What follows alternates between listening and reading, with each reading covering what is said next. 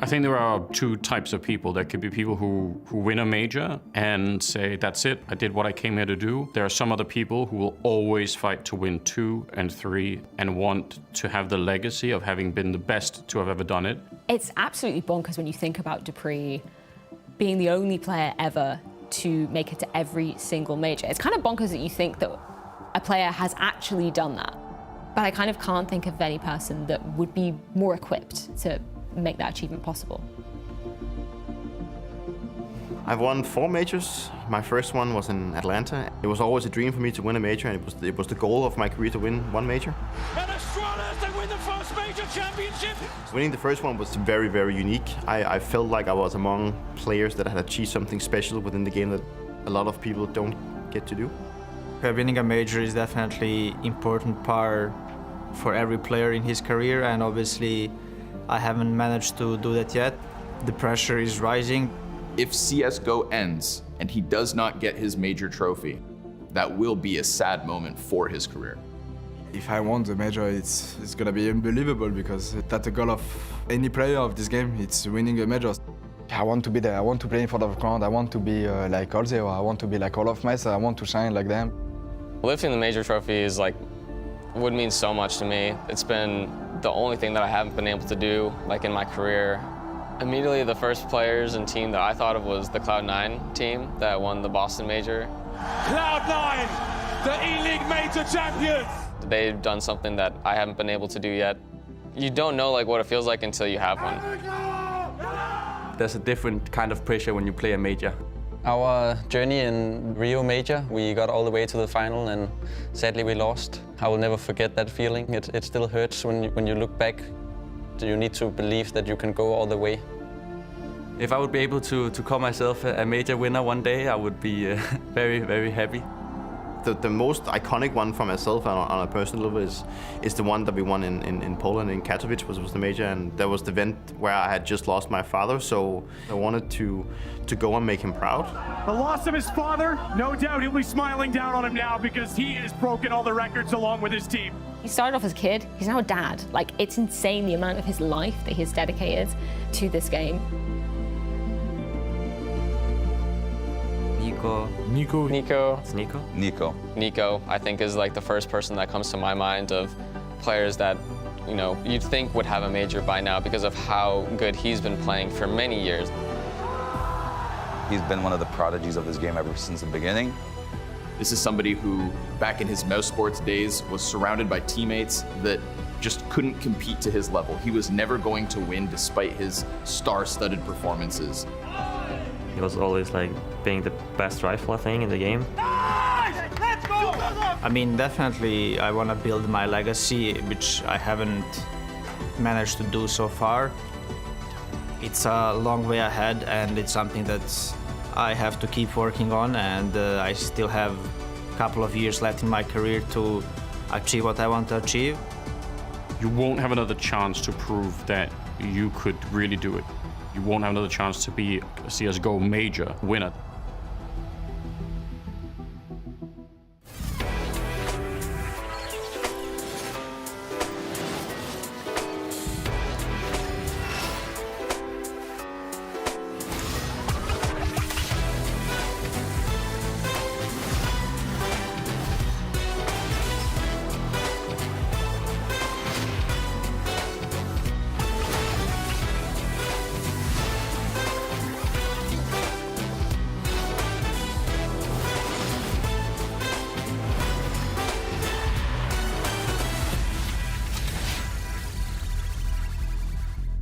The guillotine razor sharp in Paris as yesterday 3 more heads rolled into elimination. ENCE beheaded by NIP, FaZe finally slaying their demons of BNE, and Fnatic now forever haunting G2 as the team descend Nico packing from the final ever CSGO major. Keeping their heads, Monte, Liquid and GamerLegion all narrowly avoid public execution. Now 6 teams ravenous to eat cake, but only enough sustenance to satisfy 3. The final day of the Legend stage of the Blast TV Paris Major, and man, we are not lying when we are saying emotions are running high here. Gentlemen, incredible upsets going down yesterday, namely Maniac, G2 eliminated from the CSGO Major. And that one is hard to swallow. That is a hard pill to swallow for G2. Of course, we were watching the game almost in disarray and distrust of what we were witnessing. I think Fnatic did exactly what they needed to do, which was to push G2 in that situation where the idea of being eliminated from the major was coming creeping in your mind. And we could see that the very powerful G2 who destroyed everybody in their wake in Challenger found themselves in an area of doubt. And this is where Fnatic kind of came in with the striking blow and pushed them out the window. Yeah, we all know how good this team is, but we also know how fragile it is and how much pressure is put on them to win, and for Nico to win, and for Monte to be this superstar player game in, game out. The legacy that they were supposed to build and they never did, it just made them crumble in the moment. You can see just the emotions upon every single player's faces, not least Nico. We saw that image from him, just looking unbelievably dejected. The emotion, everything that he's poured his heart and soul into this game won't be lifting the trophy here. I know, and listen, it is our job to build the narratives and the drama surrounding these tournaments, but at the end of the day, no one can take away from Nico how legendary he is and the path he's had in Counter-Strike. But we were all waiting for this moment to say, hey, he's one of the two, arguably he and I will probably, best players in the world who have never put his hands on a major trophy. And it looks like the story has just been cut short, and it hurts. You can feel his determination, you know his value, nobody doubts his value. But if you say there are moments in your career that are supposed to define you, then unfortunately, we've lived one of these moments yesterday. We talk about some of the other teams that unfortunately were eliminated from day number 3 of the Legend stage. ENCE, it was deflating to say the least, Prof, the series that we saw yesterday versus NIP. One good half, then basically nothing after we switched on over to the second half of Mirage. Yeah, there was about like 30 rounds in the middle of that series where ENCE did not exist. And yeah, that's what cost you elimination at a major. You can't really just not show up for 2 halves and expect to come back. Some of their players, all of their players, I think you could say, did not put up a fight against NIP. They just crumbled under the pressure. They didn't rise to the occasion. They didn't play to win. The classics, they played not to lose, and this is what happens, unfortunately. Yeah, it looked like a mental breakdown for my money, because I compare ENCE in the first, let's say, 1.5 game of their Legends path here in Paris. The game against Bad News Eagle is a great game. Against Vitality, it's very competitive. You could argue it's a couple of details that don't go their way, rather. But they've never really recovered from the Into the Breach game. And I agree with you, they were non-existing against an IP. They just went through that game like ghosts. You mentioned the name BNE. Unfortunately, we did have to bid farewell to them yesterday as well. Turns out 3 times wasn't the charm for the Bad News Eagle squad. FaZe finally managing to tame their demons and knock them out. Have a look at this. When we say details will write history in Counter-Strike, compare the path of Fnatic and BNE for half a second. Fnatic pushed G2 to the very brink and then won 16-13. And here we are celebrating them, talking about how they can make it to the Echo Arena. BNE gave everything they goddamn had in that game versus FaZe. We're talking about an overtime on the second map. We're talking about an incredible comeback on the third. But still wasn't enough. A kill here, a second here, a timing, a decision. I think what they've done here is very respectable. They just fail at the very last hurdle. We're talking about literally a handful of kills that would have separated BNE from closing that drop situation, the 2v3 that he turned around in the last round on Mirage to force overtime, that would have been it, right? Exactly. An average player, a great player does not pull that off. Like a superstar, a guy that won everything, he can't pull it off. And that's kind of a difference between a FaZe and a G2. That ability to not crumble in those moments, but to rise to the occasion. Well, we began with 16 teams that we just saw on our screen. Unfortunately, 5 grayed out as they were eliminated yesterday. But we can take a look at some of the highs of yesterday as well, because we did have 3 teams also qualifying. Let's begin off with Monte, because Waro put his money where his mouth was. He showed Simple what he was made of. He makes it through to the playoffs. What a storyline, what a match. that match had layers, layers upon layers, and the underdog win. We don't really expect that.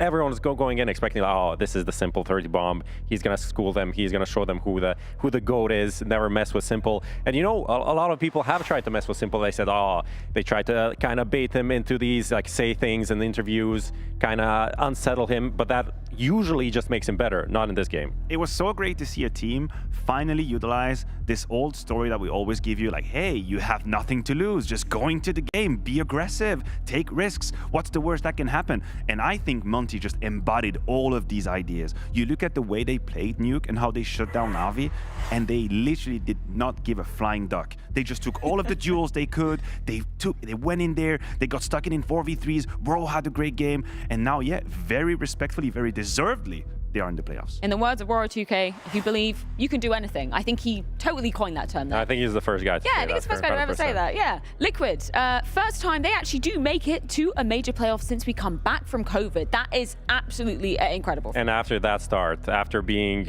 down to Fluxo, we are here standing. Did I It's tell like, you that one now? Yeah, you did. Yeah, you did. You said it. Yeah, you did the classic. If they do this, then they will do this. But that is how it works, right? They turned it around. They were looking better and better, and against better teams, they were looking even better. The team's gelling. They had a weird bootcamp situation. They changed a lot of things, but it seems that, I mean, they got into playoffs. Like when we got in the Legend stage, it was like obvious that this team was going to make it to the playoffs. I agree with you. And I also think that this masterclass from Yikinder against Navi, although not being replicable, probably fueled them with a new level of confidence. I mean, you only have to beat them once, right? Exactly, but just the way the game went down, it's like it works on two layers. The first layer is obviously Yikinder on an individual level, just flying high and destroying everybody. But just as a team, like you're reflecting on yourself at that moment, you're like, damn, we're 2-0 now. We were about to be eliminated. We've just kicked Navi in the face. We can do this, and I think that was the start for them. A final team to be netting a spot yesterday against all the odds, GamerLegion. You were right, Prophets. Call the Echo Arena for a reason, right? Yeah, he's there. Everyone, we were just waiting. Well, look at that celebration for Kios. He was popping off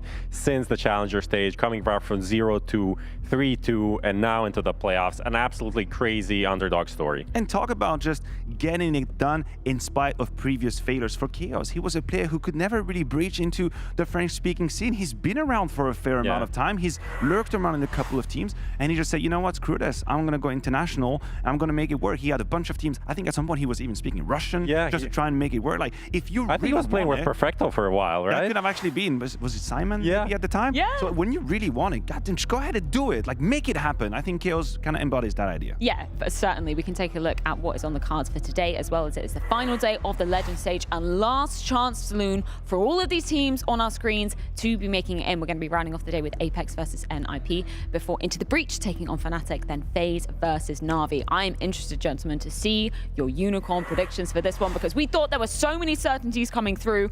We've all been proved wrong on many occasions. This first game, though, I mean, this is so 50-50, right? We don't know where to place our cards. I would like to put the message out there. When I answered in our group chat about predictions, I think I was biased by what I had just seen from Navi against Monte and the win of FaZe. I had a good night's sleep, I had a good breakfast, I went to the gym, and I can confidently say that I believe Navi is going to win. Oh, okay. Double dipping, though, in a way. Exactly. Yeah. So now if FaZe win, I'm actually truly an idiot. You can't flip-flop now, can you? Yes, I can. Any words on your prediction, Prof? No, I'm just continuing picking against NIP. I'm risking my relationship with DJL, my fellow Croatian guy. I think he really hates me by this point, but I've been picking against them. I'm going to continue picking against them. Maybe it brings them luck or something. I don't know. Well, we do need to get this game underway, but not before we head to a quick break. And two teams with enough history to write an epic. Unfortunately, one of their narratives will be cut short here at the Blast TV Paris Major. Join us after the break to see it all go down.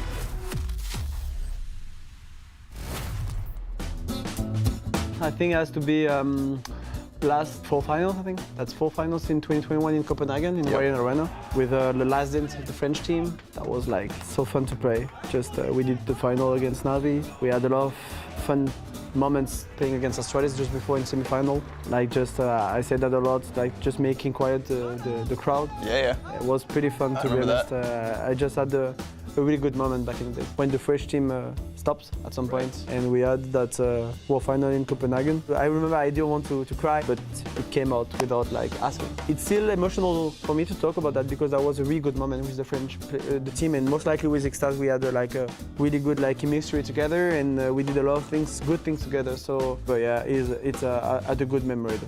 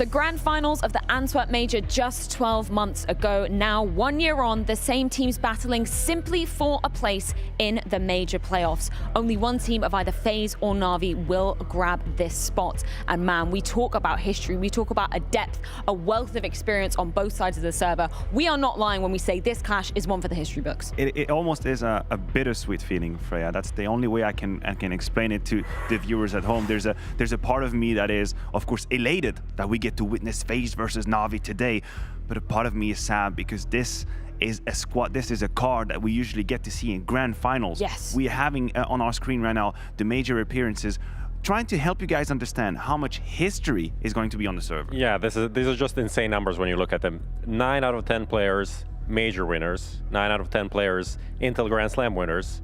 7 out of 10 players have been in the top 20 in the last 2 years. 6 of them, 2 out of the 2 years. That's insane, literally.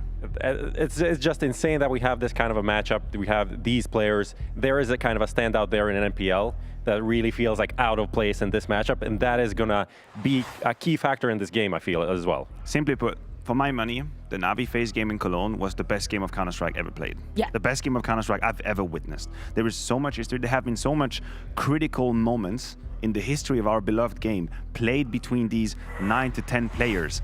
And today the reality is we are setting them against each other barely to survive in the tournament. One of these two teams only is going to make it to the Echo Arena. We would want both. We'd want both of these teams. We want them to play in the semi, we'd play in the grand final, but that's not what is about to happen. And it could have, should have been both, right, Prof? The fact that we find them in this situation, it is just heartbreaking that we can't see them both in the Echo Arena. Yeah, and people will talk about the format and the seeding and all of these things. And some people will say like, oh, we already lost G2, we already lost all of these teams, and it might be okay for, you know, some of these teams to go out in the playoffs, not in the playoffs. Like, there's going to be excuses for both sides, but I think all of these excuses don't matter. No.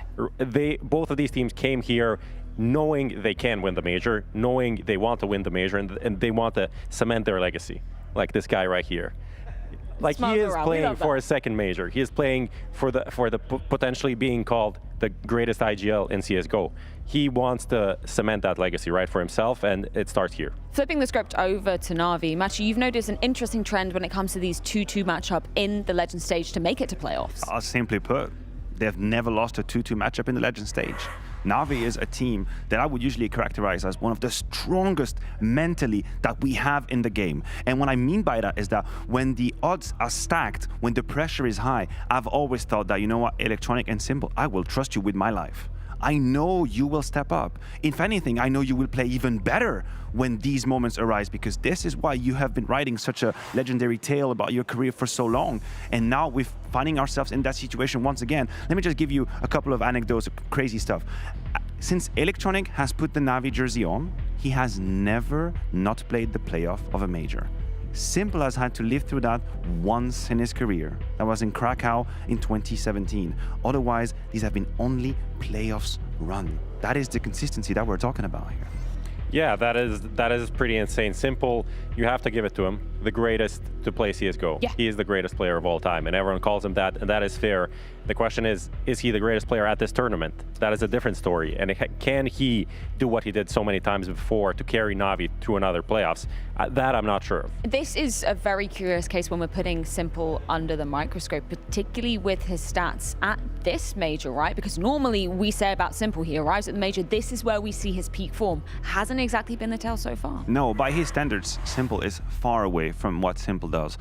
We have here at least something that caught my attention is specifically his rating on the CT side at this event, 1.12. Now, I'm comparing this to a different time in place and context for you people at home, but you have to realize the difference between his city side here and his city side in Stockholm, where he had this monstrous performance, winning both the MVP unbeatable run in the playoffs. And you could argue, hey, Maniac, you know, you're playing with the numbers, the meta is different. Now, city side is a bit harder. Well, Zywo is at 1.52 currently. So my point is you can have that impact on the city side. Just Simple hasn't delivered that level quite yet in Paris. Well, a man who is very well versed in these situations, of course, the coach of the Navi squad, Blade. So let's get a few words from him, courtesy of Dinko. Hey Blake, great to have you here. When I spoke to you at the start of the major, I asked you about practice and how that went, and you give it a 6 out of 10 for practice leading up into the event. I just want to ask you maybe, what is the main thing you guys are focusing on improving to try and get to that champion stage? You mean now or on bootcamp? And now I think we don't have enough time to improve. We usually focus on the match, and you don't always know what map will be. Also, if you want to improve, for example, on specific map, and then you must discuss another map and play another map. So we're not more focused on improving overall, but of course, for us, it's important to play as much matches as possible, because in that way we will get this groove, this vibe of the event. But as I noticed, at the same time, our team not the one who likes to lose, and we suffer a lot from losing. Our confidence also. So today we will try to gain back our confidence after yesterday. Well, a big loss yesterday to Monte. So when you look at the team, what was the atmosphere like when you guys got back to the hotel and let that sort of sink in? Yeah, that was a really tough loss. Absolutely unexpected. I think the main thing we've failed to do is out-aim opponent. And I'm 100% sure that we didn't show up individually there, because Monte, for me, the team which you must out-aim because they play aggressive. They do aggressive moves on the maps. They do a lot of YOLO moves, yeah. And if you punish that, you go advantage and you win the round, but we couldn't do that, actually. And then when you look at the individuals on your team, you have to talk about Simple, right? Best player we've ever had in this game. So when he's not showing up to that level and he's not getting to those numbers, you maybe start to question some of the reasons why. So do you think maybe this being the last CSGO major, some of the pressure maybe going up against Monte yesterday is maybe playing on his mind a little bit? I think this is a question that only Simple can answer. I'm pretty sure, because we only can make like how do you say like thoughts. I don't know, like we don't know for sure, but of course everyone is human and everyone is can feel the pressure. Everyone can overthink himself, but I don't know what is this actually, because it happens sometimes with him, and you don't know when it will happen. I saw it before, of course, but yesterday, yeah, I think something happened, of course, but maybe it was uncomfortable for him to play. But I'm only guessing. Like, it's only him who can answer this.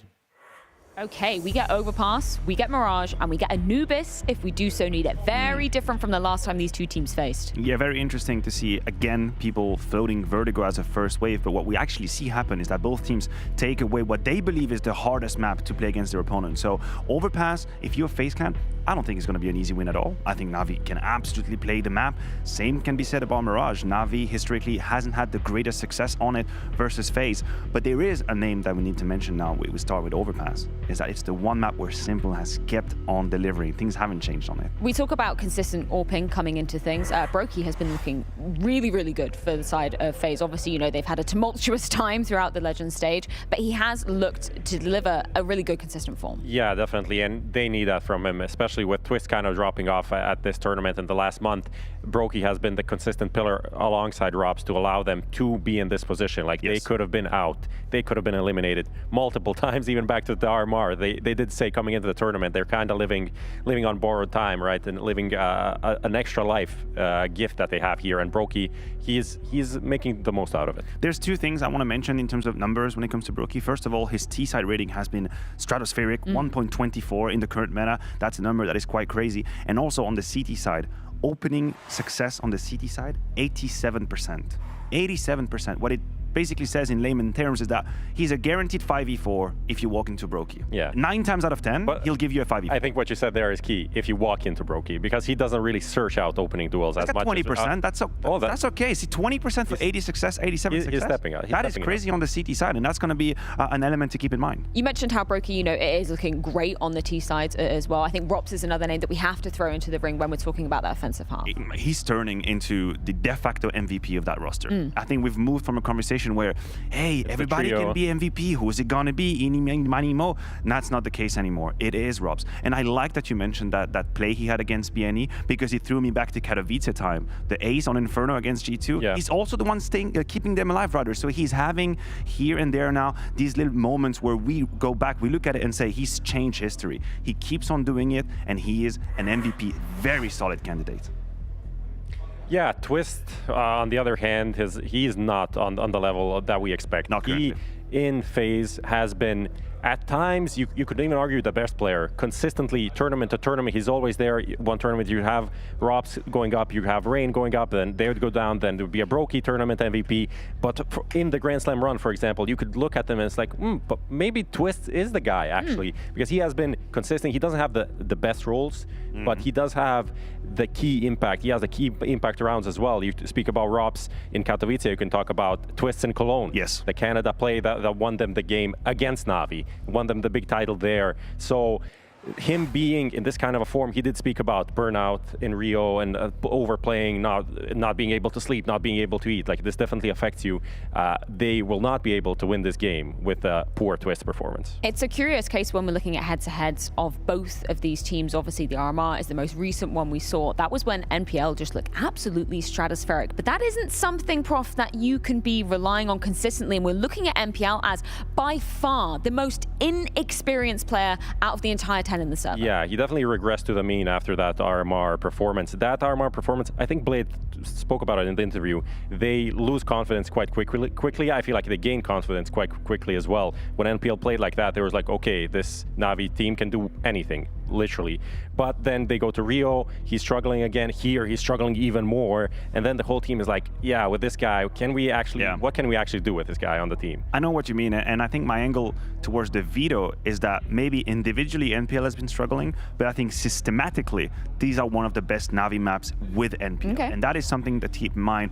Sure, Inferno's NPL stats are relatively great, but you could definitely see to the eye test that the CT side is struggling. On Overpass, not that kind of issue. I can still rely on Bit, I can still rely on Simple. On Mirage, same story. They started with NPL towards Connector. We asked Simple, hey, what is the case? He said, I have no clue what that is. And now they've changed once again. They've put in more of a sidebar position where the actual carries can have their way and have their say. So I don't think he's going to have such an impact on the overall score, but we should not mince our words. He is surrounded by titans, and he needs to do better. Give me some thoughts on now we have the Veto cemented. Obviously, we did our unicorn predictions. We can hear FaZe getting ready to enter the server as well. We did our predictions. We said it was very 50-50. Do you feel like it's such an even split now we've seen the maps come out, Prof? I do believe it's still a 50-50. It's a middle of the ground maps as well. I don't think for these two teams we really have a clear idea of a map pool. Like, they kind of know what's happening, but it's not like 6 or 12 months ago when we're like, okay, this is the map, clear when, this is the map, clear when. It's definitely going to be, every map is going to be up for grabs here. I feel like picking Overpass was a mistake. Listen, I might end up being wrong, and God knows it happened to me many times over the years, but picking into Navi's Overpass, straight up, a map where we've seen Bit have resurgences, huge impact, we've seen Simple have the mobility that characterizes him as a player, not just being stuck in a corner of a map, as I could see on Inferno, for example. If you're FaZe, I really hope you have a game plan. I really hope you know what you're doing and that you can get the ball rolling on the T side. Yeah, they're going to need to do exactly that, because this truly is last chance saloon. We're talking about two teams that have potential to make it in the grand finals. That's exactly what we saw history right throughout the duration of 2022. But this is a new dawn. It's a new day. Truly fight or flight for both of these teams. We have Overpass, Mirage, Anubis, if we do so need it, and a spot at the playoffs or going home. Hello, my name is Flames. I'm from Team OG. Floppy from Galaxy CSGO. Hey, I'm Frozen. Config from NIP. My name is Weekender. This is Navi from ENCE. And this is Zoe, How Low Can You Go challenge. It's very simple. I get 5 tries to kill a bot. If I kill a bot, then we lower the settings, lower the hurt. It's gonna be fun. Yeah, let's get to it. And no one's causing, so it's good. Okay, I got 1 out of 1, so it's very good. All right, got 1. Let's go. 2. I mean, this is easy so far. Oosh, first shot. No, I missed 1. Too fast. What? That counts on my screen. I'm an offer now. All right, tagged him to the door. Yeah, I hit 4 out of 5. 4 out of 5 I got. And he's finished 4 kills out of 5 shots. Killed 4 bots. I mean, I guess I missed the first one. I missed the second one already. Hello, what's going on? Oh, I just hit him. Oh, I missed him. Oh, okay, now I'm missing. I missed it again, okay. I'm getting scanned by the game. No, that shouldn't count. And boom. I'm still super instant. Everything is so fast still. Okay, I didn't hit him at all. Nice. Okay, that's 5 shots I missed, dude. That's pathetic. Okay, so I think I'm 3 out of 5 in this challenge, and now we're gonna be going down to 120 heads. Okay, I killed 2. Did I kill 3? I tagged the guy, I missed the guy. Oh, and I double killed 4 out of 5. Yeah. 4-3. And now I have 1 more shot, I think, and I missed. No way. And you can easily see that it's important to have a high refresh rate. Let's switch it to 60, yeah? Nothing looks good in this. It's just moving horrible. Miss first, miss second. It looks like the bullets hit now, but they don't. Okay. I missed the 3rd one. My bullets go through them now, I swear. 2 kills out of 5. Come to Papa. Okay, not so bad. And now this is where I expect absolutely 0 hits to go through. Okay, why are you jumping like that, man? The game runs like a trash can with wheels. No, I whiffed one. I have to get one at least. No, man. They move so quick now. No, I cannot hit them. He was walking across this guy. You have to focus up really good. I'm gonna sit here until I kill one, sorry. They're unkillable. I killed the 4th guy. Killed the 5th guy. Well, this was one hell of a challenge, I would say. I never experienced like 20 hertz. Feels a lot smoother and a lot better to play on 240 hertz. Also, like the colors on those monitors, they're very fun just to play with instead of like having, you know, a gray monitor dead. If you want to like the game, you also need to look at it and be like, that game is beautiful. A beautiful game, Jason. That's what we're here for. Also, potentially a heartbreaking one. I can't believe that actually comes down to this. FaZe and Navi playing for elimination. Yeah, and at one point playing for a championship trophy back at PGL Antwerp in the final of the major, now just for survival, now just to stay alive in this event. Absolutely wild. You could see the odds here favoring FaZe. I don't even, like, fair play. This feels like a coin toss at the moment, especially because there's the X factor of this pressure of the teams coming into it. We have Brokey taking on Simple in the head-to-head matchup. Both Oppers, and obviously, I mean, as the desk kind of highlighted, Brokey kind of part of that 2-man show that is FaZe right now that seemed like such a deep lineup for so long, now seems to coming down to just 2 people. Yeah, that's hard to explain. I don't think it'll last forever, though. I feel like that's something that could change from almost like a day-to-day basis at the moment. It surely can. But the same is probably true for Navi on the other side, right? They've had their own struggles, and I mean, it could be that this is the day where it's all going to change. They certainly know each other, even if it's been a minute, like you said, since they played each other. But still, I imagine this is going to be quite a fiery game. Yeah, it absolutely has to be. We're going to get a live Overpass. FaZe's pick after a 3-16 loss on this map yesterday to Bad News Eagles. They don't give a damn. Back into it. Full confidence in the map pick. They're going to start on the offensive side, heading into Navi's defense bit. They've already gotten to his left, and he's going to back away into a safer position. He's got Simple being aggressive with him as well. Yeah, very slowed down here for the FaZe side of things. They don't really want to be too aggressive at the beginning. They have some grenades as well, so if they can clear out some space, they can actually use those to get onto a bomb site. We don't want to use them too early on here. A little bit of a tag, Simple. Gets a peek and realizes at least one player. I don't think he saw anyone else, though. That's a great gush early on. That's going to force Simple to be very passive. That really isolates Bit just by the damage done. Now, Simple's a little bit crazy, so he's going to stay aggressive. He has Electronic way back at the A bomb set of dice boxes with a flashbang as well, so they're looking for Bit to grab information. Good first kill. Rain not suspecting, but Bit realizes he can be wrapped upon as well. Timing is everything. Oh yeah, he's feeling the pressure now. Got to be quick to get this kill. He's got some backup behind him still, so they can't easily just run him down necessarily. And he's not even reloading right now. It's just keeping the 5 bullets that he's got. A little bit of a lurk out long as well. Electronic showing up, and they're getting some good information. They're realizing that most of the Navi side, or the FaZe side, they're on the A side of the map at the moment. They're out long, or they're in middle somewhere, but they're not feeling anything outside of the B bomb side yet. They want to handle Bit. They really want to clear him out of position. Twist is backed off, looking for a flashbang to come in. Bit's going to wheel around. Here's the footsteps. Can't get anything more. Good frag from Rops. That's an extended time for Bit to be on his own. Simple's tucked into a corner, but this has chewed so much time off the clock. All they have is this A bomb site. And only 15 seconds left. They need to really run. That bomb's on the ground again. That's a big problem. If Twist dies, that's a nightmare. And they might get there. Oh my god, they actually just keep fighting. Electronic and Veto. I don't think there would have been time for the bomb plant there. they just got a little bit ahead of themselves. Yeah, they couldn't pull back. They were already committed coming through. They were trying to support their teammate taking the fight inside the bomb site. Electronic delivers 2 kills, but Navi's already committed to come through the smoke. What a pair of frags. And yeah, they're already made the decision. They've already made the call. That would have been a very difficult round to win for FaZe.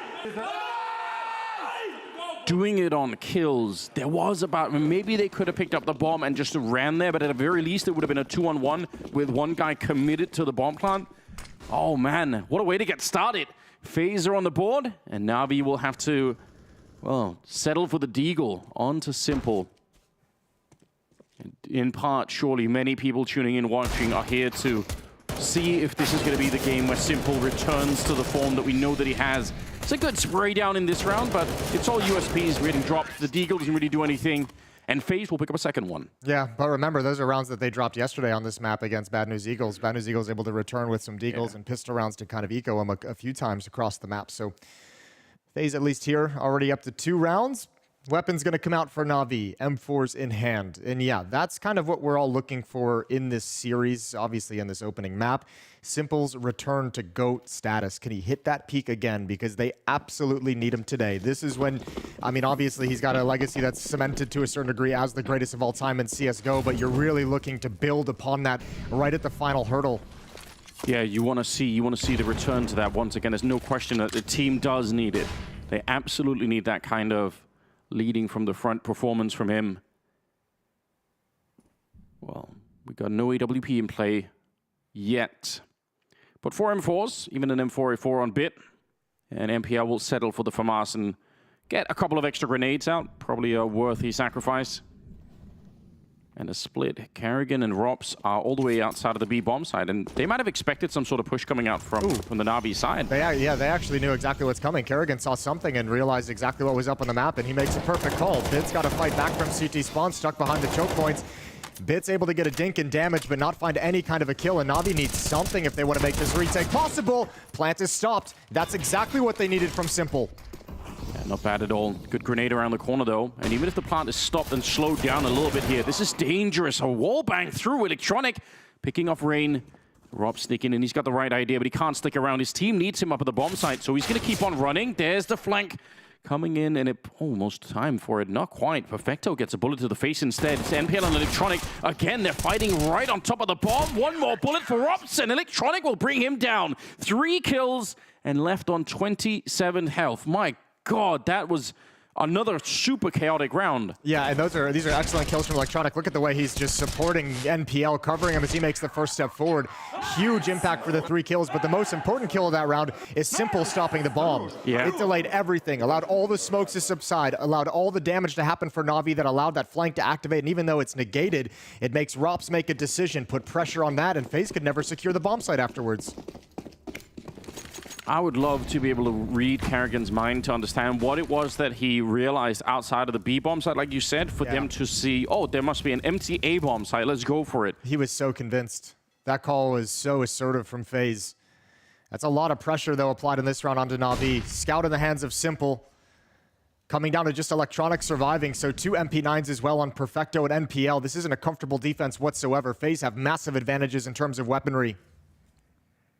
That flank that was coming in, that was stopped by Rops as well. That was almost enough. I really thought that was going to be well timed because Rops just, you know, was running up to the A bomb side, making a lot of noise in the progress, but didn't really work out that way. And we saw yesterday, Rops is on point right now. Rops is feeling it. He's a huge reason, probably the main reason why they were able to overcome Bad News Eagles in that series to even make it to this elimination game. That's definitely true. He was on point.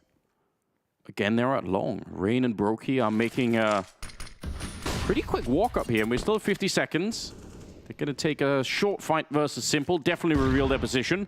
He's got a scout, so he's probably going to be quite hungry to look for some fights out here. Why wouldn't you try and see if you can get one of those shots off? 37 seconds, Carrigan will open, but they're going to crack over the bomb side anyway. No problems here.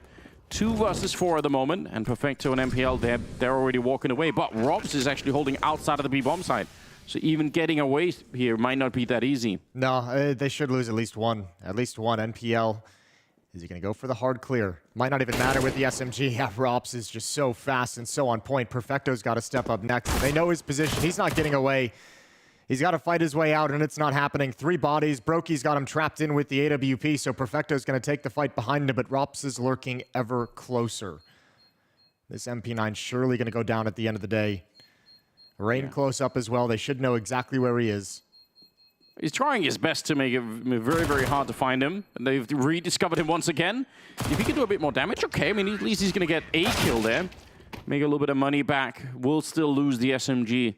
And just by virtue of the weaponry, the lesser weapons that Navi had and the lack of utility in this kind of a buy, this is a lot of space that FaZe has to work with, able to creep up all the way long and before really encountering simple scout. That's well done from FaZe. Huge. Yeah, they lost that last round, obviously, to Electronic, and then able to answer back right away and take away all the money. And if you think back to yesterday as well, the difficulties that FaZe encountered against Bad News Eagles was never able to get into any kind of a comfortable mid-round, never able, like, Bad News Eagles contested every piece of space on this map. Engagements were happening at the front, the main entrance to bathrooms, they were happening at the Monster Tunnel as well. B bomb site was close to them. Navi haven't been able to do that quite yet, just due to the fact they haven't had a clean buy in all the utility. They haven't really been able to challenge FaZe's initial move. And when FaZe have the space to work with, Kerrigan's a very dangerous in-game leader. Yeah, we talked about Simple as being the GOAT, but I mean, in terms of in-game leadership, Kerrigan, he's got that locked down, doesn't he? That is something that he knows how to do really, really well. And it's a big part of the reason why they were able to beat B&E as well. Some of the mid-round calls that we saw, especially on the last map on Inferno, made a huge difference at the end of the day. Well, actually, I mean, you touched on that too. It's like, you know, just now, Kerrigan, yeah, some people are going to call him the best in-game leader of all time, but Glaive has certainly a conversation, you know, a stance in that conversation as well to take it, and that's the whole point of this major from Kerrigan's perspective. Sure. A second major for him to really cement himself and be able to actually, you know, have more to say, a bigger resume to challenge up against Glaive in considering his body of work. Yeah, that's definitely true. 4-1 is the scoreline here, and a bit of a slow start for Navi, as you pointed out. They haven't really had the money up and running yet. Still cannot afford the AWP. Instead, it's 4 FAMAS and 1 M4. Plenty of grenades, but there's not a lot of stopping power in that. There's also a couple of people with no head armor that's Electronic and Simple, so even the Mac 10 there for Kerrigan, it's worth pointing out. If there are any new viewers, the lack of a helmet there does make the Mac 10 a one-shot headshot.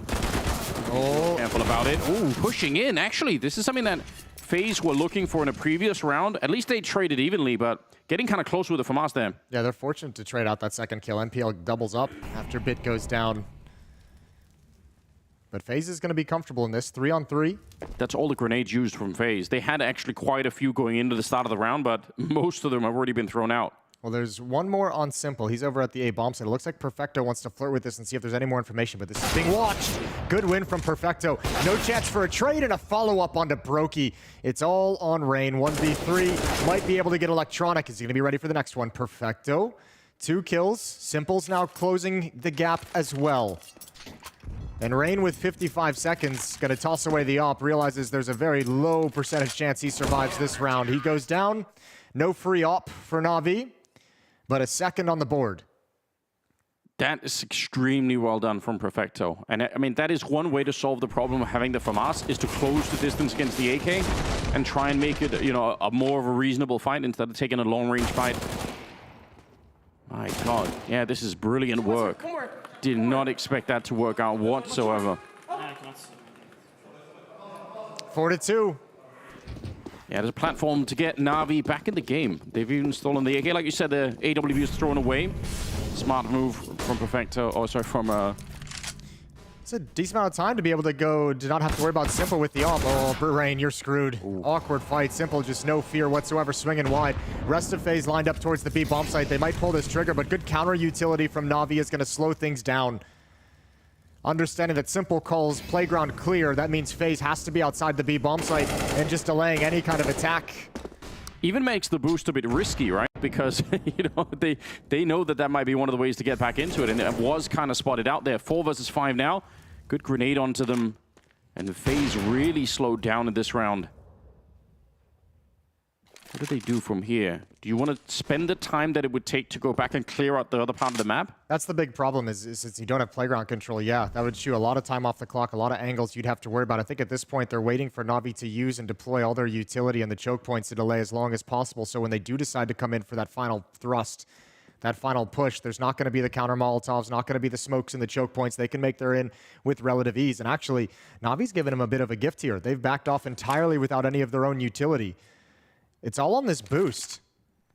And if they can get in, like, A, obviously they'd love to pick off Perfecto on this boost, but B, just not losing anyone, it can still be a very tough retake 5-on-4. Yeah, I think you need to get a kill with that boost, though. That would make it a 5-on-3, and then you're thinking, all right, we can always retake, but now it's a little bit more questionable. All right, it's not. They're just fine. Bit and Perfecto can get a couple of kills each, and Brokey now, 1 versus 4. He's not going to be able to hit the shot either. Simple, with a triple kill in the round. And I think Navi trying to say, let's just play the percentages of having the 4-on-5 and trusting in the retake. Yeah. Which I could see the power of it, but man, that also looks sketchy. Once the bomb is down and it actually is a clean 4-on-5, like that could have gone wrong. If they have more smokes, if they have more flashbangs and Molotovs on that initial, the initial B defenders, I think they stay more aggressive, but the lack of utility forces them back, and obviously it works out with flying colors, so you'll hear no criticism from me further. 4-3 and a timeout is taken. This one is called by FaZe. They're first. They need to talk about the money that they've got to work with. Rob's at 2,900, Kerrigan at 3,700, Rain at 2,800. I don't think they can continue buying after 2 round losses in a row. So now we get to see.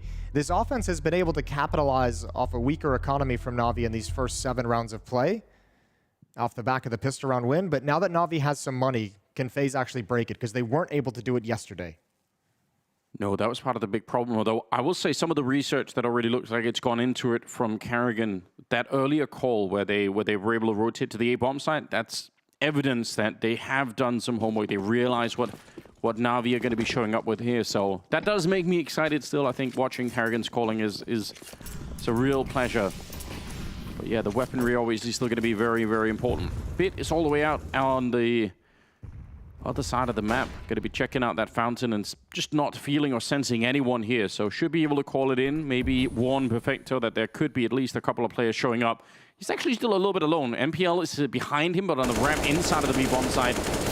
The spray is just fine and not threatened at all by the pistols.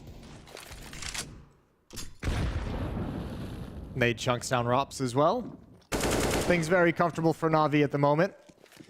Still a smoke and a flash for FaZe to use, but they're hoping for a mistake, and we know that's not going to come. We know Navi in this situation is going to be very disciplined. I say that. That was a jump, wasn't it? Yep. He wasn't boosted. Just for information. Oh my god. That's so ridiculous. I don't even know if I would call that undisciplined. I don't think you're expecting it to get deagled in that position.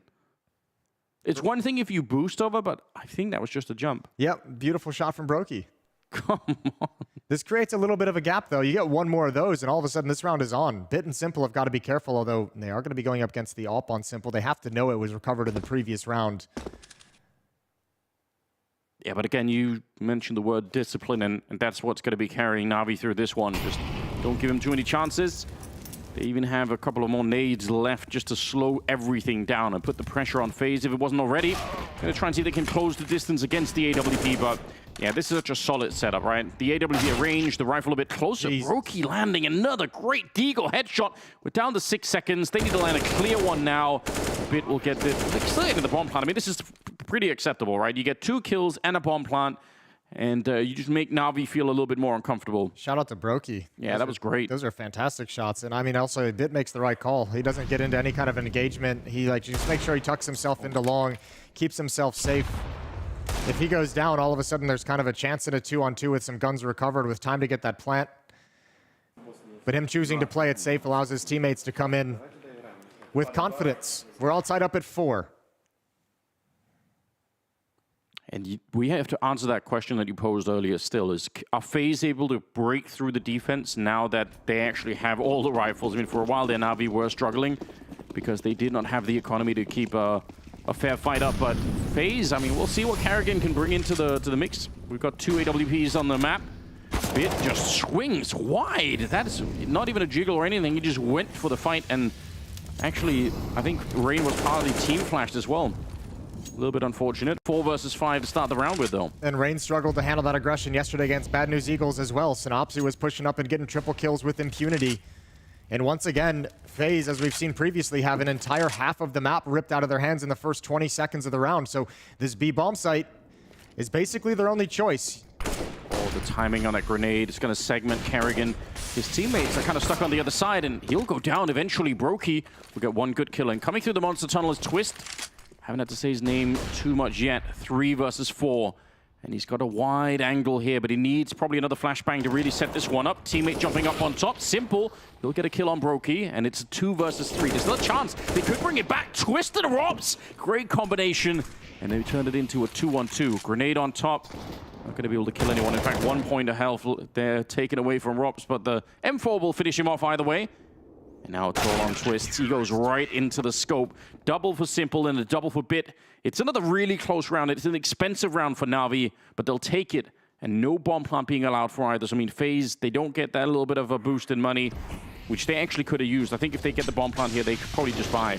Yeah, good job from Brokey trading off NPL inside the site. Navi do just enough. Look at Electronic holding strong behind the smoke for as long as he could. That's creating space for Simple to be able to get into position. And some fine op shots give Navi a 1-round lead. 4 straight for the Navi defense. Yeah, it's worked out real well for them. MPL's picked up the org. Some Tech-9s as well on the FaZe side of things, but man, 5-4. This Navi team right now, at the very least, is looking better than I was maybe expecting. I was prepared for a really slow Navi start because I don't know, that's kind of what they do a lot of the time. Yeah, it's weird because neither of these teams, despite the reputation, have inspired a whole lot of faith from the outside. That's a beefy little nade. Kerrigan down to 49, Twisted 69. Here's a flashbang. Electronic out in the open is able to get the first before being blinded. Hits just beginning now. That AUG needs to be put into play, and NPL delivers. Double kill. B bomb site is closed yet again, and finally Navi get around with all 5 players surviving. A feel-good round as money grows behind the defense. Yeah, feel great round. That's going to give you such a buffer, right? Even if there is a round that sneaks in here for FaZe, you're going to be able to buy quite a bit behind it. 6-4. I think FaZe really need to be able to, I think they really need to be able to establish some success over towards the A-bomb site, especially early on, like not losing control of Playground, not losing control of Fountain. That's happened twice now with Simple push, with a Bit push previously. And they're going to send a few more bodies in this direction. Kerrigan and Brokey to support Rain. Twist towards the underpass. Yeah, this is where Kerrigan really should be able to work his magic a little bit. At least they've got out on this side of the map without losing anyone. They have a chance to push back and get a little bit of map control. Bit's very dedicated. He's missed the timing to fall back from stairs, so he's basically in stairs to fight to his death. Twist isn't aggressing upon it at all, so Bit's just checking behind him from time to time. He's going to have some attention as Kerrigan and Rain are starting to flirt with the idea of swinging wide.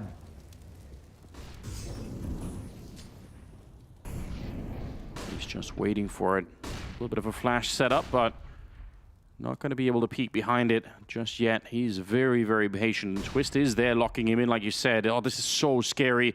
Goes for the fight against Twist, but he can't win it. Smoke behind. I think that was actually thrown from the CT side, but Twist able to do it. Kerrigan, easy pick off on Simple, who was in a hurry to get back to the A-bomb side. As soon as they lost Bit, he wanted to get out of there. And that's what Kerrigan was waiting for. So this is going to be a done round. Another great read from Kerrigan. Just walking until contact and realizing nobody's spotting anything. No one has eyes on him and finding a gap in the defense just by being bold. Straight save call from Navi, so FaZe is up to 5. Just a couple of things that I don't understand. I feel like, I know you said Bit missed the timing to fall back, but I still feel like those people inside of the bomb site, I think could have, if they could have maybe boosted on the other side to look through that door right there. They could have helped him because they actually had 3 people inside of the B bomb site, and those 3 people weren't even doing much of anything. They weren't pushing out. They were very, very passive. Yeah, that could have absolutely been an option. I think more than anything, I think they're they're throwing flashbangs over so that Bit can actually peek up the stairs. Right. And he just never spotted anyone. Just for whatever reason, the timings went against him in every way. Kerrigan had slipped past before, between flash timings. Rain was tucked down over at Picnic, so Bit couldn't see him. So Bit never made the call to Simple that anyone was moving up highway. That information just never was spotted and was never gathered. And that's what allows Kerrigan to go undetected throughout the whole round. 6-5. And a timeout called. This one from Navi, they're first. Yeah, a chance to talk things through. Very even game that we've got early on here. 11 kills on Kerrigan to lead the way for FaZe as well. Doing a very good job in the early going. Is that on your bingo card for today, Jason? Were you expecting that? The Kerrigan top frag against Navi? Yeah? It's still early. Yeah, I know. But no, it wasn't. He does have those games, like it's obviously more of a rare thing, but every once in a while there is like a really wild Kerrigan. Those games are also sometimes the more fun ones because he tends to be, ahead of the pack, right? Like he could be the guy to drop down to the Mac 10 and just kind of run in there, and it's all chaos and Makes fire. some crazy plays. Yeah. Kerrigan's a wild one when he's feeling it. It's good. Over for Navi, it's Perfecto and Electronic with 8 to lead the way for them, but a very close affair, top to bottom for the Navi side. Yeah, they're all showing up, which that's going to be a great start. Did somebody knife MPL at the start of the round, Jason? Why have they done that? Yeah. Was it necessary? No. I doubt it. Man's already got a lot of pressure on his shoulders, and then he eats a nade, so he's down to 1 HP. He could just be dead. Surely the hazing part of being in a team is over by now, Well, he's in. Thank God Navi have 4 defenders here for that weakness. He's also playing in a position that's very often grenade or Molotov or something like that. I feel like if you're on 1 point of health, especially got the go back to the high ground up at the sniper spot. Just don't stick around where you are. It feels like you're asking to get grenaded at 1 point or another here. Simple's just passed him the op, and Navi's going to get a little bit aggressive, see what they can find out towards short. Perfecto and Simple swinging off sandbags. Spotting nothing. If they stay here, though, if Perfecto's in this position, I was going to say he might be able to see Twist. However, that smoke is going to obscure his vision. And FaZe is starting to lean towards pinching bathrooms and potentially into a hit at the A bomb site. It's at least going to apply some pressure and pull Electronic over to weaken the B defense, especially with NPL at only 1 HP. He's still in such a forward position. It really does scare me. But so far, it's all good. 37 seconds. The bomb making its way back up the connector. They've cleared it out. Perfecto, if he took 1 step forward here, if he realized there was nobody outside of B, they could get an early rotation. In fact, Simple's kind of already realizing he is running, and I wonder if Kerrigan would have been able to hear that. They are kind of committed, though, right now. 20 seconds. You probably don't want to be falling back into the B bomb side. There's the early fight. Bit will be taking down Twist, and this is looking good for the defense right now. 13 seconds, but Rain, he changes that calculation just enough. Simple swings wide, and Brokey, he's able to hit the flick. 7 seconds left, and they can't stop the bomb. That smoke making it impossible, and especially when you've got 1 point of health.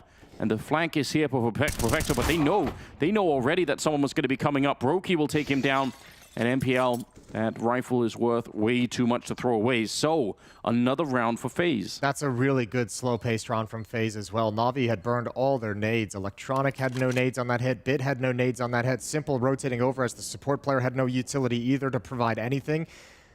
That was a nice, easy way to march into the A bomb site, especially when you lose that opening kill on Twist to Bit initially. The fact that there's no smokes up, no flashbangs coming out, no Molotovs to change your trajectory. Nice and easy and clinical for FaZe, creeping slowly around the map. NPL dies anyway. 1 HP, and that bomb takes the op out of his hands. There's money to recover it. NPL and Perfecto at 7,100. They can buy an op and drop it over to Simple, who can pass an M4 into their pockets. But money's starting to become an issue again for Navi. A chance for FaZe to really build upon this 6-round scoreboard in the final stages of the half. 3 rounds remaining. Huge round of the Brokey as well. He had 4 kills before this one. He picked up a triple, so just getting back up to the rest of the team as well. 6-6. I mean, for a game of this caliber, this is exactly what I want. Something close. I want both teams to show up. That was the only real nightmare that I was having yesterday, kind of going to bed after and thinking, like, please don't let this be one of those games where one team just, for whatever reason, just can't get anything going. Right now, everyone is in the servers. All 10 players are playing really well at the moment. So just keep this up. 6-6, we're all tied up going into the 13th round. And again, Electronic and also Bit a little bit forward on the map.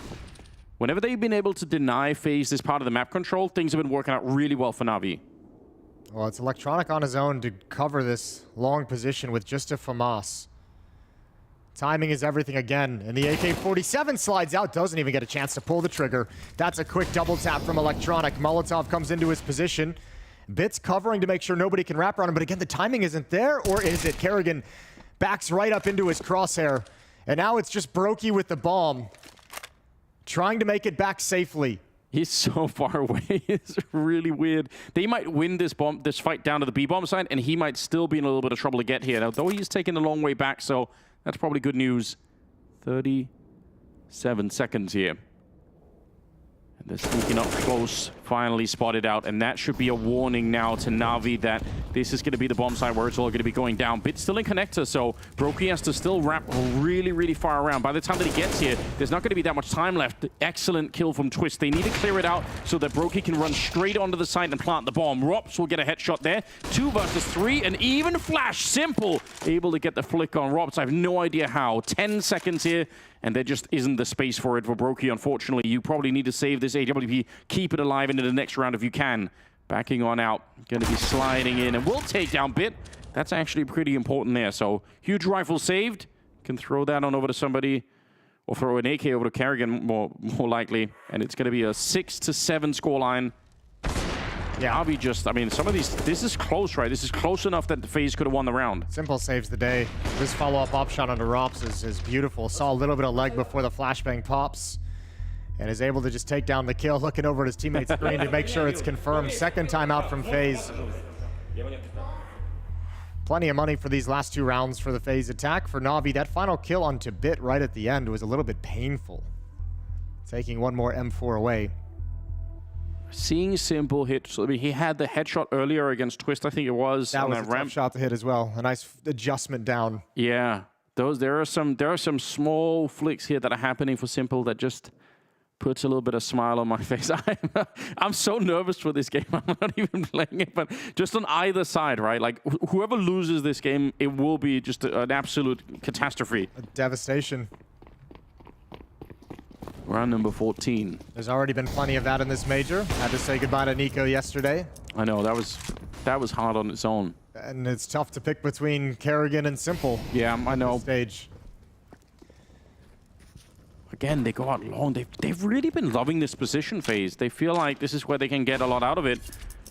Bit is just running there. Does make the jump to get the spot. That's real important. I can't believe he's sticking around just to drop a smoke so that he can actually escape. So has to burn a little bit of utility. All Simple's going to be boosted up. No one's in bathrooms. He's not going to see any action here for quite some time. And Rain's starting to get frisky over towards long. They pulled in a 3rd man in electronic. Kerrigan is outside of B though, so he could make a bit of noise just to distract from this. And this stack always makes me nervous. If Kerrigan can have any kind of production, taken down by an off angle. But this stack, if FaZe pull the trigger on this attack, this could be the death of 2 players from Navi. Yeah, they don't have a lot of grenades though either to get rid of them, so they can't Molotov out this position or anything. Good little flick from Simple. And now he's taking an even wider angle out in the open. They're not ready for it. Robs gets taken down. Simple absolutely in command of this round. 2 versus 5. I'm trying to get closer, but he is destroying them right now. 3 kills on him, and Brokey trying to get there. He'll finally take down Bit, but it feels like it's too little and too late. Perfecto's on the flank as well, and it will be Simple to clean it up. 4 kills on him and 8 rounds on Navi. They are looking very, very good in this opening half, and it's 14 overall on Simple. This is the kind of throwback performance that everyone surely was hoping for. Yeah, he's starting to exert his influence in these past 2 rounds. You can chalk both wins up to his kills. This one with 4, previously with 2 really important impact frags. But reading everything that's coming and being prepared for it all. 8-6. And off the back of a good start in this half, FaZe have plenty of rounds for this T side. Yeah, that's probably worth pointing out. Not like FaZe are going to be in a full-on panic mode here, but a 7th round would be nice. So the Simple is back in action. He'll take down Rops. Bit, a little bit of a quick turnaround there, and he's got electronic to help him out. Kerrigan was trying to get through the smoke, and Bit, he feels a little bit exposed right now, but he's just fighting his way out. Oh my god, what a way to end the half. Just Bit and electronic with the rifles making it work. 9-6 at the end, and we're off to a hot start here. Second half is coming up right after this.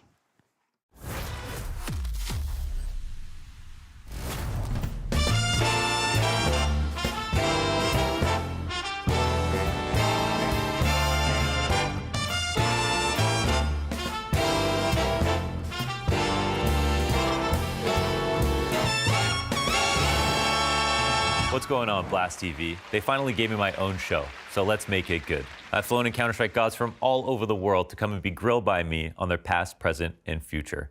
We've got interviews, great moments, and finally, all new gauntlet map made to test the skills of our upcoming guests. Welcome to your new favorite televised vacation. This is the Launder Show. So Dupree, amazing to talk to you so far, and I want to talk to you more, but First, I'd like to go and watch some clips, and then we can continue this conversation. I want to see if we can jog your memory here, so we get the clip from the demo itself, but you already recognize it, don't you? Yeah, I mean, one thing is from the skin. One is that I'm playing the AWP right now, and on the T side, so it's me main opping and it's against SK. And the reason why I was playing AWP was that the device was sidelined because of personal reasons. Yeah, it was just crazy. I'm in a situation where I need to clutch here, and I start spamming the smoke, and I just remember the crowd going crazy. Cold Sure runs through, and I just like la la la la, and then everything just went crazy. You were kind of forced to op, but then you continued opping, of course, and you had a great tournament. This tournament, I had a really good tournament here, and then I thought, so easy opping. We went to a major at once. We had a discussion within the team. Device actually felt like playing a little bit of rifle. I was like, sure, I've been doing pretty well on the AWP and this tournament, so I'm just going to continue. I think I had a really bad first game. Then I had a really good second game. And then things started to get crucial because it was the old system where you would, it was only best of ones all the way through. I remember I think we were playing against Cloud9. The old Cloud9 that was Skedoodle and Automatic and Tarek and whatever it was. And what happened is that I tell Device in the middle of a game where I'm not hitting it, I'm doing it. I was like, Nikolai, we're going to swap back. And he's like, okay. And we made the swap mid-game. Mid-game? Yeah, mid-game. He gave him the op. Yeah, I was like, take the op back. He's like, okay. Yeah. And we just decided to go back to the old thing. So I started rifling and he started playing op.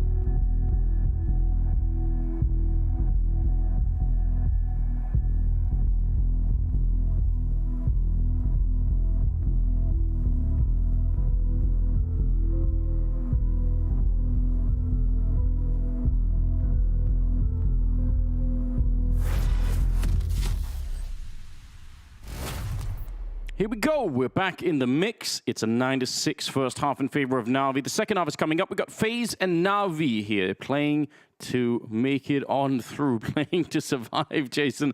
I can't believe that we're here. It's Overpass, and I mean, this is still a very open game. Navi, I think, did look very impressive. Seeing Simple on top of the scoreboard with 15 kills should put a smile on your face, but absolutely nothing is settled yet. That first half still felt like, it still feels like we're in like the calm before the storm, like the build up in this series. Both teams playing very, let's just say, like, it was calculated, measured. Yeah, not a whole lot of risk taken, not anything too deep out of the fundamentals, out of the Counter-Strike textbook. Ooh, good gush on the Rops. That's Simple. He took one of those in the first half. Pisteron, he's just returned the favor now.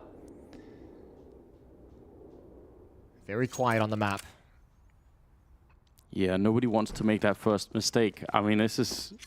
I mean, that's good pressure applied too. Rops is the closest player to rotate over to the A bomb site. So, I mean, if he sticks in that kind of supportive position and supportive role, if Rain gets pressured, you have a 10 HP player coming over to help out. That's not much help it's going to provide.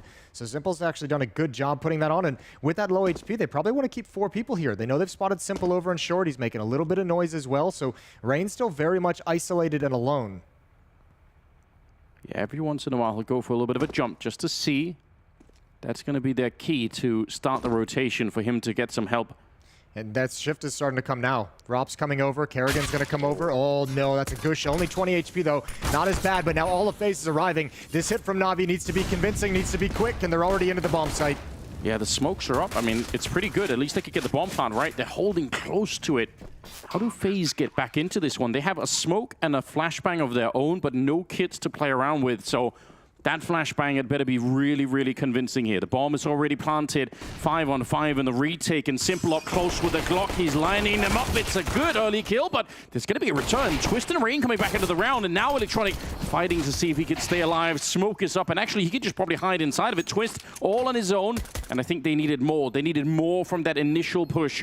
This seems like it can't be won any longer. 10-second defuse, I don't think that's going to be coming through, and I think Twist agrees, going to be slowly backing on out. That did turn into a kind of a close round, and oh god, they're actually going to find him at the end. Yeah, Electronic's going to go down with the bomb though, however, but he'll be fine with that. Round 1 for Navi. Pisteron going the way of the offensive side, just like it did in the first half, so Navi just returning the favor And you're exactly right. That retake needed to happen. I mean, that's a perfect timing for that execution. All of FaZe was on the verge of arriving and actually shoring up that defense. If maybe that's delayed 1 second, there's 2 more FaZe players inside of the bomb site. As it was, Rain had to back away. He knew the full weight of Navi's attack was coming on him and him alone, so had to get behind the smoke and play for the retake. Round 17, 4-round lead for Navi. Early utility out. Perfecto going to be aggressively taking short with the MAC-10. The rest of Navi going to start following up. Always a fun little boost, this one. Suspicious when you know that door doesn't exist anymore. You should always be aware, all right, there's something that's going on there. Whether it's open or whether it's been blown off, that's always a huge giveaway. But Simple goes down. And that's going to be worth it, even if Rops took a fair bit of damage behind it. They're close to that B bomb site. Nice trade back, though. Twist peeking with the nade, trying to do a little bit of damage with that to help make it easier with the FAMAS, and it's not going to work. And being in that position, right, being on that L bend next to the B bomb site, it's just so powerful on the T side. You're almost able to just jump straight in there. Scouts being wheeled in. Again, they don't have the best weaponry really to try and defend with. FaZe unlikely to be picking up this round. Swings in. Oh, that is the bomb. You're right. And it falls way in front. Still, Perfecto and Electronic are trying to bring it back. And Rob's being low from earlier. Not going to be too much help here. He's got the Deagle. Looking for a shot. Brokey's there with the Scout. We're going to need to see some really crisp Scout shots come out for this to even be close to possible. 30 seconds. And the bomb being brought back now. They have picked it up. They've recovered it. So the situation is a little bit more under control. Oh, missed opportunity. They're not going to get too many more. Trying to get the shot through the box. And he's shooting a little bit low, unfortunately, for that. Now he's just let loose. I think this round is going to be just fine now for Navi. There was a moment there, though. Yeah. Electronic with a triple. A couple moments in that round that were really scary. Bit swinging in with the bomb. I don't know if he thought he had a teammate closer to him or if he just forgot he was carrying the bomb, but it being dropped behind the bomb site can be so deadly. And obviously, the cross back over from Perfecto with the bomb in hand opens himself to the Scout from Brokey. A decent attempt on this defense, but as you mentioned, Electronic's triple kill, just high impact, and that's a really important frag to get onto Kerrigan so that you can actually recover the bomb when it's dropped in that position. 11-6, Navi survive a little bit of a scare, and they're up by 5. Yeah, that did get a bit concerning. Again, one good Scout shot and it could change everything. A 5-round lead, and FaZe, they still can't really put anything into this. Obviously, buying up in the previous round, so gonna have the Scout to mess around with and maybe some upgraded pistols, but not really much more than that. How are you feeling about this game? We never even got to talk about this. Who did you pick for this one? Did you want to throw down a pick? Do you want to? Yeah, I predicted Navi to win this one. I mean, again, I just, this is like a little bit of a coin toss, and just in terms of the levels we've seen these teams come out with. I think both of them have been disappointing in their own ways throughout the Legend stage. Yeah, that's true. But I tried to like kind of forget about those disappointments when I made the prediction, right? Like I tried to just say, you know what, this is an elimination game. There's so much history inside this server, so much experience in this server. I took away the idea that both these teams were going to come in looking flat. I just kind of assumed both of them were going to come in looking like the teams we know them as. And so far, this game has delivered. We haven't had those blow-up, exciting moments yet, but you can tell the weight of the situation. I mean, the closer we get to one team getting to 16, the more of those moments there probably will be, right? Because eventually, one or the other team will have to take a couple of more risks to try and stay in the map. But yeah, I agree. I think Navi as well, just more of a feeling than anything else. I don't think I can defend it beyond that, really. Oh, USP, that's a little bit of a fight to be winning, but it's just a MAC-10 on the ground, so they should still be in a prime position to pick this one up. Brokey's going to be going down. Electronic seems to be hitting some shots now.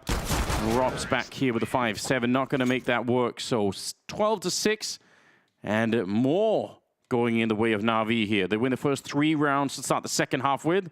And now the question is, what can FaZe do now that they've started to pick up some rifles? They got the AWP on Brokey, but this has to be a pretty big stand for FaZe early on. They don't have the runway to lose a couple of rounds and figure out the defense. Like, it has to be pretty much right off the bat. One of the scary things for FaZe right now is Electronic and Simple both playing very well. 18 kills apiece on both of them, and that's perhaps the greatest 1-2 punch, 2-player combination we've had ever in CSGO.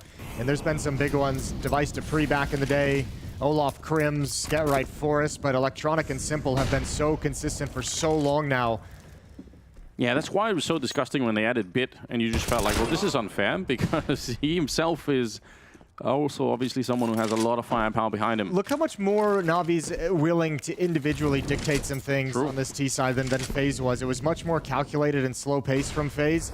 This is just Navi players sliding into fights confidently. Brokey's Molotov tucked into a corner, taking a lot of damage, but at least that kill from Rop slows things down. But it also throws a little bit of chaos into the mix. It makes FaZe really nervous. They shifted a lot of players back to the A bomb site, which leaves Kerrigan alone.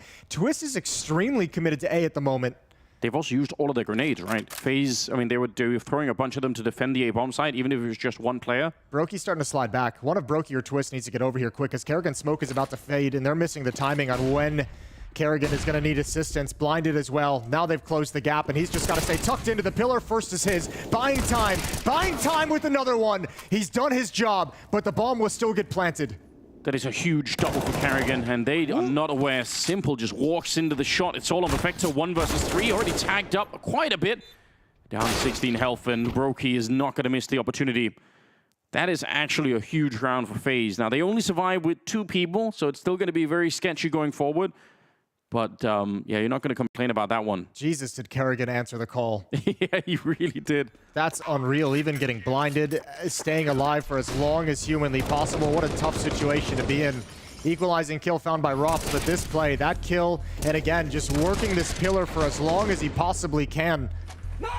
If he's traded 1 for 1, there's a lot more security in that bomb site for Navi, and a timeout is taken. Second for Blade to get involved in the conversation. And considering the history and the legacy of the players, we haven't even yet touched on someone like Blade, someone like Robin, the coach of FaZe. I know. Legends of their own right as players back in the early days of Counter-Strike in 1.6, over a decade ago. Now extremely impressive coaches as they've continued their Counter-Strike career, both of them with the major under their belts.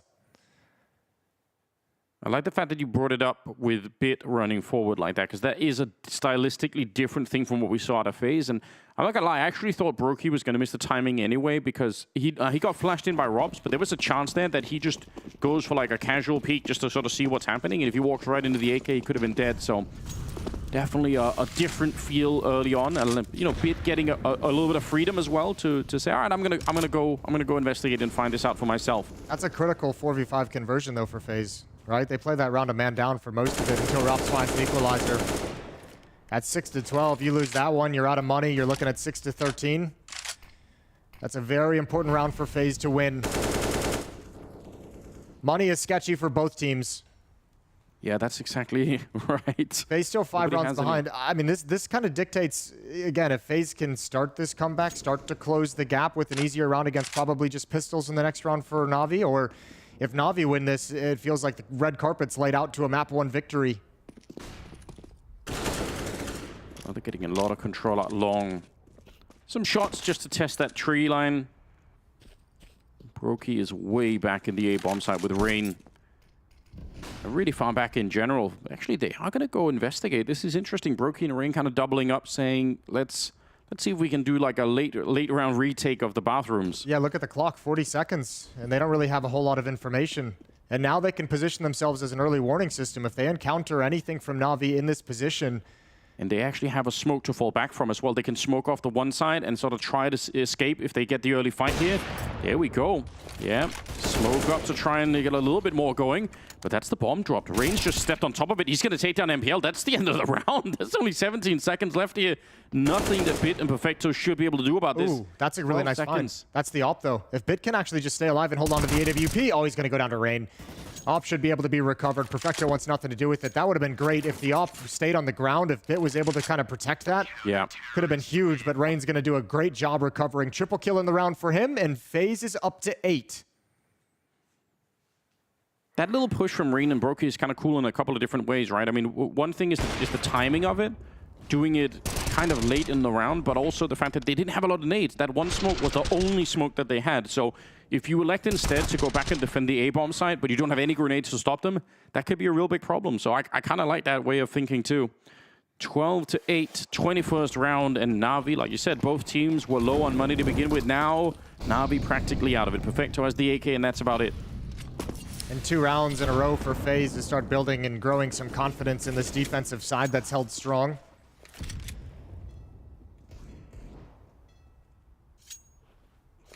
Gotta give time for this AK-47 to look for a pick.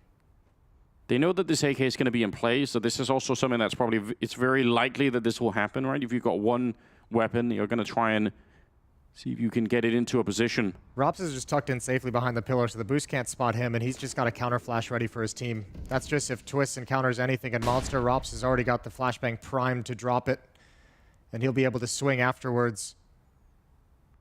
They're giving this as much time as they can, Navi. They're really hoping and praying that they're going to get at least one kill behind it. Rops' hand is probably off his keyboard. He's never backing up into this boost. You say that, Jason, but now that you said it, it makes me worried instantly for him. Oh, the Deagle. No way. Jason? Did that Deagle spam? That Deagle spam called out by the A bomb side, I think, might have shifted that defense. It's possible.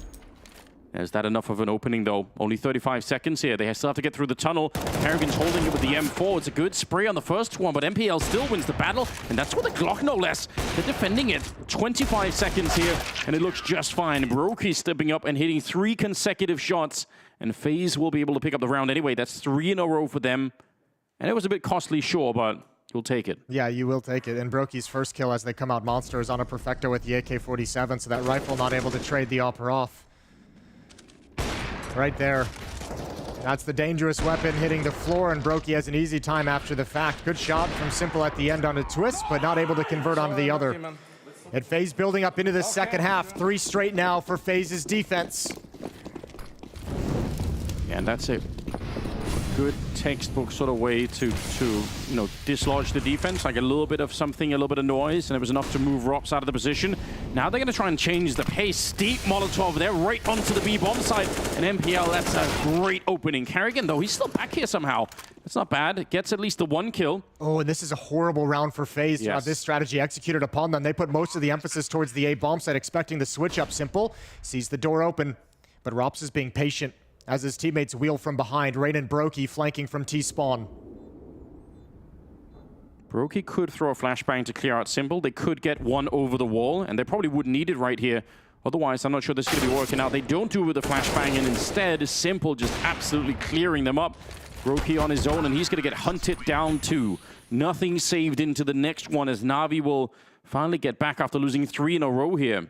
And because of the earlier damage that they did, right, some of those rounds where they got a little bit of chip damage in on the economy, FaZe can't really buy into this round. What a great call, though, for Navi. What a switch up in the pacing. It helps that FaZe had called a lean towards the A bomb site on their defense and aggressively towards bathrooms, but lacking that third player means they didn't have anyone spotting for how fast that was, but so much utility onto Kerrigan's position, and Kerrigan's the first contact, the first one to spot for a monster rush, so he's under too much pressure.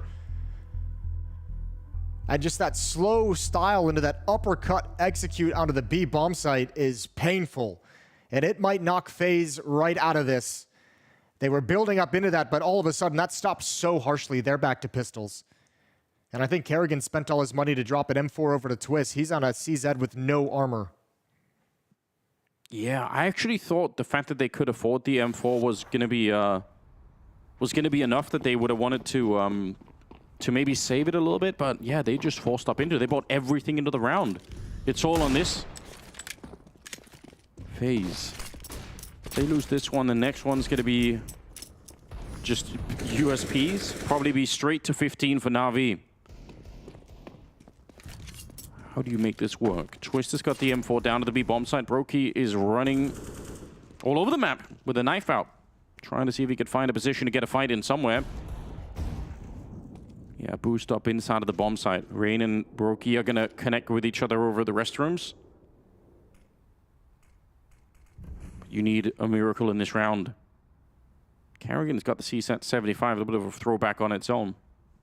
Less common to see that pistol picked up these days over the 5.7. And they're sneaking in through that tunnel again, Jason. They're going for it. Under a minute now.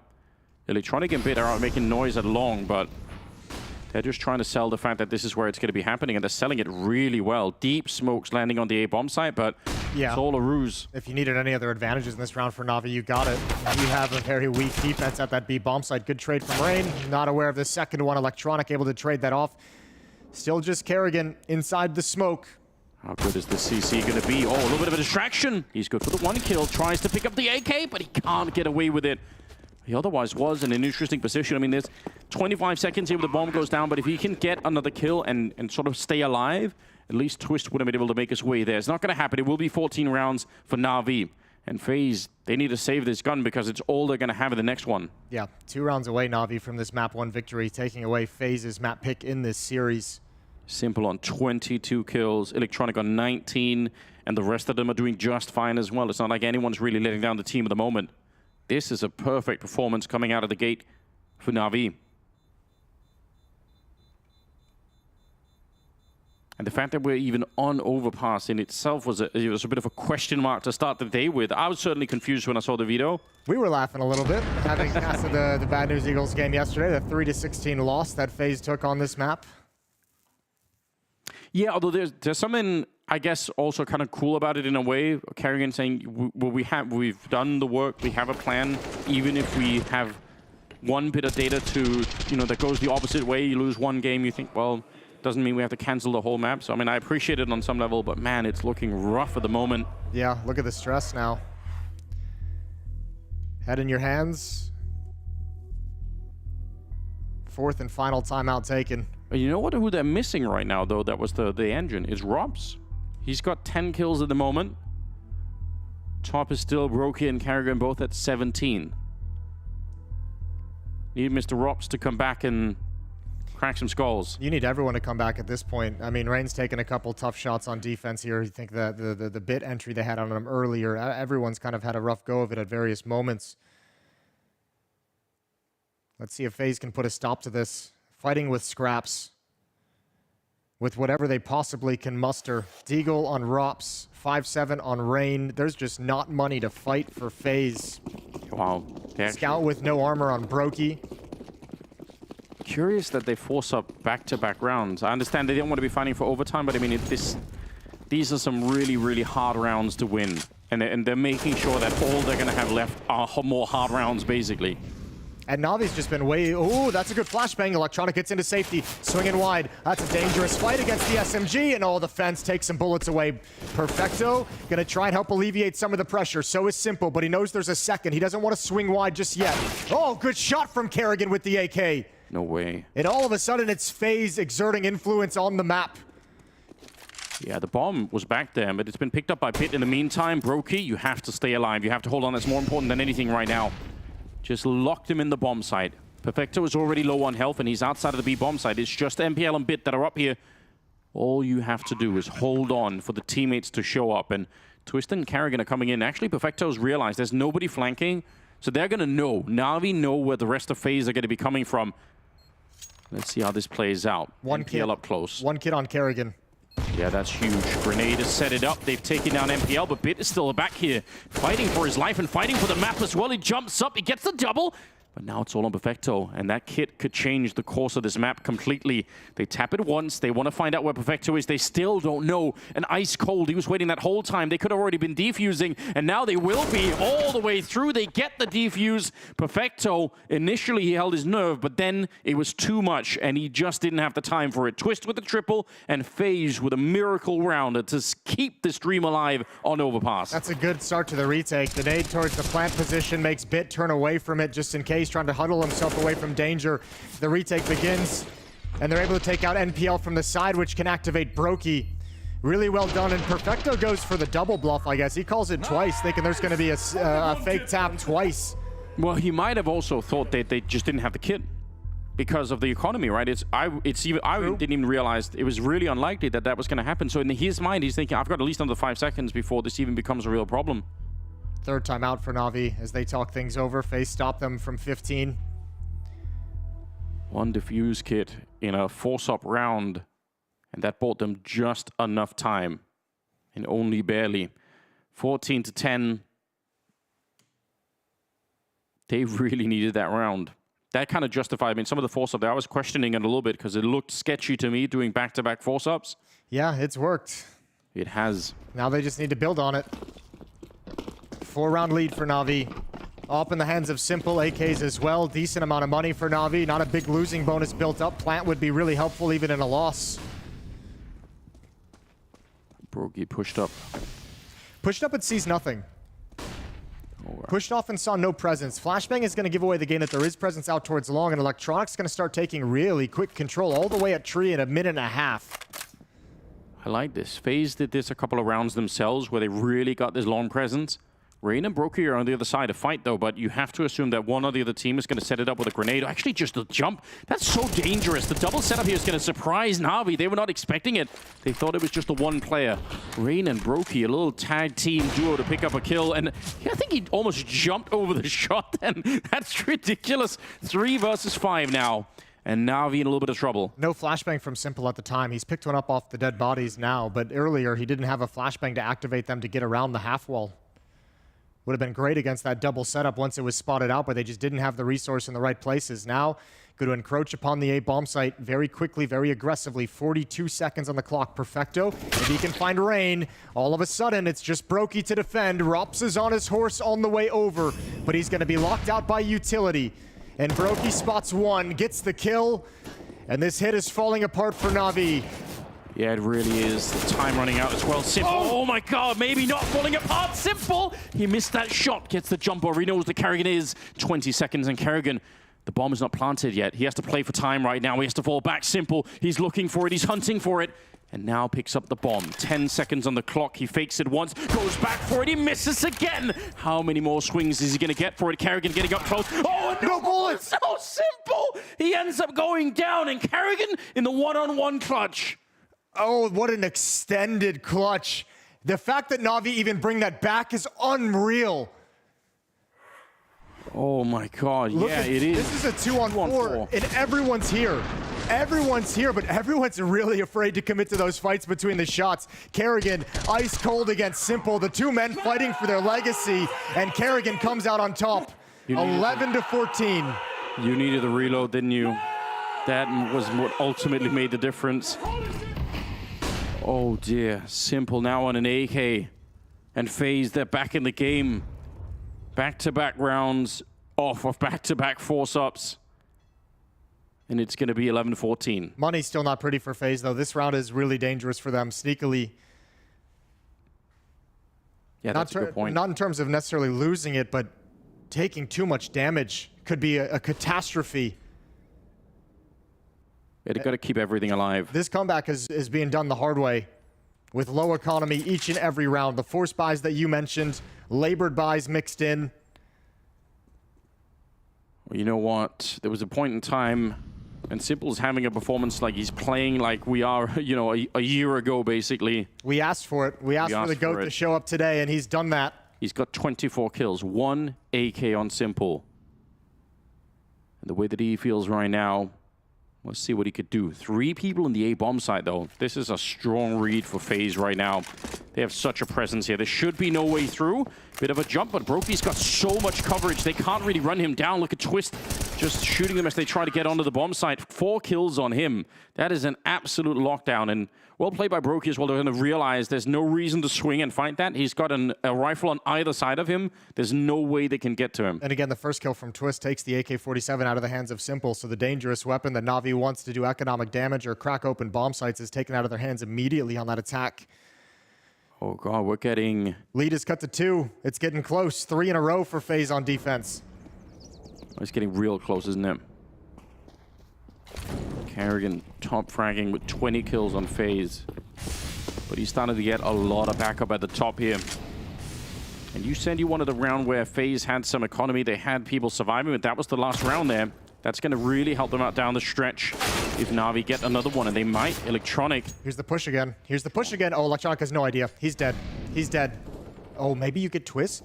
The bomb's back there. This is... Oh my god. You wanted chaos, Jason. Well, you've got it. A little bit of a flick of the weapon as well. He's going to go down anyway. Kerrigan is back here. Did he see the bomb? I don't know if he's checked it. He's going to find Simple, and he must be confused. Now he definitely has 3 versus 4, and it's going to be... He just has to defend this on his own, right? There's no one could be called in to help him out. What a weird round.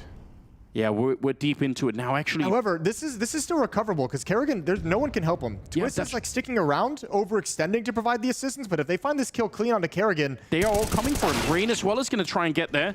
Everyone rotated to B, and there might be a massive mistake. Twist takes a bullet to the head, and Perfecto is ready and waiting. If Brokey walks into this, he could be dead in one single click. 40 seconds here, and they're on a freeze, Navi. They're saying there was a lot of motion outside of that B-bomb, so let's just wait and see what they do.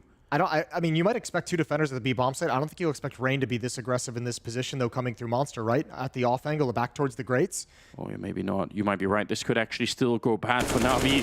There's a good pick off. Rain, 20 seconds. He picks up the 1. Ready as they come through. And oh my god! Rain with the last spray down, taking Bit. A triple on the Norwegian. And FaZe, they survive. It's another miracle on their side. You'll never expect him to be that pushed up after all the presence and all the pressure coming from the defense in this position. NPL finds the position, but this trade right here, it had to be it. Perfecto had to have that kill because Bit had no HP. And somehow, some way, FaZe is hanging on, and Twist can barely believe it. I can't believe it. He's so isolated. You're right. The element of surprise is what really changes that a lot. They're not expecting it, but still, he's got no coverage down there. He can't escape. Just on his own with the AK. This is gonna be tied up. Brokey with the opening kill onto Simple as he swings out with the Deagle. Perfecto's got that one AK-47 because, again, it comes down to just one player surviving for FaZe, so they want the economic pressure going into the last few rounds of the half. How has it come to this, Navi? That last round, that should have been theirs. They should have been at 15 right now. That's FaZe. They've had some really tight rounds that just absolutely looked impossible. And yet here we are. Simple out of this one. And they're looking to group up towards the B-bomb side, but there's no pressure on FaZe in this one. One smoke, the only bit of utility on Navi, and then obviously the AK that they're messing around with. All right, there we go. That's what you need, and you need to do it again and maybe even a third time for this to really be possible. Kerrigan dancing around the pillar. He's been really good at doing that, but they will be able to trade him. It is a 3-on-3, and the bomb getting onto the bomb side. Yeah, just one AK-47 still. They haven't been able to recover any of the other weapons. Bit's going to try and pick one up inside the smoke. He's looking for it, has the M4 in hand now. Tough retake ahead. 2 kits available for FaZe, but only flashbangs. He still hasn't reloaded that M4, by the way. That makes me real nervous. There's the swing and Bit. That's why he just didn't need it. 6 bullets was enough. Navi, if they found a way, has Perfecto carved a way back into the game for them? Rob's moving up, and Perfecto's going to continue his reign of terror. Bit will take one more down.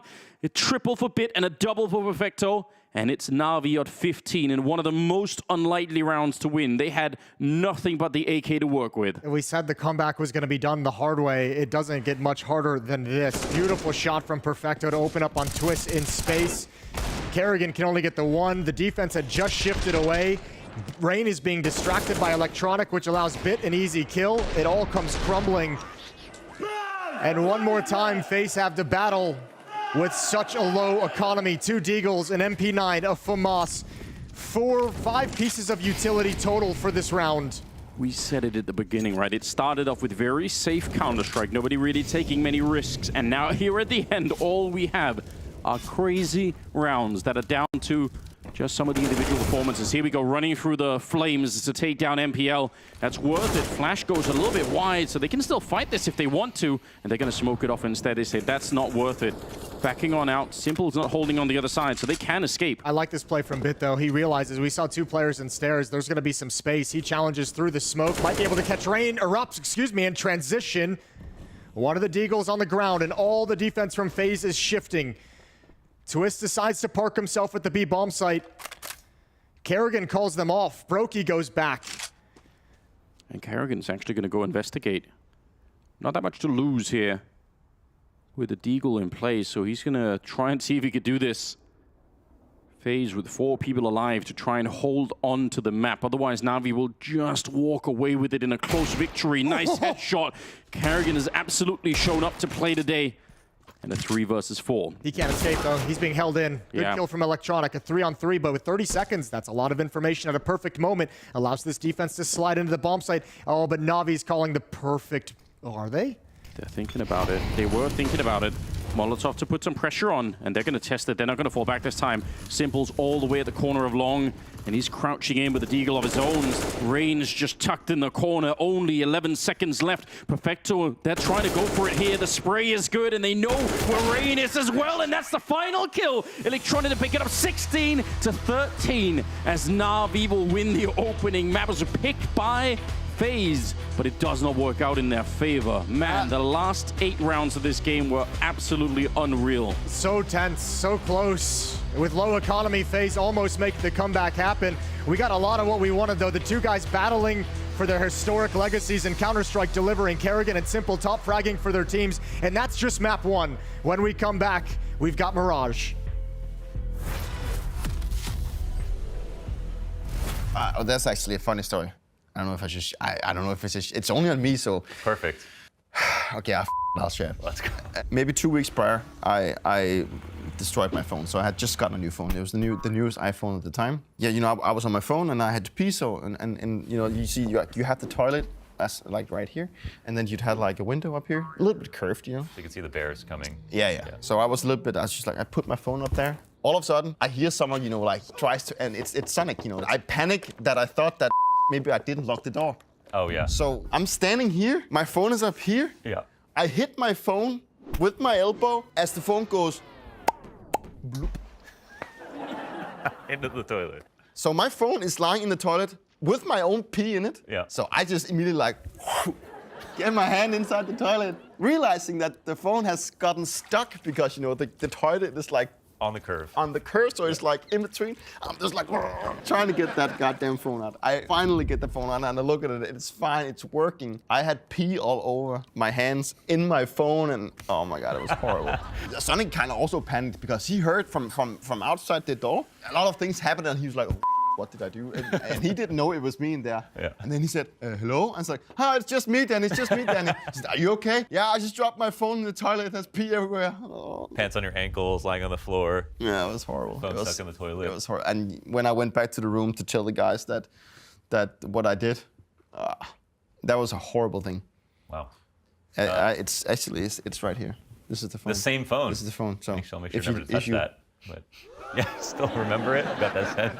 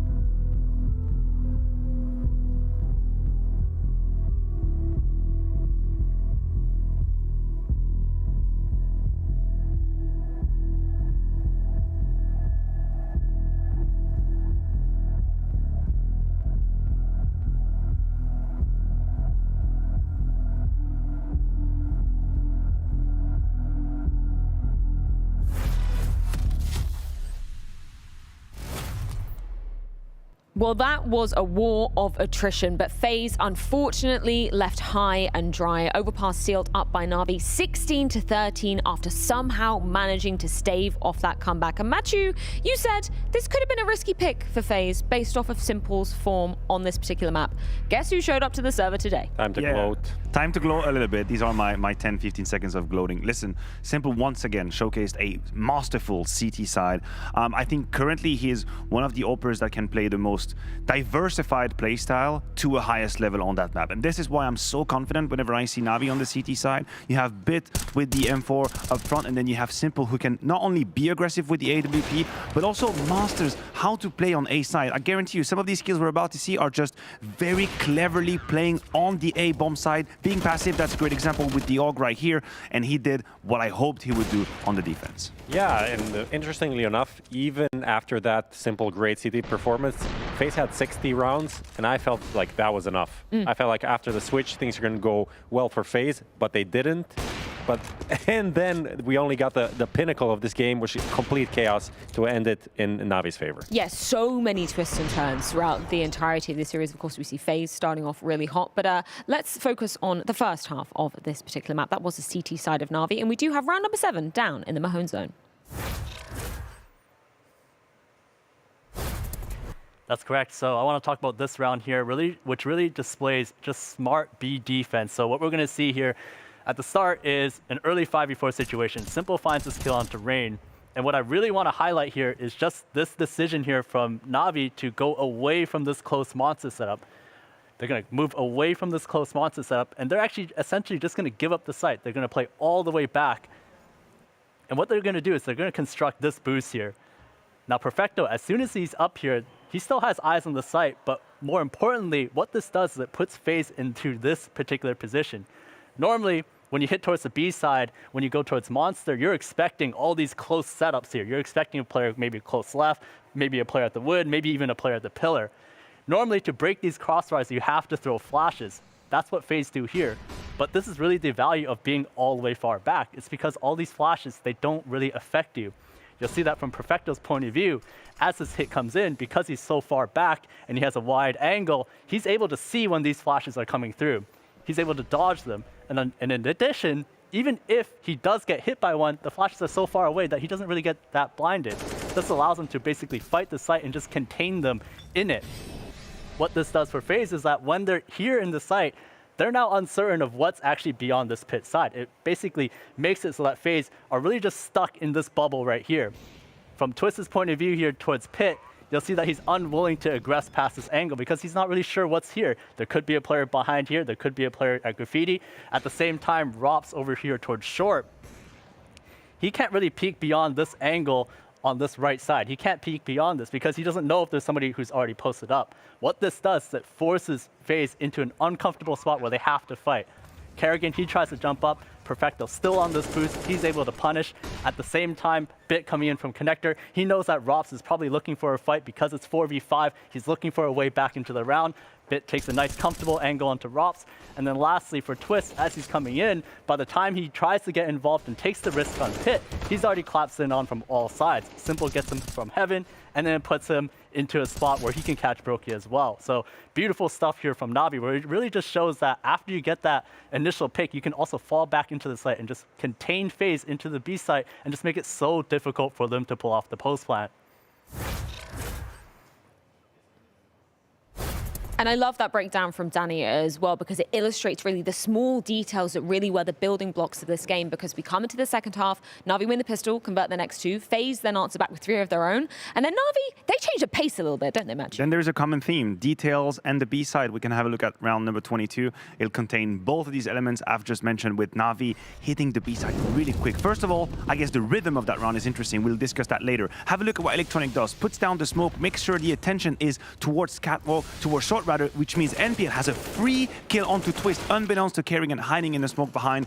And just like that, a couple of kills, we know Navi's quality when it comes to the clutch. Simple is very cleverly in the construction position, finds the kill, punishes, turns around, and he does what Simple does. But just 2 things, the amount of details being put into it and the rhythm, because prior to that, the first round of Navi also came off the back of a fast play, and that's how they were able to gain all of these seconds to play with it in the end round. And this seemed like this is a done deal, right? Yes. Navi is putting this to bed. After that, there's a coming out, like kind of low buys and stuff like that. But Kerrigan was holding them in this individually, interestingly enough. And after that, we also have this crazy low buy round. I think that's round 26, where a B push comes in to save kind of the bacon. We see first Robs going for a duel here, and while this is happening, the B players are pushing Monster, completely unaware. Navi is going to get caught off guard here. A couple of kills going FaZe's way. So clever as well. Kerrigan calls off his teammate. He says, listen, I've become invisible. I don't know why Twist takes that risk over here. He's granted an absolute gift, a miracle from God in that quick switch. And here is the mistake that I believe happened. I don't think FaZe should have stuck to the bomb. I think they should have stayed put, but it's going to end up working out anywho. Kerrigan overstays his welcome, gets punished, still 3 versus 2. But because all of the defense of FaZe has kind of shifted towards that bomb side and Navi's been sucked into it, Rain has become invisible. And with the low HP advantage of the third one, beautiful shot by the way onto Perfecto, he puts FaZe onto 13.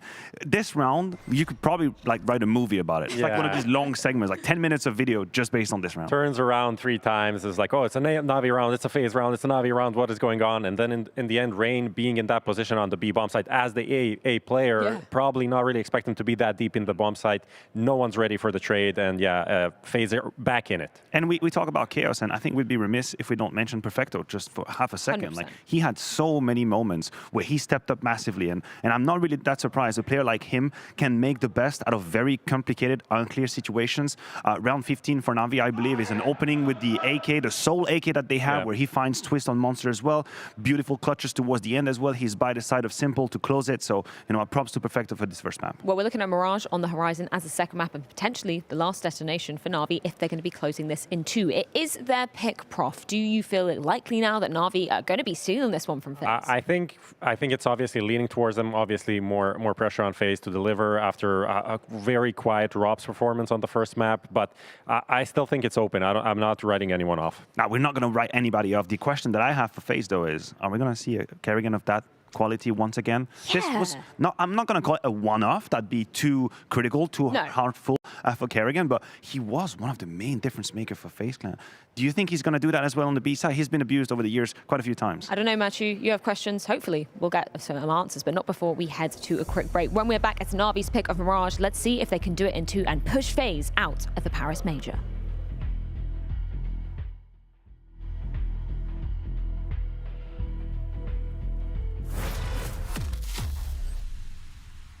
Do you have to divvy up your energy when you come into a tournament and think about it the same way? If you, for example, you talked about the major in Antwerp in Belgium. Like when we played the quarterfinal against Navi, we were actually kind of surprised with the greeting we had from the crowd, where like, of course we were expecting them to cheer more for Navi, but they were kind of rough against us.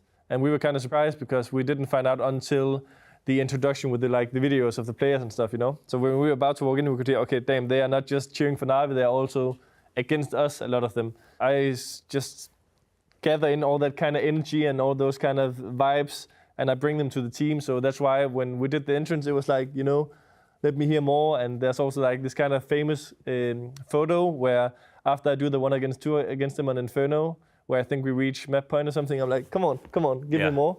But that's not like maybe what you would always associate as a Cadian celebration, or maybe you would expect to stand up and scream and go crazy. But that game, for example, was a game where I knew it was more about just closing out on the outside environment, focusing on my team and us. I think that worked out perfectly.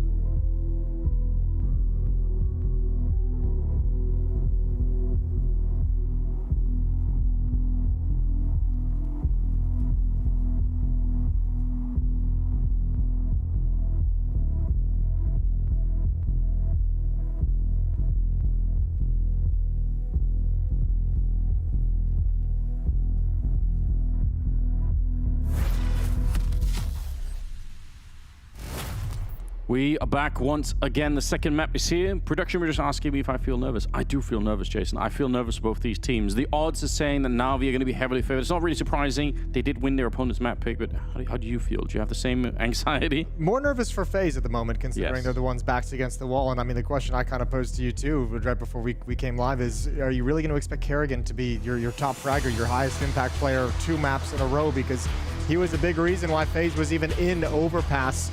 A valiant effort from FaZe in the comeback on the first map. They fall short. It's Mirage next. It's map 2. It's tournament life on the line for FaZe. It's a playoff spot on the line for Navi. A chance to qualify through to the A-Core Arena at the Blast TV Paris Major. We're live into the pistol round. FaZe going to be starting on defense. Navi attacking into them. Yeah, they've already made up their minds. All of them are lying straight to the B bomb site. Smoke set up. NPL gonna have the one flashbang to get them into the site. And they're just jumping right down. Great movement from Electronic. And they absolutely brutalize Kerrigan. Just the whole army of Navi coming to take the bomb site. The bomb is gonna be planted afterwards. And this retake will be almost impossible. Rain and Rops are on a sort of a slight flank. One of them coming through the hallways, one of them coming through the catwalk, but they need an excellent headshot to begin with right here. And Roki, he'll deliver on the first one. Still, they are under a lot of pressure. They don't have the fuse kit, so they need to be lightning fast to try and get to the bomb site. And they're already slowed down. MPL, hold the phone a minute. Rain able to pick that one up. Electronic answering back and still in fight, 2 versus 2, but that bomb is already very, very far ticked, and they will survive Rain. And I think that was the kill they needed. I think now they can slow play this, and they won't even have to. Perfecto coming up with the second kill of the round for himself, and Navi to pick up the pistol. Yeah, but almost given up there by Navi. Simple doesn't need to take that fight into market. Even though it's still low percentage, it gives the chance for a special shot from Rain onto NPL to actually make that happen. This is Navi just calling a B rush, and as you mentioned, abusing Kerrigan's position, coming in, testing him early, seeing if he's going to be able to put a stop to a pistol round, and he's the only defender. Well done from Perfecto down the stretch, 1-0. Yeah, that's what you like to see. There definitely was a moment. You're not wrong. They could have gone the other way. The lack of a defuse kit in those pistol rounds is just always so tricky to deal with. They bought a Deagle, they bought a P250, and a single smoke on Brokey. Curious with the smoke. Is it just as if they get Molotov back there? I guess. I mean, it kind of makes sense. If you get Molotov and Twist runs out, then they will never suspect the second player to be in shadow. Yeah, that's about all I've got. I think that's a good way to break it down. Doesn't look like it's going to happen, though. Perfecto's the only one at the A-bomb site. He's super passive. Most of this hit going to be coming from middle. Up connector, and into the stack, but feels like that smoke is the only real trick. Yeah, the problem is the stack works way better if they're coming in from the other side, right? Like, this kind of an attack is going to be much more open for Navi to try and find some long-range fights. And that's exactly what they're doing. Smoke, as you said, is irrelevant when they're coming in from this side. Yeah, I still like the idea. It's kind of cool, but Navi just finding a good path. Even walking into the stack, it made no difference. Yeah, obliterating everyone, and all 5 players survive for Navi. Nobody goes down. Mac 10 still in the hands of NPL. Galil still on Bit and Simple. FaZe is going to buy up M4s, but missing utility, missing kits as well. First test for FaZe's defense. Into the gun rounds. Yeah, they're going to have someone to play around with here. Single Mac 10, 3 people without any helmets on. And also some Galils to play around with. But they've dropped the bomb a little bit further back. Perfecto is in the A Palace, checking that one out. Aggressive play in the middle from Kerrigan, but he's not finding anyone, he's not hearing anyone either. Navi have determined to make this a slower round. And who can blame them? Yeah, well, I mean, they know they have the utility advantage, right? They know a third round buy like this is going to be a lack of nades on the CT side. So yeah, play this one slow. Let them spend their utility. Get yourself another advantage for the late round executes. Kerrigan walking forward in transition, not yet spotted. NPL's got to be careful, and he's not. Nade's going to do an okay amount of return damage, 21, but that ROPS build up. The second kill onto Bit is really painful. Timing there for Kerrigan was absolutely spot on. 3 versus 5, Perfecto. He wanted to make this a late Palace sort of swing out, but now instead, if they wanted any opening, I'm actually a little bit surprised that he's throwing grenades. I feel like that's going to give up any kind of surprise. Sometimes you're better off just walking out of the Palace with no warning. They're going to know everything. They know where Simple are, they know where Perfecto is, And there should be no chance, even for a bomb plant in this one, should be unlikely. No, I mean, all Navi can really go for in this round is damage. And with Simple getting dinked up and forced back, and Perfecto's, as you mentioned, his position given up, now they're aware of the possibility. There's not really any good opportunities for Navi, so it just turns into a save. They sink back into safety. Good round from FaZe. A little bit of aggression everywhere. Kerrigan challenging B Hulls. Rops challenging top mid. Brokey challenging as the Molotov comes in towards window, and all three of them get their individual kills. The desk brought it up, and we were chatting about it a little bit in the break. You know, are you going to expect for Kerrigan to step it up in back-to-back games to be leading the team? I mean, that little peek right there says maybe, yeah. I mean, this is really, really confident, right? The timing could not have been better. Obviously, what you want is for Robs to get back to his level from the previous game that they played against Bad News Eagles. Against Bad News Eagles. Yeah, that one was just a stunning performance all across the board for Robs.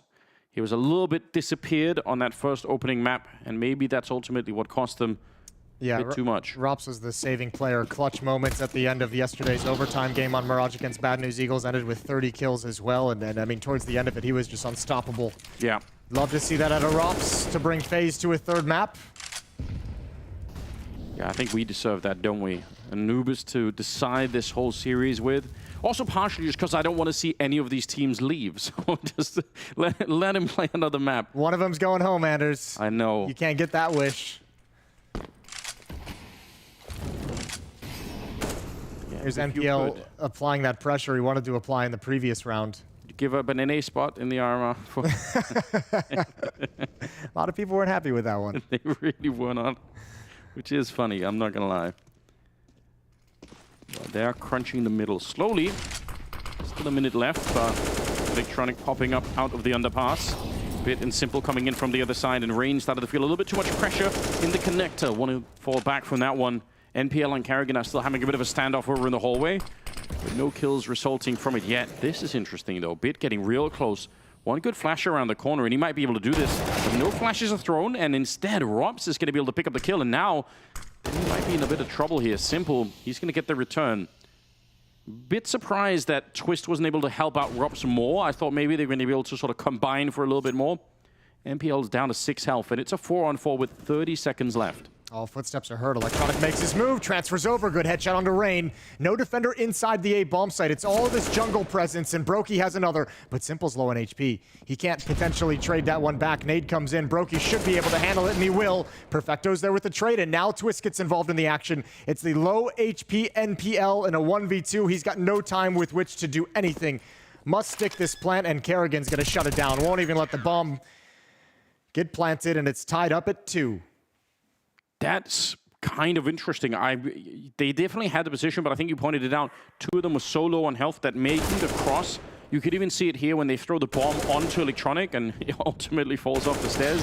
But they just didn't have anyone that could really commit to it. They didn't have the smokes to block off jungle either. Yeah, no utility means they had to swing for the fight, and with that low HP just spelled their doom. So all tied up at 2, and FaZe take the money away from Navi, take the guns out of their hands.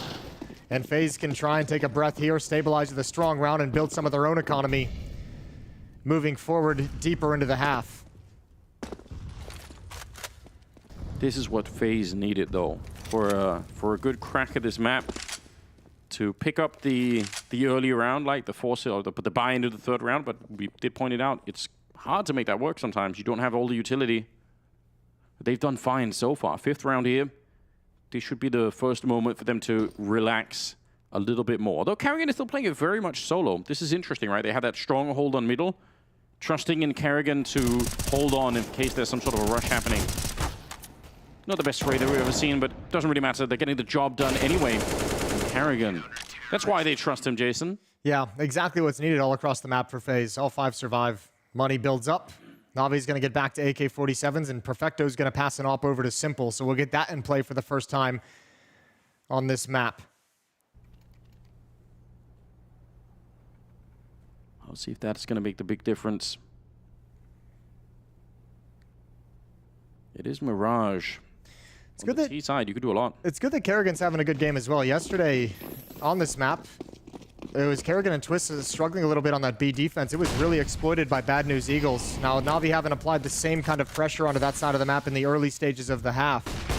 But that was really a big lean and a big problem for FaZe early yesterday. Yeah, it almost felt like B&E were just exploiting that. At least for the first 5 or 6 rounds, they kind of went away from it, but they gathered a good amount of rounds early on. Rops is pushed in the corner, swings out wide. Here's the footstep, and decides to get aggressive. It is possible to make that drop silent, but he certainly didn't, and they were well aware. That's the risk of doing it. Maybe could have snuck up and found that kill on one of the players in the corner if he had been silent, though. How aggressive does Simple want to be with his AWP? He's going to try and wait for someone to take some attention away. This is turning into a little bit of a fake. NP on Electronic have to apply pressure to the B bomb site in order to alleviate some of the defense at A. Give Simple and Bit an opening. Here we go. He's going to... Oh, feet already spotted. Now that fake is very, very questionable, right? You might have already been suspicious if you're carrying it. You're not hearing a lot of footsteps behind it. But once you see a player on the A ramp to follow it up, you're definitely going to be thinking, hold on. And Simple's even given up the angle as well. He's fallen all the way back in Palace. And there's not a lot of time for Navi to switch into a new plan. 34 seconds on the clock. This actually feels awful, doesn't it? Yeah, this one, and Navi's beat tactically at the moment. It's going to take something spectacular individually for them to get back into the round. I think they might just save. Might just save, yeah. 20 seconds. They're kind of moving forward.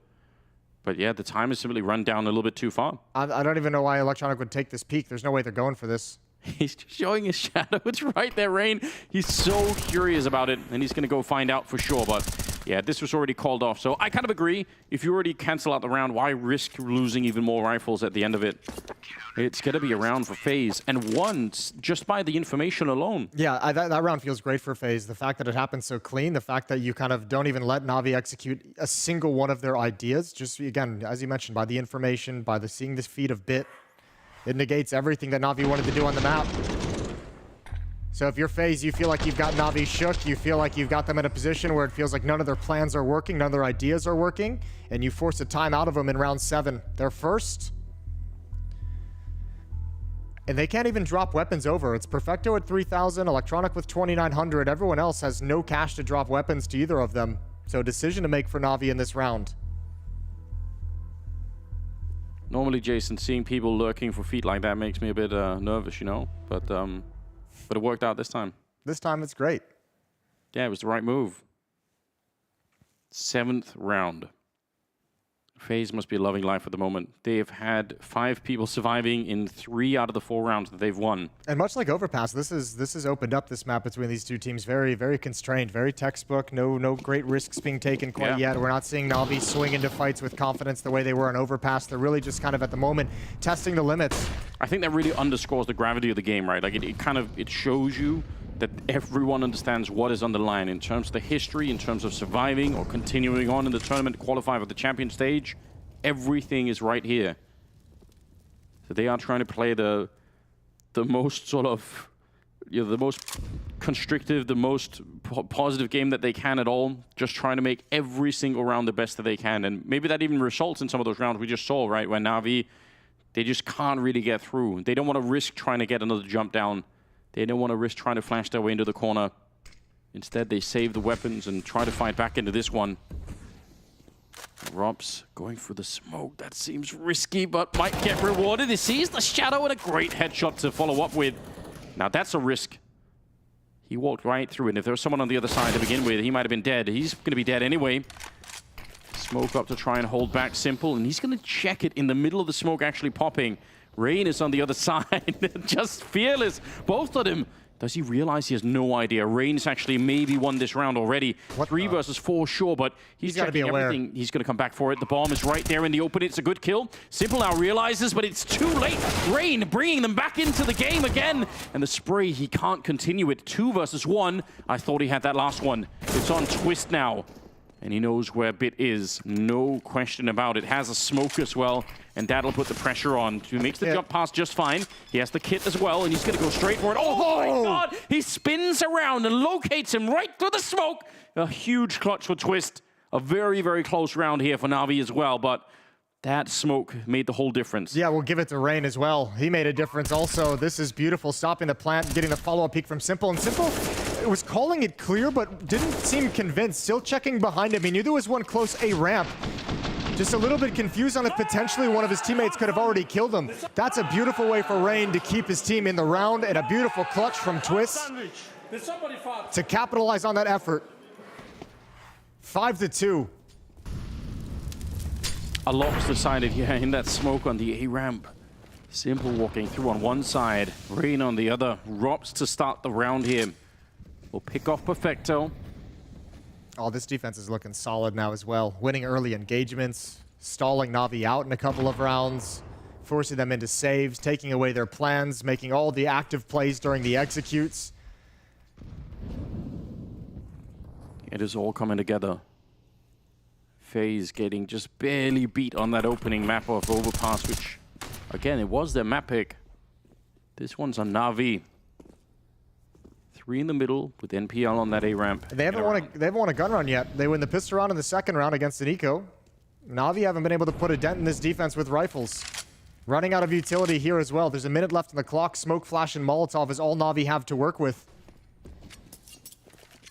At a man disadvantage as well. And Brokey's even going to shore up the B defense. A's got so much attention.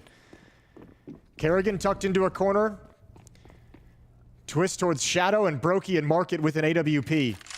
Surely going to be a timeout coming at some point soon, right, for Navi, just to... Yeah, they might have to burn their second one. If they can't win here, for sure before the next gun round, you imagine that's going to be the call from Blade to take a pause in the action. And even the bomb plant's going to be important, right? They need that extra bonus to put together a really good buy. Look at the lineup here for Kerrigan. He just mows them all down. Another round for FaZe, 6-2.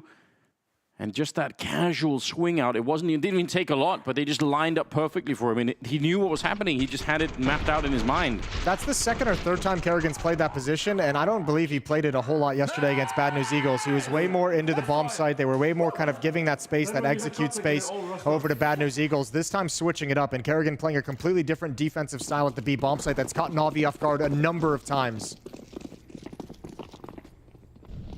Yeah, it's been working out for him. He's got 7 and 3. Top of the board for the minute. But no bomb plant. Tech9s and a Deagle. They're going to try and really see if they can test Kerrigan's limits here. These Tech9s are so lethal, though. This is the kind of round that can definitely work. They got Brokey still in the market. Twist over by the catwalk, and they're going to make the jump down straight into the flames. Twist is ready and waiting for them. Counter grenades are coming out, and this defense is once again looking really, really solid. Kerrigan will go down, but it will not make a difference in the end. He's the only casualty for the FaZe side, as Twist will pick up a triple, and FaZe will be at 7-2. They have locked Navi out of this first half right now. 7 in a row. They've got an almost infinite amount of money at this point in time, and Navi they're looking for any opening they can get. Second timeout used. Yeah, they have to. Guns are going to come out again. Even a B-pop not giving him a whole lot of success. Just 1 kill in the round. I'd be interested to see just a plain walkout of that A Palace with like 2 or 3 people with no flashes thrown, really. Just try to see if you can just beat the timing on that A side. Yeah. Just because it's different from what they've been trying so far. Yeah, might see it soon. They haven't really gotten a whole lot from like a mid presence. They haven't really gotten a whole lot coming up. I mean, they haven't got a whole lot anywhere on the map, really. If they continue to get battered, maybe they get that desperate to go for it. They have the players for it, right? They definitely have the firepower to send someone in and just sort of walk out. Obviously, danger is if Brokey is holding it, then you're probably not going to have that much success with it. AKs across the board for Navi. Still not buried in this half yet. Still plenty of time for Navi to claw this one back. True. To turn the tides, but the problem is money. Twist and Kerrigan have over 10,000. Brokey's right there as well. Rops is right at 9,800. There's so much cash for FaZe, so many rounds they can buy, even if they lose a round. Navi's got to do this in a very difficult situation. And a different look for Kerrigan. He's picked up the Orc. He's holding a very gap angle towards the B hallways. Going to be hard to see, especially if you're used to him now being up on the ledge instead. They're going to pinch this B bomb site. Electronic in a lurk position, but they want to attack 2 up catwalk towards the B bomb site. All Twist lines him up, delays it with the smoke as well. Rops is still in ladder room. Kerrigan goes 1 for 1. Twist on catwalk. Reinforcements a long way away, but the bomb is disconnected. Perfecto can't really press the issue. Good kill on the lurk from Electronic, and all of a sudden it cracks open. Plan B works, but the bomb dropped in mid. Yeah, the fact that it's the bomb there on Simple is a bit of a nightmare. And Electronic, he's already tagged up a little bit. 30 seconds. This, I mean, it seemed like a lot of time, but it isn't. You have to find that bomb in there. And they knew Perfecto was in B halls. They knew there was one person still applying pressure, dropping utility. Yeah, here we go. Broky's lined it up. Easy shot to hit on Electronic, and they'll find Perfecto as well. You are absolutely right. They definitely knew at least where one of them was coming from. FaZe, they will survive a bit of a scary round there. But the initial defense, Twist nearly getting the double, and Carrigan, even if he's only good for the one this time, it's still, that makes a huge difference. If he had gone down with no kills there, that would have been a nightmare. Then Twist would have had to get off, probably Robs would have had to get off that angle as well, and it would have been a very different round. 8-2, that's 8 in a row if you're keeping score at home. Yeah, and absolutely nothing working for Navi. Tech 9 in armor, Simple's gonna save for the AWP, just a Glock. Although actually he runs back now, he's going to buy up a Deagle and more utility. A set piece with pistols. Look at Twist. Can they swarm this defense? He is all the way at the top mid, so Rain and Brokey now, Rops coming over to help on out. They should know what's coming. Molotov to try and slow it down. That'll force them to... Oh, actually, he runs right through. That's interesting, but not going to make a difference at the end of the day. Trying to catch you off guard, willing to take the damage to get the surprise factor, and once again, nothing works. Not even close. That is the fifth flawless round coming from FaZe in this first half. This is domination. Rops is now at 16K before buying up utility and dropping a weapon over to his teammate. Domination, Jason, and not the good kind for Navi. They are they're in a tough position. 9 straight, excuse me, for FaZe. Excuse me again. 9-2. What can Navi do? I wasn't expecting this. Oh, it looks so grim for FaZe having lost their own map pick, but they're right back into it. Good shot for Simple. Two good shots. He got Brokey down to 2 HP as well. I don't know how he's done 98 damage, but he didn't get the clean kill onto Brokey, who's very, very low. That's the first opening in a long time, and Bit's going to build upon it. Kerrigan tries to get aggressive on Catwalk and is picked off. Here we go. This looks way more reasonable. Twist and Rain. They are at the A-bomb site, but they can't easily help each other out in this position. Spray is good. Rain is going to go down anyway, and Twist, there was too much to handle. NPL, good double kill. And for once, something will work out. Having lost 9 rounds in a row, Navi are going to be able to at least pick this one up. And I think what you said earlier is so important, right? They're not buried yet. There's still a way that Navi can string together enough rounds in this first half that it could be reasonable. Probably 2 or 3 is not going to be it, but, you know, you get up to the 5 mark and maybe it's a bit different. Now, the other problem, though, is that there's so much money on FaZe that they're going to be able to buy for the rest of the half, pretty much. Yeah, that reset, if it comes in, is only really going to impact 1 round. Yeah. And Navi have no motivation to hunt down this AWP, but what way to get started in the game. Simple providing you an opening kill. Yeah, you want to see that. By the way, Simple's only got 3 kills. Yeah, it's not much. He's been a little quiet. I mean, everyone from Navi. You mentioned it, what, 5 rounds that FaZe have had with nobody going down. There's just not a whole lot of production individually from Navi as well. Tactically getting beat a couple of times, having to save players when strategies and rounds have gotten away from them. Individually getting beat a number of times. Not even a whole lot of bomb plants. Only 1 bomb plant throughout that stretch of 9 rounds that FaZe wins. Yeah, dear God, that's it's been very one-sided. Let's put it like that. Now, there are some teams out there, Jason, that one round win can change the whole outlook of the team. I don't know if Navi is necessarily one of them right now, but they need to springboard their way back into this one because obviously they don't want to play a third map. It might be true that we want it just to watch these 2 epic teams battle it out, but for Navi, they want to finish it right now. And surely 1 round win is going to get them feeling a little bit better. Electronic sneaking on up, AK in hand. Wants to see if he could find some pressure. He's inside of the smoke and jumps up just as it FaZe and gets the opening on Robs. Well aware that someone could be in the corner. Going to throw in a couple of nades around there. Rain is still hiding. And MPL is on the other side. Rain is really boxed in at the moment. Yeah, but look at the way Navi's taking advantage of this opening kill. Really pressuring into the A-bomb site. Good find from Bit. Again, he's the one to find the follow-up kill. That's Kerrigan again trying to aggress, to find information, to find the follow-up play, and it's not there. Navi's applying so much pressure without being committed. And FaZe now have to figure out what's happening on the map, because Navi is still spread and now readjusting. They're going to go back and boost in the window, I think. Brokey's already made his way out. I don't know if they heard him running away, but either way, they're in a position where they could probably punish him. If they come up connector and swing the window at the same time, if he's still in jungle, they should be able to find him. Well, here's another dangerous thing for Navi at the moment. Just one smoke on Simple, which gives Brokey a lot of lines of sight. Now he's moved away from Ticket Booth, which could have given him an angle towards Connector. Rain is here. Easy kill on the first one. 20 seconds left. That's the other problem. Oh my god, if Simple goes down, the bomb was on his back. That could have been the end of the round, but it's not. They will fight their way back. They find Brokey as well. And a 4th round being picked up here by Navi. That was sneakily much more scary than it seemed. Yeah, it did feel that way as well to me. This is insane timing for Electronic. Back-to-back opening kills for Navi and back-to-back conversions of the round off of it. In fact, Bit turning both of those rounds into 5-on-3s. Rain could only get the one, but that had to be a very tough, quick shot from Simple onto Rain. Not happy about it. Brokey still has 14,500 at the end. I know, he's so much rich. Money. Yeah, I mean, he doesn't even need to, he's going to drop a weapon, I guess, to maximize economy after this round, but nobody else really needs a drop. No, they're going to be fine in that sense.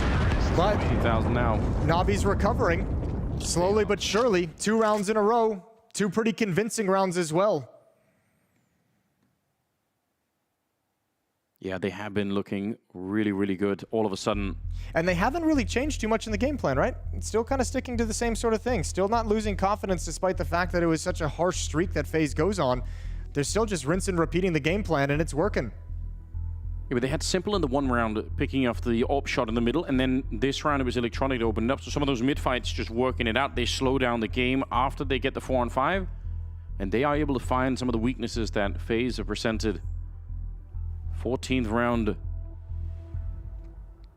If Navi can get even 1 more, this game is opened up again. For everything that FaZe did, winning 9 in a row, I mean, they're still going to be happy going out of this first half. They're still going to feel like they're right there to take the map. But there's going to be a bit of a question mark at the end of it. I think 1 or 2 more rounds here for Navi, and it could be a real interesting game once again. Simple towards middle with that AWP. Gonna go for a quick peek, blinded. 1 player jumped up. Simple's at 1 HP, and that's a very popular position for nades. So he backs off quickly from the boxes. He is so lucky to be alive. I thought for sure they were throwing flashes. I thought one of those was going to be an HE. They only have 1 on Rops, and he's quite far away, so he's going to be fine for the minute. Look at the lean towards the B-bomb side. This boost is really cool for the middle, but obviously it also allows Brokey and Twist to be close if there was some sort of execute, and Karrigan is still anchoring the B-bomb side. And Rain and Robs doubling up on the ramp. They've had a lot of success with this aggression. They've had a lot of success with these forward positions, and Bit's going to slide into things. NPL's coming. He's got a flashbang, but they don't use it.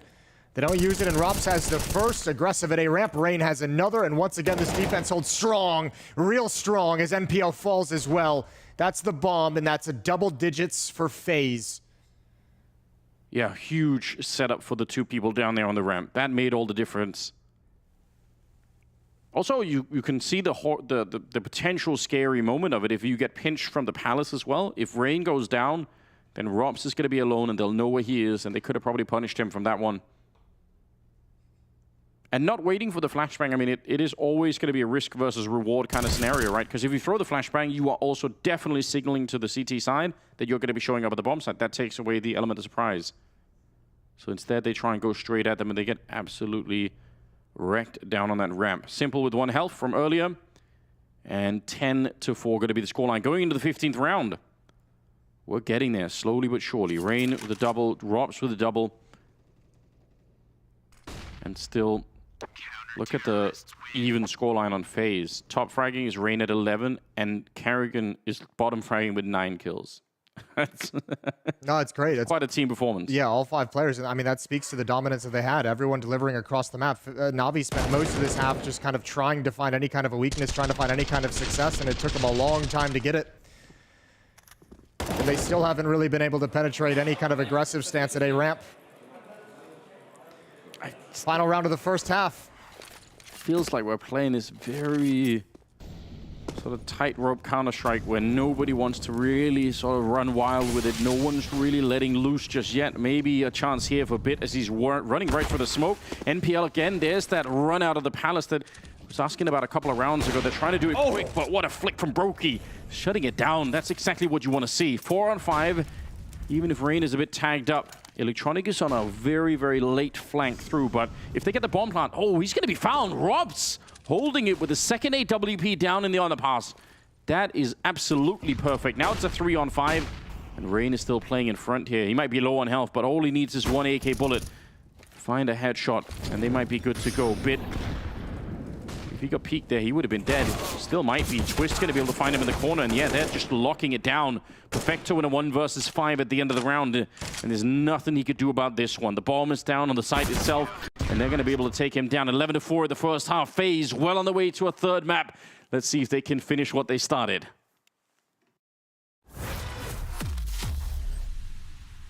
So we've actually got the interview that you did with Banks after the win at the World Final. Oopsie. First grand final like Monte. First tier 1 event where you grab yourself the trophy.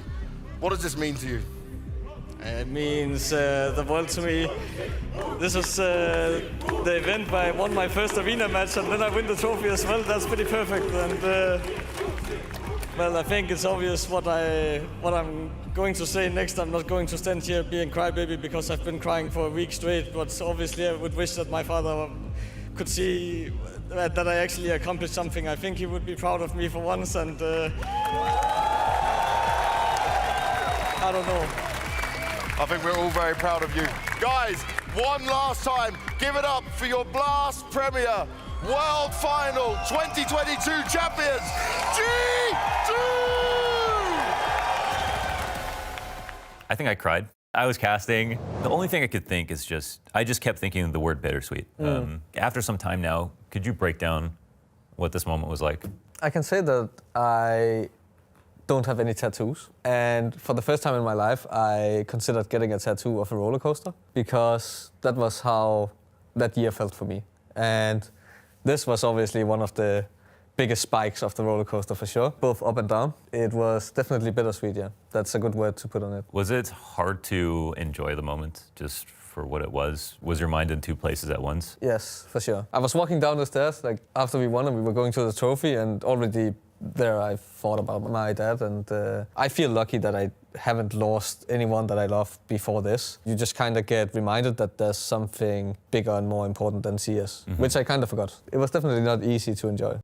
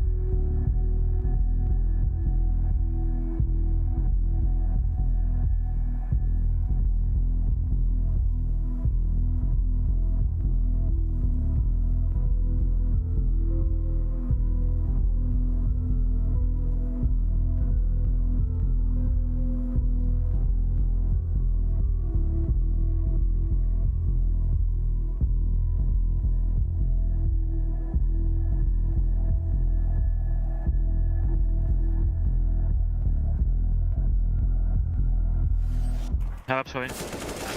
Last side right there. Have ups. Maybe gone. Maybe one more B. Is he gone? I cannot fight. Up below. He's balcony. I'm only I can flash mid, I can flash mid. No. One con. I'm gonna Con on balcony. kill him, con. Stairs, I cannot kill him. But's here in stairs. Only one B. Nice, one up con, right? One down. Yeah, one is up, eh? I don't know where he is. I'm searching jungle. Other guy was up B. Yeah. I'm going island. Searching stairs. One is sharp. He can hell jungle. Communication to win a round. It doesn't get any better than that. They called everything. They knew Simple was alone. They said it, go kill him in connector right now. They knew where the last 2 players were. They had such a grasp of it, and that's why they have 11 rounds. That's a master class in how to communicate for anyone who's watching. That's what you should be aiming for. 11-4 in the first half. Jason's second half is coming up, and it's an attack straight to the A bomb site. Bit is the only defender here, playing around the smoke, looking for the headshot, but he's already given up. He knows he can't stick around. There's too many bullets coming through on the other side. It should be a bomb plant here, and Robs Robs is the late look in the middle. He is the linchpin for this round. No one's checked it. Perfecto's thinking about it, but he's not sure yet. And Robs is sneaking on in. The timing is good, and he's going to find him. And now this retake is absolute chaos for Navi. They know that they're going to be all funneled in through the CT spawn position, and they are getting wrecked behind it as well. Bit and Electronic to try and survive, but there's no way home on this one. Carrigan will drop them, and they're a huge step closer towards getting that third map. Yeah, that might be the knockout punch right there. A really good lurk towards middle, and Navi just has not even felt like they've gotten into Mirage whatsoever. They still don't have a grasp on it, so both teams looking strong on their opponent's map pick. And when Perfecto goes down, that makes this such a difficult retake. Bomb planted out in the open. And FaZe just continue marching forward. Have not encountered an obstacle yet. Yeah, that's so tough, right? You can't even split the retake. You can't put any pressure on the remaining Ts. They just know everything. And Navi just realized if you're going to make this comeback happen, it's got to be with guns. Yeah. They sit this round out, wait for the rifles to come on board. Simple with the Deagle, P250 on Electronic, and that's it. Very light investment. I can respect that. I mean, at 13-4, it looks impossible, but I mean, it isn't, right? We know that these comebacks can happen. Well, think of it this way, too. Like, we've heard from FaZe plenty of times. Rain gave an interview before the major even began that FaZe was kind of struggling. Communication didn't feel like it was on point. We just saw that kind of peek in, the glimpse into them in the first half. Communication seemed great. Another obstacle Rops mentioned yesterday after the series win over Bad News Eagles was playing poorly to close out maps. They seem to hit a wall these days when they get to 13, 14, 15 rounds. We saw that huge comeback from B&E yesterday on Inferno to almost take the series away from FaZe. So if you're FaZe, this does not feel comfortable yet because you know there's been issues in this aspect of the game. And Navi somehow getting a little bit too much in this round already. They have the Galils. I almost wonder if they want to try. They might be going for it, but these Galils are pretty valuable even in the next round, right? You could have a lot more utility than otherwise you would have been able to. NPL's going to be sneaking on through, and Robs will make sure they save none of the rifles. I don't know. I don't necessarily blame Navi. Obviously, they were going to buy anyone in the next round, so it's not that bad, but I don't know, 2 Galils? I think you go for it. You test the waters for sure. Again, this is an elimination game at the major or qualification game, whichever way you want to look at it. True. To get into the champion stage of the last major. So, yeah, you're going to go for those rounds when you feel like it's within your grasp. It was early enough in the bomb timer to see if they're going to give you something. And as you mentioned, the kind of buffer of buying in the next round regardless. So M4s and a FAMAS picked up for Navi. No kid. Can't afford it quite yet. Gotta get started. Makes you nervous though, doesn't it? For the end of the round. Not yet. Twist has taken a fair bit of damage already. He's on that A ramp hanging around. He was looking for a fight. Yeah, he was. Looking to see if anyone was going to give him a peek behind the Molotov.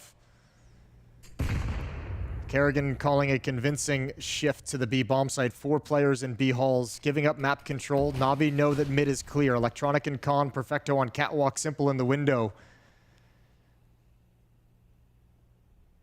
Really tight mid defense for Navi, but how long is that going to stay for? They're leaving MPL alone in a big way and with no utility, right? He has no Molotov to slow this down, and all he has is a FAMAS. I don't even know how you defend this properly. I'm going to call it out right now and say, I need some help at the moment. It's a really incredible transfer. He tracked him mid-air. That's actually really sick, and he's got to come back for a little bit more. NPL standing up to the incoming FaZe side. Brokey and Robs, 2 versus 5. I can't believe that's a successful defense. That should have never happened. 1 versus 3 now, Robs. We've been missing him for a little bit. He certainly showed up for this map. But a 1 versus 3 right now could absolutely change the course of history for FaZe. He tried to fake the drop with that shot and that little jump, but Perfecto is going to be just jiggle peeking enough to say, nope, he's not out quite yet. Damage is huge in this round. If Robs, even in a loss, can get 1 or 2 more kills, keep this money low, that's a victory of sorts. Now comes the real drop, and Perfecto handles business. But give all credit over to NPL. As you mentioned, no utility in a weaker weapon, and he still finds 3 kills during the chaos of the execute. 13-5 as Navi begin their bid to come back on the scoreboard, down by 8. It's an unbelievably hard round to win if you're MPL. Didn't even reload after the first go. Had 10 bullets left for the second kill that he got there. So well played. And helped out by Perfecto challenging around the edge of the smoke as well. Yeah. To alleviate some of that pressure with 1 frag of his own. FaZe relegated back to upgraded pistols. Oh, this could get interesting. If they Molotov bid, they actually could put some real pressure on this bomb site. They have smokes. They have a lot here to work with. They just need that first grenade to get rid of bit, and then maybe they could get the bomb plant behind it. Let's see. A little bit of a grenade coming out. No Molotov to his position, so Bit's going to be able to stand and fight. He'll get only the one kill. Twist still with a pretty good return. And the bomb, a little bit slowed down. Robs is trying to put the pressure on and clear as far into the bomb site as he possibly can. Going to get flashed, but not really wanted to go through. Thought maybe he would try and put some pressure on. Deep flash now inside of the smoke as it fades, and Rops, he's rewarded for the kill. Rain takes a headshot, and this is falling apart. The defense crumbling a little bit at the A-bomb side. Perfecto double peaked, and Brokey's Deagle will sing, taking down Perfecto. Simple now in a 1 versus 3. How did it come to this? Oh, flashbang. He's going to have to turn around for it as well. We'll get the 1 kill, and they're both at the CT spawn position. He has the kit, and he has got a smoke as well, but this feels so risky. Do you want to try and go for this one? Yeah, he's going to risk it all for it. Underhands the smoke, taps it once. They're going to be coming around. They have to check it. There's a good spray. Rops on the other side, and this time he's got no time left. Simple. He tries it once more, and even if he wins the fight now, he can't win the round. Just unable to find them inside. It's a great attempt for Simple. 3 kills in that round, but he needed a couple of more seconds. Even without the Molotov, Bit can only go 1 for 1. He definitely wanted more production there, but the execute comes in at the worst time. Everything goes wrong for Navi. They just shifted away from this A bomb site to concentrate towards middle. Bit was alone. NPL doesn't have the smoke timing for CT spawn, gets caught with nade in hand. And boy, does Rain deliver a good headshot as Electronic comes through the smoke. Oh. Add that Deagle for good measure. What a great win from FaZe. 14-5, and now you're certainly deflated if you're Navi. Yeah, that was your comeback moment. That's what you needed to win it. And now it's very, very hard to imagine a road back. 14-5. That deep position, the fact that they kept pushing that CT spawn, never allowed Navi any kind of room to set up a retake with, absolutely important. Simple's pushed up real far in the palace. You get a chance to see what's going on. Doesn't feel anything over there. Middle, though. How do you hold this with what you got on the CT side? Not that much to play around with. No, not at all. And again, only NPL at the speed bomb site. He's going to be alone with the 5-7, and this time I don't think he's going to be delivering a double kill. Pinch from Catwalk as well. Flashbang's going to do absolutely nothing. Brokey's already got the angle. And this is going to be FaZe on 15, and they have plenty of chances to close this one out. Even with all the issues they've discussed, 10 should be more than enough to just add 1 final round to bring us to Anubis. Yeah, a lot more killer instinct in this phase than what we've seen throughout the tournament so far. 15-5. Good call to just... They smoke off connector, they smoke off the window, they even smoke off the ladder room, and then they just make a beeline to the bomb site. They're just running straight in there from the catwalk, no slowing it down.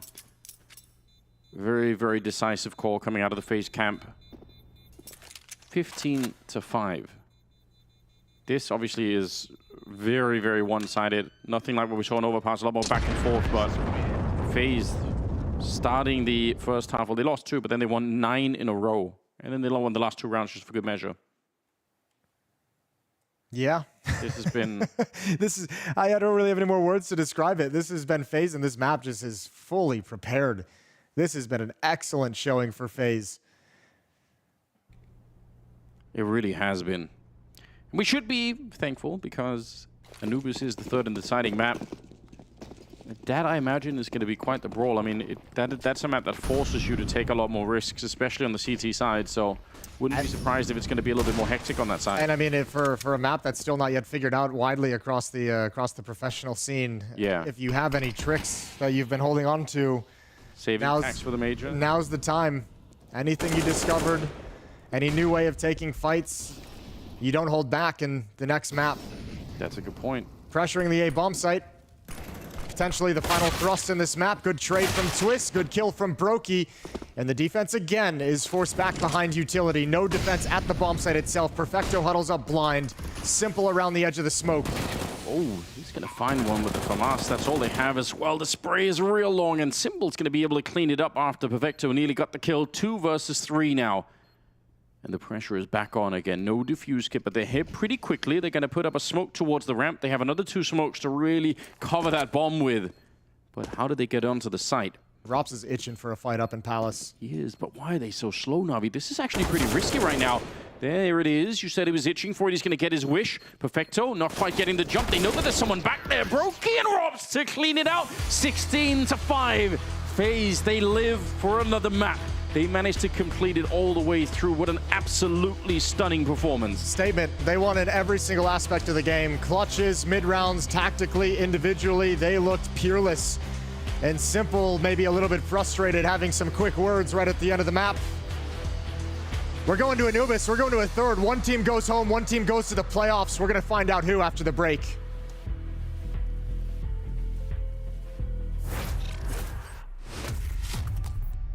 Leaving with the last major title.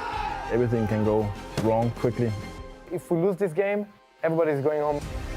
This is your one last chance. There's no question, this is the culmination of everything that we've been doing for the last 10 years. In RMI, it's even more crazy. You need to get ready for everything. I wake up every morning to win, I work to win, and I live to win. It would mean everything to me.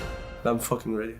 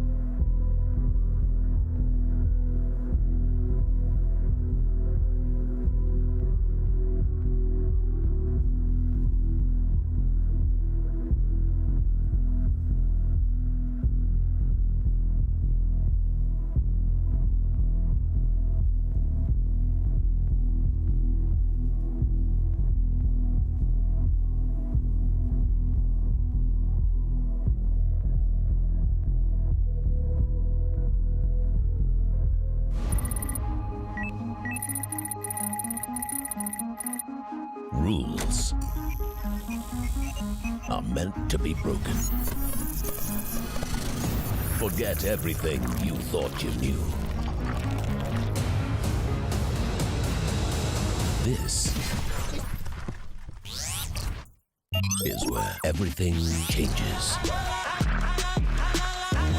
New histories will be written. A major future redefined. The time has come for a major evolution.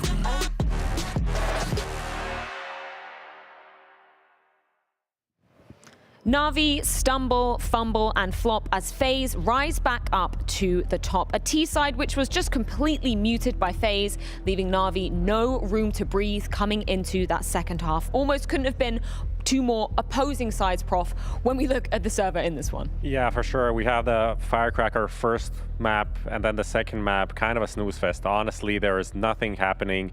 Navi could not get anything done in their defaults. Kerrigan, from the start, kind of pushed the tempo, picked up NPL in the first buy round and kind of set the stage for a very strong CT side for FaZe. Yeah, I'm trying to understand what happened with Navi, right? It's their map pick. They're coming into Mirage on the T side. Must have had an idea on how to approach this game, but they made for me, two great mistakes. The first one is they allowed Rain a couple of times to pick them up in the A ramp. And when they finally got access to the A side, there was a lack of utility that kind of caught me off guard. How many times did we see Brokey punishing people crossing from ramp to A side, or who is it be? Robs would be, Twist would be here. So many kills from jungle. I feel like if we had a heat map of that first half, it would be like 50% of the kills were from that jungle positions on people crossing the A side just freely. Maybe one kill goes the Navi way and it's instant trade. As you said, even Rain was playing in the connector area quite a bit.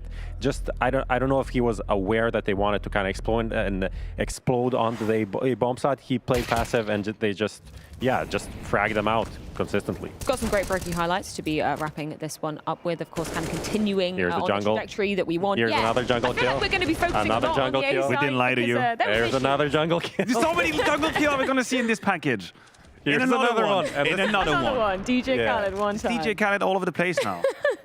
This is the round I just put all of the questions to bed immediately and then closing in, right? I mean, listen, Brokey played a great game. I think the entirety of the FaZe Clan played a great CT side. Even Kerrigan, which by the numbers was at the bottom with 9 kills on the CT half. Whenever he got tested on B, I think he had 2 times multi-kill, at least 3 kills on occasion, second double kill on the other one. Yeah, we're talk a lot about like game planning, trying to exploit the weakest fraggers on the CT side, trying to find like, okay, most of the time now it's going to be B, and we see a lot of teams trying to go for like B explodes or executes, but Navi never managed to like establish that fear into FaZe that they need to over-rotate. And even when they were hitting the B bomb site, there were 3 people there. Brokey was already on the bomb site. Yeah, I think FaZe did an extremely good job at keeping track of where the lurks would be for Navi. And when you play them, it is one of the issues that sometimes teams have against them, is that you think the round is going to end up on B, but then Electronic is lurking into connector, and then he's calling you back, and that works. But it wasn't always the case. I think FaZe did an extremely good job at keeping track of that. Yeah, let's continue to focus a bit on the issues that we saw kind of being deployed on the A side of things.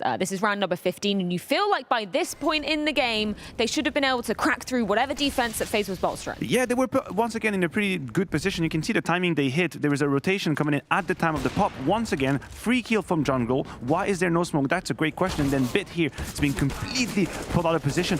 That's just Look at those jungle frags. I'm not even making this up. It looks too easy at the time. They hit a great timing when they popped out of ARAM. You could have just taken account of your situation, put down a couple smokes, and then progress. But I feel like Navi struggled to find that sweet balance between pace and not being sometimes just a little bit too rushed and reckless. Jungle is massive, undoubtedly. Jungle is dangerous. We come into the second half as well, and we're thinking maybe, you know, Navi, they're going to be bolstering something. We see them win one round, and then FaZe immediately answer back with round number 19, Matthew. You want to take that one? You want to take us to round 19? we can see it. I mean, yeah, they needed this one definitely to hopefully get Simple going. He wasn't really performing, and here see Bit playing very committed into the bomb site. Not something Rain was doing in the first half, for example. He's traded instantly. NPL here falling very inexperienced. That's like a mistake. This is kind of a, you can't even allow this to happen in a pug. There's a smoke. You have to be aware of a player being in the smoke, fading it, and he dies, and then everything falls apart. Yeah, because what we have to realize, the scoreline is 13-5 at that moment, right? Navi just had won a round. They were in a position where technically they could come back. NPL had a great hold on the B side prior to that. You're thinking this is the moment where we actually have a game starting. That is it. Navi will stop the rush. They're going to have money. Simple will put his hand on an AWP. But yeah, there's 2 massive mistakes. Bit is completely committed with no help of a teammate whatsoever. There's no crossfire at all. That in itself, can't explain it to myself. And the next gun round, it does exactly the same thing. He commits from CT spawn, dies, and then Electronic is not in a position to trade him. So we saw rather some images where there were some words exchanged on Navi camp at the end. I'm thinking maybe that could have been a topic. Yeah, definitely. It seemed like there was something going on between like Simple and Bit, some stern words exchanged. We know it's not something we never see from Navi. I'm not going to overplay you it. know, especially in the older days. I don't think that means like, oh, instantly they're going to lose a third map. They need to get it out of the system. Maybe we see a bounce back on Anubis. And it's kind of mad because when you look at the scoreboard just for the Navi side of things, literally nobody's showing up, right? Of course, we can play the record of, oh, Simple, he should be showing that star power, but there was mistakes from literally everybody across the board. Yeah, I mean, he simply did not get into positions to make a difference. There's that one round where there's a flank and he's in the side. Rain outplays him in ramp around the smoke, and he doesn't get the trade there on his teammate. That's like a mistake that I can see in my head, like, oh, maybe Simple should have done better there. But other than that, there was simply no chance for him to establish himself, especially you want to see that on the CT side. Just a few quick notes on Anubis. That will be the third map coming up in this series. Gentlemen, what do we know? What do we want to know coming into this map? We don't know much. What do we know? We would like to know more, but we don't. Like, I'm looking at the win record. Like, Navi has a 66%. They played it 3 times. Their wins against Spirit, I don't know how much we can think about that. Heroic, who don't play the map, that's one of their wins. And then they lost to Monte yesterday. On the other side, FaZe lost twice to Vitality, who potentially is the best team on this map. So I'm kind of leaning towards FaZe, even though their numbers are worse. Well, FaZe do equalize the series, and it all comes down to the deciding ground of Anubis. Do or die, fight or flight, quite literally, it comes down to this between FaZe and Navi.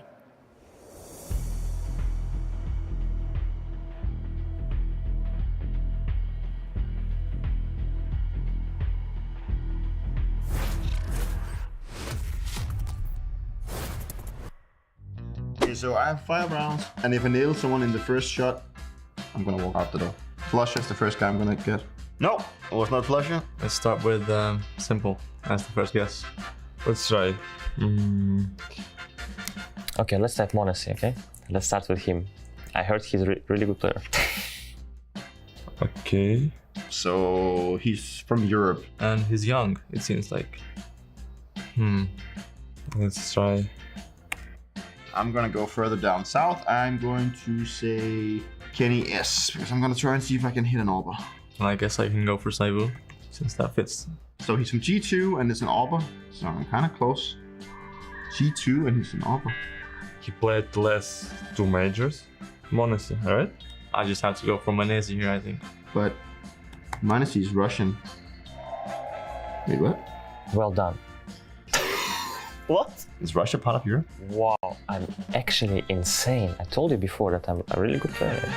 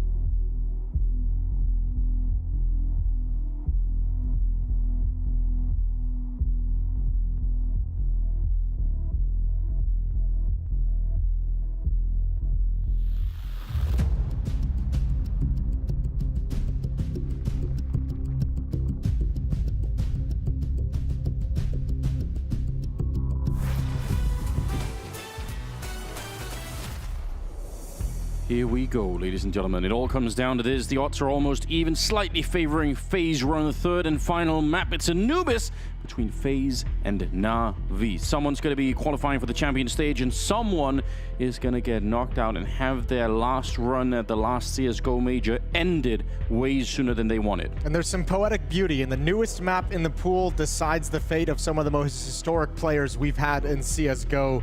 This is the thing about this series so far. We mentioned it a couple times. Both teams really playing constrained, playing within their limits, playing within the textbook. And because they haven't challenged their own limits, we haven't seen them challenge their opponent's limits either. So let's see it break out on Anubis. Let's see both these teams come in with the tricks. This is where you want Simple, the GOAT, to show what kind of status he can have, what kind of an impact he can have, carry his team into the playoffs. For FaZe, look at the deepness of this roster. Kerrigan leading the way, but incredibly talented players in Rops, Twist, Brokey, and Rain to power them forward. Let's bring it all to bear. And FaZe is going to be attacking into Navi's defense. There's nobody at that B bomb site. NPL is just a scout. You might as well have some binoculars back here, just looking to see what's happening inside of that site. He's going to be able to call it out and say, yes, they're going to be here to plant the bomb. Maybe, if he's real lucky, he can get a headshot on someone crossing over, but not even that's going to happen. Clean bomb plant coming through. How do you retake this? They've got 2 sets of dualies. They've got a 1 flashbang on Electronic. Simple is sneaking around their back. He's trying to see if he could open this up, but Kerrigan, all the timing, he comes back for it. If he'd have stuck it, maybe he would have won that fight, but Simple instead will take him down. Do you expect Twist? Maybe not. Oh, he will check it, and Twist, it doesn't even matter. Lightning fast reactions, going to be taken down. Simple. Brokey spinning around. Actually, Rain doing a little bit of work as well. And they're holding this bomb site just fine. No chance for Perfecto. Brokey with the triple. And FaZe, they find an empty bomb site, and they don't give up that advantage. Yeah, Brokey and Rain do such good work over towards Glyph along that wall, just punishing everyone coming in. Such a difficult spot to clear out, and the 5-man retake does not pan out for Navi. Maybe if Twist isn't there. Maybe if Simple is allowed a glimpse into the bomb site from B main, but it's not to be, and a complete shutdown. I've never seen anyone try to play retake that hard on the B bomb side. You've got to wonder, I mean, the plan probably was for that flank from Simple to really work out, right? If that happens, then it's a different matter. We're never going to know. 2 MAC-10s, 3 AKs, and a buy into the round here for Navi. They've invested everything into it. Try and see if they can put some pressure on once again. Outside of the B bomb side, it's a bit of a classic on this particular map. And actually, NPL, in spite of all of the pressure being on him, he at least gets the 1 kill. They're going to be finding him right away. So that'll cool things down just a tiny bit. Yeah, Simple's got to back off with a FAMAS as well. The only rifle they have to work with, so him and Perfecto got to decide where they want to shift on the map. FaZe is rotating elsewhere. Rops is already challenging in the A-halls. Calling his teammates over with the space that he maintains. Navi looking towards middle means they're out of position. Yeah, they probably feel a pressure to try and do this, right? Because of the lack of weapons and the lack of utility. Like, we have to be active to look for a fight somewhere. But out of position, indeed. They're real far away from the action. Twist, just an easy shot onto Electronic. Might not realize the bit is going to be there, but he's going to stay vigilant nonetheless. Ooh, did he spot him out? I feel like he did. Yeah, he definitely has. And oh, he's on point. That's actually horrifying news for Navi. Twist is a mechanical god. You don't want to have him light up here on the 3rd map. Yeah, that's the really scary part is, like, despite the fact this is a 1-on-1 series, Navi with a close win on Overpass, FaZe just dominating on Mirage, we haven't seen any of, like, the individuals from FaZe light up the scoreboard. It's been very spread. Everyone just performing well. That's how they won on Mirage. And if you get one of those explosions out of a Twist, out of a Rops, out of a Brokey, that could be the deciding factor in this last map. It's just a personal thing for me as well, because some of the games that we've seen out of FaZe so far where they've really been sort of coming back into it. I mean, in the game against B&E, it was Rops and Brokey that were sort of the main engines of it. For me personally, Twist is one of the most satisfying players to watch. And when he's having one of those games, it's just so ridiculous. Like, he is such a crisp player. So, you know, hope for me there that we get to see him show up in the server today, because that would really be something. Yeah, a couple nice shots early, perhaps providing some confidence that we'll get that. Navi forcing up in the 2nd round means here in the 3rd, they'll just have to concede. The MAC-10 is going to be on NPL. That was saved. Deagle on Simple and Perfecto, who still have armor.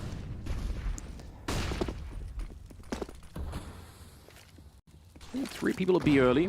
Electronic and Bit practically both holding the middle, which again leaves no real defense to the A-bomb side, but it's you have to take a risk somewhere in this round, so I don't really blame them for it. I wouldn't blame them if they started going a little bit aggressive and looking for some kills as well. There's a good flashbang, setting it up for Twist to get run down from the MAC-10. Yeah, good rebuttal. Good equalizing kill, but still a long way to go. Electronic's going to get creative. Flashbang through the smoke. Doesn't blind Kerrigan as much as he'd like, and the damage done by Bits P250 causes him to burn in his own Molotov. But Rops has, again, already cleared the A bomb site, pushing forward all the way towards Beach. And Bits in a recovery situation, but he has no idea about this Rops position. Yeah, he's so far forward. They're saving the AKs. They have 2 AKs. Yeah, there's no reason to go for this, so save these weapons. That's pretty sick. That's actually a lot to get away with. Yeah, that's quite nice off Kerrigan and Twists being able to upgrade. Especially because since you forced in the second round, even the upcoming rifle buy is not going to be that cool. There probably would have been at least 1 or 2 FAMAS in there. It'll be pretty good now with the utility provided by these save weapons. Good shot from Twists. Kerrigan can only get the 1. It's all good at the end of the day. Yeah, still another round for FaZe. They're up 3-0 to start the third map with. But yeah, the rifles here carried on over. That's, no one will call it a slip up for FaZe, but that is giving away a lot over to Navi. That could come back to haunt them in the next round. Let's find out. It's surely going to power up some extra nades on the Navi side, some extra kits as well that they otherwise wouldn't have had.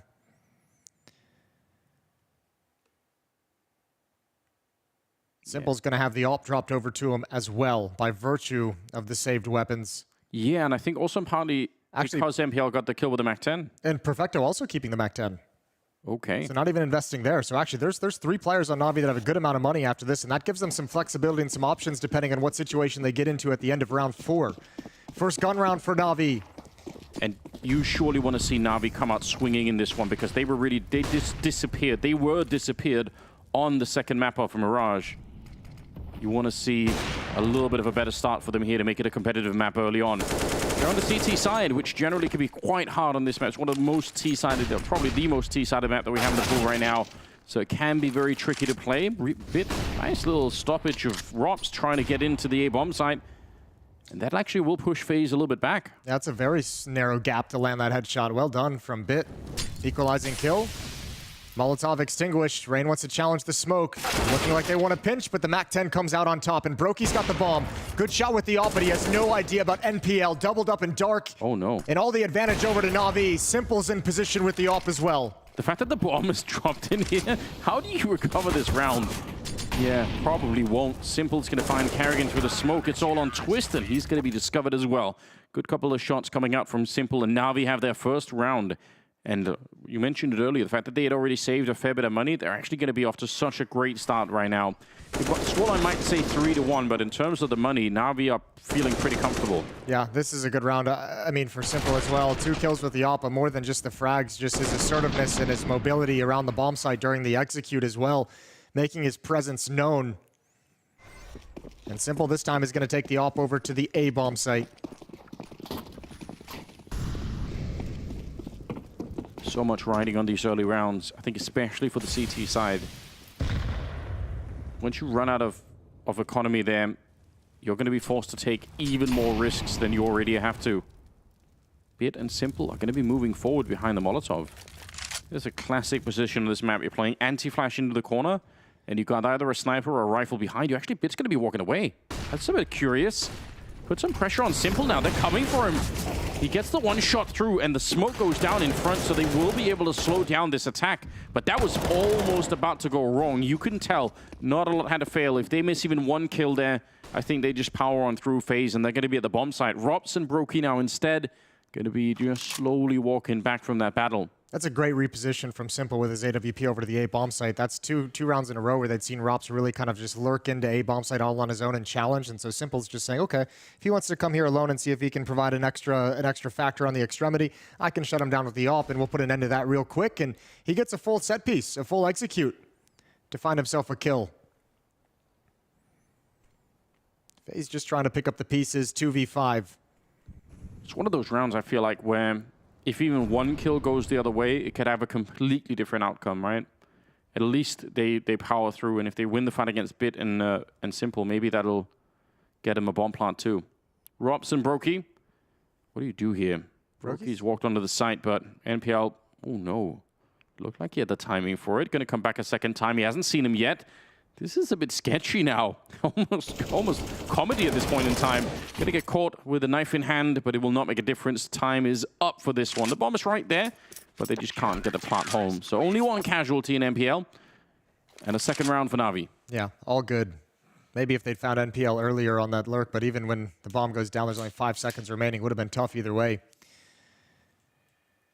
Navi coming back in this one early, not getting buried into a hole like Mirage.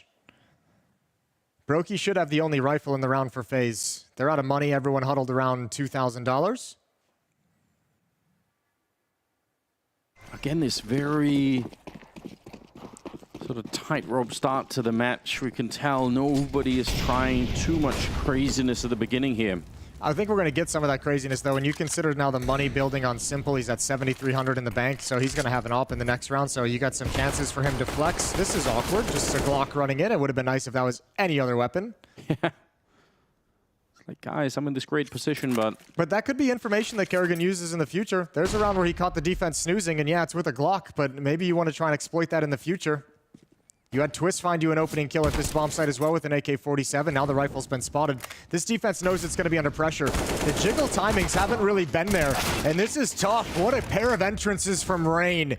Electronics going to help get one, and that's the bomb that was attempted to be planted, so he slows things down and adds another into his tally. Yeah, but that's still surely unacceptable for that B defense. They should have been able to hold that back a little bit more. Electronic and Simple kind of saving the round here, and obviously Perfecto getting a double kill of his own, but man. The shock of Kerrigan might have actually caused a little bit of chaos and a little bit of discomfort for that B defense, but yeah, they really get caught off guard by a moment. Good job for the Tech 9 from Rain being mobile, using that pillar to his advantage.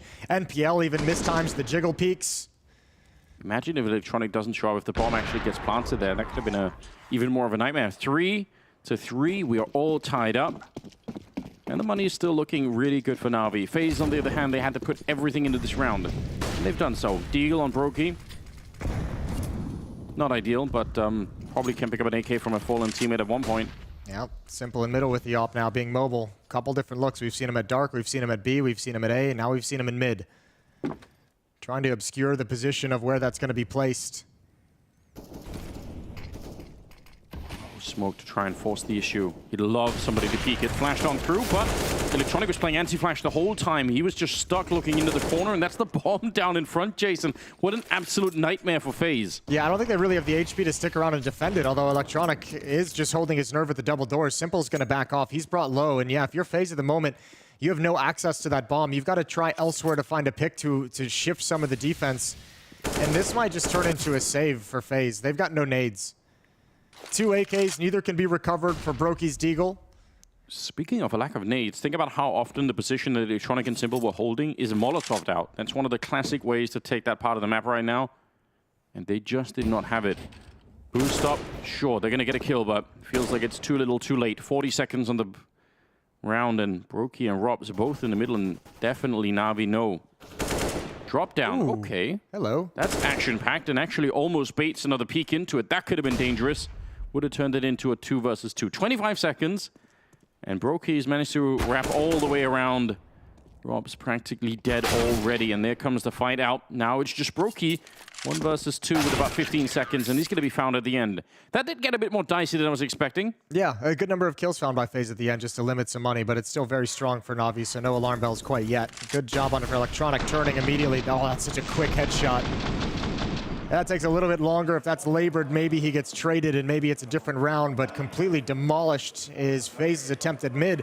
And this is a couple times now Simple's been able to put his op in the right position. He's been the point man on some of these attacks from FaZe.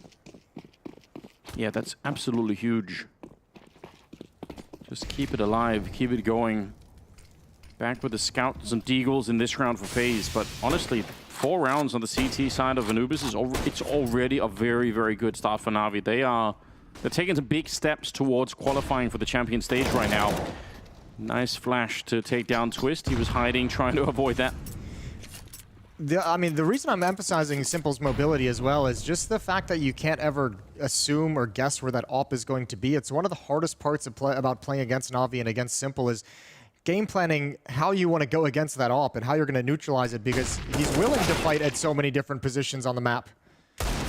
Good lurk from Kerrigan is going to pull Electronic's attention away from A main. Simple sliding over as well, but this is a bomb plant and a retake scenario for Navi. Oh, they're swinging out wide against the Electronic. Not really that scared.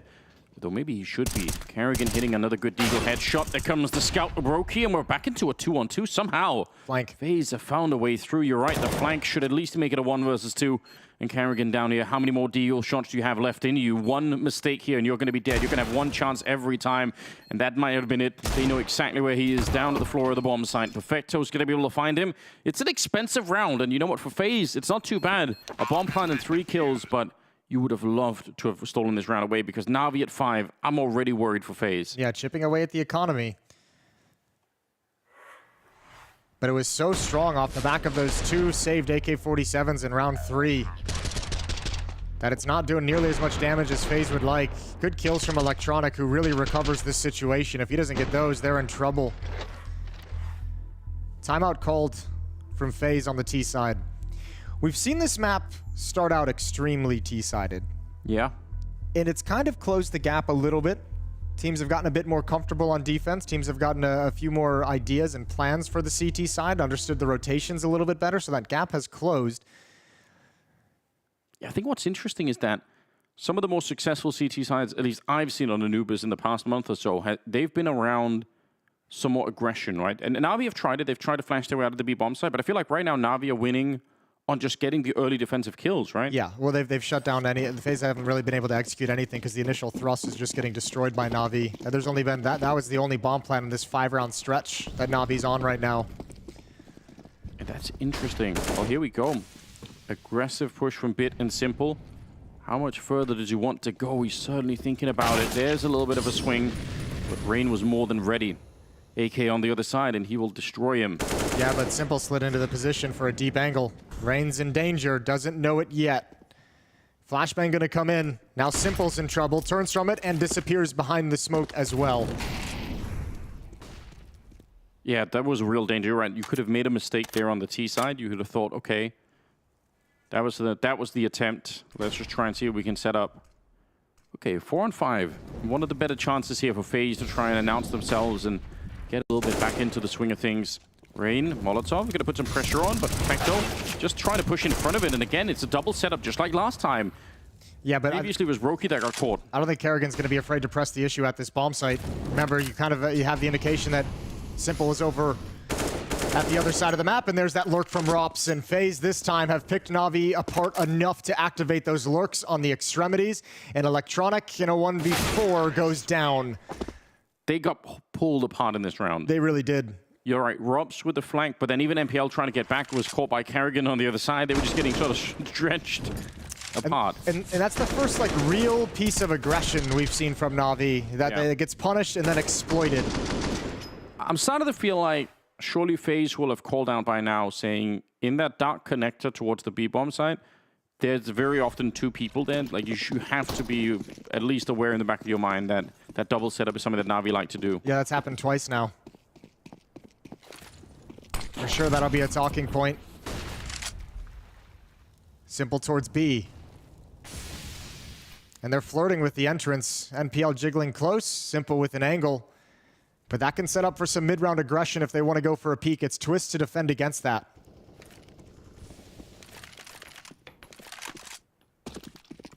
Okay, I actually thought they were going to go aggressive at the B-bomb site with that 3-man setup, but they decide not to. Going to be pulling Perfecto back towards the middle of the map instead. And Bit is there. If they have a 3-man setup and nobody at the A-bomb site, they're just saying, let's at least get a kill in middle, and then we can try and retake B. You can react quickly if any kind of A control comes out, right? Yeah. You can turn directly into that connector and get involved. Molotovs towards middle. Double Molotov set up to create some space, and it's doing it well. Karrigan's going to get close with Twist, trying to split in towards A, but this is where the defense is stacked up. Karrigan goes down. Oh, there goes Twist as well. Rops, Rain, and Brokey, it all falls on their shoulders. So worth it for Navi to give up the A-bomb site to get those 2 kills. There's no longer going to be a split happening at the A-bomb side. They're just defending it so well right now. Brokey's going to get 1 more kill, but running through the smoke with the bomb on his back, and it's going to be down on the ground. Rops, no chance on this one. Electronic and Bit, a double kill on each of them, and Navi are right back to their winning ways, 6-4 in their favor. Yeah, eliminate the mid portion of the attack and then give the A portion absolutely no space to work with. So quick, Kerrigan never had a chance. Mid is on point, and an off angle from the SMG close up. Reigns trying to push forward to create that space, to give the opportunity to get the bomb planted, but good aggressive rotation and a 2-round lead for Navi. And that's what a read, right? Because you don't really know if they're going to be splitting the A bomb side. They could just all 5 be coming through the main entrance. That does happen on this map. But the foresight to see it coming and then knocking out an entire prong of that attack, making all the difference in the world. Simple going to be falling back, making quite a bit of noise, but nobody peeks behind it. As you can see, MPL was at the corner ready in case someone was going to swing after hearing the footsteps. And actually, you mentioned it earlier, Kerrigan saw the weakness and he's going to try and exploit it, but this time, not with a Glock, but with the AK instead. A takedown for Veto. MPL hiding. Oh, even flash. Good for the double. Finally shot in the back, but it's still a 2-on-2. They know Simple's here, though. They know he's inside the smoke. They know he appeared earlier. He has got 1 kill, and they're spamming for him, and they're going to find him, surely. Surely Brokey finds him, and yeah, there's no way to read that. Bits coming in from Dark. His presence is known, but he wants to be aggressive. Molotov doesn't really bounce into the corner like he wanted to. That would have been really sick if he could have landed it in there. They're both stuck. Plenty of time, and a little bit of a jiggle. Brokey ice cold on that AWP. A triple kill for him and FaZe. They pick up 1 more round, and you know what? Now the economy on Navi is really getting shook. They are starting to run out of money slowly but surely. And this time, Simple just worked himself out of options, right? Tucked into that corner behind the smoke. Once NPL goes down, he's got no way to escape. No one else to take attention away from him. Even the rotation coming in to try and help him out of a tough scenario. I believe Electronic, as Brokey takes him down, that was the deciding kill that made sure Simple could do nothing. No space, no room to work with. Brokey is 12-6 after this round. And FaZe have done just enough. Those few rounds earlier where they were able to get 3 kills, grind down that economy, wasn't looking the best, but now you add the 2 wins onto it, and Navi's out of money. Yeah, they bought 1 M4 and MPL. They're saying, you know what, he had a bit of a bang. I think he had 6,000 at the start of it. 6,500, yeah. They want to try and have Actually, 1 ticket. Hold the phone. They're buying up entirely. Simple buys up as well. He was at 4K, so 2 M4s, 2 SMGs, and a FAMAS on Electronic. Light on utility. That's no kits. Interesting.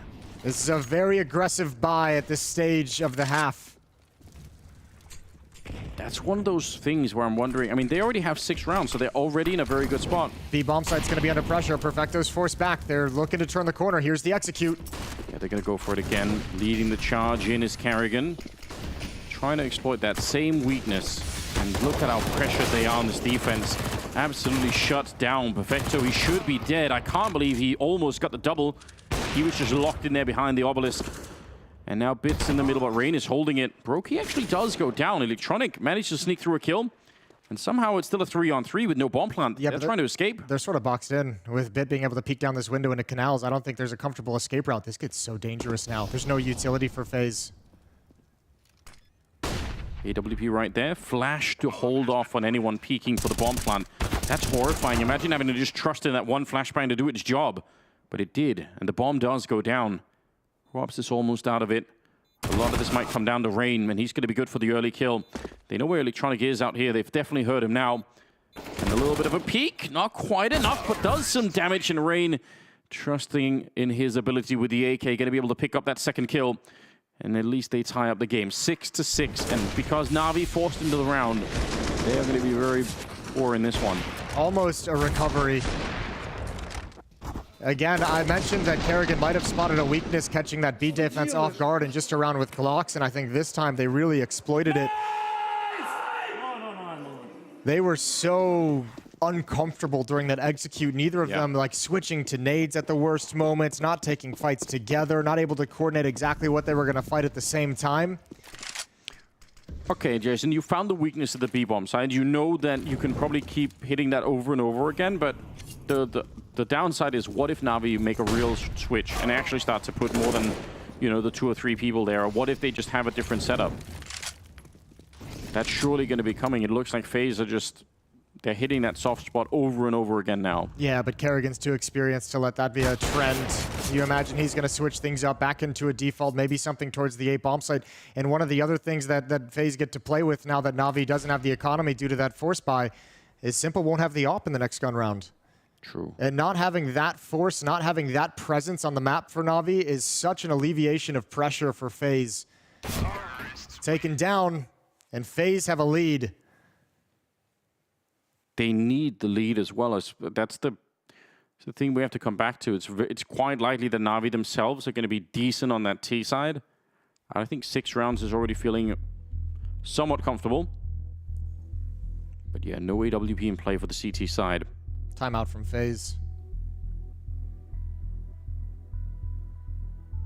Yeah, they want to power through. You're looking for that 9-6 finish at the moment. And it was looking rough at one point. That 5-round string of rounds from Navi just looked like they were going to take over the whole game. But Broky's also brought it back. He's 16 kills. Yeah, leads the server. Doing a very good job. FaZe doing a good job of getting out of this rut, coming back into this game. 4 of the last 5 in their favor. Kerrigan really starting to turn the screws on Navi's defense. Simple's going to be back on an M4 with no nades. Excuse me, nades are going to be passed over to him right at the end of the round. If you have a sense of the economy here, I mean, you could try and slow play it, but then actually go back to the B-bomb side anyway, once the grenades are gone, right? It's been working so well, and they have had a bit of a trouble getting in the middle and into the A-bomb side. Ooh, this is the most aggressive we've seen the A defense. Perfecto just going for a look. Rain's going to hear those footsteps, going to hear the water, call it out to his team. They could guess that there's been a couple of rounds where there's been a double or a triple set up in middle, but when they hear one of them running that way, they probably realize there can't be that much mid-defense. Yeah, there's probably a little bit more emphasis towards the B-bomb site. They're going to go at Twist. They're going to start clearing this out. They need this angle, but NPL's going to back off, so they don't push all the way. Twist is calling out this, so Kerrigan's got a great vision of the map to make this kind of a play. Oh my god, he's walking all the way in there, going to be catching at least one of them, and we'll spot a second player. And they know that NPL is anchoring the bomb site, so Perfecto getting the kill. They can probably guess there's going to be 2 people at this site. And this defense has been weak, and there's no nades on it this time either. So it's going to be the full weight of the attack coming in. Hold on, Bit is there, and Electronic is actually walking up behind them. Navi, a very, very proactive defense coming in, and that's actually working for them. Twist and Robs, 2 versus 4, and Twist is about to get shot in the side of the head. No problem there. Electronic able to pick up that kill. Robs now 1 versus 4, and only 35 seconds. This seems impossible at the moment. Navi need the round, but they also need the money to continue, and Electronic will make sure it does. Double kill for him. That was a very, very reactive defense that they came out with. They were on that rotate way before FaZe even stepped foot onto the bomb site. And that could have been a huge trap round considering the play Kerrigan makes, walking up middle, getting a kill towards the B connector.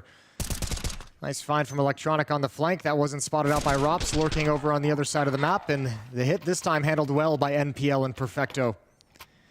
Final round of the first half. For the lead going into the break. I think FaZe need this a lot more than Navi do at the moment. But Navi have that all back. Kerrigan and Rain, look at the power behind this. They just want to go straight into the middle. They're already there. Electronic, he's probably heard it, but how is he going to expect for there to be 2 people on the other side? He's bumping into them in the smoke, and he's making a lot of noise himself. It's going to fade, and he still wins the fight against Kerrigan. That is absurd. He hasn't reloaded yet. He's just waiting for somebody else to step up. He needs the headshot, and now Perfecto's here to help him out. He waited long enough. Smoke is there, and timing could not have been better for Twist, though. 4 versus 4. Yeah, Twist presses that advantage when he hears the utility being chucked out. This is going to be a split towards the A bomb site. Perfecto starting to shift. NPL and Simple starting to move through dark to get a flank on Canals. But Bit needs to do something inside the site. Huddled behind Cake. Perfecto's held the line, and there it is. There's the pop-up. Good distraction. Good follow-up. And they're delaying this so well. They're going to shut it all down. 8-7. A narrow lead for Navi on Anubis.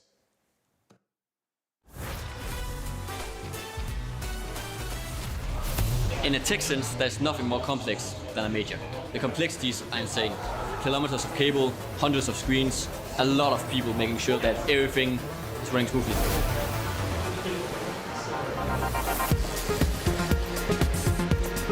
Hello, I'm Sebastian. I am the in-game specialist for Blast.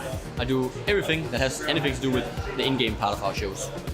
We're talking about hundreds and hundreds and hundreds of connections between sound, between internet, between video, and between people. We have so many people, and if everyone is not completely focused and have their head in the game, the show's just not gonna run. If something goes wrong, there's a huge risk involved. Obviously, the worst thing that can happen is that the show stops. Whenever something goes wrong, and it always will. And it's just about preventing it, having a backup plan, making sure you have extra stuff on side, and having the best people in the business to fix it. And I think the last one is by far the most important one. This is where the office of the most important people in the production is. Don't tell them that I told them that. But this is where tech resides. Without tech, we have no show. That's why the tech team, you need to be there. The show must go on. So this is my favorite tent because this is where I work most of the time. It's the in-game tent. This is where we show everything that has anything to do with Counter-Strike and the major. On this side we have the A stream going out, and down there the B stream. This is the A stream. And if you walk slowly with me, the gentleman sitting here is controlling all graphical assets that comes up on stream. And whenever you see graphics, these are the magicians. Right here, this is a slow-mo machine. You see he has all the player cams that we have. So whenever you see a cool reaction, someone going crazy or someone crying because they lost, that's your star. Down here is an EVS machine, and whenever anything cool happens, he'll show the replay of it. If you look at the monitor wall, you'll easily have an idea of how many cameras and how many people are involved. All those small boxes are a camera that our director up here can cut to.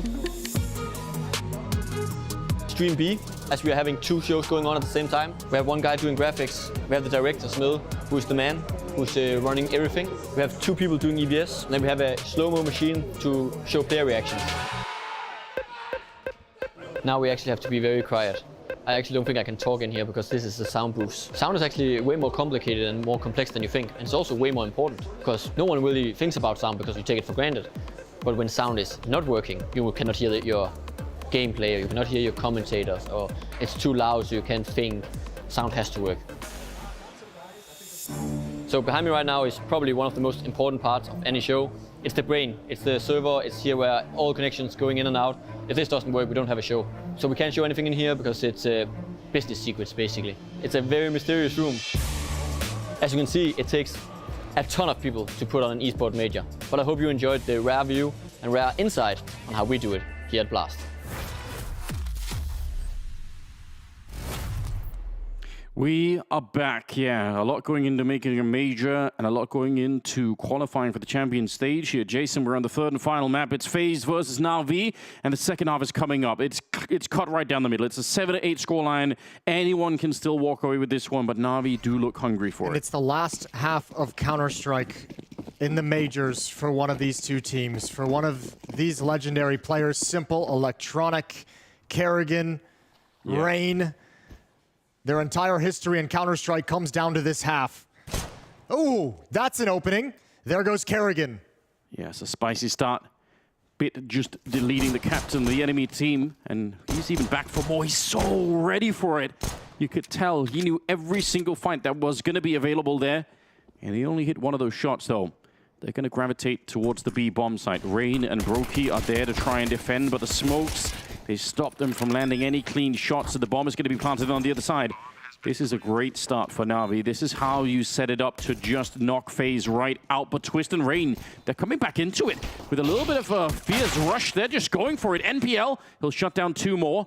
And the bomb is ticking on the site. They don't have a kit right now. It's all on Rops. That flank has to be everything. Yeah, you're not wrong. And they're ready. They actually spotted it out already. They know the jig is up. It's going to be Brokey to get one. Rops on the other one. In spite of the fact that they knew, they're still able to get the kills, and now they have to go straight for it. If they get shut down now, there's not going to be a defuse. They can't come off it. Perfecto is trying, but Rops going to be able to hit the headshot. And what a retake coming in from FaZe. That looked like it was going to be impossible. Yeah, it looked so unlikely. What an incredible sequence from Rops coming in on the flank. And yeah, Electronic looks a little bit stunned. You have to be.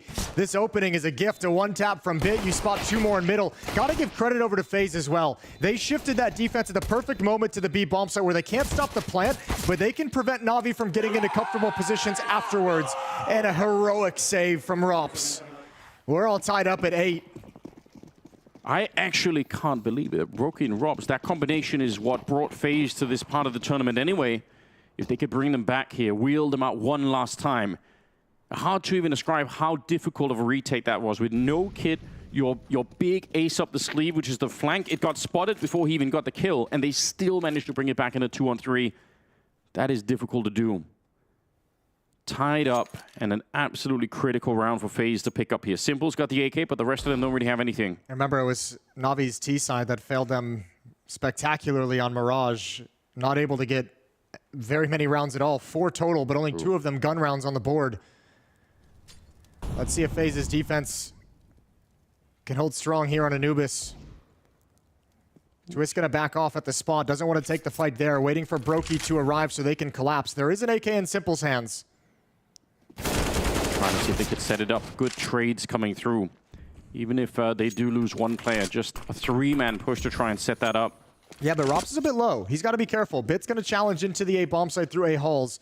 Looking for a peek, and one deagle shot will do it. Yeah, relocating Rops right now. That makes sense. Don't want to be playing too much out of the open. Rain is going to go check this canal just about the same time when the 3 people are walking up. They got to be careful. Oh my god, what a shot. NPL's taking down Rain. He barely even made his way around the corner. Oh, that Molotov is huge from Kerrigan. They've got to extinguish it and come through the smoke. They're streaming out now. Kerrigan inside the bomb site, wrapped around. And NPL delivering 2 important kills. Brokey slides out. Trade from Bits FAMAS. And Rops again left in a clutch on the flank, but he's only got 14 health. Surely not this one. He's going to think about it. He's hoping that at least the element of surprise will give him the first kill. Make it a 1 versus 1, and then he still has to hit another headshot behind that. He's got the right idea. Walking in, and he almost had the spot then. Now he's been found out, and I think it's time to cancel it. Yeah, you needed that kill for free on the first one. Navi, what an incredible round to win back, and it's thanks to NPL.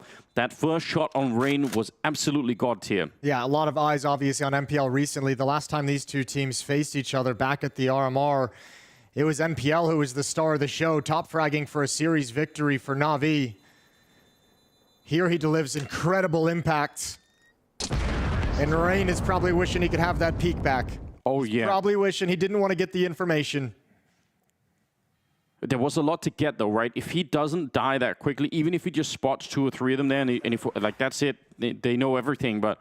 Oh, my lord. Boom. So quick. Even the Molotov from Kerrigan I thought was going to do it. The crosshair placement could not have been better on that one. Yeah, the wraparound. You're right, that Molotov really did slow them, but they managed to get up out of through the smoke, and then they wrapped around perfectly. Kerrigan had nowhere to look. Yeah, it's the route that Kerrigan didn't expect. You expect him to kind of come through that smoke straight ahead, and NPL turns to the right, which would be right at Kerrigan's crosshair if he was holding it. Beautiful work from the rookie. Tagged over the smoke, the rebuttal is there. Damage from the AK rains down to 50. All that work, Jason, put into the retaking the pistol round and coming up with a bit of a miracle on that one. And it's thrown into question right away. Even if you force up into this one, it doesn't look that great, does it? 2 Deagles, an M4, 157 and a Scout. And Simple cracks open the bomb site, ready to go for it. The spray right through. NPL's really feeling the game right now. You can tell he's confident in taking the fights. Yeah, Brokey's going to get 1 kill, but it will make no difference at the end. 1 versus 4 here. He can stick around and do some damage if he really feels like it, but ultimately... Oh, now picked up the M4, yeah. He's going to try and see if he can make an escape. It's going to be 10-8 here, favoring Navi. This is such a good start to the T side. All of the money gone on the FaZe side. They can't buy into this next one. They're in such a weird position. Yeah, a little bit awkward. They'll have to concede. Only USPs, no armor. 1 flashbang picked up by Brokey, so likely going to set up some kind of a grouped up play to catch Navi off guard.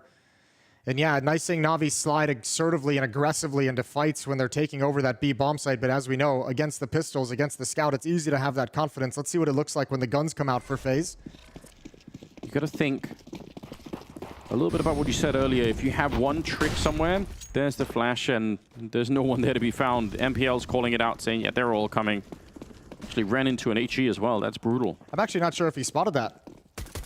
Yeah, he does. He knows now. He didn't spot it initially because Navi didn't react in any kind of a way to realize that there was a full team push out of the B bomb site. But again, just with the USPs, doesn't really matter even if they catch him a little bit off guard. Navi handled business. 2 kills on Simple and Electronic each. Navi with a 3-round lead. If you have a trick, Jason, you said this earlier. If you've saved something, it's a new map, there is a chance. Now is the time to do it if you're FaZe, if you have something that you've been practicing on the CT side, because this could get out of hand really, really fast. It's 11-8, it's only a 3-round gap. But if you lose this round in your FaZe, Navi will bounce straight to 13 because you won't have the money to buy. And that weight of the elimination scenario would just increase tenfold. Yeah, every round from here on out, you could double the pressure. And Kerrigan, what is this move? He's just snuck out. He's so deep in already. That's actually... That's interesting.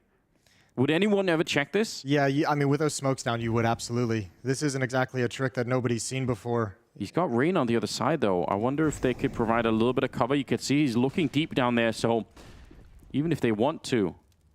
Oh, they're checking it. They know. They're coming up. They're lining up for the double swing to at least trade the kills. Perfecto's got one. Bit on the other side, you're right. They're definitely looking for it. They think that's the push, though. Actually, there's a chance now for Kerrigan. Oh, this position, he finds Simple. They didn't clear it out. And now Electronic's going to get pulled back. Good trade from Perfecto. One more. Twist, ready to challenge this smoke, but the B bomb site is compromised. Excuse me, the A bomb site is compromised. And NPL again delivering a headshot, and FaZe have to back off. Yeah, they can't challenge this. That is a classic example of how you can make a huge mistake by making one simple assumption. As soon as they find Robs outside of the A-bomb side, you're exactly right. They think that's it. That was the aggression. They never looked for Kerrigan, but he wasn't in a position to get more than the one kill. That could have been a multi-kill easily if the majority of Navi's forces don't just take the hard right out of his vision. Simple was the only one he could really go for. Oh, wow. So potential for a start there, but it never really worked out. Got to admire, though, we mentioned at the start of this map, like no team had really kind of tested the limits and kind of broken out of the textbook for a first gun round on the deciding map of what could be your final major. That is a bold call to make for FaZe, and it hasn't worked out. They get to save the rifles, and that's very important right now. They're not going to have very much to fight with. And Navi are knocking at the door 13 rounds. And that one could have been a very, very different. Brokey is still all the way up there. He's still leading the board after all this time. He's got 20 kills. But there's not a whole lot of power behind him. No. The drop-off is steep. 20 kills on Brokey. Next up is Rain and Twist at 10. We better see that change quick. Small investment. SMG. P250. Yeah, somebody has to step up behind Brokey and make themselves known. Find a way to put some fear into Navi because they do look very comfortable at the moment. Yeah, look how comfortable, speaking of which, they are challenging into this bomb site so quickly, so early with those rifles, with the AK-47. More than happy to look for a duel. Rain is here with one of those saved M4s. 4 players are here. Yeah, that's true. Rob's playing forward in A. There's nobody in middle, so if Navi wait another 10, 20 seconds and go check it out, they're at least going to discover that. Boost to look on over. There are quite a few boosts you could do in this bomb site. There's one right next to the obelisk as well you can get. Just to offset the angle. And they're going to lose faith in that before they even get close. And they're actually going to go back and check middle. Navi's slow playing this so hard right now. So hard. Bit throwing utility over at A, showing A Hall's control. And that's exactly what's broken up this stack at the B bomb site. Left Kerrigan all on his lonesome. Question is, what timing does Navi use? When do they start shifting in? Simple's going to start sliding out now. I don't know how Kerrigan's won that fight. I don't know how he's not traded. But that's kind of an issue for Navi. Yeah, the clock is running down a little bit low for my comfort as well. There are the openings that they need, though. So some of the danger averted, but not all the way there. Twist still holding the corner, sees the bomb getting dropped over. Gotta be ready for another fight. And Bit just explodes his head. That's so clean. A double kill for Bit. Twist must have thought, you know what, I have a chance here, right? The bomb is down. I know that someone's going to come pick it up eventually. The pacing of when those fights actually appear for the defense is so hard to deal with, right? Like, you're expecting a heavier commitment a little bit earlier. You're waiting and waiting for those fights, and it's not the one you want. It's not the one you envisioned. Good kill from Rops, but he's not going to be able to save the rifle. Reaching for it, but Electronic makes sure he can't get away. 13-8, 5-round lead. Such accuracy. A week ago, it was unconceivable that either one of these teams would not make it to the championship stage. Yes. To the big playoff stage of the final CSGO major. Unconceivable we wouldn't have Kerrigan. Unconceivable we wouldn't have Simple. This has been a grueling battle. Navi firmly in control of this third map. They really are right now. I'm struggling to see a way back for FaZe at the moment. They've lost 5 rounds in a row here to start the second half with. They won the pistol as well, Jason, and then that second round fumble. NPL, let's just say it. Yes. I mean, great utility damage, but just in terms of the frags he had in the second round, taking out 2 important ones to open up the bomb site. The follow-up round as well, finding the opening at the A-bomb site. Yeah, we talked a lot about the legends that are playing in the server right now, but obviously for NPL, someone who had a lot of question marks around him and someone that Blade really sort of doubled down on and said, no, like we've seen something we trust in. Right now, he is making that case for himself every single round. Brokey getting a little bit naded. Actually, more nades following Twist, also taking some damage. The flashbangs are good, and the wide swing that AWP has to make its way out. Although Rods, a parting gift, it's still NPL to get another one through. And Brokey sticking around here just seems so risky. 3 versus 4. If he misses even one player, they're going to be right on top. In fact, he's lost the ground behind him. He is so lucky to be alive. And they have to go for this, at least for the moment, until it's too far out of reach. Bit missed a great opportunity to crack this open into the A bomb site. He still has standing. He still has some safety for his teammate to get in with the bomb, and NPL is going to readjust position. Yeah, they knew where he was anyway. Bomb not planted yet. They're going to try and go for the retake before anyone even get a chance to do it. And they find Bit. It's on Simple. Good for the one. And NPL, is he going to be there in time? It doesn't look like it. Simple's going to end up going down. 40 seconds here for a 1 versus 2. That could absolutely change his career. The bomb down right in front in FaZe are doing the right thing. They are slowing it down. He has to make the move. He has to expose himself in this one. The smoke fades again. Oh! And oh my God! There we go! The youngster of the team. A triple to end it. 14 rounds on Navi. And that might be the knockout blow to FaZe. Of all the names on this team, you wouldn't think it's NPL to deliver them a playoff spot, but he's doing it. He's rising to the occasion. This is a disgustingly filthy clutch. That might be the final dagger. Kerrigan unable to get the trade on his swing, and NPL just a bit more impact. How do you win? He even looks like he's surprised. The timing between those two peaks, it should have been impossible. There should have been absolutely no way. And yet here we are. That's how he saw it in his dreams. Not done yet. Gotta settle down. 2 big fights won by Rain and Brokey. Electronic. Oh, what a timing. What a timing, just as Rain had given up the angle. A freebie for Electronic. He knows exactly where Rain is, and he's got that as well. Navi clawed right back into a 3-on-3. Smokes, flashes coming through. Brokey's not quite sure, but he's going to be trusting that spray to take down Electronic is not bad. Bit and Perfecto are still, well, now just one of them. Perfecto hanging around inside of the smoke. FaZe, this defense has to hold not just in this round, but it has to hold for the rest of the map right now. Final chance for FaZe as they pick up a second round in the second half here. This has to be flawless Counter-Strike coming out of the FaZe clan. Yeah, they need to run. They need to get some momentum. We're going to get a timeout called. This one's from Navi. Their second as they want to talk things over. Plenty of money for them to work with. Again, much like the opening map on Overpass, FaZe is going to have to start making a comeback the hard way where Navi have all the cash in the world to work with. And Blade can go deep into that playbook.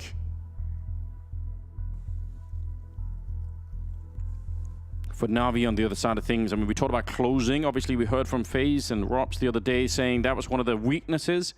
But Navi just as much need to end this quickly, right? You don't want to see FaZe get back up to 12 or 13 rounds where they suddenly feel like they have some wind in their sails again. You just want to end this right now. Get to the champion stage and leave FaZe here. That's what they got to be thinking about. 22-1 Electronic. He's tied up with Brokey. He's really put some work in an NPL. The newcomer to the team. 20 kills here in what has to be the most important game that he's ever played. And now he again, that slow style of theirs has crept back in, and it's been really hard for FaZe to deal with. Rob's over at the A site, and Twist is there with him. Kind of a light defense for that B bomb side at the moment. They're going to try and see if they could double up. This could get really scary for a bit. It's a good read for this defense at the moment. Smoke comes in. It looks like they want to go through that. Simple's lining up a flashbang, but it's called off over the edge of the smoke. A little bit of a tense situation between Bit and Rops. The bomb is so far back anyway. Even if they went through and they win, they still don't really have the bomb there with them. Oh, he reads it. Bit. He had the right idea. That sounded like an underhand to him. Look at mid, though. Mid's being exploited right now. Yeah. Electronic and NPL have space for free. They've gotten all the way to the double doors. No indication yet. They haven't used utility to take it. They've just been walking up looking for contact. And Electronic challenging so that this can remain silent. Brokey might be the first point of contact. This is horrifying, isn't it? If he dies, or if they slip through into the A-bomb site, there we go. opening as they crack the Scholar Rob. Simple's going to turn around and find Brokey, and there's nothing they could do. Twist getting overrun. They found the perfect place to hit that bomb site. And even these kills late here, it won't make a difference. Karrigan and Rain do not have the money to lose the rifles, even if now they get to 15, which they will. You just have to try and fight your way back and get into overtime. That could not have been any better for Navi. What a great way to solve that round. They're helped out. A missed timing from Brokey, who shifts his eyes. I mean, just kind of jiggles back into cover, but he's got a deep angle towards the A connector, and he gives it up just for the briefest of moments. And that's when Navi fortunately slides in, and there's not even a chance for Brokey to take a shot, to provide any kind of a call, any kind of communication that it's coming. And if you're Navi, hunt these weapons down. Yeah, relentlessly. Just give it all if you can. Going to be walking up behind. MPL is still a little bit far away. Ooh, actually, Karrigan coming back into it, and he will survive. Save the rifle at the very least. They're going to need that desperately. You know, something else that makes that such a good call is the fact that they had that little standoff with Robs and Pit over at close to the to the lip of the A bomb site, right? Because that also means they probably feel like, well, there's a really limited chance that Robs will have fallen all the way back to the middle. They know that someone was going to be pushed up that fast, so the middle is a little bit weaker. Just tiny bits of information. Frustration. Yeah, you can understand too. FaZe have to do 6 rounds in a row. This is the final CSGO major, the final chance for Karrigan to build upon his legacy. And it starts here, or ends here. Twist delivers the opening kill, but Bit responds, and the A-bomb site is weak. It's Brokey sliding over to defend. It all rests on this. Brokey with another one, and FaZe have a chance to recover. Yeah, they do 4 versus 3. Bit's already tagged up. Some good grenades being thrown down from Navi to try and buy the space, but they're not even worried about the immediate bomb plant. They were looking for the positions. Simple's pushed up inside of the smoke. Oh, he's going to be found. What a check from Twist. That's so important. Now this should be their round. Bit is 1 bullet from death, and he's going to be found immediately. Perfecto, just all on him in a 1 versus 4. And they're going at it 1 at a time. A little bit scary. And they're going to be fine at the end. Karrigan holding on to it, getting the last kill there. 10 to 15. 1 round down, another 5 to go for FaZe. Nothing that we've seen out of them so far in the second half has proven to us that they're going to be able to win 6 in a row, but that's what's on the table right now. No, but they have to. That's when you go down in the history books. Yeah, that's exactly right. 5 more they need. 5 more they need against overwhelming odds, against Navi's complete control of this map in every regard. Or if FaZe make it back into overtime and win it, that, you're right, that would be historic. That would be the kind of conversation you would have 5 and 10 years from now. Last chance for both teams to try and see if they can make it on through to the next stage. And all AKs on the Navi side here. They've looked so focused on this second half here. Obviously, they disappeared on the second map. Never really showed up to play on Mirage, but on this one, it's a completely different question. And they're hanging out outside of the A bomb side. I mean, to be fair, every time they show up, they get the bomb plant, right? You feel confident that one of those rounds in the next 5, you're probably going to win it. Well, if you're Navi too, tactically, you've exploited the B bomb site plenty of times. You've challenged in through B main. You've taken control of Dark. You've taken control of mid. You have the entire map available, and this could be the final thrust. Yeah. This could be the book closing. Here we go. They're running straight for it, although Bit's going to get caught. Very, very aggressive. They still don't know about Brokey inside of the smoke. And the bomb's getting planted. Brokey, does he want to risk it? He does. Stops the bomb plant. Perfecto's gotten 1, and Brokey, he is on a mission right now to try and save his team. 2 versus 3, and they find Simple. And late lurk coming in from Electronic. This would have been lethal. This would have been a dagger in the back if the bomb ever got planted, but it didn't. Brokey is here to try and carry his team through a double kill in the round to make all the difference, and now just don't screw it up. Don't lose the 1 versus 3. That's not how you want to get knocked out of the major. Electronic sneaking on through. And he's got just about 20 seconds. He's already been discovered, and there we go. Good trade for Rops. He's going to get a double, and it's another round for FaZe, 11 to 15. They're getting closer. They're almost there. Yeah, well, they got 1 more buy to burn through before they can force Navi back, or also, actually, it could be here. Simple's only at 2,300, but they got cash to work some weapons around. Brokey making the plays. Brokey delaying things and buying time for his teammates to recover, to get back into it. Around the edge of the smoke. And Navi yet to find the winning answer for the final 16th round, but they've picked up 2 AKs, have not fully invested. So Navi playing with the lead that they have of 4 rounds and being conservative with this economy. And FaZe yet again gonna bust out some aggression. Twist with an opening kill. Brokey builds upon it. And that's the 2 rifles on the ground. How do you find the courage to make that play with your backs against the wall? If that backfires, that's the end of the major. That'll be over. You push into one of the most grenaded parts of the map and you just win both the fights. AKs are picked up again on MPL and Perfecto, but that's got to build some confidence. I love it for FaZe. 26 kills on Brokey.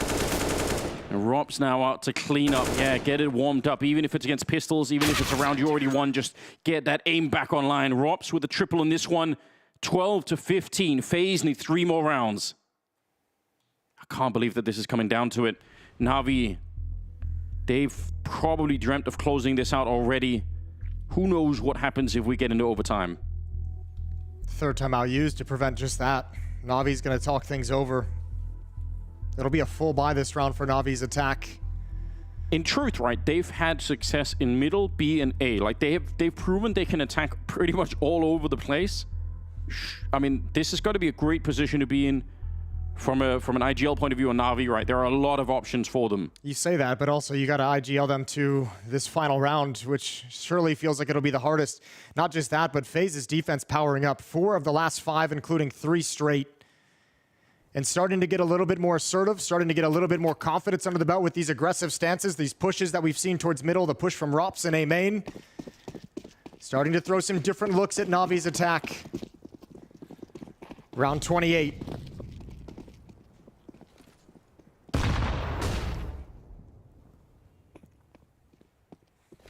Rob's alone and B again early on. That's been happening a lot, and they've trusted in him to do it. So far, he hasn't been completely caught with his pants down. There's been no quick flash and swing where they just take out Robs. Notoriously one of the most careful players to play up against. So if you were going to have someone anchoring the A-bomb side and not get picked off, probably is him. Rain taking a little bit of a look.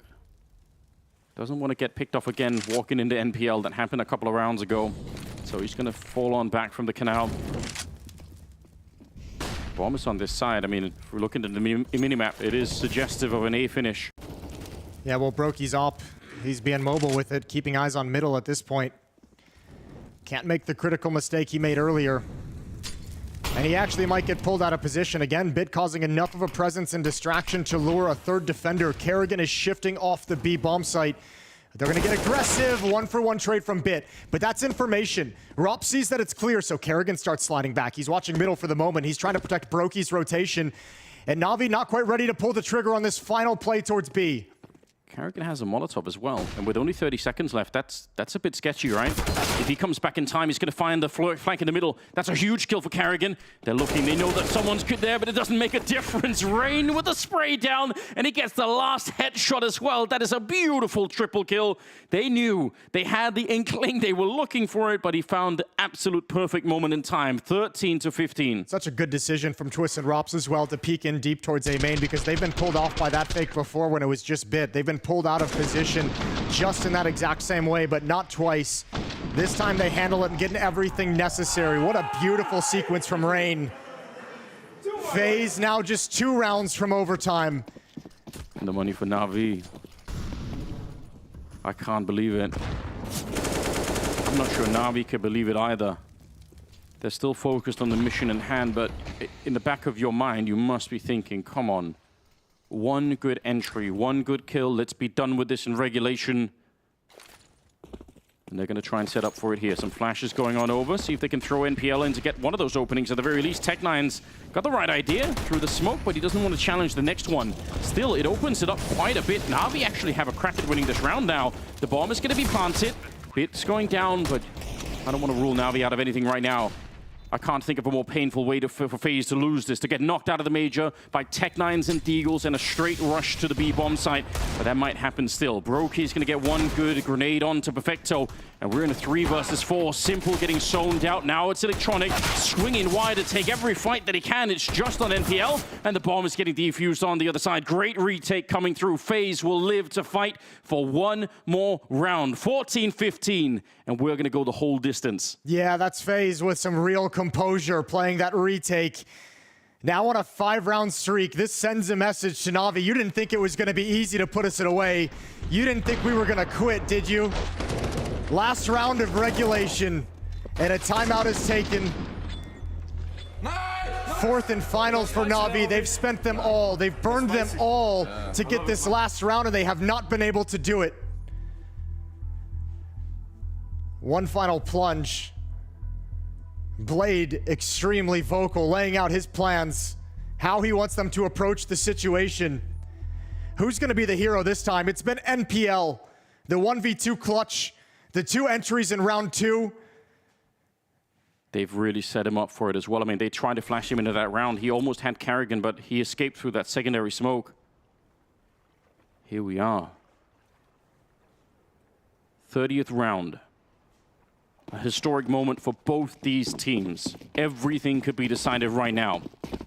The history of Carrigan as one of the greatest in-game leaders. The history of Simple as one of the greatest players. It can be decided. Oh, look at how they're doing it. Robson, Twist, they're pushing out. They're ready to fight. They're actually so deep, they're not ready for it. Bit getting caught at the bottom of the stairs. We've seen this once before, and it didn't really work out for FaZe, but imagine making that call in the 30th round. And this is what we wanted, though. The first 2 maps were so textbook. They were so constrained. They were so playing within limits. And FaZe has really had to extend outside of those limits in this map to make this comeback happen. What a bold call, and it's given them an advantage. Man up and Perfecto basically dead. How's your hand not shaking when you make that push to take that fight out in the open? You have to be championship quality material to keep the focus on at this level. A minute on the clock now. And Electronic is real deep in the middle. Simple's on the other side there to help him out. 4 on 5, and Perfecto down to 3 health. You can see Electronic at the little camera. He's calling it out. He's thinking about it. Not seeing or hearing anything. And Brokey, who's been the rock of this team, leaned heavy towards the A bomb site right now with 2 other people. And this might be a mistake. This could be a map-ending mistake. Rain and Carrigan are the only 2 people at the B bomb site. The rotation is coming in pretty quickly, actually. Twist in the middle, and Brokey, they might know.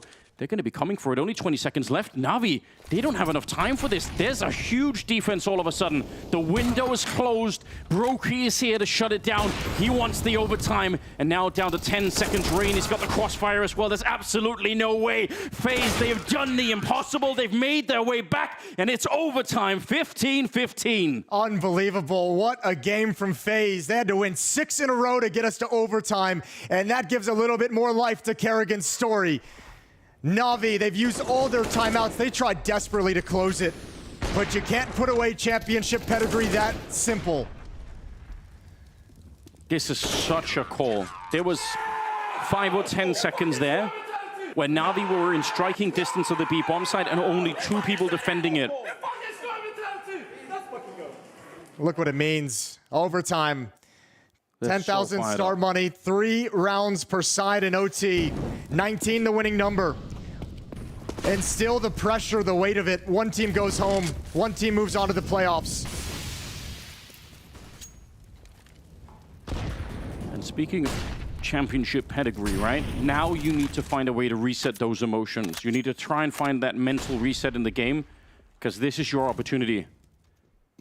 And some of these players have been through this before. With somebody like MPL, you've got to think that this is where you could start to see a couple of mistakes. He's been quiet since that clutch. He's been quiet since that 1v2. It was a massive 1v2 to win. Oh, nice. There's no one in the corner, but that's a really nice trick. He actually sees it. He gets the leg on Carrigan. What a way to get an opening if that would have happened. Simple, really getting the start there, but Carrigan is still alive for a second. Perfecto gets the headshot onto Rain. Still a 3 versus 4. And a smoke up to try and stop it, but surely that's going to be pushed. If they try and plant the bomb right now, you have to assume that Rops will want to come through at some point. Bomb being planted and the wall bang not connecting. And Navi, it's a classic. You win the first round at overtime after losing 6 in a row. That's exactly what Counter-Strike does to you. A little bit of pressure. Brokey gets the headshot on Perfecto and starts the retake. Oh, missed shot from Simple, and he realizes now he's in danger. No more Molotovs back there. He doesn't get the shot, and he's going to get zoned out. Brokey as well. No way. It's all on Bit here to try and hold on. He throws down the Molotov on top of the bomb, and they can't get the defuse. That bomb is on fire, and there's nothing they can do to stop it. Grenade lands right on top, and Bit, he's got the round. That is absolutely magnificent. What a sequence. Bit, we wanted another hero from Navi, and Bit steps up to the occasion, and that retake looks so good. A big risk for FaZe in overtime with money the way it is. That could hurt them. Oh, that a beautiful 1v3. He had it all lined up. The Molotov on top, the grenade behind it, this smoke. I mean, the fact that he gets the kill on Brokey right before. 16-15. First team to get to 19 rounds. Look at the exhale as well. 1 round lead for Navi. We do it again. Brokey, 31 kills. He is pulling as hard as he can right now. And again, aggression. FaZe have gone back to it. This is about the 3rd time they've tried this. Kerrigan again going to sneak into this position. No one from Navi really close by to spot it. Actually, he gets even more aggressive than previous. He wants to peek all the way up behind this smoke, but surely this is red. They're waiting for it. Oh, Kerrigan. He gets one somehow, but traded. The fact that he even got one is someone to work with. 4 on 4, and Rain is still aggressive in the middle. He could be the fastest flank of all time, especially with this kind of a start to it. Twist on the defense. NPL good for the 1. They know where Rops is back here. They've seen the grenade already. They're trying to see if they can edge him out, and the bomb. NPL's not going to be able to. You're right, that is the bomb on the ground. The flank from Rain never really materialized, and Brokey and Rops, they're here. They've got the bomb on their side in a 2 versus 2. Well, simple and electronic, the classic Navi 1-2 punch. All the games they've played together, all the clutches they've been in together, but it comes down to the hot hand of Brokey holding the line. There's no utility for Simple and Electronic, nothing to activate them. Oh my god. Is that a run boost? They're going to run boost their way in. Brokey picks them up, blows Simple out of the sky. And Electronic now, the jig is up. They know exactly where he is. 30 seconds. He's going to be good for the 1. Rops on the other side. Bomb plant has to come through. Electronic would love a fight right now. He doesn't want to get into the territory where he has to try and fake the bomb plant and try and lure out Rops. And he's checking it slowly.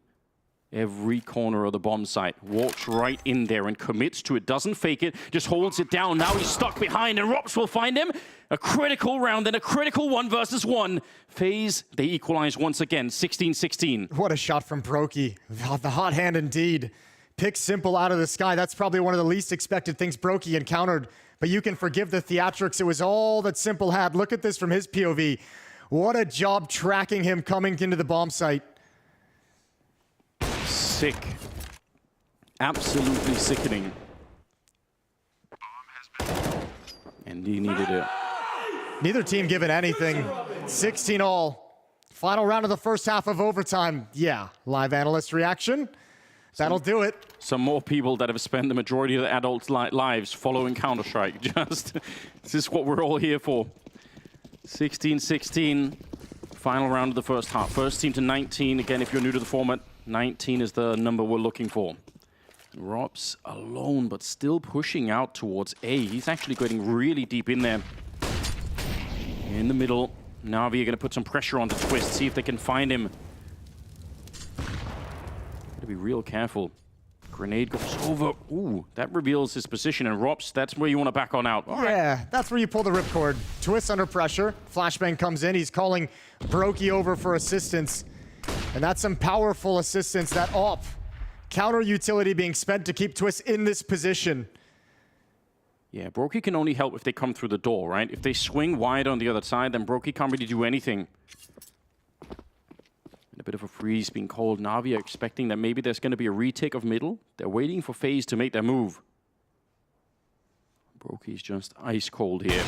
Doesn't quite get the flick, and Twist has got to be worried. He's jiggling this. They still don't know he's here, though. No, they don't, but they're surely going to check it. 45 seconds. What a check it was. Perfecto. A drive-by with the AK to take down Twist, and now the pressure is on. They're going to go for it, but already Rain is on the wrap once again. 35 seconds. FaZe, they might still have this. Brokey, he's good for that one. Kerrigan in the middle. And now they're stuck. They can't get out. FaZe winning 2 out of 3 rounds in the first half of the overtime. 17-16. That round, they had such a read on what Navi were doing, and the immediate flank through middle, through the canals, they had everything on lockdown. Yeah, and Bit wasn't actually there to challenge A main whatsoever. So, I mean, there was going to be no pressure on that defense. He was going to get caught off by the lurk no matter what. 17-16, remember as well, there's no timeouts for Navi. They used them all in regulation. All of them went to waste. All of them unable to net them that 16th round. Remember in the 30th round how they had that 2-man defense at B phase, and then there was a rotation coming in just at the last second to help them get into overtime? The fact that they're able to move this defense around so much, even in overtime here, it's making a massive difference. But you only have to be wrong once, right? If you misjudge that and you're rotating to a bomb site that's not getting attacked, it's all over. But Karrigan has called this so well on the CT side. Now he has to come back and do it after 18 rounds on the other side. He has to go back to the T side and try and do it again and see if they can rediscover what it was that worked for them in the first half. Well, Simple's off was a menace on Navi's CT side. The most rounds that FaZe was able to put on the board came when they took that weapon out of his hands. They don't have that luxury now.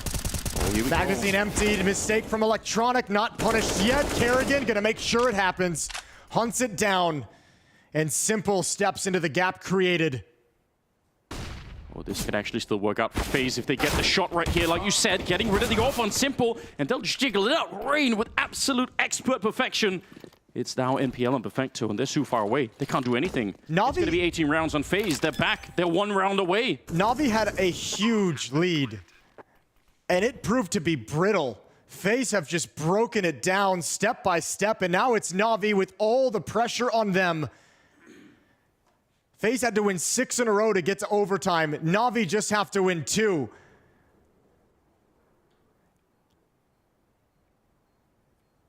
A flawless round to start with here in the second half of overtime.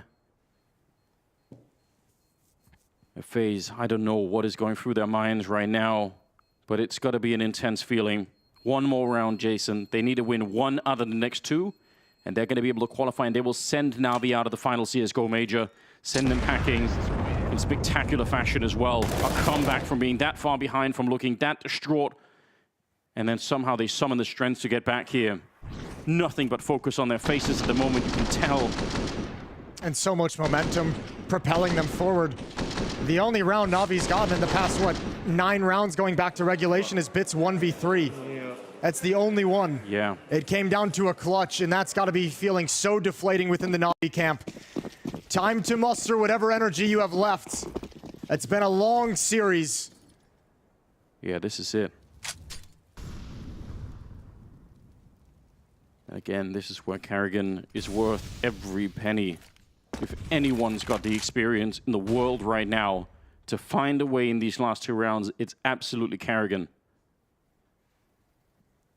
And so far, they are giving time for Navi to show them their hand. They're hoping that there's going to be a hot flash out here. They would love an aggressive peak, anything like that. I think that's exactly what they're looking for. Any kind of change in the defense that Navi have been running, any kind of like X factor, anything Navi want to switch up to try and catch him off guard, but it's not coming. Navi's actually done the opposite. They've bottled up. They have Karrigan. He's putting a lot of pressure on, just firing that AK. He's not afraid of getting found out. He wants the surprise factor of this swing towards the bomb site, but what a flashbang. That's NPL setting it up and getting a kill as well on Brokey. That's going to slow everything down. That's the bomb on the corner as well. And this round is going to fall apart. Not enough pressure in middle, potentially. They did try, and you could see how that could draw something back from that B defense, but didn't work out. Navi did not bite this time. No, and I mean, I like that from Navi as well. Remember, that bomb site on Navi's CT side really got exploited a number of times by Karrigan once he sensed that weakness. So this time, they stand right in the face of the action with a little bit of utility. A pair of kills to shut down the idea emphatically. Well, if there wasn't enough pressure already, Jason, we are going in to another potential overtime if Navi can pick up the next round. 18-17. Yeah, this is such good timing. Simple sees it coming. He's on to Karrigan's tricks. 28 kills on Electronic, 24 on MPL, but then Simple and Perfecto right there, 22-23. Brokey still leading the server with 23 kills. He's stepped it up. 33 kills. Yeah, did I say something? I said 23. Don't worry, I sometimes like to lie a little bit. No, Brokey's been unbelievable. Huge reason why FaZe is having this final chance to close it out. One more opportunity for Simple. Electronic to make it to the final major playoff stage. They have to bring it to double overtime. They've given us one, Simple with the op, mobile. Previously in mid at the B bomb site, he's going to be boosted up here again as well. And this time, FaZe spreads out in more of a default. It's a little bit alone, although Electronic is starting to get there. That solo A position is potentially quite risky. It looks like FaZe want to try and test it. Bit in electronic. They have some grenades left. Mostly the smoke there. Yeah, they'd love the Molotov. Probably just drop the smoke when you see the utility come in, but he's out of position. Almost caught, almost caught. It's got to be down to electronic. Holds the line. There's the smoke, and electronic adds another one. Are they going to test it? Oh, they can't even do that. Bit spams through, and they're brought so low. The nade is surely going to clean up at least one. Yeah, a massive bomb on top of them. Twist and Brokey here, 2 versus 4. And again, this is impossible, right? You're never going to be able to break through this one. Twist will get taken down. Brokey all on his own inside of the smoke, and they are everywhere all around him. He's managed to sneak through and get a kill. He actually has the bomb on his back. He wins these. No way. This is dangerous. Jason. We've seen this so many times with Brokey. He can pull it off. He's got him on a string right now. Yeah, they're nervous, but they realize he's coming back for it. It's a good read. He's going to get the one. Gets his scope back in time. Oh, he swings for it. And Bit will take him down. That would have been a 1 in 100 million, but it's not to be this time. We are going to go to double overtime. Nobody can let go of this major. Everybody wants to keep playing. And Brokey, that is exactly where he's the most dangerous. It's so fitting that both of these teams with such historic and legendary players with their backs against the wall, elimination at hand for both of them at different points, have answered that call each and every time. See what it means, Simple, just elated. That is a mix of emotion, right? That's relief and almost sadness that it got that close. That's twice Bit has saved the day in overtime. The 1v3 on T side, now this. Yeah. Shutting down Brokey before that clutch really gets underway. Oh, FaZe is calling this out of spawn. This is coming to come. There's going to be a timing on this. This is going to come quick. This boost was there in the previous round. Didn't get any action. Molotov is going to delay the hit, but Perfecto's in trouble.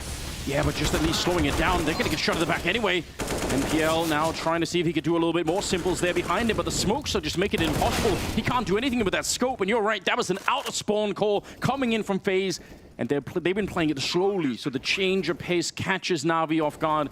And Bit can't be the hero this time. And Perfecto trusted that Molotov to hold them back. There's a gap behind it that allows Kerrigan to swing to find that kill again, providing the opening for FaZe to just storm into the bomb site. And again, that B site just seems to be the recipe for FaZe. Yeah, they found a lot of success there. Navi's been able to stop a hit like once every, like, what, 3 times? The pressure is just going to build every single round now. For one of these teams, it's going to be the release of a lifetime. It's going to be pure celebration. And for another team, this will be a moment they will remember for the rest of their lives. And both of these teams have been playing themselves into this tournament, trying to overcome struggles and obstacles within the team and weaknesses that they know are there. Any more time you can buy yourselves to fix them, to build into the playoffs of the major. It all comes down to this. One team has no time left. 19-18.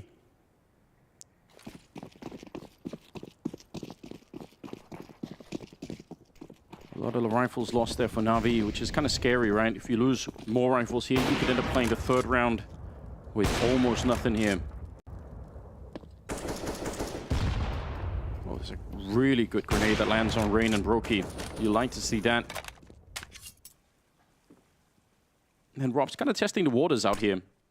Playing the mirror position of what he's playing on the CT side. Think back to regulation, though. Rops was so effective in this position.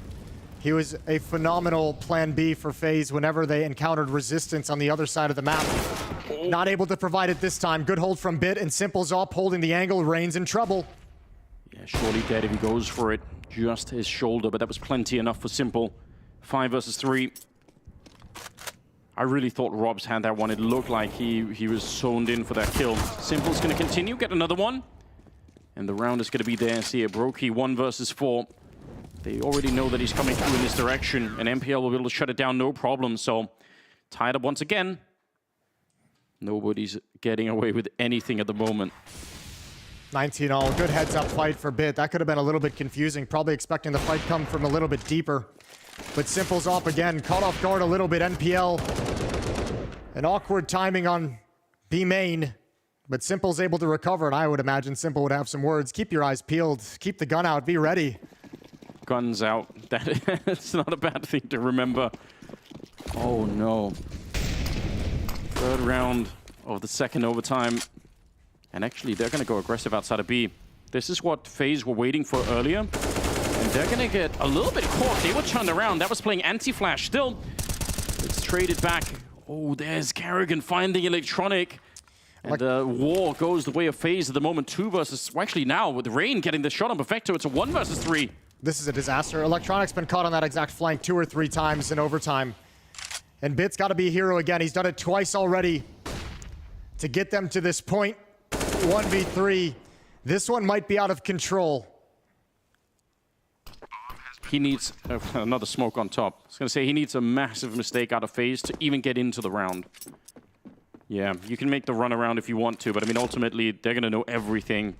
They have this one a lot. They even have another Molotov to slow him down once they realize that he's coming through this way.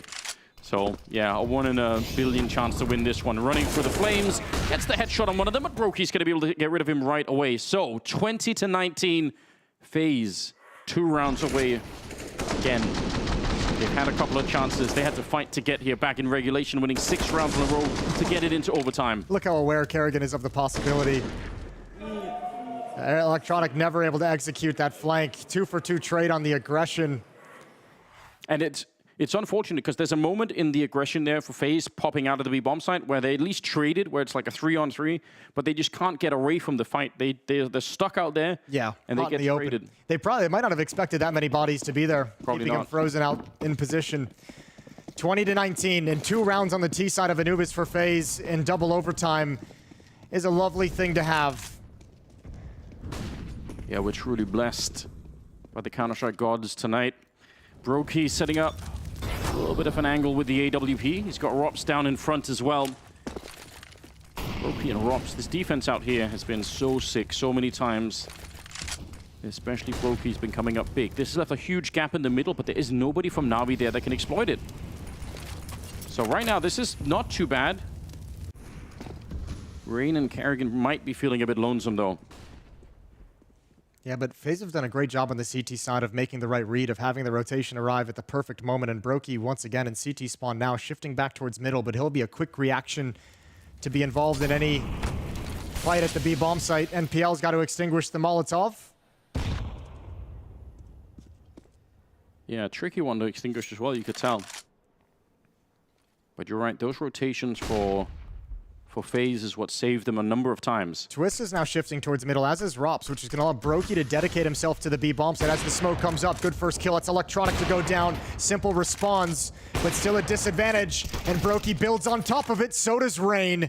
Oh, no. And FaZe yet again have put themselves in a position to win this series, to make it into the playoffs. Again, those late round rotations from FaZe, they are everything you would want. We could get a listen in at somebody, get a mic'd up moment for those rounds because they just know. They completely exited the A bomb side. They had such a good understanding, and that's happened 3 or 4 times already. If FaZe walk away with a victory now, a huge part of it is going to be down to that CT side and understanding how Navi like to play.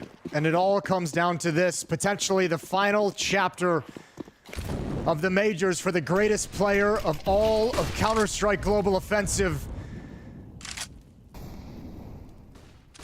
Perhaps eliminated far too early, earlier than expected. And for such an illustrious career, it could end in heartbreak. Yeah, it very well could. They need to win 2 in a row right now to get it into triple overtime, and that's exactly what is on their mind. I have no question about that. And they start a bit slow. They're worried about the potential push from Karrigan that's been happening. You can see Bit is kind of checking everywhere. Out by the boat. And they're stepping into the middle. 3 or 4 of them actually going for it right now. Interesting move from Rops to play that close to the smoke. Yeah, some shots coming through. And he gets tagged up. That's an uncomfortable beginning. Flash around, but Rops is still here. AK in his hand. He just needs 1 bullet to go the other way through the smoke, and Bit is gone. 50 seconds. Oh, there's the spray, but Bit, he will finish it off, and he'll continue on to Twist. That's probably the round. 3 versus 5 right here, and FaZe have to worry about the economy too. They've got to be a little bit worried about that. Showing up as Karrigan though, oh my god! A heroic defense! Comes in with a double, and he will get grenaded out of it, but he bought his team a chance. Brokey, he's not done yet, and you're right. There is a flank coming through, they're not ready for it. Rain gets a kill, and it's all on the Goat. 1 versus 2 to try and keep his team alive, keep the dream alive for them.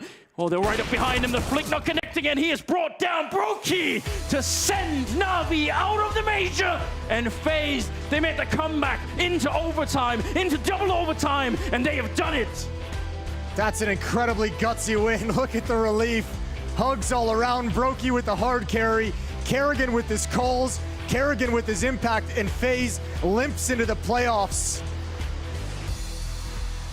And end the dream of a final CSGO major for Navi, for Simple, for Electronic. Their legacies end early. For FaZe, that is going to go down as a historic moment. 6 rounds behind and looked like they were getting destroyed. Had nothing they could do on that CT side, but Karrigan, he calls them back into it. He has all the right rotations. The defense is always where it needs to be, and it keeps happening into overtime and into double overtime. This is one of the reasons why Karrigan is a legend and will go out in CSGO absolutely as one of the best in-game leaders of all time. Yeah, the question is, how does he go out? We have yet to see the end of that story. He lives on to fight another day, and we've got the desk ready to talk us through it. Of resilience, of stamina, of tenacity, and it's FaZe to keep their major dreams alive. Just 12 months ago, lifting the trophy in Antwerp, now they have the opportunity to do it once again as they progress onto the playoffs. But Matthew, it comes at the expense of Navi, at Simple for that matter. He has almost never missed out on these playoff spots, but it's FaZe to hit him where it hurts. Prof, what did Karrigan say to his teammates when they were down 15-9? Said, if we make it, we're going to make it. I think this is going to be a comeback for the history books. He said it's going to be the greatest comeback of history. We were watching them from the side, just waiting for this game to come to an end, waiting for this game to come to a logical end, which we thought was going to be.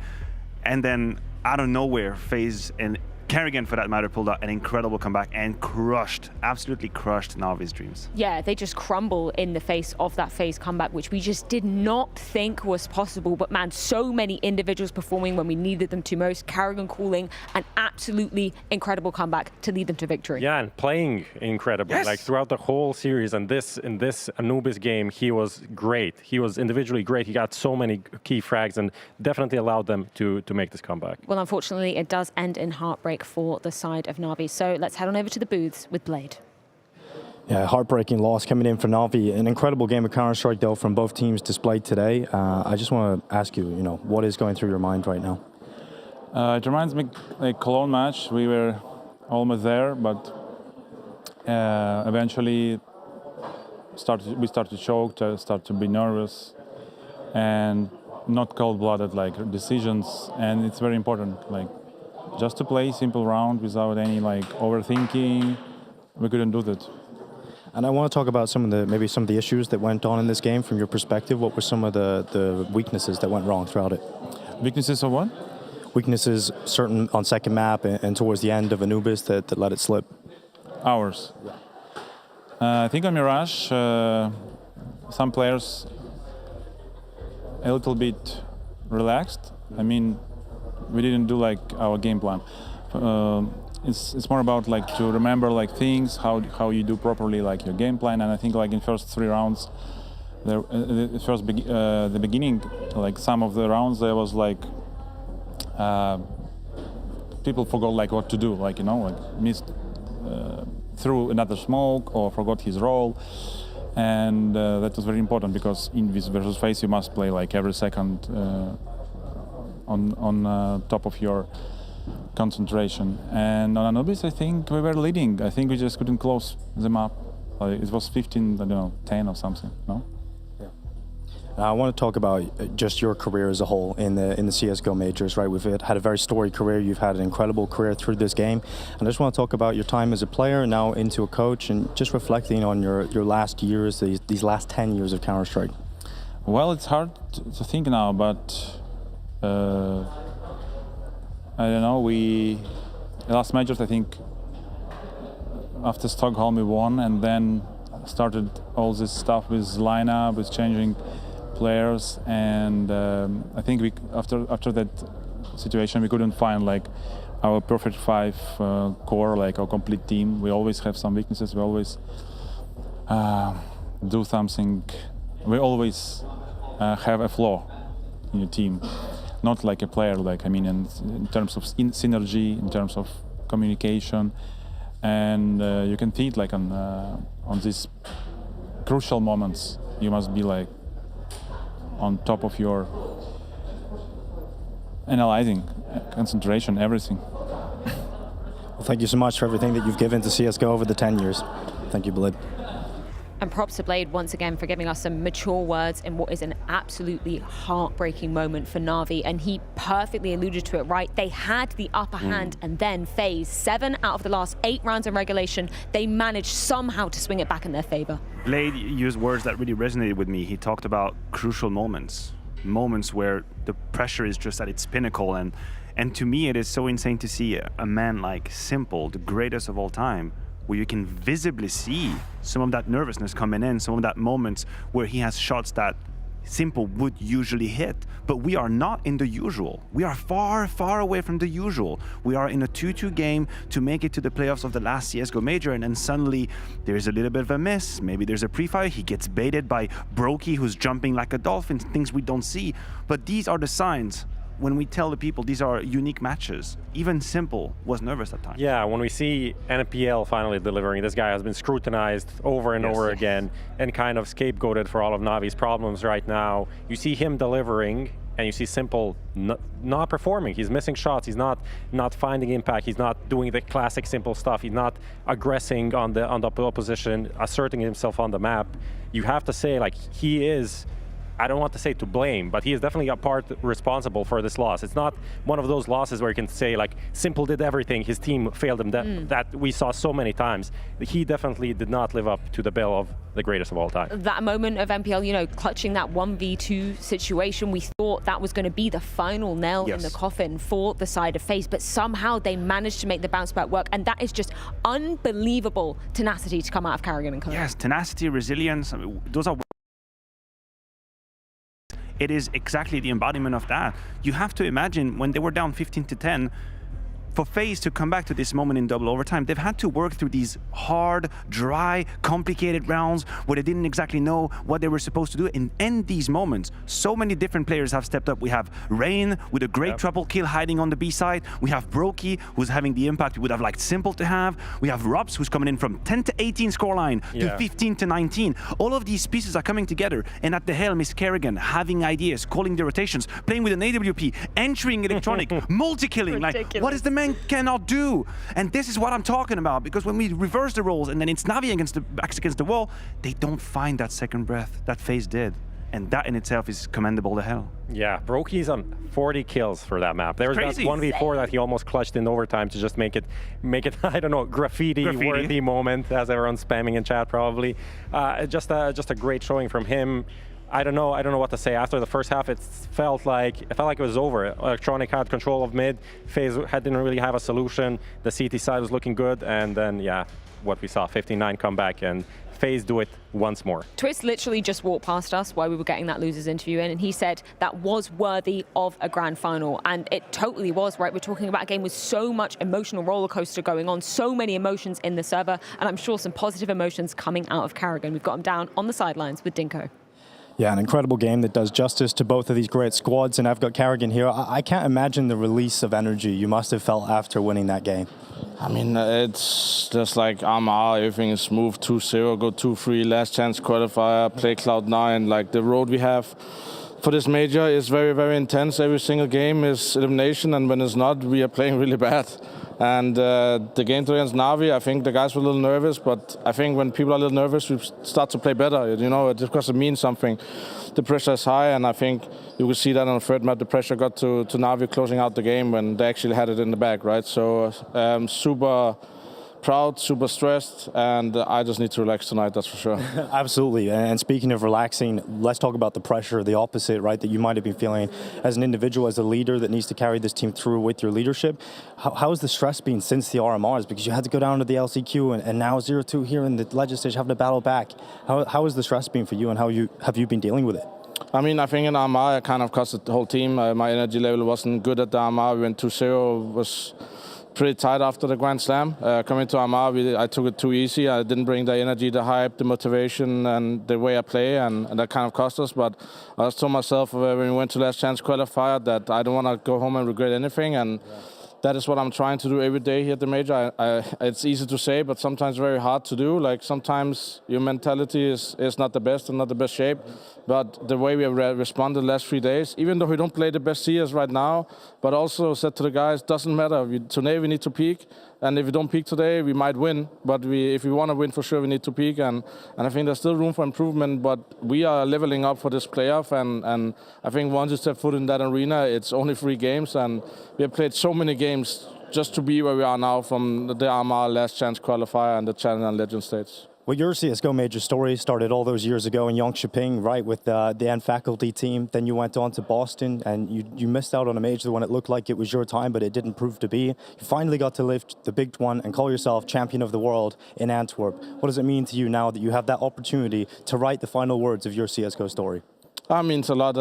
What a fantastic story it will be when I hit my peak performance when I'm 32 and 33, and I hope that would inspire for everyone that even you try, like as long as you try harder next time and improve, it's not a failure. And I told myself after Boston that I want to be one of the best T-side Inferno caller in the world, and for me, the last 4 years, T-side Inferno has been a home map for me, just to make sure that if it's any in that scenario, that I do my best and improve. So hopefully to everyone out there, like whatever where you are, like I think you can always believe, and hopefully if I win this major, I will be breaking my old record from the oldest major winner last year. Well, thank you for so much that you've done already for CSGO, but there's plenty more to come from FaZe Clan as they head into the playoffs of the Paris Major.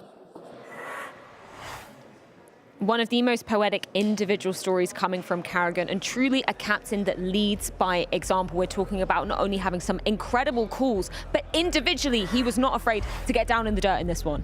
He wasn't afraid at all, and what a path they've been on. He just reminded us from a last chance qualifier best of 3 against Cloud9 to then the rise back up during the Legend stage, 2-2 game against Navi, double overtime. Who can put down FaZe? It is pretty ridiculous. Who's going to stop them? I love it because like they've been struggling so hard throughout the whole major cycle. But now that they're in the playoffs, no one can say that they're like big underdogs. Any matchup they get, it's very reasonable to expect them to win. An absolutely incredible result from FaZe, of course, nets them a spot in the playoffs of the Blast TV Paris Major. But plenty more CS on the cards. We have 2 more best of 3s with everything on the line. 4 more teams rather, but only 2 more spots await in the arena. We're going to be rounding out the day with NIP versus Apeks. But first, it's Fnatic into the breach.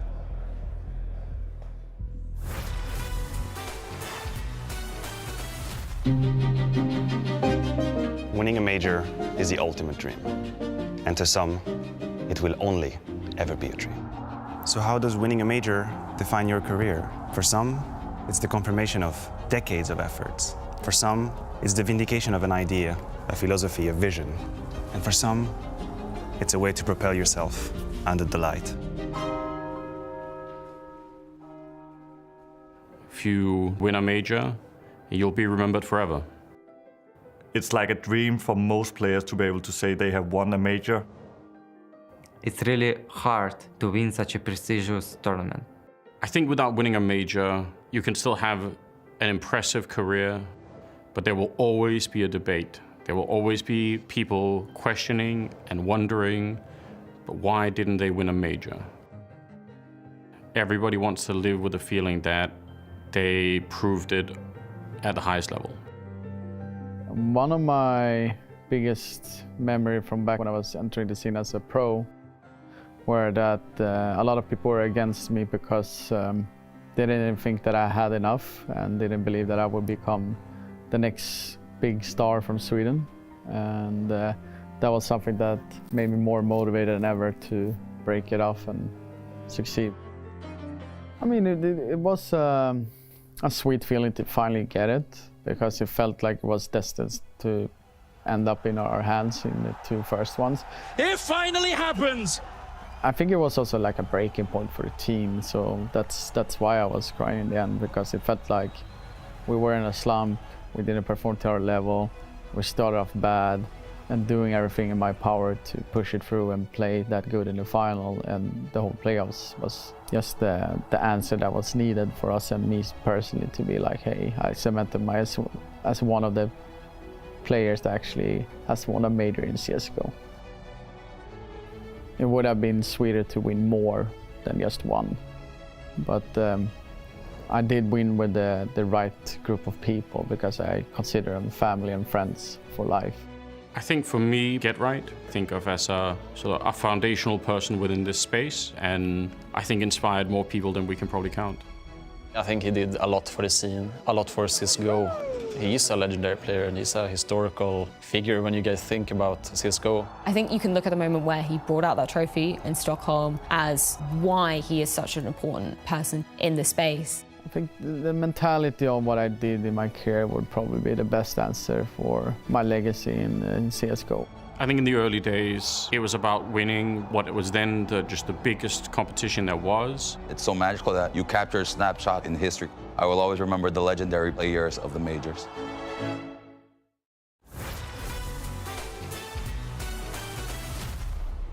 It's absolutely insane as you look at this footage of Paris. We talk about the legendary players of CSGO. Simple is one of them, and he is leaving Paris. Now we will not see him in the playoffs, but FaZe continues through, and now we will find out who will be joining them, because it is Fnatic up against Into the Breach. My name is Tech Girl. I'm going to be keeping you company for the rest of the afternoon. Joining me on the desk, I have Maui and Pimp. This is such a big one because Fnatic has such a rich history. They were there right in the beginning. They are one of the most successful organizations when it comes to majors, I think just behind Astralis.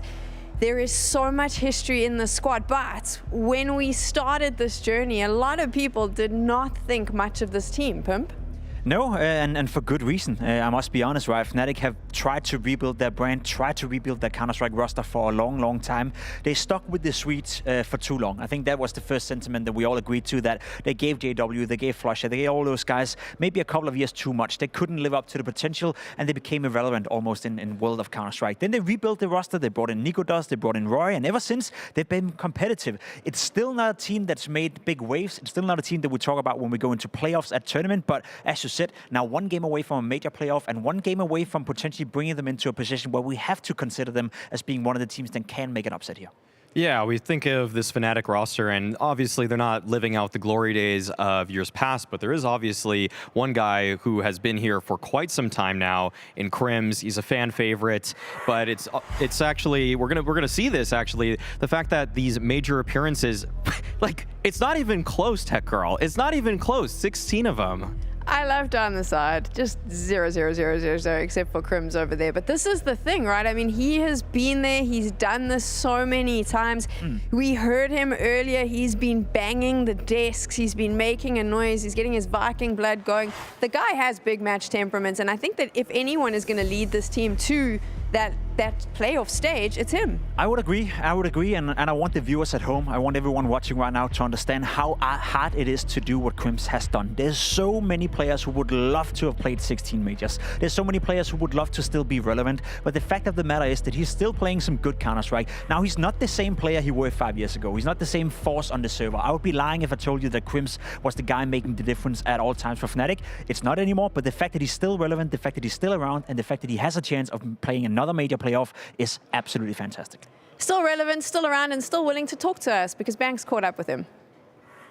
Crims, the victory over G2 yesterday was fantastic, but it was the first time in a while we've seen Fnatic get one over one of the elite teams. What does this change for you guys? What has this done for you guys? What do you feel like right now? Feel really good, but the job's not done yet. And I think honestly we just play much worse against lesser teams, I would say. Not that they're super bad or anything, but I think like when we put up a challenge against like the top teams, we actually play a lot better ourselves. So yeah. Okay, well, you're a very experienced man. How do you make sure against a team like ITB that you don't let that happen then? How do you bring the same level? I think just don't overthink, don't underestimate them, because they honestly beat some top teams as well. The way they play is kind of rough to face because so much individual, and you have to be ready from start for every move. And I think don't underestimate, don't stress if you like lose some rounds. Just play a game. And for you, like when I talk to you in interviews, when I see you at events, you're always cool, you're always calm with it all. You're a veteran of this game. You've done it over and over again. But what's the feeling like right now when you're just one game away? Oh, it's quite nervous actually. It's been a while, but last CSGO major and we're one game away from playoffs, and yeah, super excited, nervous, a bit emotional, so it's gonna be fun. It's definitely, there's a lot of emotions here, mate. I can feel it as well.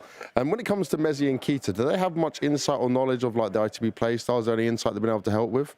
I think both Keita and Messi have played with Crucial and some mix UK with the rest of those players. So I think they have some individual prep on them, I guess, like some small tells. But I think honestly we're just gonna play our own game and destroy Thomas. And destroy Thomas. Like I had to throw that in at the end. Yeah. Let's talk about Fnatic's playstyle, though. How have they been able to get to this point in the competition? I think that Fnatic have a really solid blend of taking tier 2 ideas and integrating that with kind of the fact that they're seasoned in the tier 1 circuit, the fact that they're playing in the ESL events, and also the fact that they've got some younger up-and-comers. We haven't really talked as much about Mezzi, their in-game leader, and he's a guy that's bringing fresh ideas to the table, and he's also a reason that even if the UK loses on the Into the Breach side, they still win with the consolation prize of getting the best player from the United Kingdom in Mezzi to move on forward. And he sets himself up a lot with their T side. They have a lot of cool ideas to get him into place. I hope we get to see that decider of Vertigo, because I love what he does. I love what Roy does at ramp. I love how Crims helps out as well. And I really think that when it comes to Fnatic, it's this great blend that kind of catches people off guard, because you can't really characterize them so easily. They're not just super aggressive. They're not super passive. It's just that they have a big playbook and a lot of ways to get everybody involved. I would agree with that. I would agree. I would say they're rock solid as well. I think Messi, as you spoke about, being the in-game leader, being the highest fragger on the lineup as well, the highest rated player at the tournament, he does set himself up a lot, but he also delivers time and time again. He's very stable, and that's how I would describe Fnatic. They are a stable and a rock solid tier 2 team, and luckily for them, they're not facing Navi, they're not facing FaZe, they're not going up against Heroic in this game. They're facing another tier 2 opponent, and in that regard, I feel like Fnatic have kind of been the placeholders. They have kind of been the gatekeepers of that area. So I feel Fnatic right now should fairly confident coming into the game against ITB. You say they should be fairly confident, but I mean, even Crim said they don't play as well against lesser-known teams, and Into the Breach they've had a massive run. I mean, the UK fans have lost their minds. No one saw this coming, except the UK fans, apparently. Everyone says that you don't play as good as they want to against tier 2 teams, but fact of the matter is that Fnatic haven't been a tier 1 team for a very long time.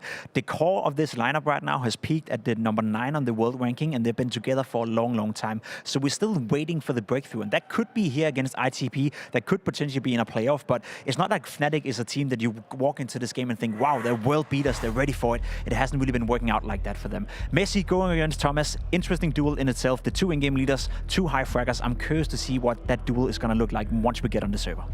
Yeah, and the thing is that it's interesting that in a game to qualify for the playoffs, you do have so much British representation, but my eyes are more keyed in onto some of the other lesser-known players on Into the Breach, people like Cypher in particular and his entry fragging antics, but there's just so much potential that is on this Into the Breach roster. We heard from Crims himself saying that it's a lot of very individually focused plays that they run, and that is actually kind of what they seem to do. They have some good setup with utility to get themselves into some deep positions across the map, but then it really does look like a lot of the players start calling their own number after Cypher goes for his individual contact. When Cypher goes for his individual contact, we actually have Cypher with Banks at the moment. Let's hear what he thinks about this matchup.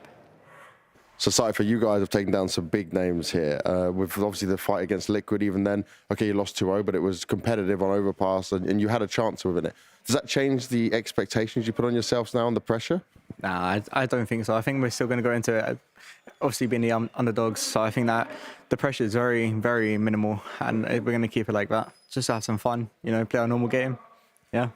Get the job done, right? That's what I like to hear. Now, can you talk to me about the feelings and emotions you've gone through, though, on these last couple of weeks, you know, this whole journey?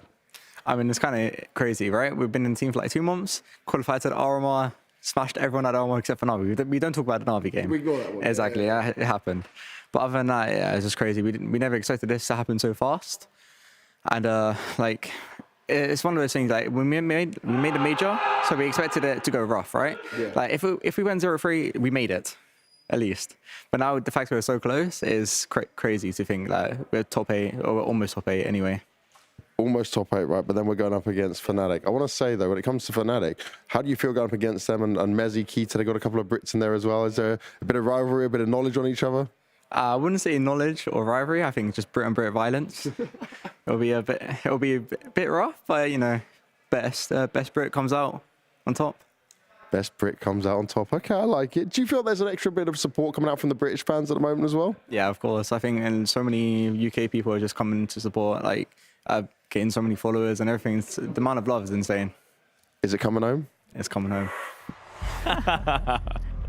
Oh, I love that we're still doing that. Cypher, though, he has been a standout star, and like you can hear him speaking there. They were just happy to be at the major, and now everyone knows his name. And the thing is that Cypher, when he came into our sights, we see that at the RMR on the right side on his T sides, he had a 1.52 rating at that one to qualify them to the major. But look at what he's actually producing in the Legend Stage. It's a little bit shyer of those numbers. Actually, it's quite shyer. 1.13 came back down to earth. And the thing is, for me, in this matchup, I need that guy that Banks just talked to show up in the way that he did in the RMRs, because into the breach, they were the best T-side team at their RMR. They were even better than Navi on the T-side at that RMR.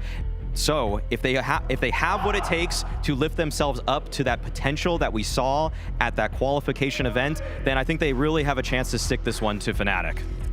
Yeah, there's just going to be a very interesting duel with Cypher going on the server. Obviously, him being so aggressive, involved in so many opening duels. There's a counterpart to him on the side of Fnatic, and that'll be Roy. Those two are going to face each other head-to-head. And the thing with Roy is that he thrives well against Tier 2 teams. His rating against teams outside of the top 10 is significantly higher than the teams inside the top 10. That's normal, of course. Once you play the better teams, you kind of fall off a little bit. That has been the case for Roy as well. So I would feel, and I would sense that Roy in this matchup should feel very, very comfortable going up against Cypher, but we know both of these players on your screen right here are hyper-active, hyper-aggressive. Those two are the can openers for each their team, and I expect them to butt heads in the game. How does this go down now? Is it going to come home? You've seen the Veto, or are we going to have the Legends make it through? Well, we saw the Veto earlier, and I actually was a little bit it actually piqued my interest, the fact that Into the Breach went with Inferno. They looked pretty good at that map when they obviously beat FaZe on it. They looked pretty strong against Navi to open up that RMR as well, where they took them to double overtime. But I also think that if Fnatic do their research, I think they can actually anti-strat Into the Breach pretty well on that map. Just use a lot more early utility than you normally would, and you should be in a pretty good position. And people like Crims, people like Mezzy, they're such masters of slowing the game down for themselves and slowing down their opponents that I have Fnatic to take this one. I don't know if it's going to be, I'll just say, I think it's going to be 2-1 though. I think also it's going to be a close game. I can't imagine it not being competitive. I can't imagine Fnatic running all over ITB, but I would side with your sentiment as well. I think Fnatic have better players. I think they have more experience, and I think they have Roy and Nikodos, who's also in a great shape at this tournament, who can make the difference. So I think Fnatic is going to win, but I'll buy you 2-1. We don't know who's going to win this. It might be the Legends and Fnatic 16 majors. You said Fnatic. Pimp, sometimes you're wrong. I'm going to show people. Sometimes you're wrong. We don't know for sure. We don't know for sure. But Fnatic, the Legends, could be making it through to the Acor Arena, or this ragtag group of Brits Into the Breach could be there and they could bring it home. We're going to find out right after this.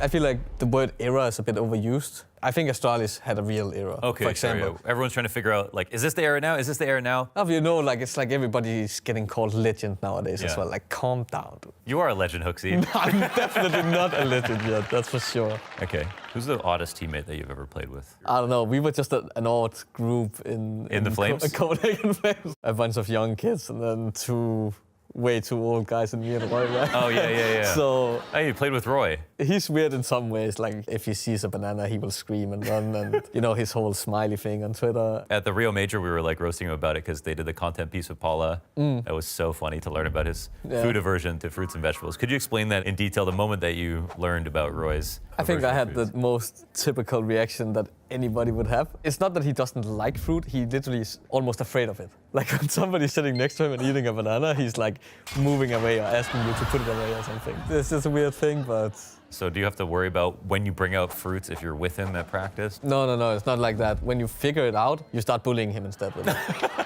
You're not worrying at all. Like you just move back. closer. Yeah. And then the natural reaction would be, what about apples? What about strawberry? You just keep going through the list.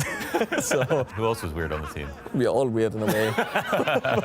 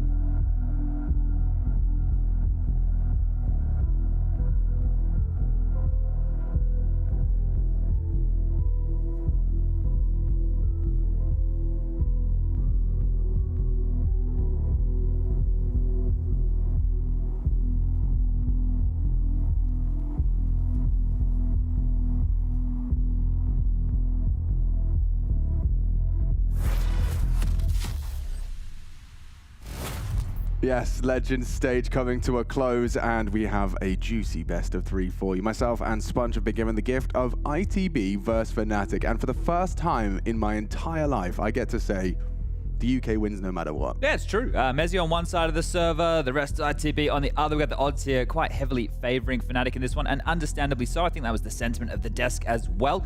This is a household name going up against a team who is making their debut here at major number 19 for CSGO. Into the Breach. It's not a household name in the Counter-Strike world, but they definitely want to change that dialogue as we move forward in the competition. A 2-2 matchup. One of these will be heartbroken at the end of today. The other moving on to that playoff stage just around the corner. This coming weekend, the blockbuster Blast TV Paris Major, we will crown a champion, but we still need to find our competitors.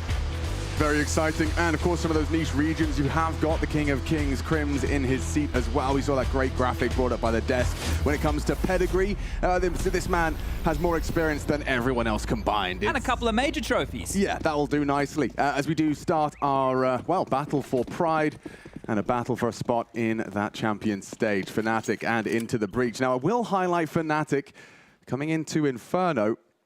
It's an Into the Breach pick.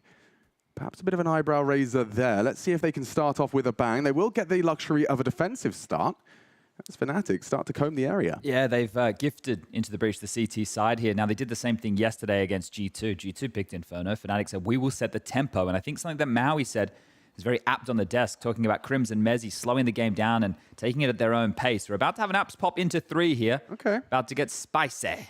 Rallen's got the perfect setup for this. Okay, that's not ideal. Far from it. Good flashes and frags. Roy with 2, but actually Crucial managing to pluck Fasher from the air before he could commit.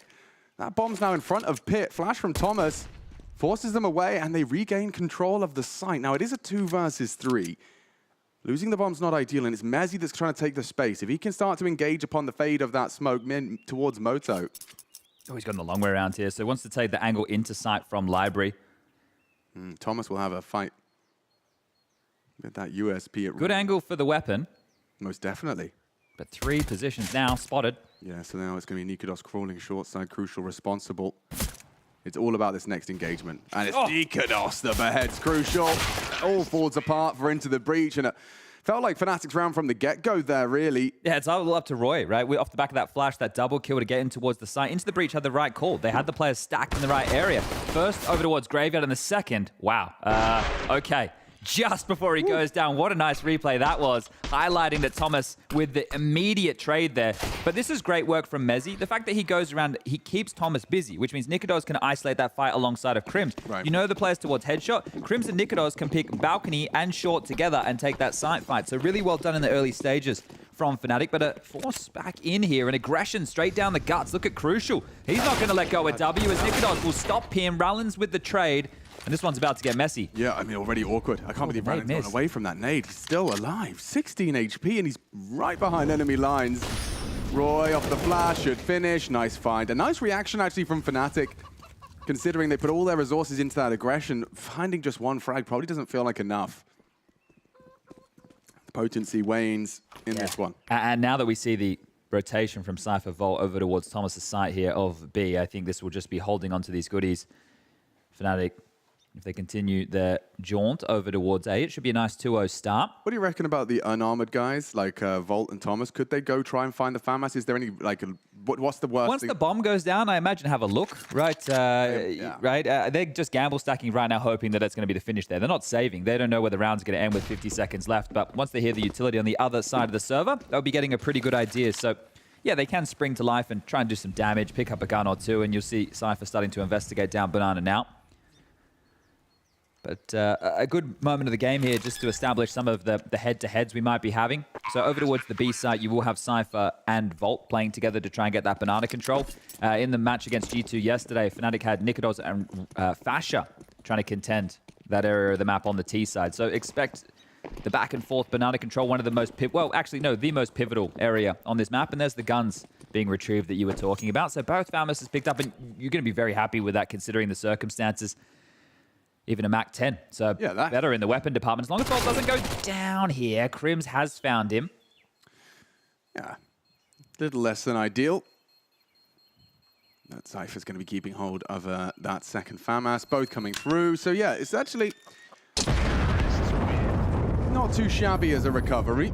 Thought they might have had a member of Fnatic, but I saw Roy taking a very good stare at those guns. So I guess he's like, you can have them. Didn't really feel I need to keep hold of that part of the map in order to avoid the retrieval. Thomas still on that wired mouse lifestyle. I see there's a fair few Bungies still in play at the major. Keeping it retro, is he? Yeah. Well, some people, they just don't trust the wireless technology, even in 2023. But I'm sure that'll continue to change. Now, how much more can we get out of the retrieved FAMI here? One for Thomas, one for Cypher. These pistol upgrades. This is not an easy round for Fnatic, and this time it won't be met with early aggression, a boost. I'm going to call that on the fall, and top Banana is tap it in, and Cypher gets the better of him. Mezzy with the trade. And Banana control established now. Should be a bit uncomfortable for these B defenders. You can see that first smoke is being thrown out, and a Molotov for good measure. Now, there may not be a full commitment behind this, but it does look like they're going to send Mezzy in. Having a little looky-loo, and gets another one for good measure. So Volt's down, bomb site should be there. Roy's actually caught a lot of flack on that. Might want to be a little more passive. Rowland has a nade here. Yeah, and he's in a position to throw it. Crucial from that Coffin's position. They heard that pin pull. And now Fasha going for the plant. Will this nade do significant damage? It's a little late now. Crucial's already found. What? 2 on the P250. Fasha can't handle and overwhelmed. That is gonna feel very good. The Dutchmen are double Dutch, okay, on that P250. Where did that come from? I don't know. It felt pretty pedestrian to get that close, right? Sure, that damage was great, but this is ahead of the smoke, not ready for it. Roy back turn, the second brilliant. Crims can't do anything. The nade just lands, and in they come. The swarm of into the breach, and that's a massive round early. You can see how fired up they're getting. You heard from Cypher in that interview, yeah, you know, there's no pressure, it's all on them, they're the favorite. But this is real now. This is a team that made it straight through to the Legend stage. Sure, that right there, the stickers, being at this event, that was the dream being realized. But now they're so close to making it to that top 8. The crowd awaits, and they can do it. We heard it from Cypher. You know, we felt like a victory in itself. Well, now you're within touching distance, and Nikodos and Cypher duking it out, keeping it level in this opening exchange. Round 4 of Inferno. This is where Into the Breach wanted to bring it. We do get to see Crucial equipped with his signature weapon as well. They've gone for a semi-apartment lean. Rolling towards the short side and Crucial supporting elsewhere as well. So right now it's just Fnatic dipping their toe in the water and it's a little scorching hot at the top of Banana. Yeah, if this was a full gun round with all the bells and whistles of utility, everybody having AKs for Fnatic, then they would, I would say, have the advantage in this 4-on-4. But the fact that Cypher made that trade top Banana and there's not as much utility for Fnatic to clear out Sandbag, they have to do it dry, right? More jiggles, more boosts, more of those type of details than a flash and a molly, which means they can stay in this 2-2 setup on this CT side. Thomas and Cypher towards B. Crucial has retained mid control. He has the support of the pole Rallen. And essentially about to be a 2-on-4 hit in towards this site here. Now this crossfire, I think Thomas will take contact first, try and draw the crosshair, and then Cypher needs to mop them up. Trying to just peek on that pixel. Thomas waiting for that distraction. Cypher, he has distracted, but nothing from Thomas, and you ran down by Mezzi. Insufficient on the damage dealt. Great stuff from Mezzi, right? This team rebuilt around the individual, him and Crims. And they bring in the two Danes from Copenhagen Flames. They bring in Fasha. A lot of faith in Mezzi, and he's the highest flyer for Fnatic, right? He's not only in-game leading, he's delivering in the frag department here. Yeah, time and time again. And, you know, when we talk about fragging IGLs, I think Mezzi perhaps unjustly, not as on the tip of many's tongue, but he so consistently does seem to be like the fragging force while simultaneously being one of the many reasons that this Fnatic roster is back to its competitive best. Copenhagen Flames, of course. I mean, these Nikodos and Roy pickups have really, they've landed Fnatic on their feet, and the players themselves. Well, this is the thing. For Fnatic, with the pickups that they've chosen, Fasha as well, Roy, Crims, right? I know he was the pickup. I know he's been in the team not since its iteration. I would have to go back into the early 2000s there, but he's been a mainstay in the CSGO Fnatic colors. This is the oldest team at the entire major, right? Roy's 29. He's one of the top 5 oldest players here. I love that. And I love the storyline of starting a professional career, you know, what, 23? At that point, you know, a lot of people would say, oh, I'm too far gone. I've got to play against these Zoomers. Orps here in Banana. Serious smoke. Here's the pick. Zooming and missing. Crucial. That is a brave repeat. They didn't expect it either. And it doesn't cost them a thing. Cypher's actually taken down Nikodos again upon his second Rallen, what is this? That is ballsy from Rallen, and no response either. A forward push, and he concedes the advantage. They know the AWP was B. They should really try and take space on A. Well, yeah, Volt and Thomas, they are scarpering over to try and cover their bases. And it does look like things will slow enough to facilitate. Crucial alongside the... This is a big info play. A big info play, staying active. Roy's back was turned. It's not the most idyllic in terms Crucial's here as well. Agility. Top mid cold clear. Looking for Roy. And he's found him with the AWP. Crims to recede. They are regrouping. It's a smoke on Fasha in the long side now.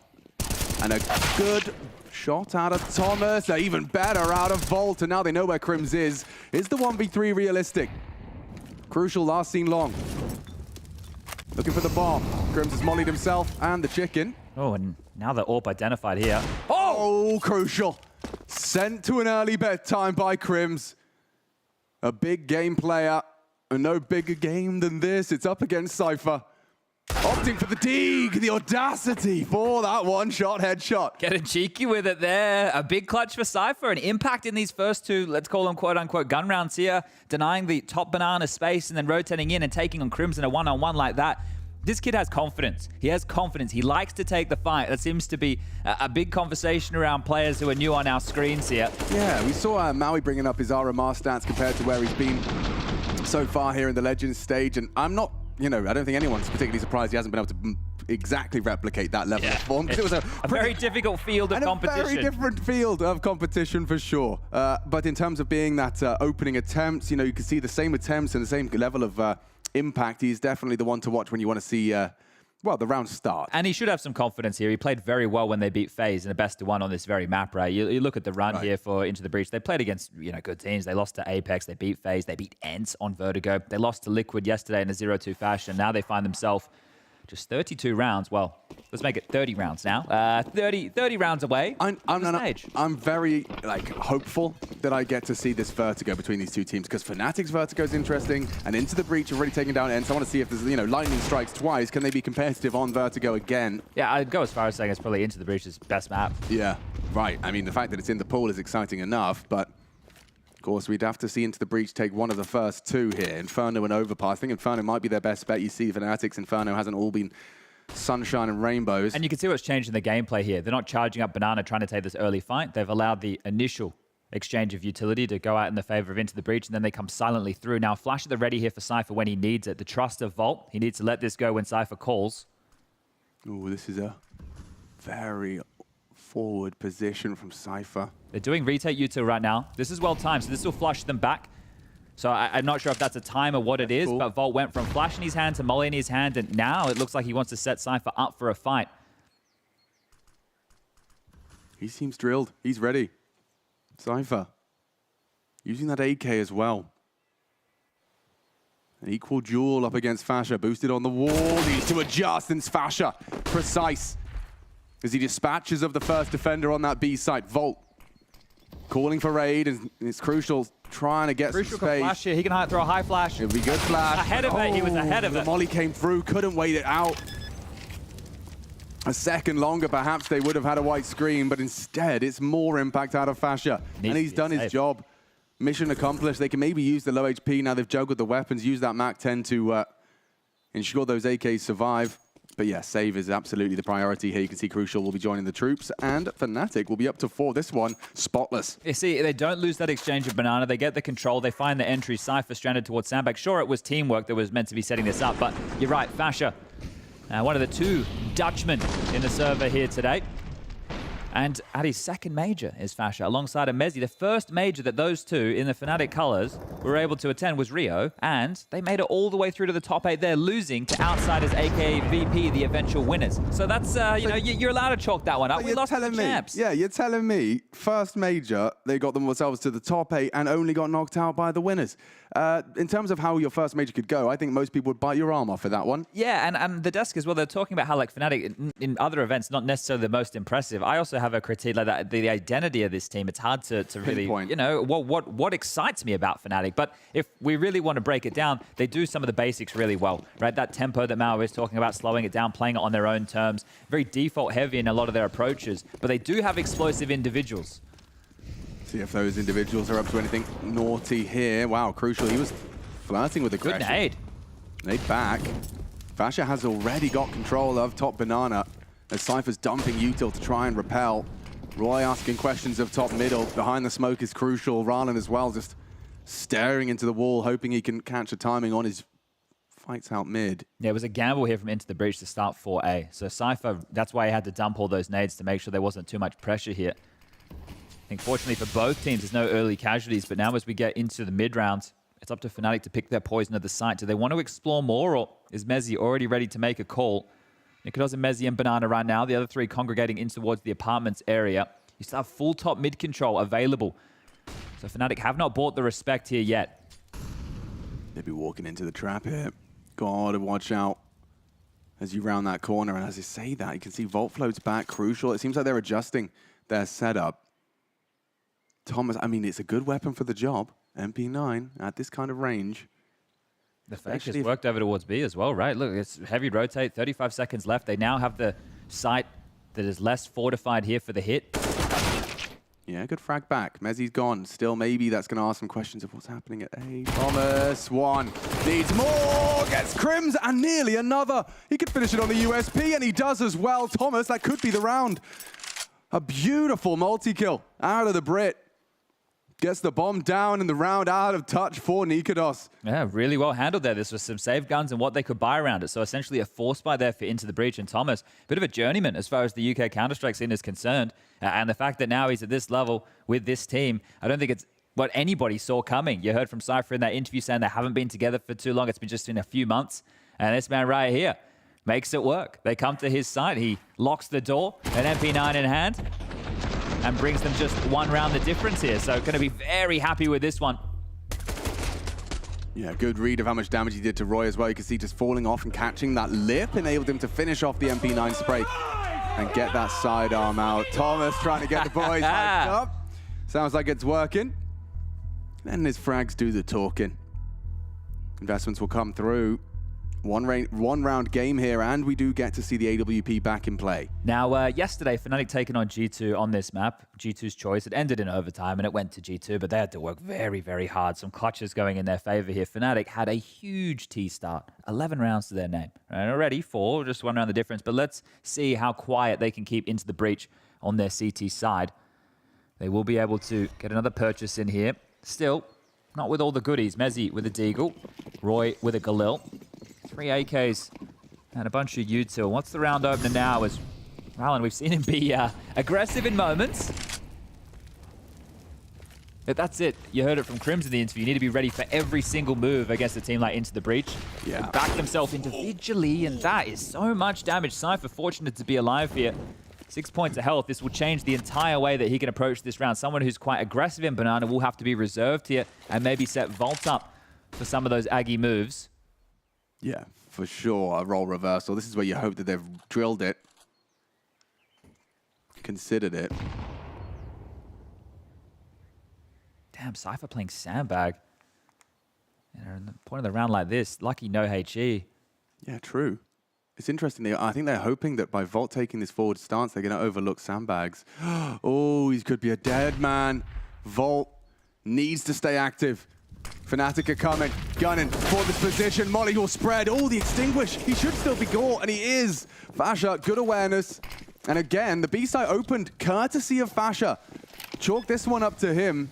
And Fnatic, they will just slowly crawl into that B bomb site. They find the fights. And the rest, well, should shape up nicely for the 5th. Thomas, he's not willing to give up his AK-47 just yet. Him and Crucial going to be looking to hold on to these weapons. Yeah, well, Crims is already here in apartments behind Crucial, so if he gets too many more sound cues here... Oh, Thomas very noisy in towards the site. There's big problems now. Everything might get ripped away here. Oh, I'm nervous for him. Yeah, Bomb's just over half gone now, and Thomas has turned his attention. But look, more Fnatic players coming up mid. Ripping this away would be huge. See how far they get.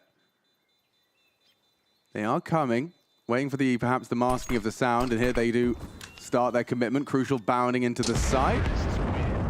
And not really willing to push any further into the Interesting. unknown. All right, well, fair enough. We've had 7 rounds go back and forth in either team winning, right? It's no consecutive rounds. It's definitely a spotty game right now, but this is why we've had so many rounds where these weapons are saved and, you know, there's maybe an emission in the buy. It's not as strong as it could be. It's just because of the back and forth nature thus far. But this happens, this fight comes in and the extinguish is way too quick. So Fashion knows that Cypher has to be there, and because of that low HP, just finishes off with a stray bullet through the smoke. But into the breach, how far can they take this saved AWP and rifle here? Cypher have to have a full health pool for this one. Forward stance yet again. They've got Crucial posted up on that AWP, and we've seen multiple ways in which you can try and best him. Flashes, boosts, popular AWP angle. This is pretty direct towards A here from Fnatic. Fasha not helping Nikodos take banana space, so Nikodos is just holding the push, and oh, the leg has been spotted. Nikodos, the wide swing, Crucial with the miss. Wide enough. It's going to be the A pressure. The 3 apps pop again. Fasha mid, Nikodos coming back. Rallen, Thomas, and Vault to defend. Good flash, and yeah, not able to help his teammate. Mezzi has cracked open the A side with the first. Roy gone. Bomb down, loose beneath the hay bales. And the headshot presented. Mezzi's doing very well to confirm presence, and it's Crims that will mop them all up. Sweeps this round under the rug. You don't really have a way back in. Needs to be another save here. Finally, consecutive rounds here. Yet again, Fnatic are the only ones to be able to do that so far in this matchup. That was the pistol and the conversion. There's some fun facts here. Both of these teams are pretty middle of the pack as far as pistols have gone within this tournament. But if they do win the pistol, both of them have second round conversion at 100%. Ooh. So that's a nice little factor that we can keep track of here. Now I'm curious if they'll hunt. Right? Have a little bit more teeth. Go for a bite here because you've got some residual cash on a few of the players. If you are Fnatic, you could risk 1 or 2 bodies here. Crims this time the closest yet again. Oh, and now confirmed Ruin's presence. Leg shot onto Mezzi. Crucial saw 2. They've contained them, but are they going to hunt them? It was the same as last round. Yeah, I think it does just look like Fnatic. They are giving it a bit more. A smoke is suspicious in there. They're making it think they're going to hunt. Yeah, I guess so. Like, we're just trying to get mind games going. Trying to trick us into it. Yeah. Let's keep the casters confused. But yeah, this is into the breach now, looking and staring down the barrel of not only Fnatic's first pair of consecutive rounds outside of that pistol and the second. It's the first time they're going to be really well hamstrung for the majority of their forces. Now Juve has gone straight for a timeout. Yeah, understandably so, because you haven't even been able to get the economy going properly on their CT side just yet, and you're about to start round number 10, where your best option would be to take a save. So the game is already very deep within this first half. You haven't been able to get consecutive rounds. You haven't been able to establish the CT side economy. You've been saving rounds. You've been having close rounds. But you're still, you know, scratching the bottom of the piggy bank thinking, hey, do we have any dollars left? Crucial does have a very appealing spawn. One of the best spawns for a quick peek. Even towards the apartments, some AWPers have taken it. And whether or not the pressure of being one of the 2 save rifles, look at that grip, by the way. Super interesting. Bloody hell. Yep. Got a wiggle there, doesn't he? Well, he's going for that mid pick you were talking about. He jumps across and will take a pot shot should it present itself, but nothing's going to come of it just yet. Fnatic far too well drilled. And understandably, they know that the AWP is one of the safe rifles here. You want to be careful when you know you're up against an AWP, more diligent with your flashes, not just wide swinging into everything. Yeah, that's the boost we were talking about in terms of the previous angle. This is a very common boost, the G2. Good angle, and impossible for Fasher to really see anything. Good work, Cypher. He does deliver off of his M4. Now don't forget, there is a second game within this round now, as every frag they get. They're all playing in the fade. They want banana control. They're going to come and fight this in a second. Okay, Nikodos. Wow, perfect position for it. Handles the aggression, despite the dink as well. Scrap of health left on the Dane, but everything's fine and should shake out. Thomas, he's got no armor on this M4, but he's going to give it a look in. Does some great damage onto Roy. So 2 members of Fnatic now within that one single bullet. He does finish the job. Thomas, huge from Thomas. Limited. Rounds here now as well. But still all fragging. 3 on the site. Fnatic, this could be a bit of a fumble, tripping over their shoelaces. As it's more from Thomas. The unstoppable, the insatiable. 3 frags from him, and it's Crucial that wraps it all up. That is naughty. That was not destined to be an Into the Breach round. Cypher started it, but Thomas finishes. The pride of Britain in the center of that stage. He's had 2 big impactful rounds so far. The MP9 on the balcony, now coming over, picking up the rifle, and just being able to have so much impact from the back of the site. And 2 of the rounds Fnatic have lost in the in the 10 rounds we've played so far have been against these lighter buys. Remember the P250 round? And Cypher loves that one. Oh, that kind of proud smile, knowing that what he could have very well just changed how this entire half plays out. That was supposed to just be a gimme. Oh, that one is gonna hurt. That will leave a mark. Orpa gone. Oh, they're coming through. Roland, this could be everything. So good on the flash though. He's got nothing to report. Crims saves them from an awkward pace. And it's a red face as another body drops. Thomas gone. Maybe feeling himself a little bit too much there. Crucial overstepping the mark, and a Crucial death. Gives up so much space. They like to start Rowland and Crucial A, and Thomas is the flex player, right? Unless Crucial's going to pick Banana. So once they identify it's going to be heavy Banana control, of course you're going to flash through and push, and Rowland getting copped, white screen, no way out. Especially when you're spamming like that, you're giving up your position, you're hoping the Hail Mary comes through. And we've just returned to regular programming here. I've seen this before. Fnatic not going to be too much of a force of the issue. Yeah, they're not overzealous. Come on, guys. We just said you weren't going to be overzealous. Make up your mind. They're not sure either. You're not jumping through a smoke with a flashbang, Roy. I know you're in. It sounds like that. Oh my God, he got flashed in. Okay, he loses an AK, but they do remove one. That's huge, actually. Volt loses it, and it's $1,400 dues in his bank account. Yeah, that really sucks for Volt. That could not get worse for him, could it? Like the last second. Yeah, Nikodos just with the spray through the smoke there, so nice shooting here from Crims. That's already a very strong half out of Fnatic here. Well, yeah, they could still get that 11-round haul they were boasting versus G2, was it? Yeah, exactly. I mean, that game, very intense, and to push G2 all the way to overtime is admirable. Fnatic, of course, taking a huge scalp on their way here into the breach. You could say the same. Not so much an elimination, but FaZe and ENCE both felt the wrath of this Into the Breach. You cannot underestimate a squad like this. Pushing and fragging. Mezzi's gone. Crucial once more, and he's gotten it as well. Getting really awkward. So awkward. Crucial takes all three. Monstrous on Banana. Crim's surely got nothing left here. It is just Crucial. That's all it really takes. A quad kill from the Dutchman.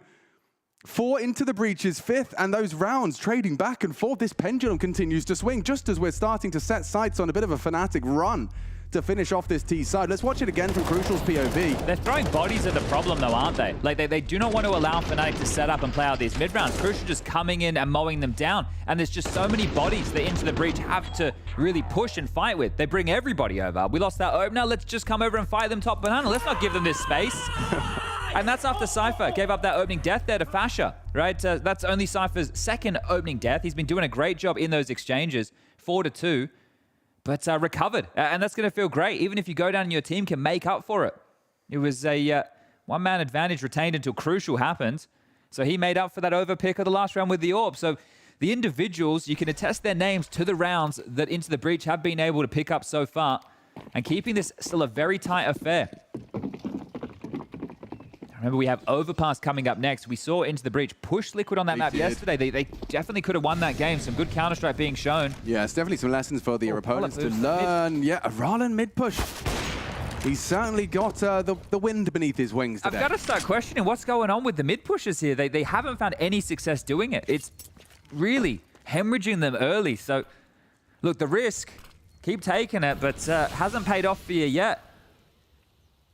And it's put Into the Breach in that tailspin again. You know, that down a man number advantage for the T's. They can likely regroup, and you have to gamble. In fact, we're starting to see that conversation happen now on the minimap. Yeah, the thing is, when you die top mid, it's not like you can group up as the CTs and find them in a fight, because they could be in so many different areas. Chicken pit, down towards the ramp, Banana swinging late, second mid.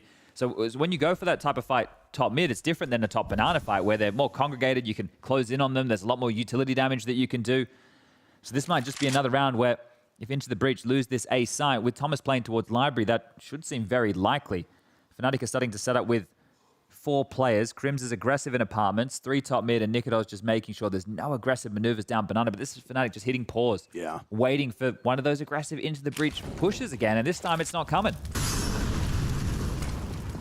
Yeah, it should just fall and slot nicely into place. I appreciate Fnatic, of course, taking no risks. And they'll find Thomas in the library. Well, they don't know that the site is clear here, but they're about to find out. Thomas was the only player that they had to waltz on through. It'll be 8 now, and I'm sure we'll have it once more where they go spread out across the map, contain Into the Breach, and probably not hunt. So let's see what happens here with the AWP, M4, and MP9 for Cypher. Now, I'm sure Cypher would love to get something a little bit better here as we move into the dying stages. This game has just been so back and forth. The round timeline is the perfect way to explain the nature of this matchup for everybody at home. It was pistol with conversion for Fnatic, round for Into the Breach. 1 back for Fnatic, 1 back for Into the Breach. And that has pretty much consistently continued throughout this half. And we'll come into play once more. The bomb about to go off. Fnatic about to grab their 8. The half has been secured. 11 not possible, but 10 still is. And if you're hanging around for the entire day of Counter-Strike after this one, we do have Scrawny and Launder getting on the mic and bringing you all that Apeks NIP action for what will be the final team to lock in for the champion stage. Have lost some big names across the 2 stages up until this point. Navi being the most recent of those to go on down. Here's this mid pick.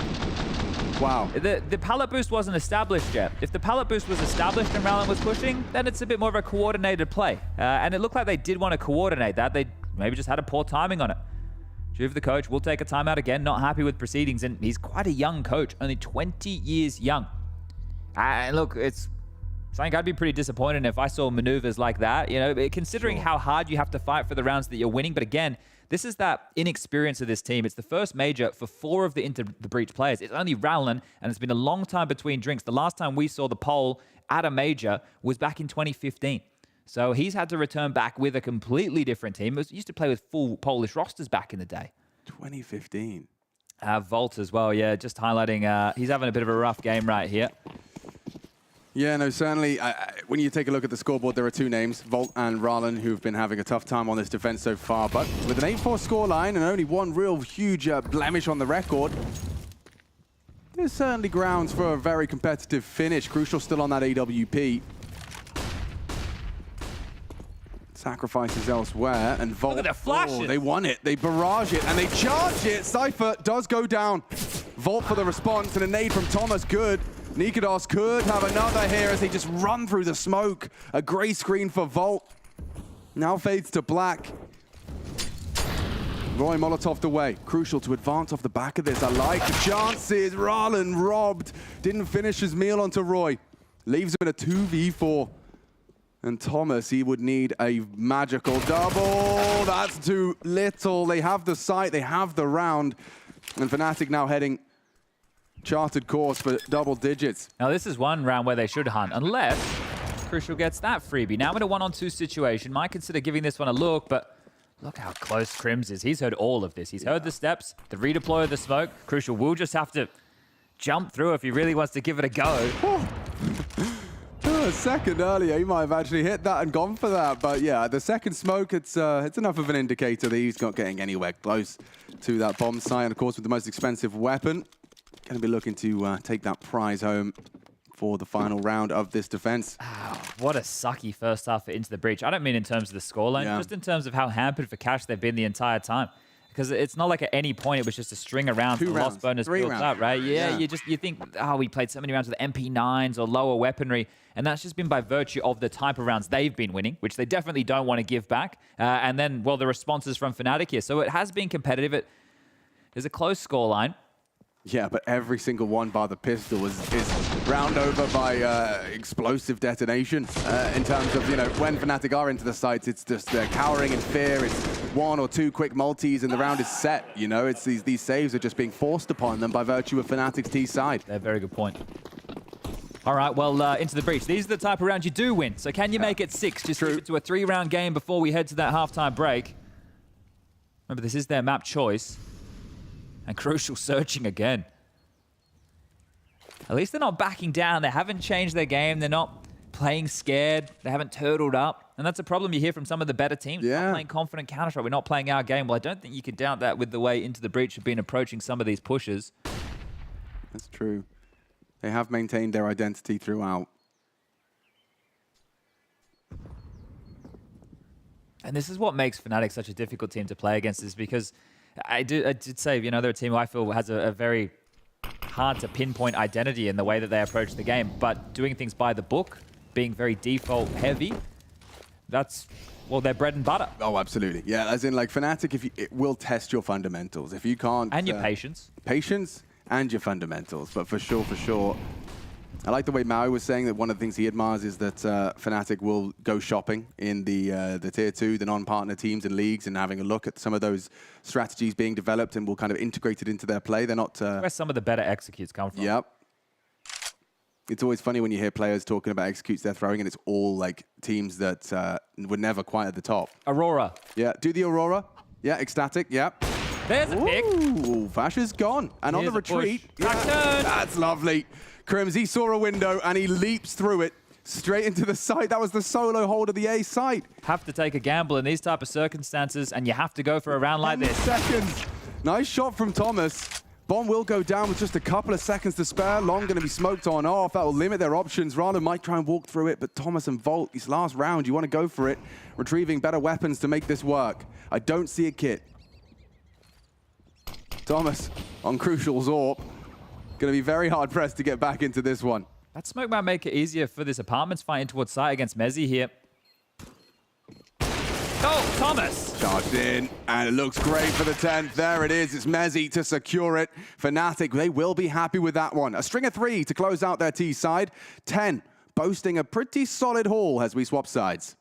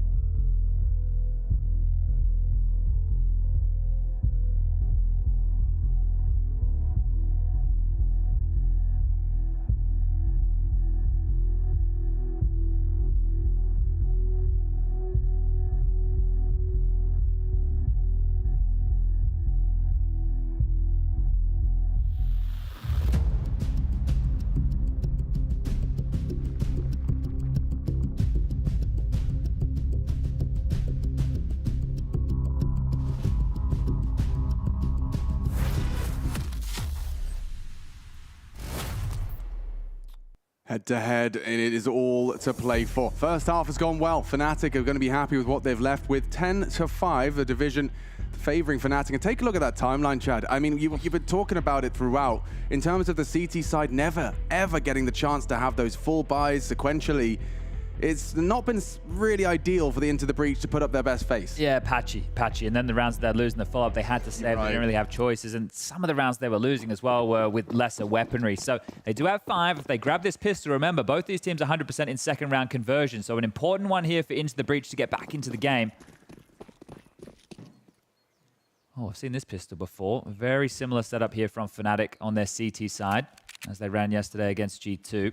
Julius Fnicados on the balcony in case of an Apeks pop. Crims with a flash to help out his A defenders, but they're wrapping his side. Oh, that's a Crim special.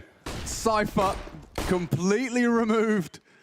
And Nikados clean as you like onto Rala. This could be perfect from Fnatic. Not a single point of damage done to the black and yellow. Black and yellow? Black and orange. Excuse me. Mr. Khalifa came into my head for a moment. It's all right. Black and yellow, black and yellow. We might all see colors differently, who knows? Yeah, maybe my yellow is your orange. Well, Thomas, again, he's putting up some resistance. Yeah. Big impact from him, but Volt, we need something, and we need it now. Nice work. Not going to get it. Combined, Mezzi and Fasha make it look clean. Double again for him. Let's take a look at the scoreboard. How is he hanging? It's Mezzi again, 16. Dare I say it, a quiet 16. I haven't been... don't feel like I've been shouting his name from the rooftop. No, we were talking about Fasha with like entries into Banana. I mean, this is the thing, because of these explosive fights that happen and the round essentially over, it's those exchanges that really determine the round here. But that's such a nice shot there from Crims. Oh, as well. Oh. Mezzi with a banger. So the aim is on point for Fnatic here today. And this legendary organization is one of only 4 teams who have been at the first and the last ever CSGO major. Complexity, NIP, Fnatic, and Navi. All back there at DreamHack Winter 2013, where Fnatic, with none of the players in the server right now, lifted that trophy over NIP. Well, yeah, it speaks to the longevity and the dedication the Augurs had for the game.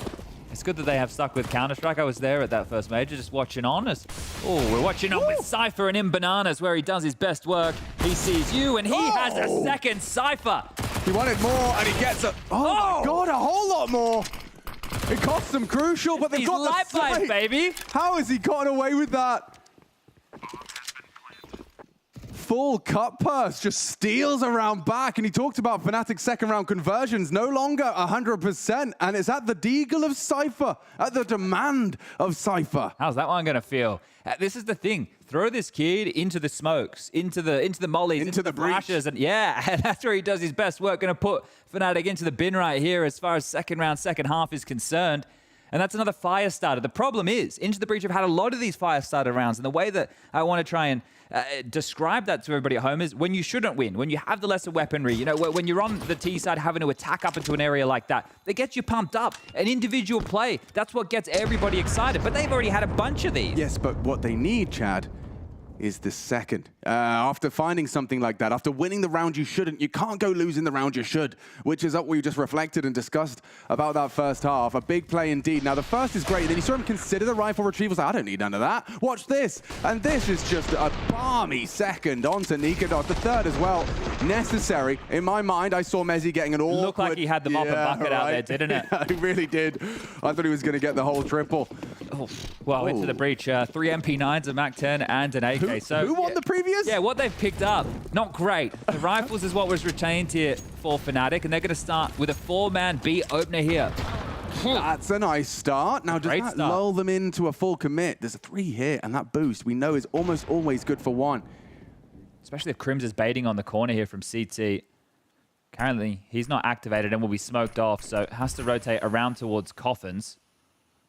That's the rifle. Oh, they jiggle it, but still owned by Fasha. That was the AK. You'd think someone's going to maybe go for a retrieval. Thomas will. And they're flashing for this. Confirmation that Banana is back to their rule. The gap is open. Yeah, maybe they're going to overlook this as they try and take back this space on A. Volt, big frag. He had the bomb as well. That could have been a very different round. Oh, and playing with the rotations here. They're just hitting pause. Looks like they're starting to congregate back towards Banana, where Thomas and Round still hold some control, but Fnatic calling the bluff, keeping all 3 over towards B for the finish. It's about to be a brawl. They're coming their way. They could do a nice execute here. They have a couple of mollies. They could smoke towards CT. So you could molly New Box, you could molly Emo, but they're just going to contact. Nikodos knows it's coming. Fnatic have a chance to return the favor after the second round force. Worked out well, need more from the SMG. Crims, that FAMAS, it works well for the first two, but into the breach, it doesn't matter if they're running into the stack. They do find the frags necessary. And Rylan, good to see his name in the feed twice there. Quiet on that first half, and now doubling his kills in that round alone. All right, well, some impact, and it was important Volt got that kill on Mezzi as well, and just look how flashed Roy was. Flashed, dead, naded, over. Not the way you want your round to go. Bit of a boomage special there, as yeah, this is the second, and understanding that he's got that Mac 10 in hand, can jump into action and getting fired up with every round, and that is the first time Into the Breach have posted consecutive rounds in this map so far, and maybe, just maybe, this will be their third. Maybe. USPs in middle, and they're hitting shots. You can hear that horrible sound. It's all fine, and it's all done. So, 8-11. That's the beauty of converting. You do get a little bit of a freebie. Now, I mentioned to you yesterday the G2 game, it was 11-4 first half for Fnatic, and then it went overtime, which means they also conceded their CT half, 11-4, meaning only 4 CT rounds. They grabbed the pistol without the conversion, and maybe they're starting to get worried. So Fnatic have equipped 5 silenced M4s. Still seems like they're popular in the Fnatic camp. That price tag's just too good to say no to. And it helps you can spam the smokes. I've seen a lot of players putting full magazines into smokes these days with well-placed crosshairs. The amount of openings here for Fnatic is limited, and endings to the rounds without a defuse kit. So they haven't dumped their utility early. They're actually being quite stoic with it here. Now that they've had some pressure, they're just looking to take a fight. So that type of position you see Nikodos and Roy is in limbo, right? They're like off angles that are being held as players come up procedurally clear. Flash. Oh, caught out completely. Nikodos just completely flattens them. Flash not necessary. Crucial and Cypher. Oh, dead. Molly not swung upon. And we Thomas on a grey screen if he did. A second as well. You can see that's... Ooh. Lull Thomas into another fight with Nikodos, and a triple from the Dane. Job done. Yeah, nice work right there with that top and under retake. Fantastic, as now Mezzi will pick up yet another. Rylan dead. It's just Volt. Last man standing. They do have money for a buy into the next round here. So does Volt want to try and take away a couple of rifles? Damage would be good, but when you're up against it in a 1-on-5 situation, a lot of the time these players are going to be set up in crossfire or wombo combo setups, and you can see here exactly that on the site. Has a lot to get past. Yeah, some would say too much to get past. 3-man setup at this site. Nice opportunity to isolate a duel, but it's gone now. And with 13 bullets, make it even 11. He's got his back turned to Fasha. So, good conversion back. Fnatic, they will post their second and the first with the guns, but most importantly, they do it cleanly. And that's going to be feeling very nice in terms of that. Those worries you were pitching, maybe, potentially, given Fnatic's shortcomings on their defense against G2. But yeah, this round is a gift from Nikodos. Like, he has just set them up to close. And the third timeout here from Juve has been called. So they do have money for that buy, but do they want to try and prioritize Crucial's AWP? It could be dropped across to him if they feel it's necessary. But the way that that move came in, it just seems so easy for Fnatic to retake top banana. There wasn't a rally of utility there to stall them out. It was just Flash and everybody dead. They do prioritize the AWP. So putting a lot of faith here into Crucial's AWP. Everybody else will be able to get out into the AKs, and it is a full buy for Into the Breach with a 4-round disadvantage. Keita looks pretty chill. Yeah, he's going to plan. Everything's going according to plan. As we see an aggressive smoke lined up. I wonder if there's a move behind it. Crim's probably the most likely to be investigating. It's just for deeper nades. Yeah, I think that smoke and then the porch molly that a lot of the teams are throwing right now is just the best way to stall out a default when you're only starting 2 players at A. Right? Yes. Because the deep mid smoke, nobody wants to flash and push through just because of the extra buffer you've given yourself as a CT. And the short, like it's the molly that bounces off the skybox and lands on the balcony in the second mid window, also stops them scaling for apartments as well as I'm with you. So you can do that util to buy time for that. While you get banana control. B, yeah, that extra player on B to help you. Now, here it comes. We're going to be seeing some util responded in kind. Exchange of the Molotovs. Oh, God, it's a Cypher special. What settings is he on? Because through the fire and flames, he does find a head. Crims That smoke has faded. He's essentially trapped there if there's a continual jiggle. Mezzy coming back, and he picked up the AWP from Nikodos's corpse here, so they might not be expecting it in play at all. They don't have a Molotov to flush out Crims. Smoke, not going to be cleared. Cypher, dead. Oh, and Mezzy in support. Perfect on the Fnatic lockdown. Trying to bait the shot. Vault. Oh, and Crucial. They've combined and making a round out of this now. It's Roy with a perfect timing. They have their backs to turn. Crucial is dead, and Vault could be followed. It's all onto Roy. Elevated is Rallen, and a 9th secure. You can see just this intense feeling in Cypher as every round they acquire here, it justifies the pick. They're going toe-to-toe with the big boys now. I think intense is a really good word, and I was reading an interview with Cypher early today, and this was after the RMRs, so this is a bit predated before we got here, but he recognizes himself as a LAN player, and definitely not LANs at this caliber, right? This is the first time this kid, 20 years of age, is rocking up to an environment like this. But in terms of LAN player, we're talking about feeling it at the LAN, getting loud, riding that momentum, you know, everything. There's some people, when they're out of their bedroom, when they're not playing Counter-Strike in their comfort environment, who just can't do it, who just can't perform. And there are some people who do better. And him, in terms of the fights that he's taking, he's not backing down, he's hitting some bangers, and he's just drawn one back again for Into the Breach with that opener. You saw Nikodos's reaction as well. He's like, couldn't see anything. Couldn't even have time to react. So Cypher playing the advantages in front of him. And I do like that framing. I mean, in terms of players just coming alive when the pressure does rise, some consumed and some motivated by the change in environment. Look what it's done to Fnatic. This one should just be a walk in the park. Admittedly, there's armor, there's an MP9, there's Deagles and 5.7s, but there's a lost leader as Mezzy gone. There's an Apeks push here, so Volt and Rallen have been struggling individually. This would be great for them if they can find a couple of kills here. They know there's a player in the window room. They know for a fact, and he knows now as well. Tagged up, Volt under pressure now. At least he got that info. A bullet did connect to Crims on that wallbang, that investigation. And they're pushing for this. Fasha was flirting with it at least. Volt doesn't need to move a muscle just yet. More damage dealt. Fasha spotted out, sent back into the apartments, and now Fnatic know the jig is up. They bought some... Oh, the wallbang from Volt! What? That is revolting! Oh, filthy. The double! From bedroom! And just off the sound cue, Fnatic lose 2 through the wall. He'll lose his head. Punished back by Nikodos, but they know where you are now. Crucial hit as well. Shoes knocked off by Nikodos's Deag. He could get another hit. That would have been, a very impressive frag. Hold on, into the breach. We found the banana skin, but Cypher's called be clear. Yeah, well, it's a tasty banana right now. Just got to Zerg up, get a move on. Should be able to find that other dropped rifle here available for Fnatic. So Nikodos, once they realize that this will not be the play in towards A, they can go and scavenge away, as he has done.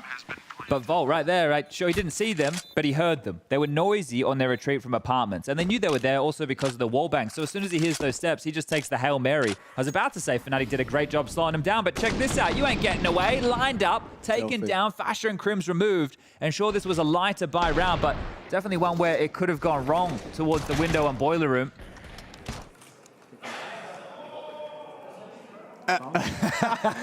I mean, he's seen a lot. He's seen a lot over the years, I'm sure. Yeah, he's seen it all, but that might be one of the first times he's been punished for that particular movement. A forward half buy in the apartment and rumbled by that spray out of Volt.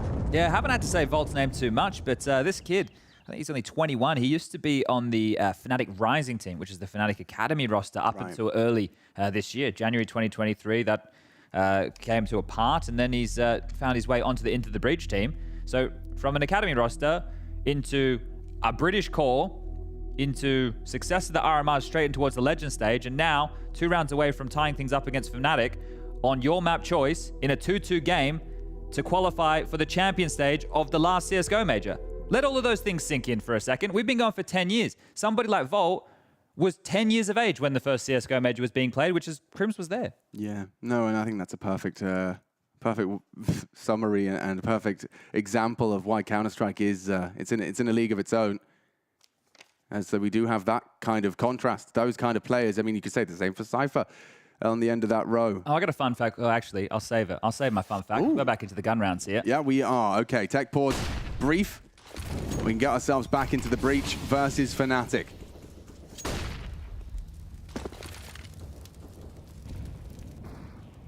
Cypher wants to go, but do you think he's going to be hamstrung by that 58 HP and nade early? I don't think it's going to stop him here. It might be his undoing, but in terms of how stubborn this kid is looking for these fights, he will head forward for them. And a deep banana smoke, now that it's subsided, you see this second wave for banana control util coming through.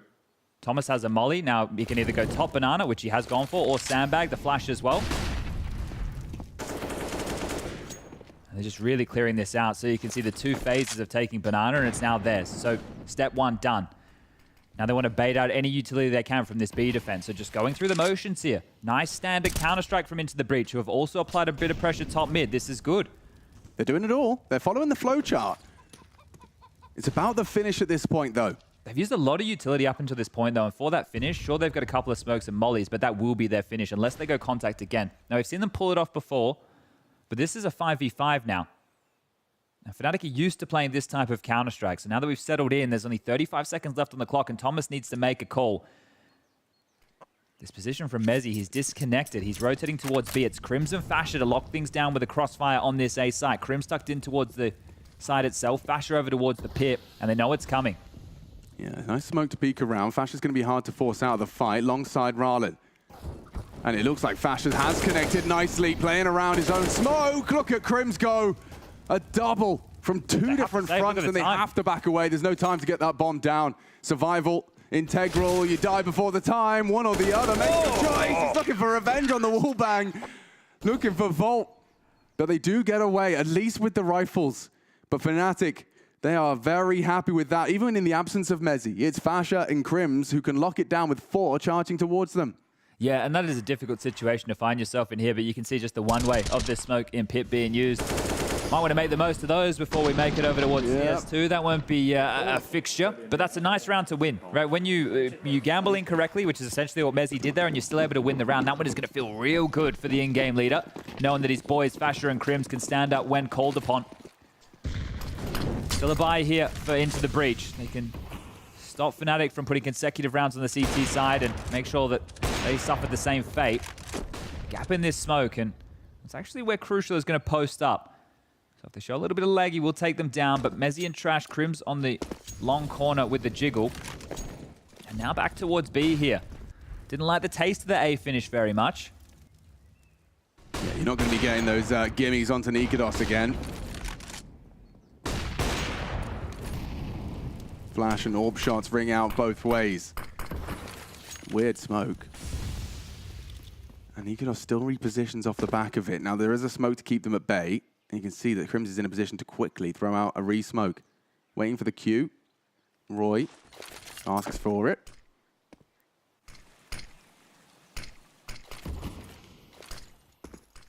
They're going. They're going through. Roy should have at least one here. Not cleared. Not cleared. Overlooked completely. Cypher and him are side by side. It will be caught. Nikodos will finish him off. Still no idea about Roy. It's horrible. Look at this. Triple from Crims, but they were just choked out. You could see very few options in front of them. It was flames, bullets, and hellfire. And Into the Breach, running out of options. Finally, something a little bit different here. Consecutive CT-sided rounds. And I'm not just talking from Fnatic. I'm talking in this game in its entirety. You can see nobody wanted to go for Into the Breach. They're understanding what was on the other side. The flames, well, it was the bullets that was their undoing. And the war cry from Fasher now getting the better. As Juve there in the background, you can see him calling that last timeout. 4 from 4 used now. And they have no money. That loss bonus was only 1,900 coming into this. This is a real tough spot to be. 2K is your max. Right now, you're talking Tech 9s and a couple of key pieces of utility and a pocket strat. For Thomas to call them out of a round like this feels hopeless. You either take a save, give them 15, buy next round, and just have AK. So you're almost conceding and having to play for overtime here if they do not buy. And as we see 5 seconds left of the freeze time, it looks like they have made that decision. So it will be no purchase here for Into the Breach. Ralin with a P250. And this sucks. This is not the position you want to find yourself in here. Fnatic certainly will be getting to 15 first. Yeah, that's why you heard those celebrations so loud. They knew what that round meant. Securing 14, feeling like 15 imminent as well. I guess I can give you that fun fact now. I was talking about Crims, being at the first and the last CSGO major. Well, there's 5 names in that category. And all of them, well, actually, if Crims makes it, I won't get ahead of myself here. If Crims makes it, all 5 of those names are in attendance at this major. which is Carrigan, Cadian, Dupree, and Apeks, were in attendance at the first major. So Crims makes all 5 of them will be in the playoffs. First and last. Damn. Yeah. Which would be crazy. Carrigan only just survived against Navi earlier today. Dupree and Apeks with Vitality in the 3-0, and Cadian the same. That's cool. Yeah. That is cool. Well, you weren't lying. It is a fun fact. Wasn't a mischaracterization. And this one's going to be a quick domination. Nikados spots out a hip, fires off the shot, and has actually missed his second as well, so now they are running him down. Boys? Yeah, Roy. Oh, wow. No, they get a plant. They get a plant. Not just that. They have an orb. They have the sight. Crucial could actually hit one more. Oh, my God. He has. Into the breach on the full eco. A guarantee. We called it a guarantee, a certainty that this was 15. And Crucial another. Nikados' orb used against them. And Fnatic, they lose it. It slips through their fingers. It was supposed to be 15. And instead, into the breach, pull off a miracle. That is ridiculous. That is actually ridiculous. Oh, I got shivers. You can't be dropping the ball on a round like that. You work so hard to get consecutive CT-sided rounds. You had 2 rounds where all 5 stayed alive. And then you lose to a P250 upgrade because this man right here on your screen missed 2 sitters. And then they got stuck. They blocked each other in the way into the side. Roy did what he could, tried to mop up the mess, tried to get a couple of kills, and a couple was all he could manage. But you give Crucial the AWP, he's going to punish you. He ain't missing these. And just overwhelmed a swarm. This should never happen. Awesome. Never happen. Here. Takes down Crims and he builds a whole round out of it. And you can see what that's going to be feeling like. You just got to keep him. Yeah, look, Crims knows he's just got to keep that round out of the back of your head. Do not let that intrusive thought, that intrusive reminder have control over how you handle and finish this game. Over this mid smoke here. That was very premeditated in terms of it. You can see this little boost over here. The silence then 4 noted now. So these moves, trying to find an opener is crucial. He ain't afraid of anything. Yeah, they're walking through as well. They're going to be starting to test that B side. They like the way that one felt. Yeah, make him miss a couple more. Shots he might not forget here, Nikados. If he's punished again, I'm sure that thought will return. Flash good, but the frag better. Thomas meets the pointy end of Fnatic's orb. Quick rotation. Mezzi and Crim started to dart back. Roy and Nikados have called, no, it's not B. Don't come, stay. You need to stay. Mezzi arch side, Fasher towards pit, and it looked like into the breach were going to swiftly make their way in towards this A side of the map. But retooling right now. What util do we have? Where are we smoking? Where are we going? That call's come through. Everything being used right now. It has to be the A finish. Yeah, Mezzi will tuck in. Krim smoked off, arch side. Might try and catch a timing through. He's actually just walked straight through. Great awareness as to what was going delay. down. They've got to go short. 40 seconds and running into Fasher, a double in one little burst from his AK-47. 5 bullets, 2 headshots, and more from Fasher from that pit side. Steady. He is a very steady rifle. And when they need him, Fnatic can call upon him again. That A site, every time Into the Breach test them, Crims and Fasher, they passed that test. Yeah, and I think Into the Breach had flashbacks of the last gun round they lost trying to go into B, where they all got stuck behind the smokes and mollies, and they didn't want to feel how that tasted yet again. So the fact that they're so full commit in some of these scenarios, it really removes the amount of options. And that right there, going from the euphoric feeling of winning a full eco to now going back into the guns. The majority of the rounds that Into the Breach have won in this game feel like they have been with the lighter buys, the worst weaponry. Because remember, they won the second round of this half. The bunch of the rounds they won on their CT side, P250 rounds. Yeah, and it's a bit of a recurring theme in Counter-Strike that sometimes when there is that nothing to lose, whether it's financially or otherwise, you do tend to find an ascend to a different level.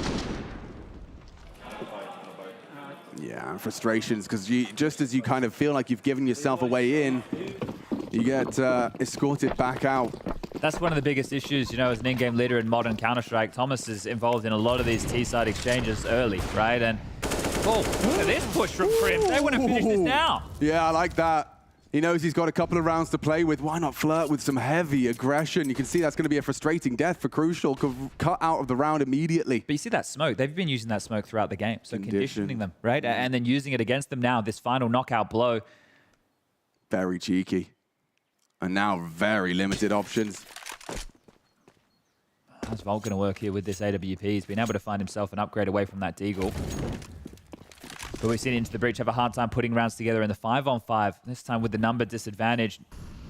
They do have map controller banana, but they're not using it. Safe way to get some answers over middle. Smoked off, but can still call it clear despite the util, so no cloak and dagger stuff here.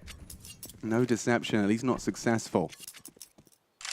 I say that as actually Mezzi's considered mid-clear. It could be a bit of a miscom. They're popping apps. They're popping apps. Fashay's been great. So good, and only the one this time. Typically, his frags come in pairs. And Thomas nearly losing his head. Crim's keeping his cool, though. As that bomb will go down. And it's all to play for in this post-plant. They have everything they need for this retake here. The man advantage, a smoke, some flashes, diffuse kits. Fnatic can get this done 16-11 right now. They just need to piece this together. Roy's going to go for a long rotation, a redeploy of the smoke over towards Moto Shoy. But Roy coming through the apps department. Will that even be considered here? Bomb halfway gone, taking their time. Mezzi, Nikodos, Crim short side. They're coming from every avenue. We need a member of Into the Breach. Going for it or saving? You're saving. Not even giving it a go here. They want to punish them on the way out. They'll get some of those. Very nice frags on the way out. And loses it all. Roy goes down as well. Very punishing with the finances. Nobody in the Into the Breach side of the server have over 4K. It's calculated. That's really cold. Sure, understood, but I don't know if I'm happy with that if I'm Fnatic. I've lost to rounds when they've had nothing. They take more risks. They do better when they have these lower guns. So now I've just taken that away and given it the only option. Maybe Thomas wants to pull out a strap from the Vega squad strap book here. They've brought out a whole bunch of Mac 10s. Just charge up banana, take the fight, run at that AWP. Yeah. You know how many times you can make him miss? I did love the Thomas Mac 10 yesterday. It might even be that. Everybody going TC. I think it's a B rush. I honestly think this is a B rush. Rush B. No stop. Charging. Now Roy turns tail immediately. And Nikodos does put Ralan down. Crucial though. One back. Oh, and Volt dead. It's Mezzi as well to strike. It's all falling into place with Mezzi spamming them down. And it's the Brit to throw those boys down a peg. 16-12. And that was Into the Breach's pick, no less. Fnatic just one map away now from the champion stage.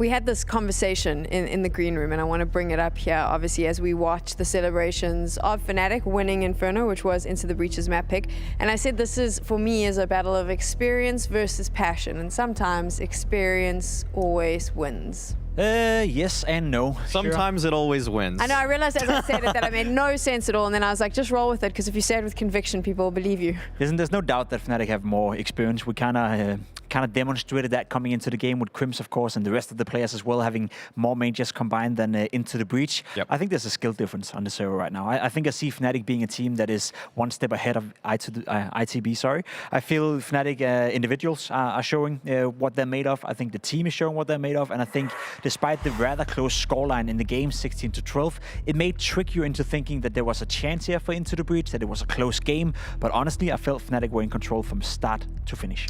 Fnatic definitely looking like the better team. I think, Tech Girl, when you talk about experience, you got a couple of the guys who have been really strong for Fnatic kind of throughout history. I think Crims did an excellent job, and we were saying his name already. We got Mezzi as well, who was just seriously owning. It's hard to even pick someone from Fnatic that didn't have their moment. Nikadas, Fasher, I mean, Jesus Christ. Like, everybody from Fnatic is popping off right when they need to. They seem to be a big surpriser here to even have a chance to be getting close to playoffs like they did at Rio, but man, they are just a map away from punching in their ticket. I think that they just look really good, and now they're moving to Overpass. It's their map pick, which means it's probably going to be even better for Fnatic. What was it, Pimp, that made Fnatic so strong on this map? The beginning was the entries on Banana. They dominated the Banana era. Fasher, we saw a couple of times, he would just go up and win rounds by himself. The very two first buy rounds in the game, Fasher went up Banana, got a double entry, and that's it, round over. Crucial and the boys from ITB is going to save that round. So it was these individual heroics and a very simple but effective game plan coming out of the man in the screen right here, Messi, that made it very, very easy for Fnatic in the first half. So yes, slightly disappointed in ITB, but Fnatic, they're playing well. They are playing well. You mentioned their strength in that first half. So let's head on over to the Mahone zone as he breaks down why they were so strong.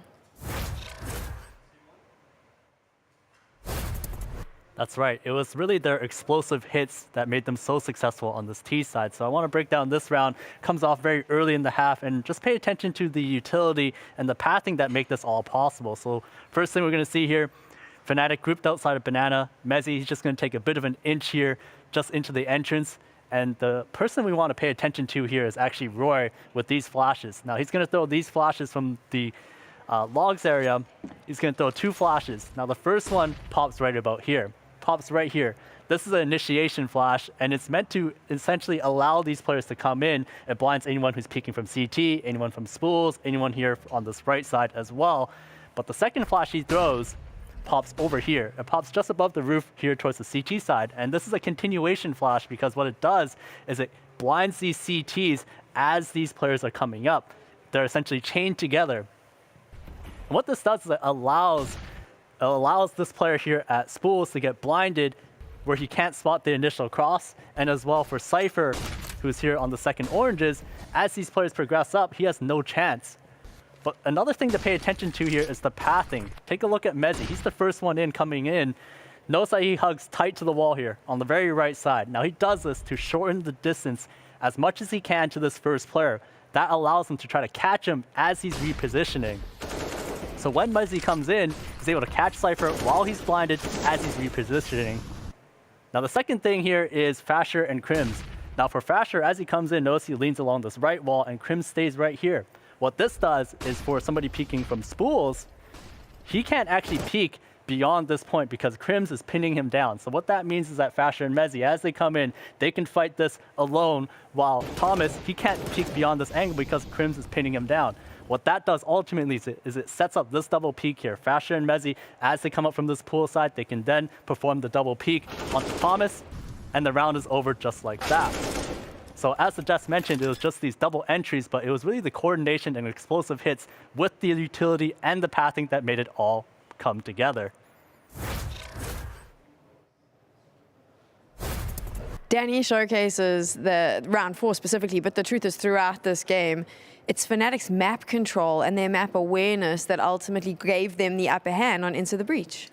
First of all, Love a Danny breakdown. Love the Mahone zone. Love everything about that. I mean, the pathing too, but it's about getting that space, of course. Yes, Tech Girl, that is what you were referring to. The fact that the banana control was already there for Fnatic. We were able to see two players in particular step up immensely when it came to that side of the map, especially in their first half. We had Fasher, we had Nikodas. Both of these guys were delivering. And what I've been loving about Nikodas at this tournament so far is that he's getting it done with the rifle quite a bit. And that is kind of added a new element to Fnatic, and it made them a bit more explosive in my eyes. It's a good thing and a bad thing. It's a good thing in a game like this against ITB, where you're the favorites, where you're supposed to win, where you're dominating. As we spoke about, Fnatic are the gatekeepers of top 12, top 15 in the world. It's a bad thing when you're going into the playoff, which I think Fnatic will be in a map's time, and you're playing against the best of the best teams in the world. Then you need Nikodas on the AWP. You're right. He's been playing well at this tournament. He's regained his form. He's regained his strength. That's a positive thing. But if you look towards, the next game and the quarterfinal, and if you look towards Fnatic being a playoff team, you want to see a bit more. We're moving on to Overpass, a map where I personally feel this is a map made for experienced teams. Fnatic is that experienced team. Can Into the Breach take this map from them? We've seen them Into the Breach play well on Overpass in this tournament. They pushed Liquid to an overtime game, made a decent comeback into that one. So yes, it'll be foolish of me to say they can play the map and they can put up a good fight against Fnatic, but I still have Fnatic being the heavy favorites coming into this one. I think, especially Nikodas with the AWP, that's one of the few maps where he does feel confident. It's Oppa's paradise. You can move all over the map, take, I guess, risk-free shots from time to time as well. So yes, I'm having a hard time seeing Fnatic not winning. Will it be a close game? Most likely. I think that Into the Breach have a chance because they're going to be likely choosing to start on the CT side here, and they just get most of their work done on the defense. The Liquid game was a bit of an exception in that regard, but in terms of the last few months, it's a pretty stark contrast. I think it's over 25% in terms of the round win percentage on CT versus their T side. They are not really as well drilled when it comes to taking that map control methodically, slowly, and I think that if they don't find, let me say, 11 rounds on the CT side, I'm going to say you can count them out at halftime. I'm curious, do you think you can prepare for Into the Breach? I mean, other than what you saw with Liquid, because this is my thing. Fnatic walked out here, and as they were walking out, I saw the pieces of paper come out, which tells me that they are more than prepared for what they think the Brits are going to throw at them. Yeah, I think that especially on this map, Cypher takes something like 35% of their opening duels. He's got a few plays. I watched his demo last night just to see all these little plays he makes. Sometimes it's kind of a dry push out monster, fast push through connector, fast push into bathrooms. And again, like these are what we were talking about with Pimp saying with Nikodas, just put the op on one of those angles, even sometimes bust out a double op, just put it right where Cypher is. And there's not always the nade support to get him that frag. He does it so much with aim. And I think that if you have an op, you just have the better gun in those situations. So the analysts think that this is going to be a Fnatic win all the way to the Accor Arena. We'd love to hear from you. Make sure you let us know on Blast.tv. We're going to take a quick break, and when we return, we're jumping into map 2. Leaving with the last major title. Everything can go wrong quickly. If we lose this game, everybody's going home. This is your one last chance. There's no question, this is the culmination of everything that we've been doing for the last 10 years. In Arama, it's even more crazy. You need to get ready for everything. I wake up every morning to win, I work to win, and I live to win. It would mean everything to me. I'm fucking ready.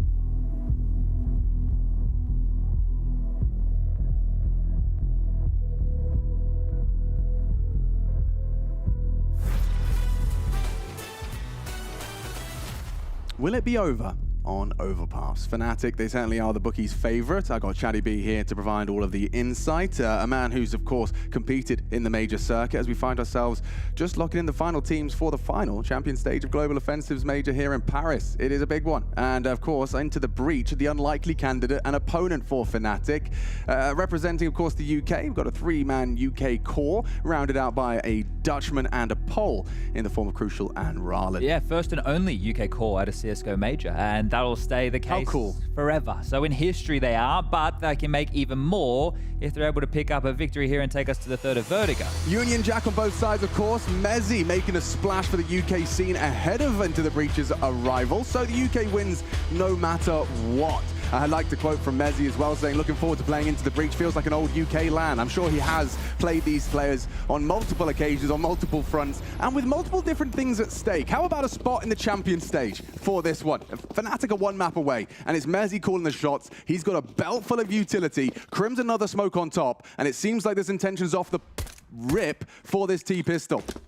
Yeah, just spreading out across the map here to make sure there's no real CT aggression, and CT aggression is going to be a big part of Ralen's gameplay here. So flash at the ready for short. If they need it. Exactly. That's cool. Conditional util there. And Cypher, he's got a lot on his plate. A crouch clear straight into the dual Berettas. So a dreamy start for Cypher. They're still coming. They are. 3 monster. Can Cypher build any more out of that? Great util. Really limits his options. He can't quite get the crosshair in the right place, but Volt can. Does go looking for more and gets a face full of Glock from Mezzi. Can this 2v4, now 2v3, turn on its head? That's up to Crims and Mezzi. You can see our ops team keeping track of Ralen, who's once again up to his flanking. Good stuff. Oh, and the click of the mouse. Good for it. 99 damage inflicted straight to the head of Ralen. Call that one a goosh, but not a round. Crims, he's looking to pick up that bomb, but he has to get through Thomas and Crucial first. Thomas confirms presence and more damage inflicted back. Crims chunked down, 2 HP on 1 more bullet will do it.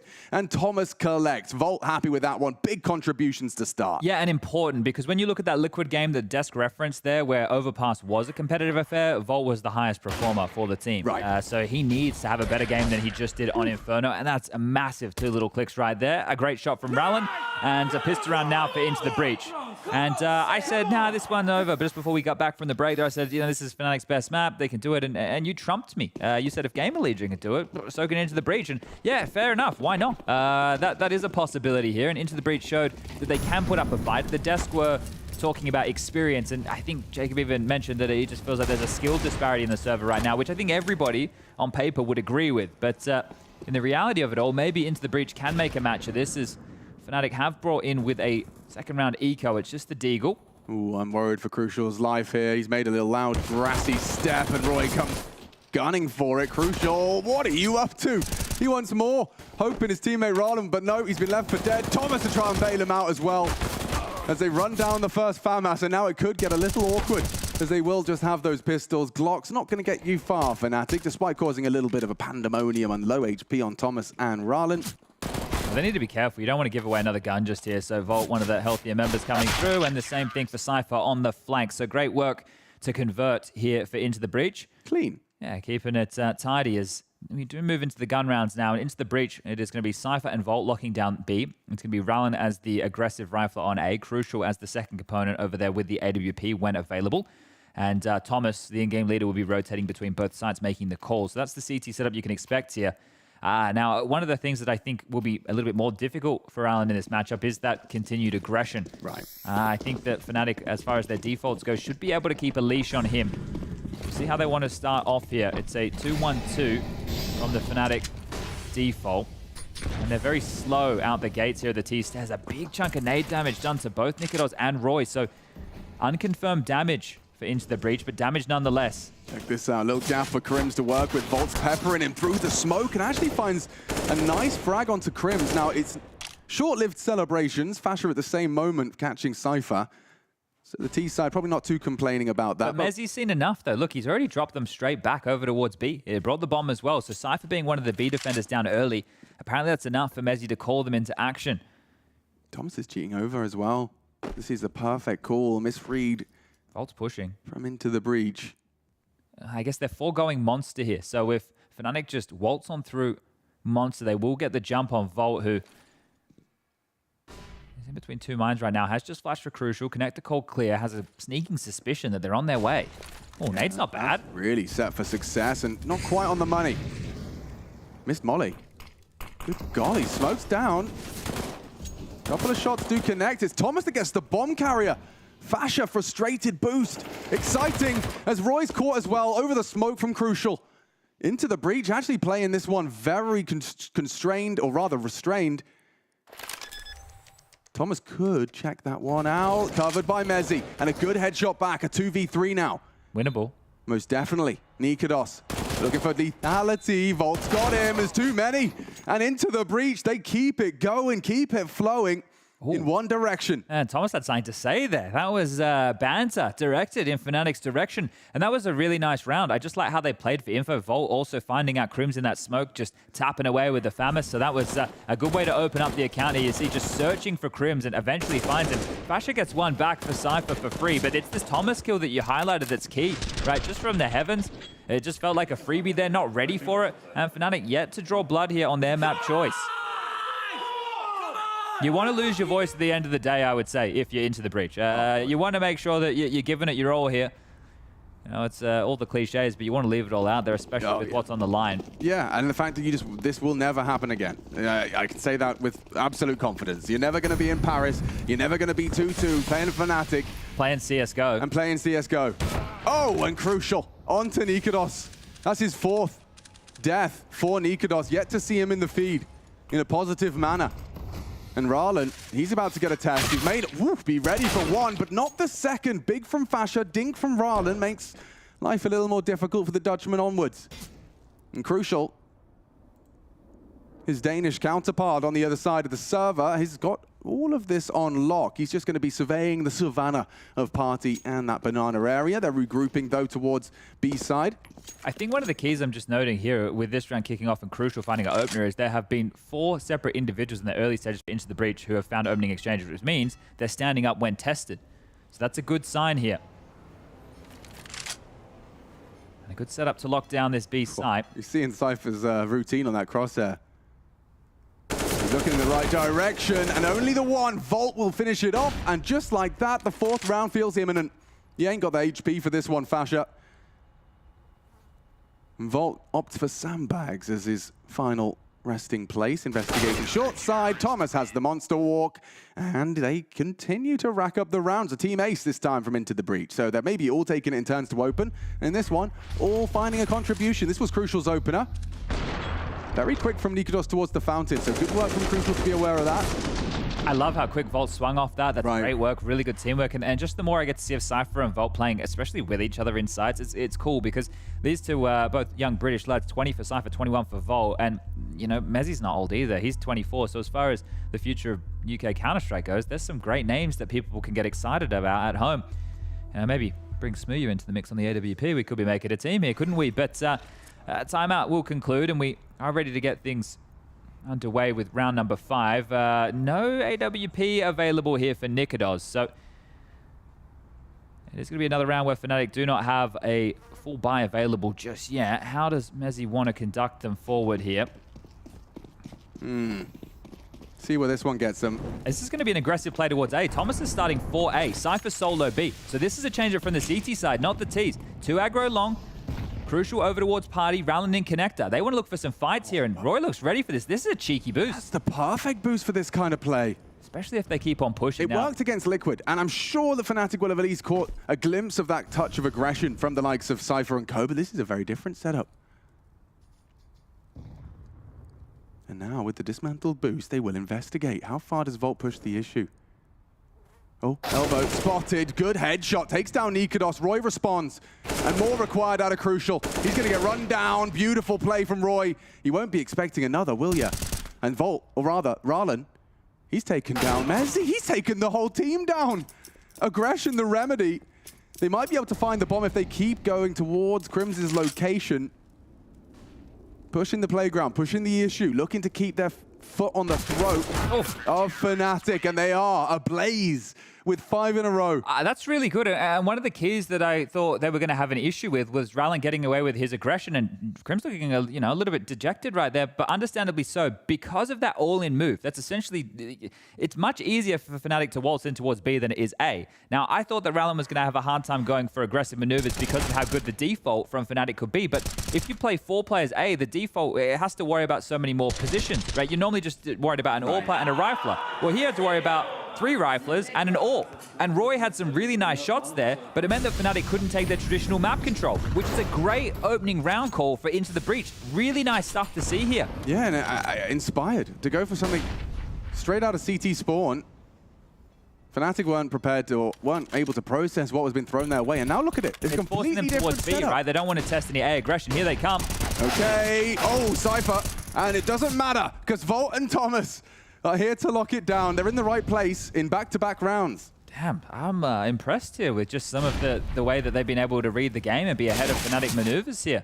Nikodos low, Crims joining the party up short. Both of them won't be long for the world as, it almost was a flawless one there for Thomas. He goes down, but 3 stay alive. And yeah, they have great guns right now. And I don't mean in terms of the weapons in their hands. I'm talking about the finances. Thomas, before he buys, has 10K. Everybody has at least a residual buy. It's 6-0 start. This is crazy, The closest the rounds have been, there's been 3 players staying alive for Into the Breach. It's really been good Counter-Strike here. I'm getting like a taste of what it must be like to have, like a parent-teacher evening and the teacher sitting there talking about how good my child is. I imagine this is something similar. I know I'm not claiming that I've, produced Into the Breach. I haven't been a part of them. You're I'm not attached by nationality. I'm attached by nationality, and we don't get much to be proud of as a Brit these days. So hearing Chad say he's impressed by Into the Breach, it gives me the fuzzy feels.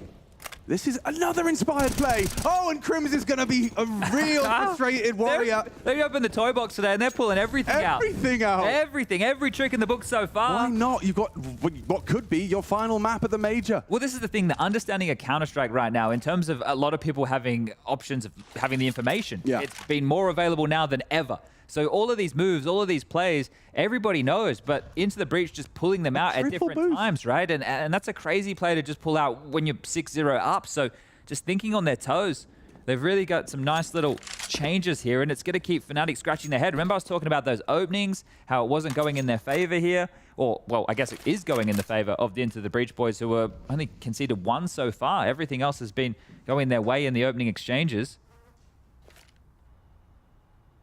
Yeah, and you can see it really slows down Fnatic because there's always something fishy afoot. A re-smoke, lurkable, and Roy's going to have to stare at that. When you see it, you'd be a little bit worried. Yeah, his crosshair went to the boost because, oh, maybe it wasn't the boost. Maybe it was just the barrels, Murray. Regardless, here we go. Yep. Volt flash, executed. It's Cypher that steps up in response, and a 3-man spray. Roy gone, round 1. Unless Nikodos has got anything crazy to say or do, Rallen should have him. And he does deliver. Options for the AWP. Cypher cheering him on, trying to get the juices flowing and holding on to this momentum because they are soaring right now. Overpass. Sure, they had a competitive one. We saw it against Liquid. We were impressed by the way in which Into the Breach were competitive against Liquid in good form, with OC in top form. But then you look at Fnatic, you say it's one of their, if not their best map, Overpass. It lends itself to their kind of procedural, default-heavy style. Come be again, he says. Come be again, oh you gangster. That's it. That's what UK lands sound like. Oh no, Yeah, don't you worry. Stand up, stand up. What seat number are you at? Let me see you. Okay, 7-0 and forcing Fnatic down to a humble Tech-9 armor round. Yeah, second timeout for Kita to get on the mic here. Now, look, the half's definitely not done for Fnatic fans out there. They can still claw back into this. If they get 4 rounds, that's all they need. They just need 4 T-side rounds. They know how to putt this one in on the CT side. They can do anything Into the Breach is doing and better. Oh, for sure. Just watch Into the Breach as well. Like, they've been holding on to it for now, but these guys have had a history of a couple of... Oopsies. Yeah, oopsies. And against these Tech-9s, pace, overrun, miss no scope. Rallen trying to bail him out, but they lose them both. And just like that, already face palms imminent. Thomas and Volt desperate to keep hold of this slippery rope as he tries to dump some util, slow him down. A good spray, but damage dealt. Thomas stands his ground. Behind them. Needed one onto Mezzi. He gets them both down. Cypher from behind. That's the bomb. Can he save them? Side. Can he save them? One, needs another. Spotted out on the site, knows where he is. Mezzy did so much, and now we've got Brit on Brit action. Mind games here. Where's he gotten off to? Cypher has no idea, just looking for the heads-up duel, but Mezzy trying to play the time here. Around the world maneuver, back through long. And Cypher now considering that. But as the time ticks down, more and more options. He fires off his gun. You can see the pressure here in a moment like this. Deathmatching, essentially. I mean, advantage Cypher, but Mezzy, he's been at it for longer. He knows what's up. He knows how to play these kind of scenarios. The pressure's on him, right? The bottom is with Cypher. He's thinking it through. Mezzy's cut so much noise. You can see Cypher's just completely lost track of him. Look how calm Mezzy is. He's just taken this position mid-bathrooms and is chilling. Now he makes his move. Oh, Cypher on his next lazy clear. He could be caught. It's all in the timing here. Mezzy has to finish A. Well played from Cypher so far. This would be huge from Cypher. Oh! And that is Mezzy saving Fnatic with the 4K, grabs the AWP and grabs something for Fnatic to work with. Just Tech 9s. He loses 2. It was Cypher looking for that 1v2 to bring it back. 1v3, do excuse me. He takes down Nikodos on that flank first. That's great. The bomb's loose here. Oh, just man. Just the timing. Just the timing there. The timing on that one. The uncertainty. The uncertainty. Mezzy played that to perfection. You got low HP. You know where he is. You know where that bomb is. And Mezzy closes out. You've got to give him props for that one. All right, well, the question now is into the bridge. Can they hold this together? You saw the frustrations from Cypher there. This is a great lead. Still 6 rounds in their favor. Still a buy available here.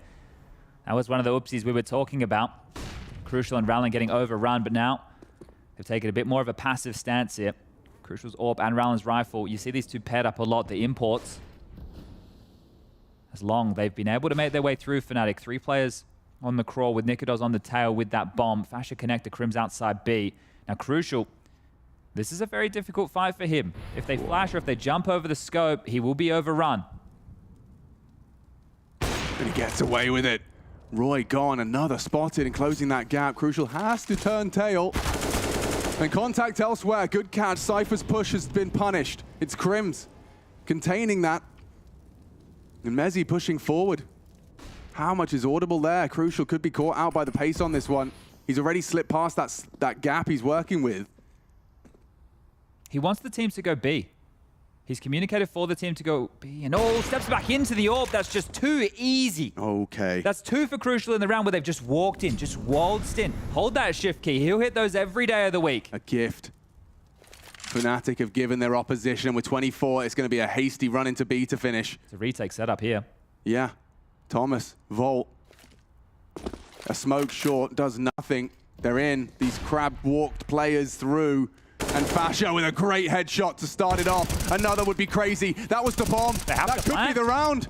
They need to plant now. One more. One more. No time. No time at all. Nikodos, just for survival, looking to run him down after time. He fights his way into survival. Keeps hold of everything. But still the round goes into the Breach's way. They'll be happy with that one. Oh, maybe short-lived until they look at their finances there. They really wanted to take Nikodos down after time, so he wouldn't have any loss bonus, but look at how many guns they just gave up. These were the sitters for Crucial on the big green, right? They're literally just walking into his scope right there, so handiwork for him. But as this late-round skirmish continues, they throw so many bodies in towards Fnatic, and they lose everything. Ooh, they're limited. They wanted to ruin Nikodos' economy. That didn't happen. They're in MP9 and a FAMAS here, so definitely down in the buy department as we set up the quad burst, and Nikodos, he will deliver. What can they take off the back of that? Rallen, he must be licking his lips. Hang on a second, you telling me they were 5-man invested? He's not overstepping the mark here, though. You can see flirting with the idea.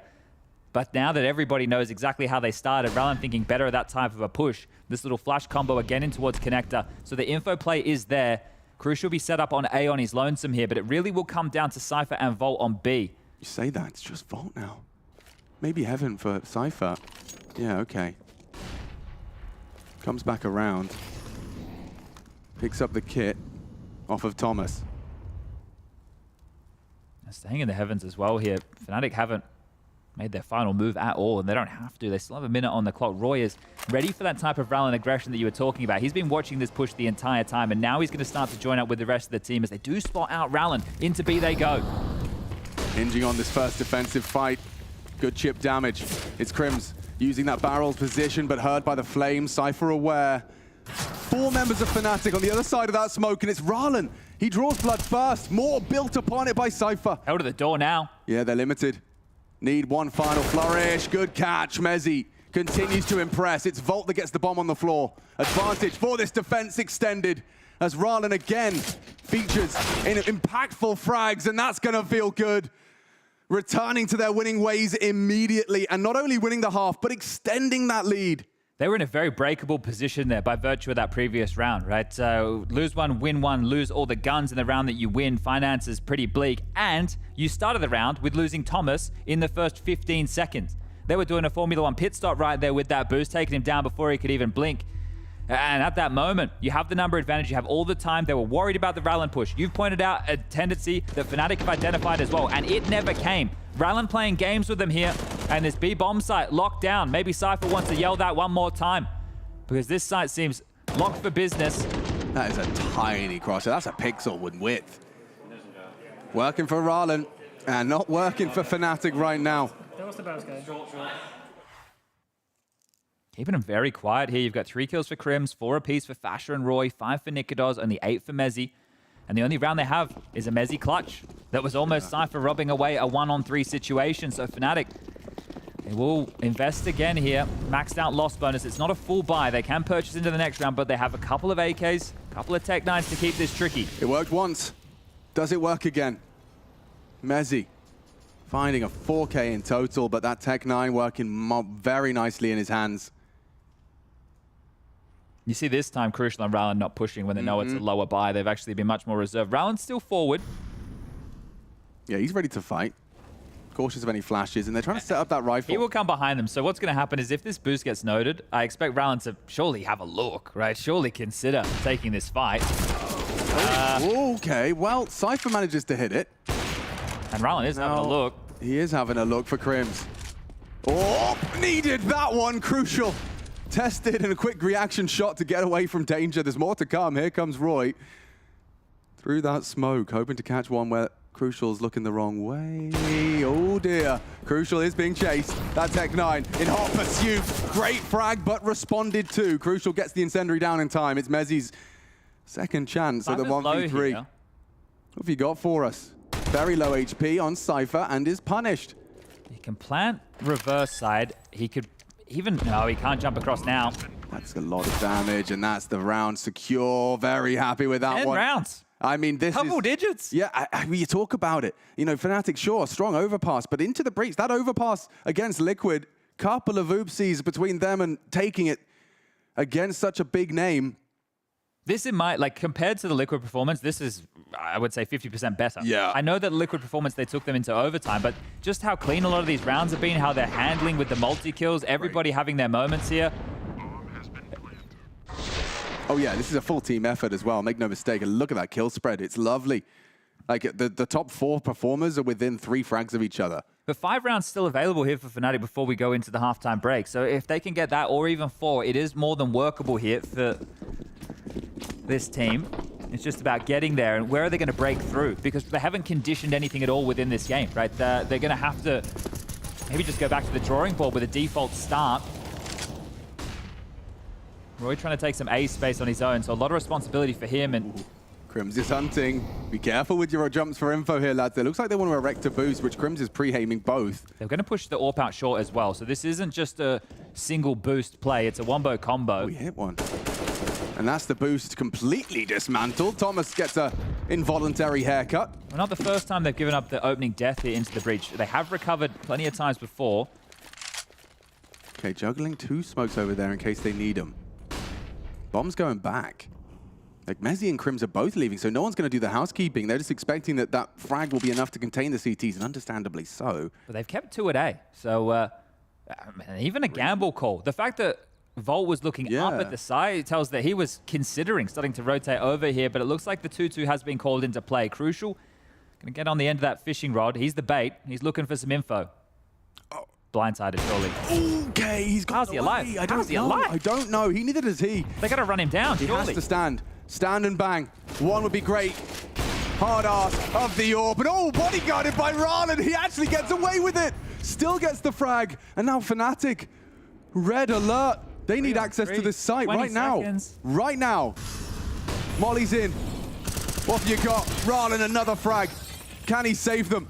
Defend the side again, make it 11. Yes, they can. Cypher establishes the crossfire, and it's Ralin leaping to the lead 11 as a triple from the pole puts them in pole position for domination. Damn, if I'm Keita, yeah, I was going to say, I'm burning all the timeouts, and he's done exactly that. He has just taken their 4th timeout in the first half, and we're not even at round 15 yet. Yeah, hi guys, Keita here. I need 4. We can work with 4. I can't work with 1. 1 round off the back of a 1v1. Like, this is a categorical thrashing. This is a shutout right now. They are just completely dominating Fnatic on their home map. Like, just drubbing. This is fantastic work here. They lost the opening.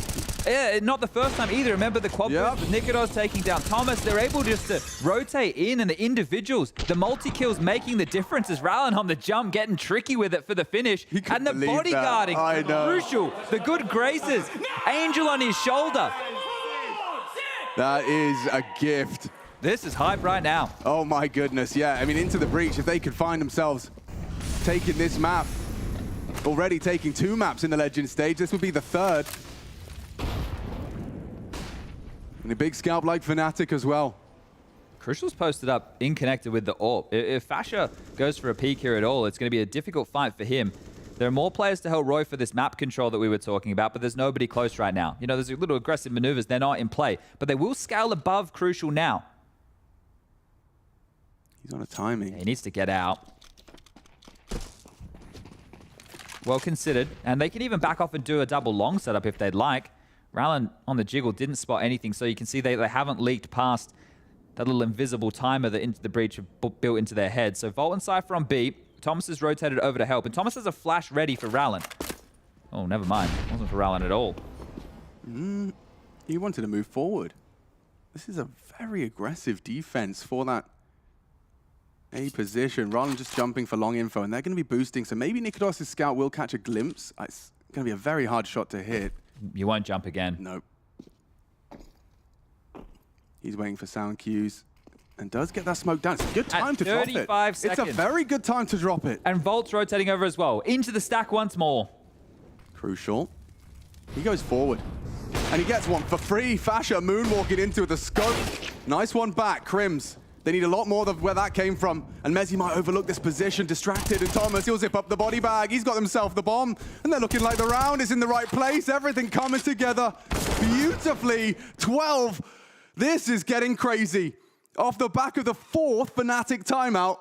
And into the breach, don't care. Yeah, there's no tenacity out of Fnatic here, and this is what happens when you're a team that has a lot of default style in your play. Where's the flare? Where's your can opener? Where's your crowbar? Where's the player who you're going to turn to say, hey, go to this area of the map, let's flush you in, let's take the fight. Who's the exciting player on this roster? Well, Nikodos can get flicky with the AWP. You expect Roy to do some dirty work with the rifle.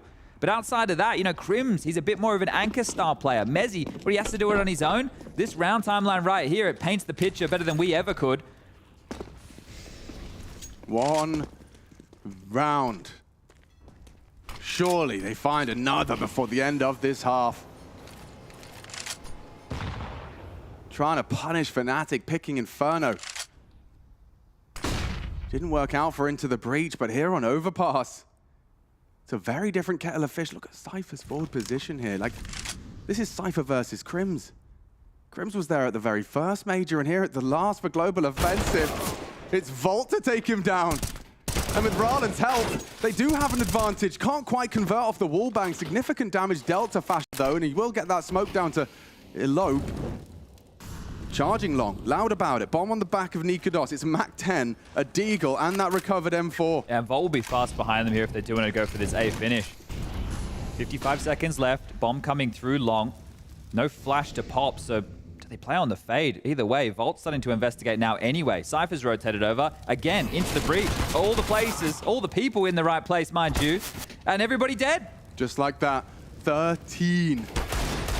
Imminent and secure as they are running it, gunning it, all the way to a half-time. One more round for 14-1, and having it on a silver platter to force Vertigo. And Chad, that's a conversation I'm looking forward to having. Yeah, Vertigo for Into the Breach is a map where I expect them to do some really good work. Fnatic as well, we might actually get a tussle on that, because this right now is a blowout.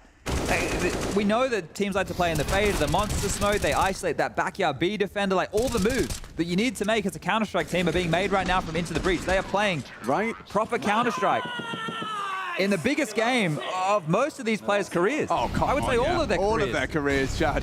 They've been at it for years, but this game means so much to every single one of them. Just denied again. They tried something risky. They tried to send a fight. Cypher takes down Crims once more. Juices flowing. Nikadov disrupting. A dominating double to give Fnatic a chance at the second here. And Roy, he wins that duel. The second bullet not quite on the money from Ryland's M4, but Thomas, he knows one's there. Nikados finished off and spots another as well. He knows where both are. Yep, heard short, knows monster. Thomas relaying that information. They have the health advantage, crucial to rotate through. He brings the fight to Roy, and he can finish it. Continues to frag, and that is 14 into the breach. 2 rounds away from taking their third of the Legend stage and forcing us the distance. That's actually a funny story. I don't know if I should. I don't know if it's only on me, so. Perfect. Okay, I'll share. Let's go. Maybe 2 weeks prior, I destroyed my phone. So I had just gotten a new phone. It was the newest iPhone at the time. Yeah, you know, I was on my phone and I had to pee. So and you know, you see, you have the toilet as like right here, and then you'd have like a window up here, a little bit curved, you know. So you can see the bears coming. Yeah. So I was a little bit. I was just like, I put my phone up there. All of a sudden, I hear someone, you know, like tries to, and it's Sonic, you know. I panic that I thought that maybe I didn't lock the door. Oh yeah. So I'm standing here. My phone is up here. Yeah. I hit my phone with my elbow as the phone goes bloop. Into the toilet. So my phone is lying in the toilet with my own pee in it. Yeah. So I just immediately like get my hand inside the toilet, realizing that the phone has gotten stuck because, you know, the toilet is like on the curve. On the curve, so it's like in between. I'm just like trying to get that goddamn phone out. I finally get the phone out and I look at it. It's fine. It's working. I had pee all over my hands, in my phone, and oh my god, it was horrible. Sonic kind of also panicked because he heard from outside the door a lot of things happened, and he was like, what did I do? And he didn't know it was me in there. Yeah. And then he said, hello? I was like, it's just me, Danny. It's just me, Danny. He said, are you okay? Yeah, I just dropped my phone in the toilet. There's pee everywhere. Oh. Pants on your ankles, lying on the floor. Yeah, it was horrible. Phone stuck in the toilet. It was horrible. And when I went back to the room to tell the guys that what I did, that was a horrible thing. Wow. It's right here. This is the phone. The same phone? This is the phone. So make sure never to touch that. But yeah, still remember it. Got that sent.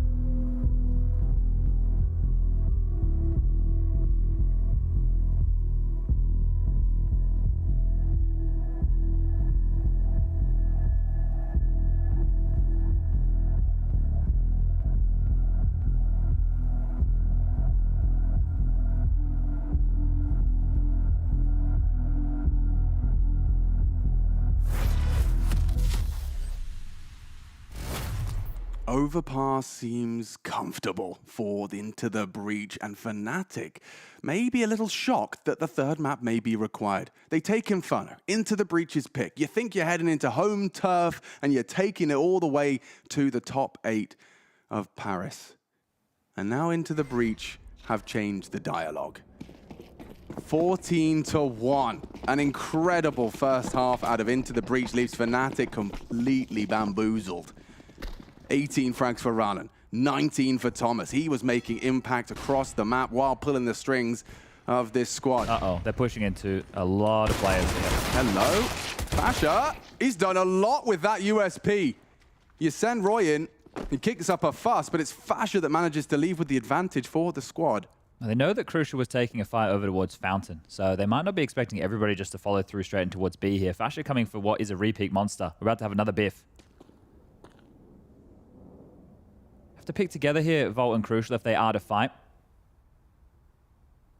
Separated now in this number disadvantage, calling out the information of Mezzi's jump. So a 2-2 setup established. And remember, Fasha is low, 34 points of health. He got a lot of info. Thomas knows Mezzi's rotated off, so if he's brave, if they get info on the monster positioning, Fasha are low enough to fall to body shots.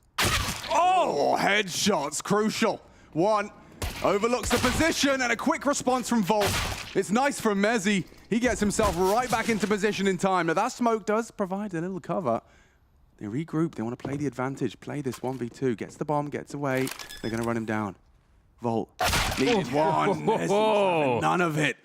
Some sharp shooting out of the Brit. Responsible for both of their rounds, isn't he, Mezzi? He won the clutch against Cypher, and now hits a couple of bangers right there to make sure Volt can't even get that bomb down. That plant would have been worth its weight in gold as far as the next round of play. I think this is where we see Into the Breach take things quite steady and go for a full eco, or maybe just some P250 upgrades. You don't want to invest too much. You can bring out the AKs into the next with the loss bonus, but that's a nice shot there from Crucial. A good trade from Volt, but Mezzi, he shows him how it's done with a couple of his own. And this long journey back into Overpass has begun for Fnatic here. Now this is the Milkman round, right? Allow the CTs to use a bunch of their utility, swarm late, overrun them, try and get a kill. A plant would be a bonus, but this one here is going to be a very slow start. Don't expect to see too many fireworks in a round like this. But with a score 14-1, it's seems almost unrecoverable, right? But we have seen some teams in recent history winning insane games, right? From massive leads. So maybe there's a little something in the water here today. But Fnatic have to put their big boy pants on and hopefully find themselves in that 2-minute break, because there wasn't any bite about them. It was all Into the Breach in that first half. Fantastic Counter-Strike from top to bottom. The macro decisioning of how they wanted to play out as a team, the individuals with the multi-kills. Everybody had their moments, and you could see the energy was there as well. This team isn't going to go down without a fight. Means an awful lot to a squad who has only been together for a couple of months. And as we mentioned at the start of the cast, Into the Breach is not a household name for Counter-Strike. This is more how people may remember organizations back in the early days as, oh, Roy, you're about to get a bit of a shock here, mate. That kill, that's nice. 30 seconds, they will have to commit towards A now. Yeah, they'd love a couple more. Nikodos might not allow that, though, as he's got the perfect weapon for the job, and with Fasha's help, they do try and run him down, and another kill from Rallen. Good damage. Forces a rebuy. Not too shabby. Of course, you will keep hold of that M4 and those FAMAS, but damage found, and yeah, that's the third round for Fnatic. It does just feel like an inevitability. Crazier things have happened. Remember, though, Fnatic used all of their timeouts within that first half of play. So, look, they don't have a lot of area to have a foot fault here, but if they did want to take a timeout at any point of this, if things are starting to get really intense and they needed that conversation after a close round to discuss a buy, they will not have those options available here. They'll have to be Into the Breach to give them that 30 seconds as we do get into the first gun round of the second half. Let's see what they go for. Like, let's see what kind of first heat gun round Into the Breach had in mind. Nikodos just on the bench. A forward position, completely runs over. Gets himself two. Interesting to see a dry swing into that, you know. No util, so hoping to get this one done with pace, but as Roy claws through connector, he will call this clear. It is possible as well that Into the Breach might be falling victim to the let's just get it done. That's true. Yeah, and it's something you have to experience and learn. Ooh, Mezzi, yeah, he gets caught out actually. So Crucial. Here comes Roy. The bomb's about to be dropped. Oh, yeah. He's just rounded the corner in time. Oh, okay, maybe not dropped. Oh, stop. He's Oh! Just found the kill. That's massive. How? A third from Crucial. They can go anywhere now. There's no rush. Thomas, take a breath. Call the team into this. Oh. You know that it's the B defenders here. Couple of slip-ups here and more information. Whoa, Crucial's on a mission right now. His first major. Not his first time of asking or trying. He's been doing this for an awfully long time, as Joey. Yeah, and to do it with style. Doing himself proud. Doing it for his squad as well. Oh, they're going back into B. Look at Crim's off angle that he's holding here. Sure, it's the FAMAS, but if all three of them just charge up short, they have util. They can take their time. They don't just have to run. They have nades. They're just running in. And Crim's He'll be over the smoke. Primed and ready. Headshot spotted. Okay, problems now. Fasha with the last two there, everybody. We had a bit of a crash go on, but Fasha picked up Thomas and Volt. It is going to be the round for Fnatic, 14-4. Bear with us. It is computers. These things happen. But actually, they did have a lot more. They had like 2 smokes, 2 Molotovs, 4 They flashes. threw the stuff. They did. Yeah. Oh, you saw it coming a mile off, didn't you? Yeah. Yeah. Handled. 14-4, and it was, yeah, it was a lovely attempt from Crucial. Felt like his frags had been enough to tip the scales. He had a sixth sense there with some of those fights, didn't he? And then when he was taking more, his crosshair placement, he was very ready for all the jewels. And that was after conceding a double. Exactly. Like, that's not a round that Into the Breach should have been winning. Oh, as you can see, there we go again. Look, a few doohickeys going on right now, but it's right. Alex and I are in game. So there's some rats in the system. Radio cast. We can do it the old-fashioned way. Boot up Winamp, and we'll do some shoutcasting for you.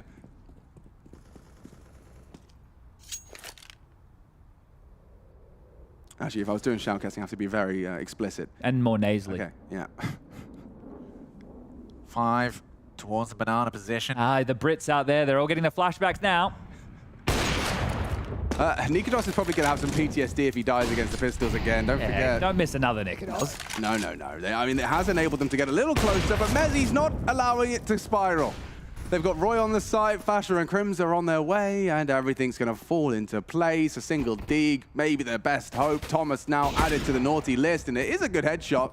Nikodos will go down to the crucial dig, still making it as costly as they can, hoping that they overstep the market. And Roy set up for success. Doesn't get the double. Rala makes it costly again, so they're still chipping away at this Fnatic defense, the funds, etc. But there you go. Fnatic, they have found 4 in a row. Now, if this was, two more known teams, right, in terms of the upper echelons, I'm talking experience in pressure matches. Yeah. I'm not, obviously, Into the Breach have played a lot of games, and these players we've seen in different points throughout their career. But in terms of the pressure in this environment right now, Into the Breach are going to have a hard time to close, right? You're only going to get so many opportunities. And the rounds that they get openings, or the rounds that they feel like they should close, if they lose the clutch or they lose the number advantage, that's going to build on them more than it will on Fnatic. Fnatic is just going to go through the paces here. So difficult for them to come back into this game. If we were talking about most other matches, it's a matter of time, and I still feel that. But if Fnatic can get closer to that double digits, remember the shot to try and claw this all the way back and have a historic comeback. That would be special. 14-1.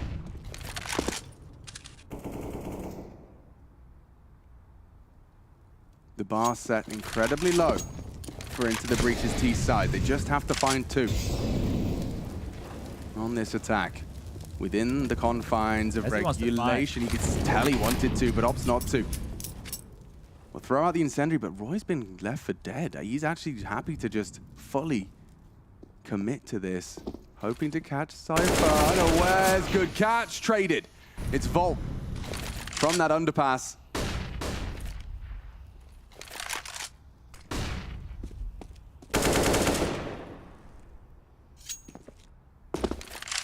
Have to finish the round with 2 smokes and a flash here. Sure, the HE in the mix, but not an awful lot. Yeah, Rowland has just donated a smoke towards Thomas. They're going to fake A and go B. That looks like the finish to this. Sounds simple, sounds like an Alexi B call.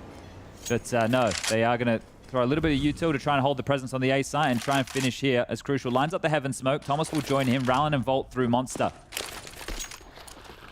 Close angle. It worked for Crims once. Better weapon for the job this time as well. As it's Fasha combined perfectly, just like that mincemeat made of Into the Breach. Crucial needs to save this here. 7 seconds, needs to back off. Should be given the good graces to do so. And there's another round for Fnatic. So another, at least, even exchange to start off the round. But there you go, Fnatic just able to lock things down. The CT side coming online now. We're talking about 5 consecutive rounds and the bomb yet to go down. As far as the finances are concerned, there are going to be limiting options if Into the Breach can't start making more penetration into these sites and punching those digits in. With the loss bonus maxed on out, the plant could help them. That's how you could apply so much pressure. If you are getting into the site, oh, their first time out. Yeah, juxtaposition there, isn't it? This is showing you how easy, and Juve on the mic, does he have an idea? Does he have a plan of what they can do around this saved AWP? You need to set Crucial up for a pick here, and they're going to go all in. This is interesting. They know they have so many rounds to work with. There's plenty of ways to skin a cat here, but they're going to take the most aggressive of the bunch. So this is going to buy back in. Could have taken a partial. Yeah, and knowing you're going to be up against a very comfortable Fnatic. It should just be more all-in if you're going to do something like this. You can't play a default round. You don't have enough utility to do so. So do something more pack-rolly and hope that you trade efficiently. If you just spread out and try and do a default round in this type of environment, I do not see it working. So something a bit more 4-1. Let's find out. They go for 2, 2, 1. And Roy, the first to draw blood. Ralen, booked. And hopes of Into the Breach finding something as a pack is cooked. At least they took this connector control quite quickly, which will have been noted and heard. So Roy and Mezzi drop back and immediately respect that and even set up a nice little stack here. Mezzi's directly below him, so you cross their placement. You can't deal with both. Yeah, I like to call that the Musketeer setup. One crouching, one above. You can see Volt, he's loudly looking for any sort of ounce of info.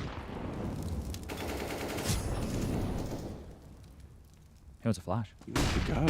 And Crucial wasn't far off. Cypher will punish, but not before Volt goes down. So that advantage is held onto for another round. This, the 21st.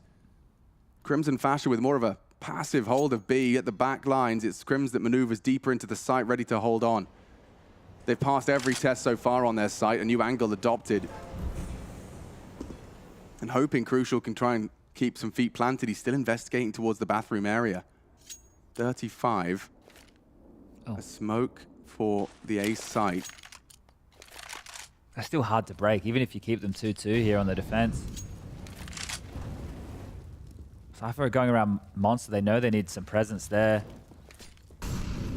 Running out of time, running out of options. 15. Mezzi's coming over as well. Supposed to. Flash is out. Heaven, soon to be occupied. You're trying to get the bomb in, and you get nothing but a face full of lead. Call it off. Call off the hounds. Crucial and Thomas back away to hold on for another day, and now 7. Fnatic definitely heating up into this one. And still no plans, so doing a great job showing Into the Breach anything you can do in the first half we can do better. And this is the chat, right? This is Fnatic's home map in this series. They've decided to take it here, and we're starting to see why. The biggest question is it too little too late? Well, not if Roy can get away with fights like that. Ralen isolated ahead of the smoke. The flash push was great for his second here. Cypher onto the trade, but the damage was already done. The buy, it lacked utility.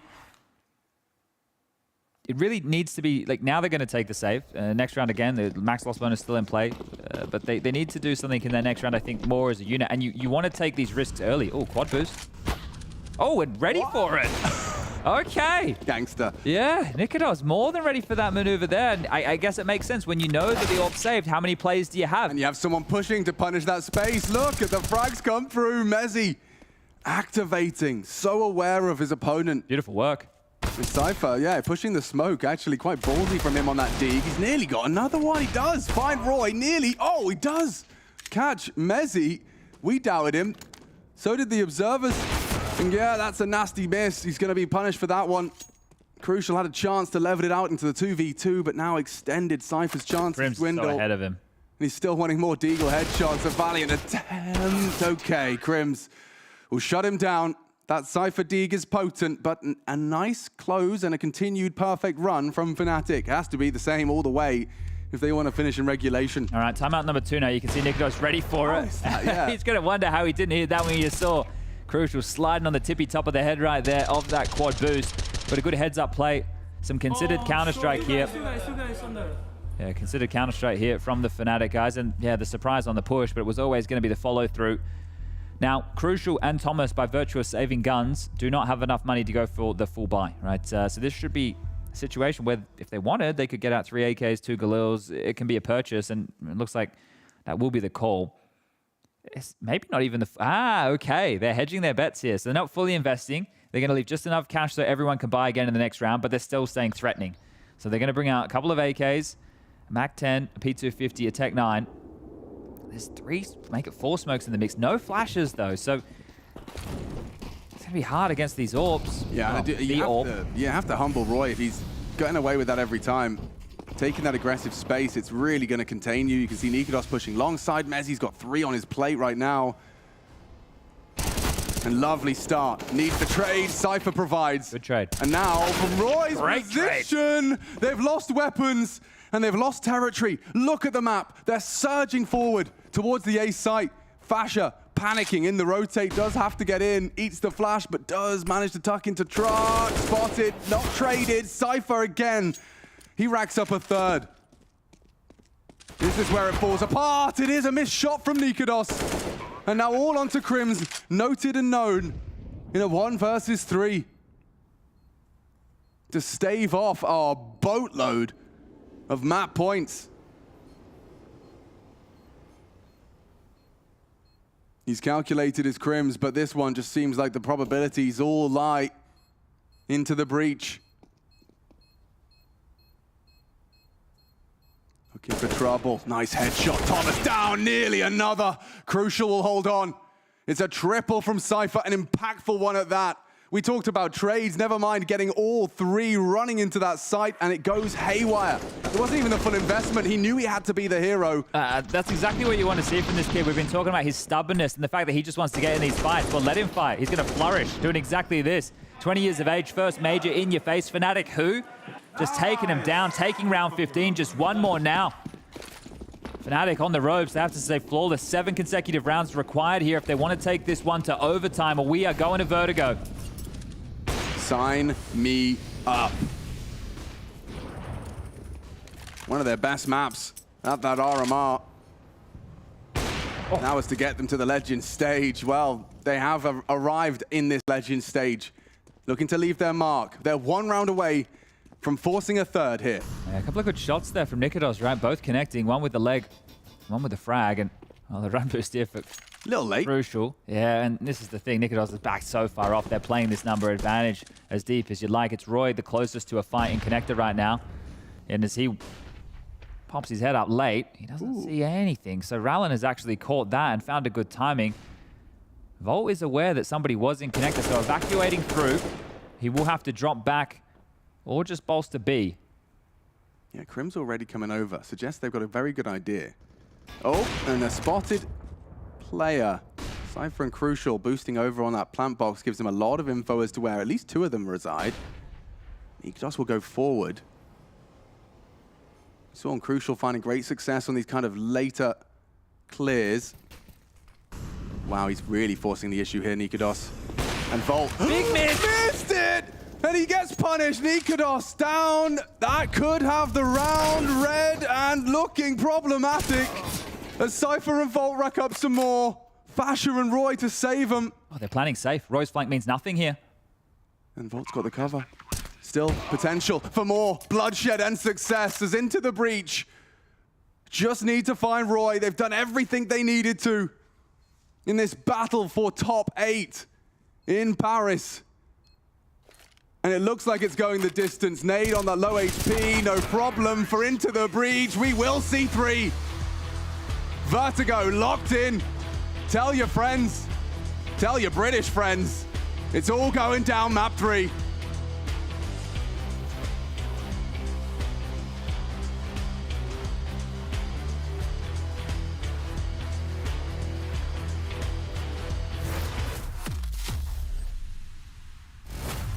That's the first guess. I'll do one of my teammates. Let's do Brokey. See what we get. Nico. Alright, now I'm going Leash. Let's try. He's older than Sortuan, another European player. He's been at more than 10 meters. Cool, Sarah. Let's go continue and get this one. Nope. I guess from my team, like Rain, Carrigan fit that narrative. I'll try for Rain, see what happens. That's cool. Sarah only been at 9 meters. Carrigan. So he's from Europe. He's older than 32. Guys, we're going for Swedish legends or Polish legends now. I think it might be Taz. Nope, but it's one of the guys. Yeah. I'm trying my best. Freiberg. No, he's 30. I think Neo is playing with Taz, so it will be Pasha in that case. Okay, let's try Pasha beats. Yes, easy. Let's go. I knew it, I don't know. I had a feeling. That's so clever. Pasha beats us on point. Lost it.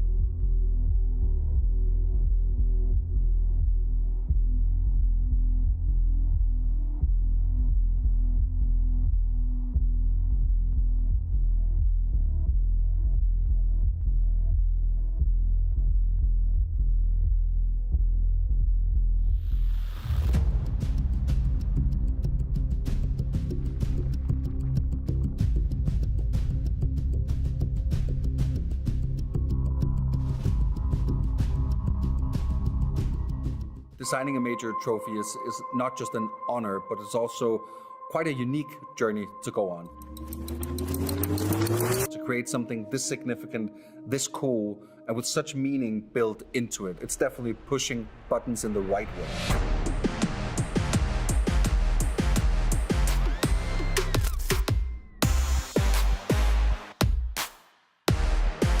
For those who know us, they also know that we try to push things. And I think if we ever find ourselves in situations where people love every single thing that we're doing, it means that we're comfortable. It's just not exciting. A trophy is no different. It's obviously what is lifted at the end. It's probably the most iconic piece it's not even equipment, of lore, I guess, from an event. That's why I think we always try to and strive to make it different and out the box.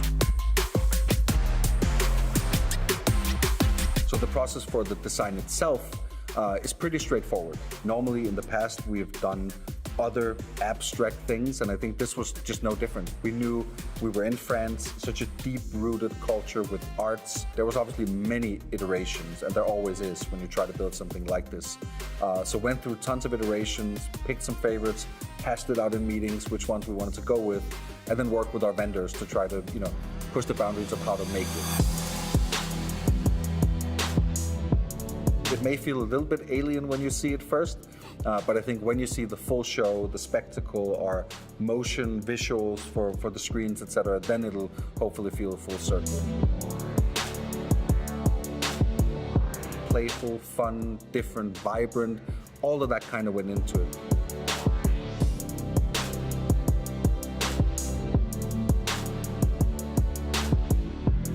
I think we've created a beautiful trophy. Can't wait to see it on stage, be lifted, and winners bringing it home.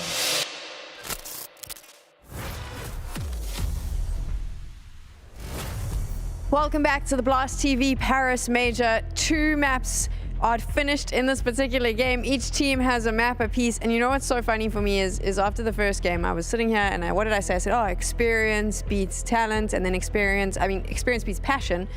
And then experience got shat on in the first round of that map. Woof.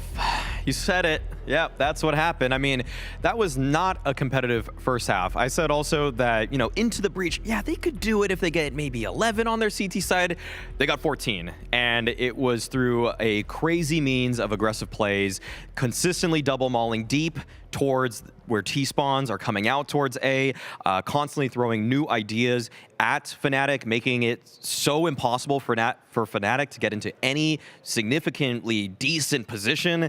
Into the Breach, they absolutely deserve that off the back of a stellar CT side. Let's head on over to the Mahone zone and learn a little bit more about how Into the Breach punished Fnatic. That's right. So when we think about a map like Overpass, obviously on the T side, you always want to get map control. But Into the Breach, they knew this, and they want to target one person, Crims. So let's take a look at this. I have a compilation of rounds to just show all the different ways that they were able to punish him. So the first one here, very early in the half, they start off, take short control right away, smoke the Molotov. And what happens here is that Thomas, he actually throws this flash. Now this flash pops right about here. And what that does is for Crims that's coming through the short pipe, as he's trying to make his way through, he gets blinded. What this does is it creates positioning for Volt to come over towards that left side and put him in a position where he can actually spam this short pipe whenever he feels like it. He throws a few shots here and there, he hears the tag, and he's able to take down Crims. Next example here, more in the middle of the half, round 7. Instead of going through short, this time they actually go for a triple boost. And this triple boost is very uncommon. It's one of the least checked spots whenever you come up towards short, because for Crims, when he's coming out, as he's taking short, the first spot he expects is this typical boost spot. The next one is the spot here on the right side towards that sandbag. The last spot he's expecting is somebody boosted on top right there. With that triple boost, it takes him down. The last example right here, this time, instead of aggressing towards short, they decide to go towards Monster. Now, Cypher, he goes into the smoke, same with Volt. And right here, whenever you sit inside of a smoke, you actually have an advantage when it fades, because for people outside the smoke, you won't see them as quickly as people who are inside the smoke. So they use this mechanic here to allow them to clear further back. Cypher, he can clear further back as the smoke fades, knowing that the other side, the person on the other side won't see him yet. And this allows Volt to clear this very left side and catch Crims. And from Crims' point of view, this guy just directly peeks him. And this is really why it was so difficult for Fnatic here. It's because they're constantly losing that B side. Crims, he was just dying every time to all these different ideas that Into the Breach had. Thanks so much, Danny. And I mean, Danny broke it down there, but we could take it a step further. I feel like maybe Fnatic just underestimated the fact that Into the Breach was going to come with all these players. They seem to just lack the pace that they needed to take them on. Yeah, a bit of both, I'd argue. I don't think Fnatic played a good T-side at all, but I also do want to give the credit that Into the Breach deserves, because we saw here from Danny how much they were constantly trying to aggress, how much they were constantly trying to disrupt the way Fnatic were playing. We also saw it in middle a couple of times, where a fact of the matter was that Rallen and Cypher and everyone basically was up there poking and peeking and constantly making the playing ground for Fnatic slightly annoying. Thomas on your screen right here as well. The fact that he was aggressive in middle, in connector, everywhere on the map. That's your in-game leader playing the rotation role for Into the Breach, and he did that to perfection. So I think there's a lot of different aspects of this game that you gotta give credit to Into the Breach. Yes, Fnatic didn't look good whatsoever, and I know a couple of people already went to Twitter and said G2 died for that, but I want to give the credit to Into the Breach because they actually played a good game of Counter-Strike. Another thing that I think maybe people that are watching this and wondering kind of like what's the difference between Tier 1 and Tier 2 CS? Well, you'll see a lot in Tier 1 CS, like let's say you're watching Rain and you're watching Brokey play that A side instead of Thomas and Crucial. What Thomas and Crucial, or basically all of Into the Breach, are doing is that they're running a play every single round. Like they're unrelenting with their aggressions, where let's get that guy out of it. But the thing is that when Tier 2 teams are playing, though, like it's just strat after strat after strat, even on CT side. But Tier 1 teams play back a lot more. They rely on their experience, their individual ability to try to just bail themselves and react to a lot of different situations. And so for Into the Breach to be showing that aggressive play is the answer, in a similar vein to why Heroic has become the most consistent team in Tier 1, there's a reason that all these Tier 2 teams are emulating them over teams like FaZe, where it's very difficult to just reproduce pure skill.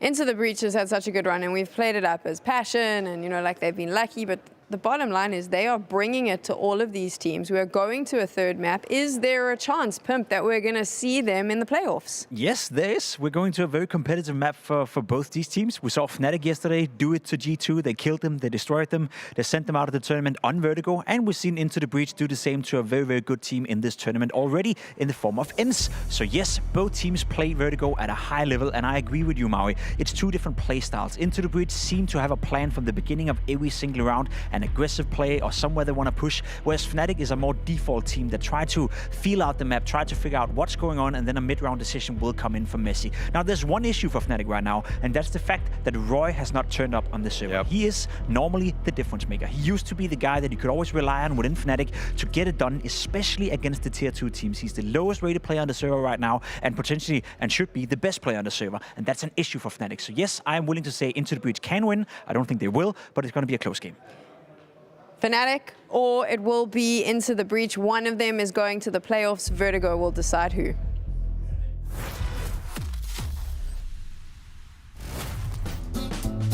I think it has to be last 4 finals, I think. That's 4 finals in 2021 in Copenhagen, in the Arena, with the last dance of the French team. That was like so fun to play. Just we did the final against Navi. We had a lot of fun moments playing against Astralis just before in semi-final. Like just, I said that a lot, like just making quiet the crowd. Yeah. It was pretty fun to be honest. I just had a really good moment back in the day. When the French team stopped at some point and we had that war final in Copenhagen. I remember I didn't want to cry, but it came out without like asking. It's still emotional for me to talk about that because that was a really good moment with the French the team, and most likely with Extase we had like a really good like chemistry together, and we did a lot of things, good things together. So, but yeah, it's a good memory though.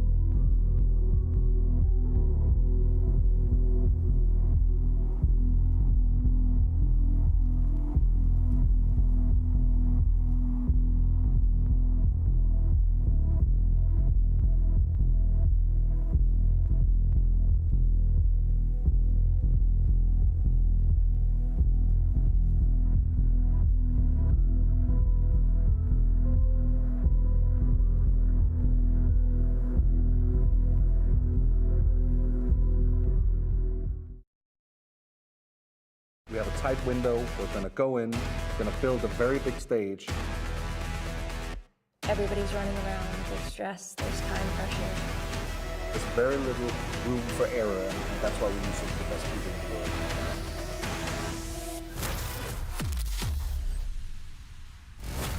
Very little room for error here as well. And our first glimpse at that stage that these two teams now have one map to fight over. One of the two, Fnatic or Into the Breach, will be stepping out onto, well, I don't know, that was just a little snippet, a little teaser right there. Looks like the bookmakers are still favoring Fnatic in this one, and understandably so, but we're about to get in the mud. Oh yeah. Vertigo is going to be a biff. Yeah, no, this should be a whole lot of fun. I mean, both Fnatic and Into the Breach have had some of their most dominating performances on this very map. There's a reason it's our third, and I expect a bit of a barn burner. With so much at stake, Into the Breach definitely carrying the momentum of that second map, but Fnatic, they took away the Into the Breach pick of Inferno. We find ourselves on Vertigo, and that sound means one thing.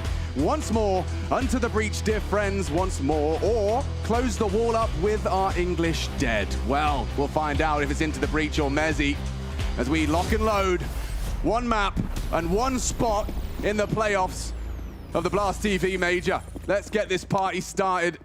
We've got the defense for Fnatic, Into the Breach on the attack, and a lot of utility in the mix. Okay, Cypher in the feed, a quick headshot between the eyes, two. To start off proceedings, he is the brunt and the brute of this attack. Jeez. It's all Cypher. Take them all. Starting with a bang, starting as he means to go on. He is within touching distance of making history for the UK. They already have. Look at him go. He wants the ace, and he can. It's all him, baby. And that's gotta feel good. A map, the biggest map of your career. You win it, you continue to make history in the top 8 of Global Offensives last. And Fnatic, they crumble under one man's Glock. And look at the speed, an absolute demon. This map is perfect for someone that loves to hold W through the flashes, through the smokes. Well, that's yet to come. This is the pistol round. It's all about the aim, and this kid's got it in buckets and spades.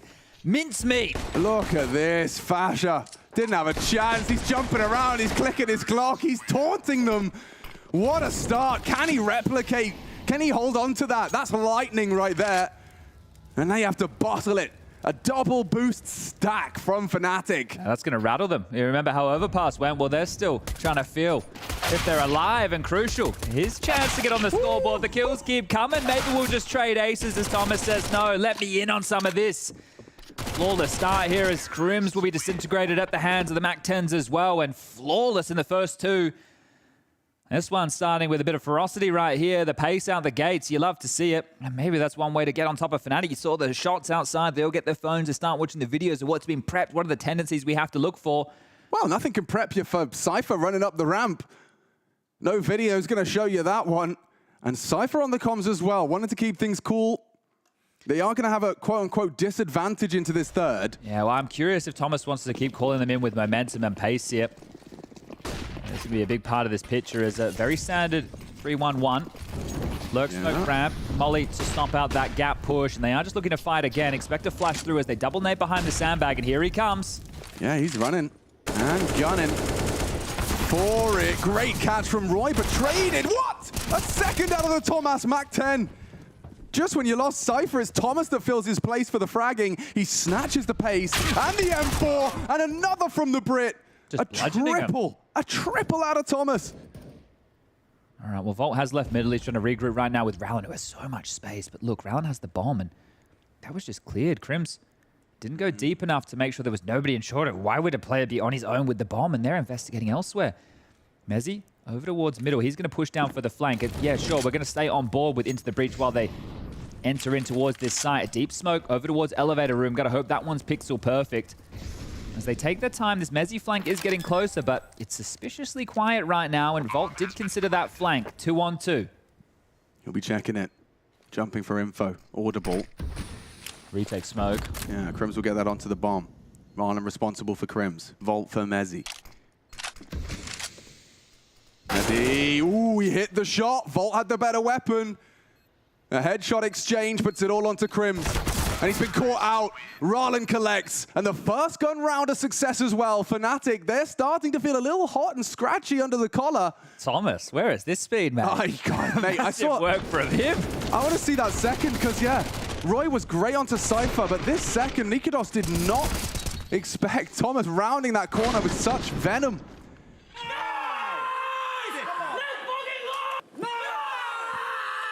This here is what it's all about. If you watch this and it doesn't get you jacked up, amped up, ready to go, ready to play Counter-Strike, ripping your headset off, loving this game for what it is, I don't know what will. This is infectious. This right here, this is what it's all about. And against the Pistols, they'll find the opener yet again. Yeah, those reactions, they get me crying in the club, man. It's exciting to see so much passion, so much raw emotion for a game that has changed so many lives. Cypher, one of the many, battling to change it further. You got this far. Doubted at every step of this journey. They're pushing. Nikodos and Fasha short side. Good awareness. Rallen, he gets one. He's running out of bullets and he's lost a teammate or two. Awkward now. Look at their health. Oh dear. There's barely anything invested into this one, but some significant damage and fragging from Fasha and Crims. If they can pull themselves out of this, it'll be extremely impressive. It's Volt going to be the point man here. Taking a joust and has been dropped on down a little bit lower, but it's this late push from that short position of Fasha you have to worry about. Yeah, and Crims is going to try and catch them off at the pass. Ooh. With Crucial and Rallen so low. They're trying to hope Volt could get something done through the smoke. Fnatic, they don't even need the rifles. This is a swing and a half in momentum. Crucial. He spots out Crims, but with 20 seconds, he needs to find them both, and he'll take the bomb B. They can just chase him down here. They got the number advantage. He's going to try and plant. No time to really fake it. We'll just have to punch in the digits. Ooh, they're going to run him down. He gets off the bomb, and down he goes. Would have loved the plant. A great round, all things considered. Fnatic, incredible to find something just when you thought Into the Breach had got it flawless. It was Crims' Deeg, Fasha as well in unison as they took down some of the hardest hitters. Yeah, and you can see just getting ahead of themselves in those fights, right? This is the flip side. If Into the Breach are running with that momentum and into the fights, it's great. But as soon as it goes the other way, it gets awfully quiet. And that type of round for Fnatic, they haven't had too many of those. I think if we went back and measured the lighter by round wins, it would be heavily in the favor of Into the Breach. I think Fnatic maybe with 2 or 3 over the 2 and a bit maps of play we've had thus far, but it will get them into the rifles now. So a great round to draw things back, sure, but they need to consolidate with a follow-up. Nikodos with the AWP out, and he's a man we need to be keeping our eyes on here. It was a force yesterday against G2, dropped 27 to eliminate the Samurai and keep Fnatic in it. That is a head-to-head I know the organizations might care about more than the players, but regardless, they're here. And they're fighting for another top 8 at the major. Cypher mollied back. He has been controlled for now, so that early space dealt with. Tim wants to see more from the Dane Roy. Yeah, tagged up. One straight to the Achilles heel. But lives to tell the tale of that nade and spam. Hiding behind the gun. That's a lovely find. Crucial, good awareness. 2 shots from him. And it leads to an opening. Roy going to be punching the air. Felt like he had more going on there. Short regress here from Nikodos on the AWP. It's got awfully quiet over towards ramp right now. Crims and Fasha also join him on the site. They're not going to push the issue here. Mezzi smokes B and checks mid. Thomas is at the lead of the pack over towards B, so that is likely where this finish is going to be. He's calling everybody behind him. The fast surge, the mid split, Bolt, quick as you like. Mezzi isolated, and they're in. They are, but can they? Shouldn't retake this. Lock it out. That smoke surely seals the deal. There's no way if you're Fnatic you have a look at it, especially this early on in the half. No point throwing everything away. And that mid push came really quickly, so they obviously identify the type of setup that Fnatic were rolling with there. A good kill from Volt. Another round, so Into the Breach. They lose against the Pistols and back into winning ways. That's kind of how Overpass went. Yeah, and especially nice considering all of those 5 real investments are being brought through. Gonna be nice to... Oh my god, they nearly took down Nikodos Rallen. A very, very threatening spray. Gonna have them on notice. Yeah. He's seen enough, I think. Yeah, seems like they'll leave it there. Fnatic can drop a gun from Nikodos over to either Roy or Mezzi, and then one of them can operate with a FAMAS from Fasha or Crims here. So there should be no dramas as far as a Fnatic buy goes, but likely to see them take a timeout here. Keita not happy with proceedings. And this was the opener, right? So marooned here. Roy taking a risk to hold on to some ramp control, and Crucial making it look like he can see what we can see. Well, that frag won the round. I mean, Volt. And you know, Messi was making all those steps. He was deliberately making noise on construction. Didn't seem to phase Volt at all. Still just accelerated up, found that gap between the elevator rotation. And yeah, I completely isolated the site. So Keita on the mic. The first of their 4 timeouts, reminding that Overpass, they managed to burn through all 4 of them in just 1 half of play. And into the breach, that potent momentum seems to be continued over on our 3rd map here. I mean, to make absolute history. What you said, the first UK core First to ever. Only UK core at a CSGO major. Yeah, showing up. Right, that one on the grave. That's one. That's one. To do it upon your first major and get to the top 8. I mean, Fnatic know how that feels. Yeah, right? exactly. For Fasher and Mezzi, last time round in Rio, they were able to make it all the way. And now, a return to the playoffs hinges on this bout right here on Vertigo. He's doing a lot of talking right now. I think he knows. I mean, well, no way. This smoke can have 2 variations. Either one is a one-way, and that was what was currently in play from Roy there. The redeploy will not have that same gap, and you can see the other fade. Cypher knows the gap. Great find. Cypher wants him. Bloodlusting into the AWP for the equalizer. Can't get the second. Good work from Roy. He'll hold on for Fnatic. It's Crucial. Misses his shot. That's a miss that he's not going to be punished for. Every time, I swear, Crucial misses the shot. Ralen's right there to hold on. Mezzi's pushed here, so he's locked the door on this. There's no way back. It will have to be the A finish. This is a weird one now. So you got Volt taking bomb short side. Smoke's already up for the left side, and you got to get past Fasher. Limited util. I say that as more is found. Ralen will be able to isolate the headshot box or force him out. Distraction. And that's the flank from Mezzi coming through, but down goes Fasher. Down goes Fasher. Mezzi activating. They're not ready for this. Crucial, I think he saw him. Catches a glimpse. They react in time. The bomb now down, and looks like it's another round into the breach. 11 rounds away from the well, hang on. Yeah, the playoffs. Yeah, okay, hang on. One. It didn't sound right. No. It didn't sound right. And there's a reason it doesn't sound right. Like this, what is happening right in front of everybody's eyes is shell-shocking to the Counter-Strike worlds here. The playoffs are the major. Now you got to reel it in, and so do they. This is still going to be a tough game to close here, but they are running with that momentum from Overpass. And look at the hype. Fnatic couldn't be quieter now, but what are you going to celebrate? You're not winning anything. They get a couple of kills. That's all it is. And we knew getting to Vertigo was going to be a map that Into the Breach can tussle on. It was Overpass that we didn't think they should have too much of a chance. Sure, the Liquid game, it fills you with a bit of confidence. You think Inferno is probably where they had to get the business done. These are 2 more of Fnatic's maps where they find comfort. They are being tested right here, right now. As they will be down to just another limp in with some upgraded pistols, some Kevlar behind it, a few smokes. They lost to one of these. Oh, they're being a little bit slower and more diligent about it right now. They were a little bit more aggressive and spotted on the top of the boost. Peppered down, and Roy, he strikes, but he's stuck. The molly, not going to spread. Roy will be dealt with. Cypher with the exchange. And that shouldn't be much more threatening. Fasher's 5-7 is lethal. This is a 3-on-3, a disturbing smoke to slow them down, slow their roll, combat AWPing. Joey, run down, saved by Cypher. One Deagle headshot from Mezzi.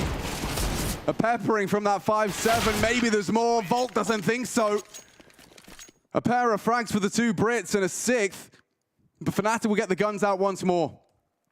All right, well, this is already quite the commanding lead in the early stages. If they deal with this gun round again from Fnatic, who knows how many rounds on the T side Into the Breach will be getting here. There's really been no resistance. The gun rounds of Fnatic have not been able to stop them whatsoever. And the fact that you have Cypher just off this leash, able to take the ramp control, able to surge forward and continue to find them openings or trades over towards that ramp is going great guns. But Keita will take another timeout, and it just feels like he is running through these. I don't know if he's not happy with what he's seeing out of the way they're approaching the game from the macro standpoint, if it's some of the individual decisions. The thing is, he's not directing it towards anybody. It's more of a conference with Mezzi there. But this isn't necessarily a hype team. This isn't a team that you see getting too jazzed up. Maybe in a close game against G2 when it goes 3 maps. Right. But that wasn't the game to get you to the playoffs. This one is. And when you wake up today and you know you're going against Into the Breach, that right there, most upper echelon teams would look at that as a luxury. Well, right now, I don't think it feels that way. Yeah, Fnatic bested by Monte and GamerLegion previously. 2 teams in the playoffs. This could be 3. Good grief. What an adventure this Legend stage has been. They are changing their T-side approach up right now, so it's not going to be the same A pressure. It's over towards B. They want to try and grab that lobby control, and early smokes have been bled out from Fnatic on that side of the map. Yeah, but this is more of like a B lean. Oh, Cop's a heavy one. Crim's over there and already successful with some damage. Nikodos desperate to catch that walk up. Cypher's got some good restraint on him.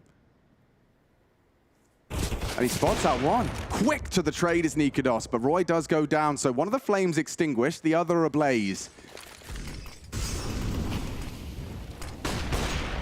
Confirmation of the AWP presence was still ramp. Flash forces the shot. Mezzi's so forward here. Wait, Roland's going to do the glitch molly. It's just a fake, though. They're going B.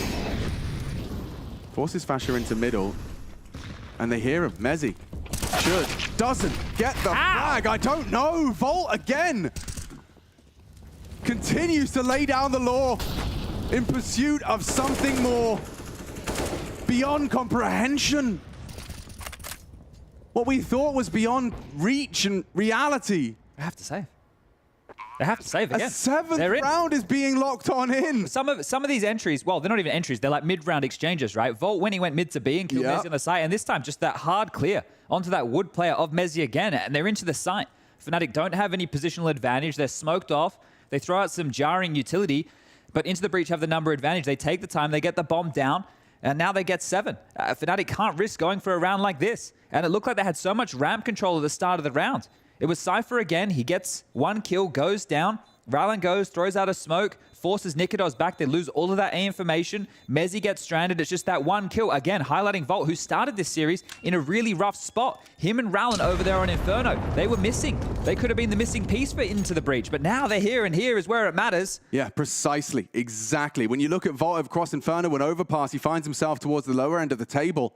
But right now, 7-1. 7-1. The new gen on a new map. This is the thing, right? A lot of people, they don't love watching the Vertigo here, but these kids, they love it. It's a map that you can get around these smokes. It's more fun to play than it is to watch, I think you hear from a lot of them. Yeah, well, they're definitely having fun. I couldn't say the same for Fnatic right now. They do need something more to work with. We've already seen 14-1. And they're looking for a whole lot more. Roy, that's a big one. Gets Cypher out of the equation immediately. A dream. There's no response available as Roy just throws caution to the wind. He goes peppering through, spamming smokes, repositioning. And things might calm down for a moment. Crucial trying to find a way in. We know he's got those wall bangs in him. Looking for more is Roy. Thomas down. In the dumps and more. There we go. That's what you were hoping to see. And confidence there as well. We'll extinguish their molly. We'll take the fight. We'll stall them out and continue to repeak. So finally some of that individual brilliance from Fnatic being put on display here. Volt and Rallen will be looking for damage. There is money for a buy into the next. So even though it is a 2-on-5 situation, their job is not done. Such an aggressive push from Crims here means if they do return towards B, he should be good for at least a kill. But Nikodos as well, not wanting to relent and not wanting to give up control of this ramp position. So maybe Fnatic are finding themselves here. Smoking a flash. Oh, ooh, just shy. Nothing, huh? Good reactive util. Limits their options. You get a HE on Rallen towards headshot, and that's a kill onto Roy. It could work out nicely. You've got to get past Nikodos short. There's the nade. You'd need a whole lot more. Fasher next up. He can Boss it plant. out, and they're going to get it down. That's nice. A plant. Okay, that's all they'll get. But it is extra funds. So the fun can continue for Into the Breach as Fnatic will wrap up a second. He saw Cypher there as well. We're expecting flashes to come, so they've thrown that molly. It's been extinguished. That has facilitated Roy to go for that fight for the opener. So you see he drops a flash, Cypher turning, that molly coming a little bit late, right? So Cypher, while he's trying to dodge the white screen, just goes down. So Roy, a fantastic opener for him and Nikodos combine the Copenhagen Flames component of this Fnatic roster. Making their money over towards ramp to get the second round for Fnatic now. Has to be a whole lot more of that. Consecutive rounds necessary. Bit of a different look to this one. I say that as a lot of the similar utility is thrown out. And Cypher up and about. Good damage. He wants the dunk. Doesn't want to burn for it. Yeah. Might get away now. Oh, he's hanging around Sandbag. All right. Glutton for punishment there as he drops out the ramp Sandbag one-way smoke. So still really vying for this control. Cypher took 70 points of damage there as well, but still a lot of utility retained here for Into the Breach. A lot of this is about are we going or are we not, and this back and forth block utility means that Fnatic are only left with a couple of smokes and a couple of flashes and a minute 10 to defend. Yeah, will we, won't we? One of the ways you can get that smoke under the boards. Yeah, well, Nikodos has been stubborn with peeking the ramp, and it looks like they are worried about that right now. So if they drop this and then clear, that's very telling to Fnatic what's on the other side. The jump spot doesn't see anything. Now they can come through. Treat that as their passage up towards A. Fascia mid, Crims, Mezzy B. It is just Nikodos and Roy here, and they will get executed upon. Util's good. Forces some uncomfortable angles, and you can see that Fnatic have called for the cavalry. Roy spotted over the smoke. Nikodos as well, down, over, good onto Fascia. He's got one. Limited Fnatic, they spam the smoke, but that bomb will go down. I say that as Fascia throws his body through the smoke. And Into the Breach should be set for collection, as if Mezzy and Crims can't disrupt. They've got a frag each so far. Crucial on the sandbags. A prime position to lock out this retake. No smoke, it would go a long way. Instead, Crucial allowed to hold the line. Spotted out, forced away. Time is of the essence for this retake. Jumping up into the scope, and Crucial knows where the last is. Nice try, good shot. Crims will have to turn tail. And we have 8. Ladies and gentlemen, Into the Breach take the W on their T side. You can just see it here. He asked the questions, right, about these teams coming from the realm of just online Counter-Strike, where they're playing hundreds of maps when these tier 1 teams, part of the partner programs, are playing 50 in the same type of time frame, even less. But they have all the moves, they have all the plays.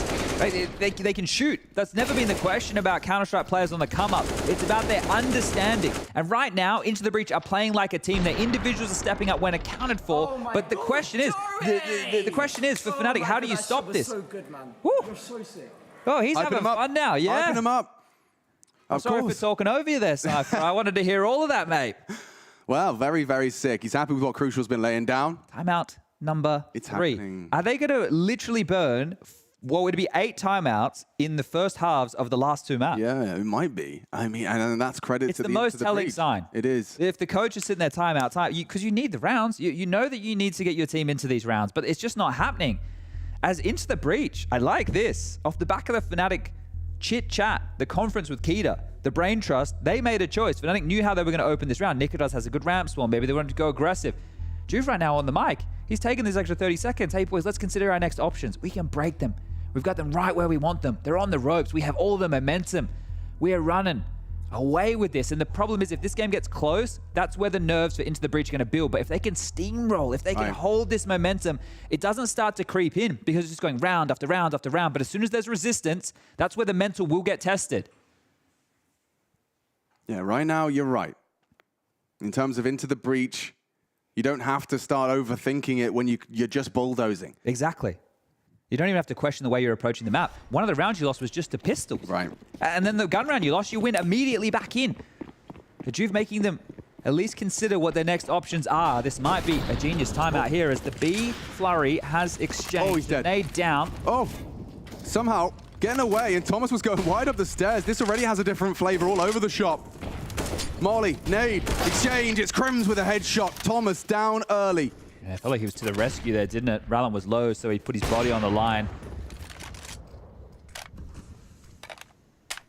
Now, if they do want to return to A, Cypher has been doing a good job of communicating what's been going on. You see his mouth, motor mouth right here. Not loving those in-ears. Another little adjust before they do get underway. Mezzy and Crims continuing to stay active over towards B. From the ladder room. Oh, Yeah, the molly, it just flushes Nikodos further back. He knows he has to fight. He takes down Cypher, and the other three are going to ping-pong across the map. So the pendulum swings, and Fnatic looking good for their third now. All the way back up towards middle here, I think. Yeah, this one less than ideal. Ah, I see what we're doing. We're starting to fortify for a save right here. Everybody locking down towards spawn. Crucial's up to cover off that A push. Hold up towards middle, and I think Rowland will deal with B. So, Mezzy, you might go down here. You will get the information that the round has been secured. You're not going to be looking towards spawn. Here you go. Bang. Yeah, there you go. Confirmed. Yeah. So, well, I found them, boys. Yeah, I know exactly where they are. I don't really fancy going into that, though. It's interesting that Fnatic haven't started to go like all in towards A ramp, considering how difficult some of the rounds have been over there. They're still starting with the 2-1-2. It means that Mezzy and Crims can really send them away from that B lobby, which we saw in this round, and we've seen it in previous rounds. They're happy to have more exchanges.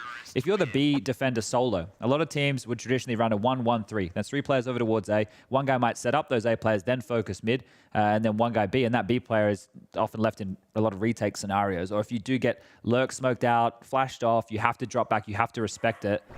But by having 2 there, it means that you're more confident taking fights exactly like that. A great shot from Crims, and solid one here from Nikodos as well to give them a 2-man advantage in round 11. But round 12, so the timeout, off the back of Fnatic's timeout, did not profit for Into the Breach. Going for the usual shopping list off the rip. Cypher, he's got his flowchart set up, his flight path lined out. Crucial to provide the overwatch from that crane or onto that crane position. Just to build on the conversation we were just having, they just started 3B. Mezzy pushed all the way down to the stairs, mollied out of position, copped a bit of a nade, and down to 50. So Rowland has communicated at least a heavy stance towards B. Well, Cypher, he could have trouble with Nikodos' re-aggress here. Perfect from Cypher. He catches Roy. I'd assume the knee-jerk trade, but Nikodos doesn't hit it. Into the duffel bag. They can pause right now, right? They have a lot of time on the clock. This smoke over towards B will start to fade and Rowland can push, but Nikodos, speaking of push, has taken back an awful lot of space here. Good jump away. Doesn't want to concede any advantage after finding that gift. On to Roy. They're pushing. They need info. Understandable. Nate does nothing. Molly's great. Forced away. Smokes are in. 2 bundled together. Shoulder to shoulder. He had his knife out. He's jumping around. Baiting shots. Crims has got his Orpa safe. And they have the advantage. Rounds in B. They can drop back. Oh they my can God. drop back right now.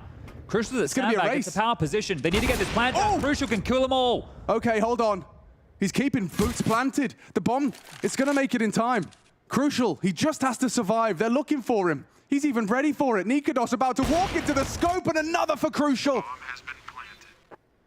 This is something special as a 9th comes through.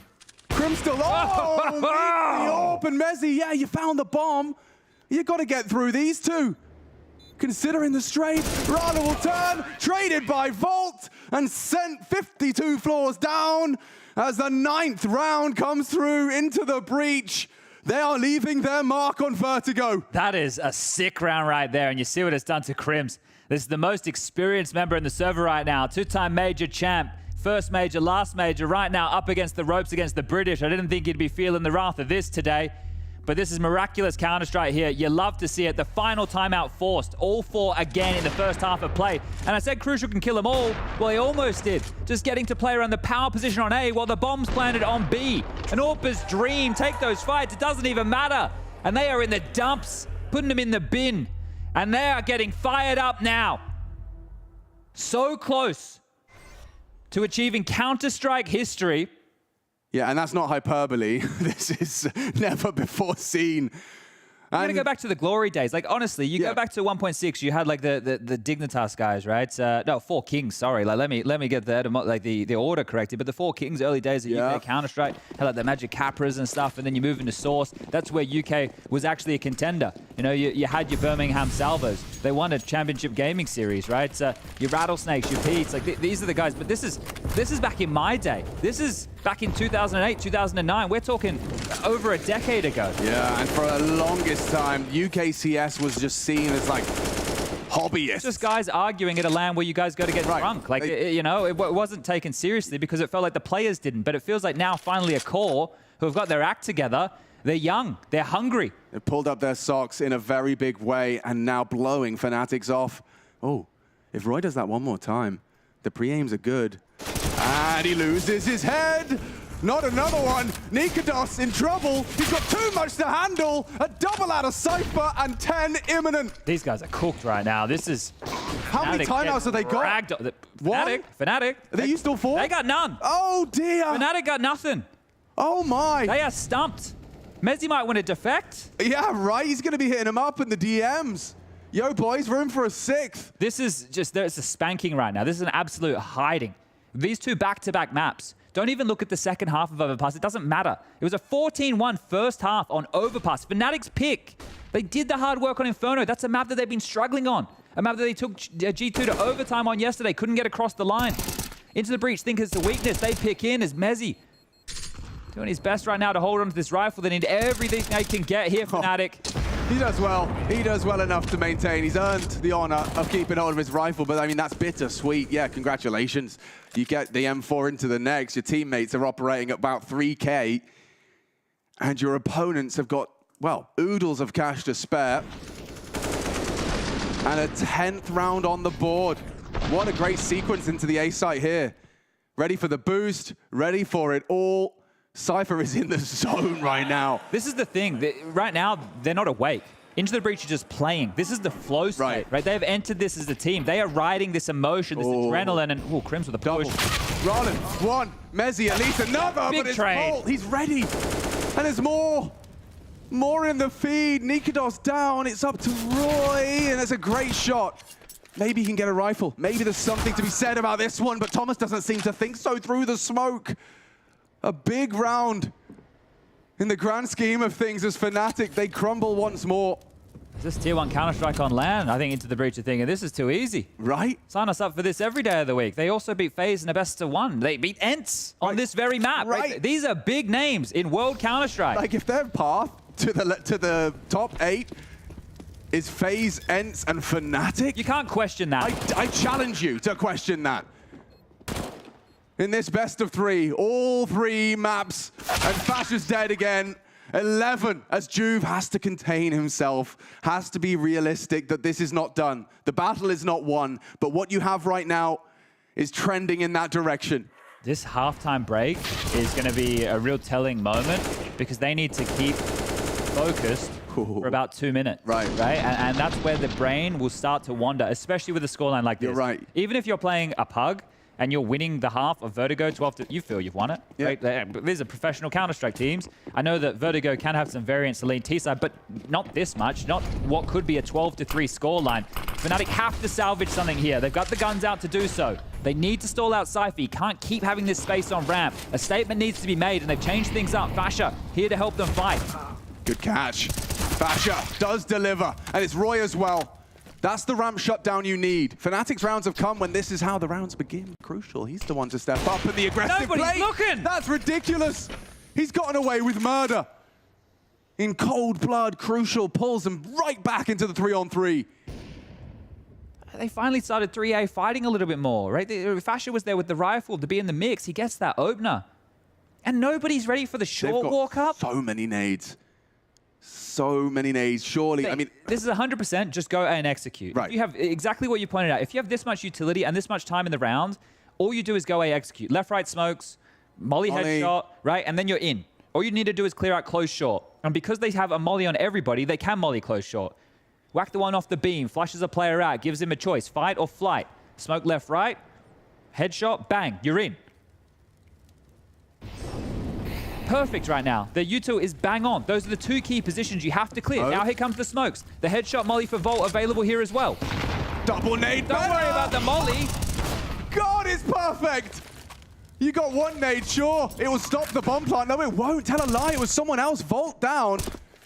And can Mezzi give something for Fnatic to work with? A fourth would go a long way in the grand scheme, as this is the only map Fnatic have to battle for the playoffs. And only 3 rounds to boast. It's Mezzi in the clutch, a one-on-one. He's holding it. Crucial, the AWPer. He needs to finish it. No! He does it in time!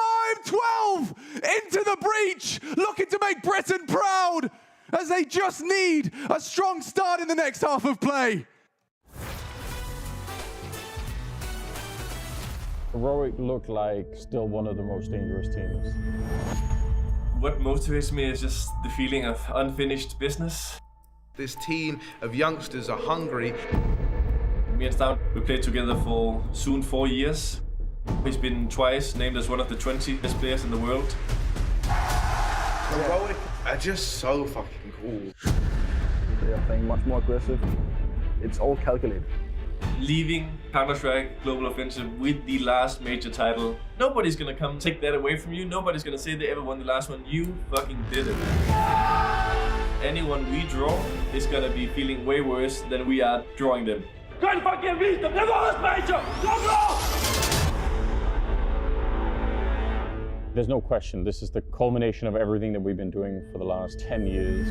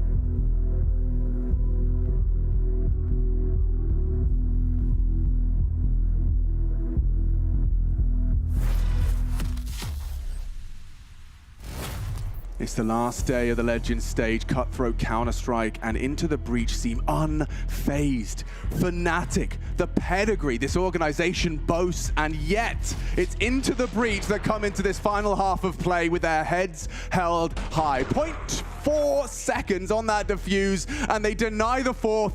You can see what it means to them. They are within touching distance. They can almost feel it. They can almost have it. It's so close, just out of reach. Fnatic, they have to play perfect from here on out, and Into the Breach, they have to hold on, keep their heads cool, because the mentality and flow state they brought through that first half has got them this far. A pistol would be huge if they could really seal the deal with something as trivial as a pistol round. They've played thousands of them, but It's this just one... There you go. They're all here, Alex. Thomas has a flash. Oh, go over the Crucial's flash. got a headshot. He has to move now. It's all about this Thomas flash now. They're going to skirmish. They're going to fight. Thomas will flash high and they'll push. Watch this. Oh, Ralen's been caught. Nice work from Crims on that molly. This is a nice off angle for the plant. Trying to fight them through it. It's Crucial, another one. Pushing. Oh, Crucial. So much damage. Has he done enough? It seems it may be so. With only 35 HP, Nikados has to be perfect. Fnatic watching through their fingers as their spot in the playoffs slips through it. All four of the players dead silent, hoping, praying, finding any deity they could possibly wish upon a star that they can take this round and start off the comeback for those playoffs. Oh! And it's Nikados that injects some hope as he gets away from the first shot. Volt, he has some health. Nikados has the aim. It's 40 seconds. This battle of brains. Can Volt launch into the breach, into a quick close? He repositions, he takes the fight, and Nikados falls into the breach, one step closer. Volt with a big clutch, that jolt of energy they're going to feel right now. From Fnatic rise into Fnatic fall and all the way out. That pistol round, the stat I quoted at the start of this, for both these teams with their pistols, 100% conversion in the second. Now for Fnatic, that has faltered in this game, and look, don't quote me, but I'm pretty sure it is held true for Into the Breach. I don't think they've lost a second round after their pistols so far in this series. If they can do it again right here, and Fnatic are going to give it to him. Fnatic are going to give it to him. Don't worry about that round. This is 14 secure. Wow. 14 is all but secure here. It's a Deagle and 4 Glocks. They're just 2 rounds away. Like, I'm calling this one early, but what are you meant to do with Fnatic? This is Vertigo. This isn't like a Mirage or Inferno where maybe you get some control and you spill out, you grab a rifle. This is a map where, you're going to need some util to get some ground. And they're just going to have to sit and wait and pause. And the anticipation right now, like, I don't think anybody knows what it feels like, right? There's only few players, the players to make it this far, but to just know how close you are. Yeah. Keep that focus. I'm a loss for words here. This has been some proper Counter-Strike, and that's the thing which is I think the best thing to be said about Into the Breach. It's been proper CS. They should be proud of the way that they have functioned in the server here today. Yeah, it feels like they've all been waiting to find one another in this ride to the playoffs. Crucial. Active as a player since 2013. Oh, the very start. He's been having a crack for many years. It's his first major, and look at him, 17-6. He's flying so high now as he simultaneously breaks Fnatic's hopes and dreams. There's nothing left for them here. They're going to have a gunny. They're going to have to play it perfect. They held on to this crazy lead they managed to manufacture over on Overpass, but will they get into their heads here? It seems like Fnatic are already inside theirs. It's just the momentum, of Into the Breach. It hasn't stopped, it hasn't stalled. I question what would happen in that break. Will they come out and Volt wins that 1v2, turn 1-on-1 against Nikados, and now Fnatic, sure, it does feel like a last-ditch attempt here. This is the team that won the first ever CSGO major. No, let's take that back. This is the org that won the first ever CSGO major all those years ago. DreamHack Winter 2013. Oh, there you go.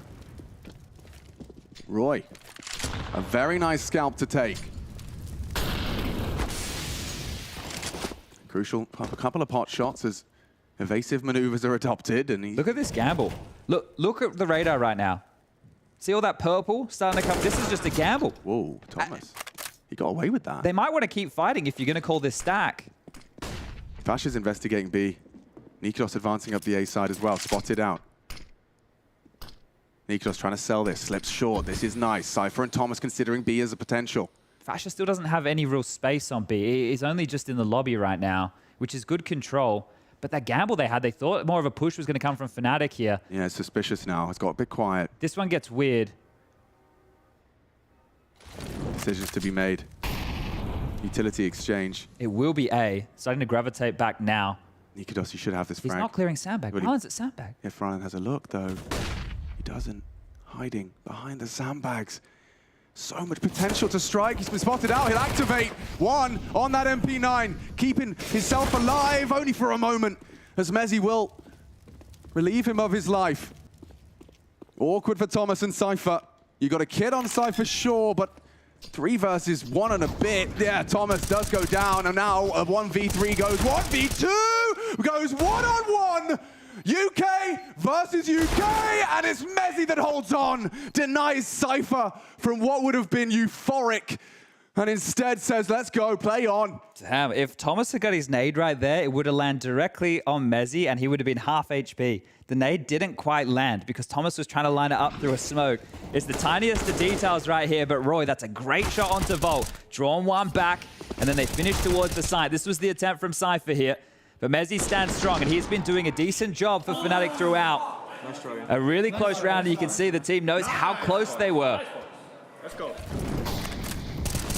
Got to keep that up. No slip-ups from here on out. Oof. Roy, half HP just from flak damage alone. Fasher the same over on B.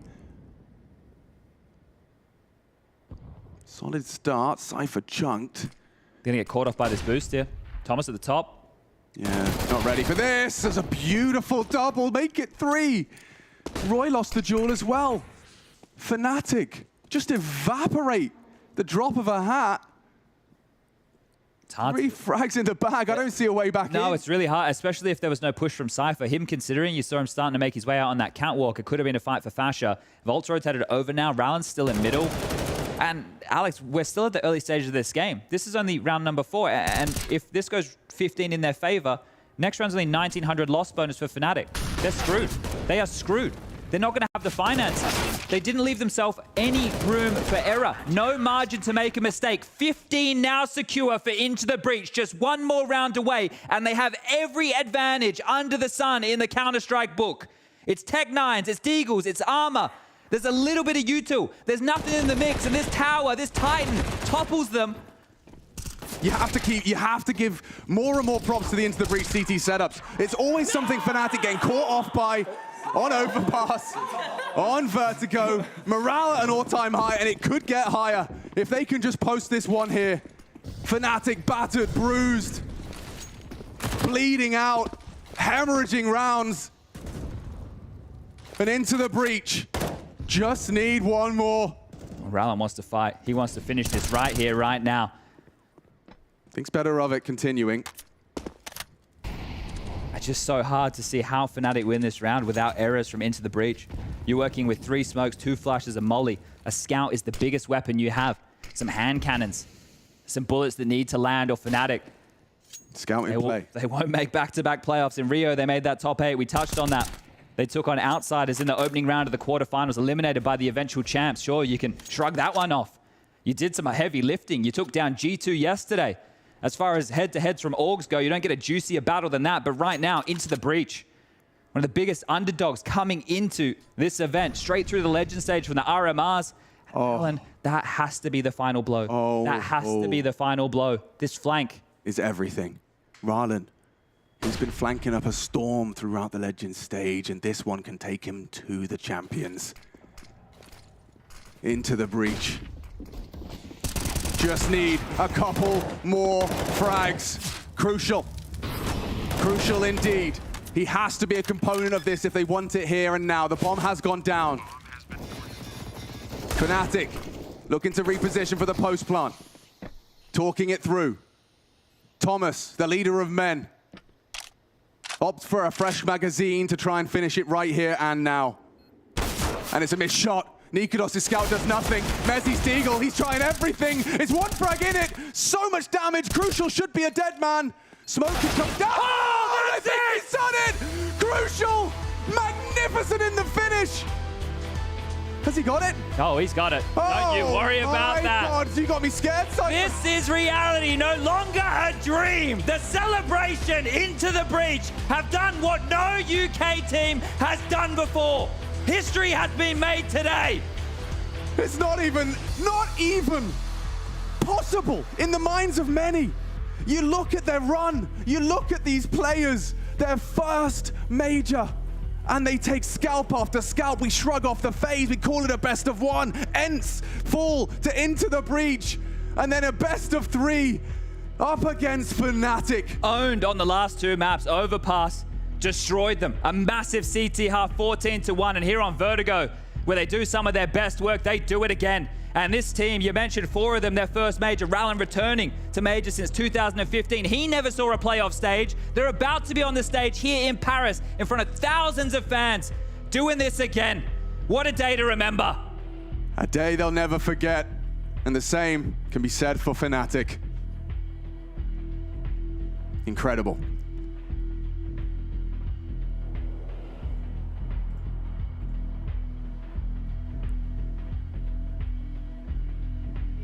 Paul Revere, because the British are coming to the playoffs.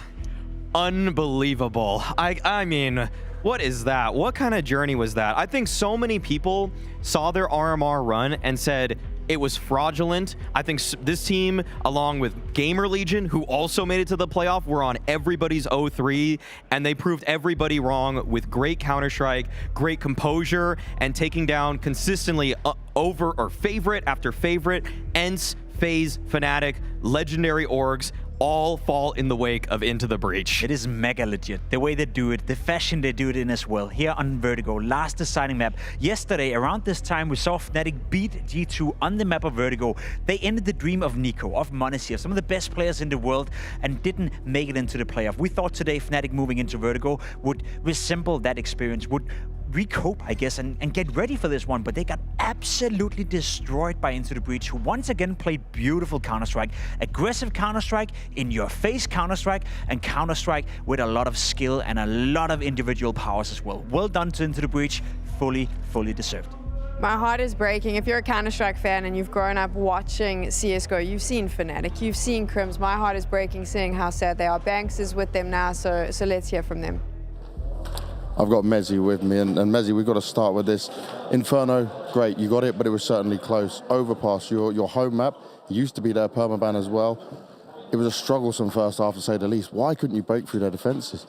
I just think we were a bit sloppy on our T side. I think overall, I think there were signs of it on Inferno where we were playing a bit sloppy against low buys, and I think overall then going into Overpass, we kind of let them back into the game. I think we said before the game they're going to try and get themselves back in it with being aggressive, and we kind of knew it, but we were just a bit sloppy on our defaults and kind of let them back in. And on Overpass, a map like that, when you're having to default pretty much every single round, it's when they're getting entries, it's going to be always hard. So I think for us, we just played way too sloppy against a team like this, and yeah, it was just not our day.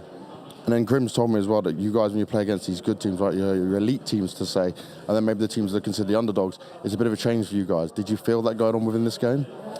Yeah, I don't know what it is, but I think like I said, against like the top teams, we're much more on the ball with like with our communications and and just overall our team play. And then when we get into these games, I'm not sure what it is, but like we just kind of fall short and maybe forget and play a lot more sloppy. I think maybe it's more the rougher games where they're like trying to more fights and it's a lot more aggressive. Maybe we struggle with the communication and stuff, but I think overall we just didn't do the extra details today in our communication.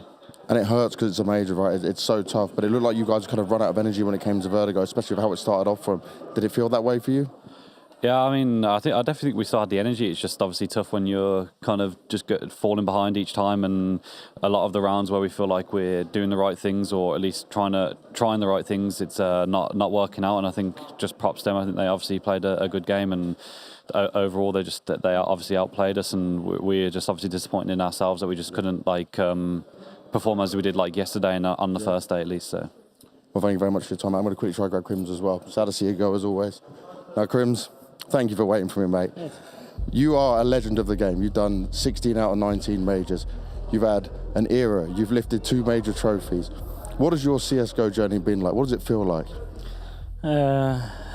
Just super happy that I've been able to be part of this game. I had the fortune to be like pretty lucky, I would say. Like not many players made it and have an own era, right? So yeah. I'm super humble and happy that I've managed to do what I did. So yeah.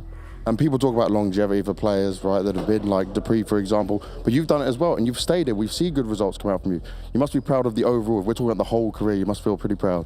Yeah, for sure. I'm a bit out of words, sorry. But yeah, I'm just super proud of myself, of all the teammates that I've been playing with, and through up and downs. I mean, I managed to win some, and yeah, good memories. Will we see you for CS2? Yes. Yes, there we go. Thank you very much, Crims.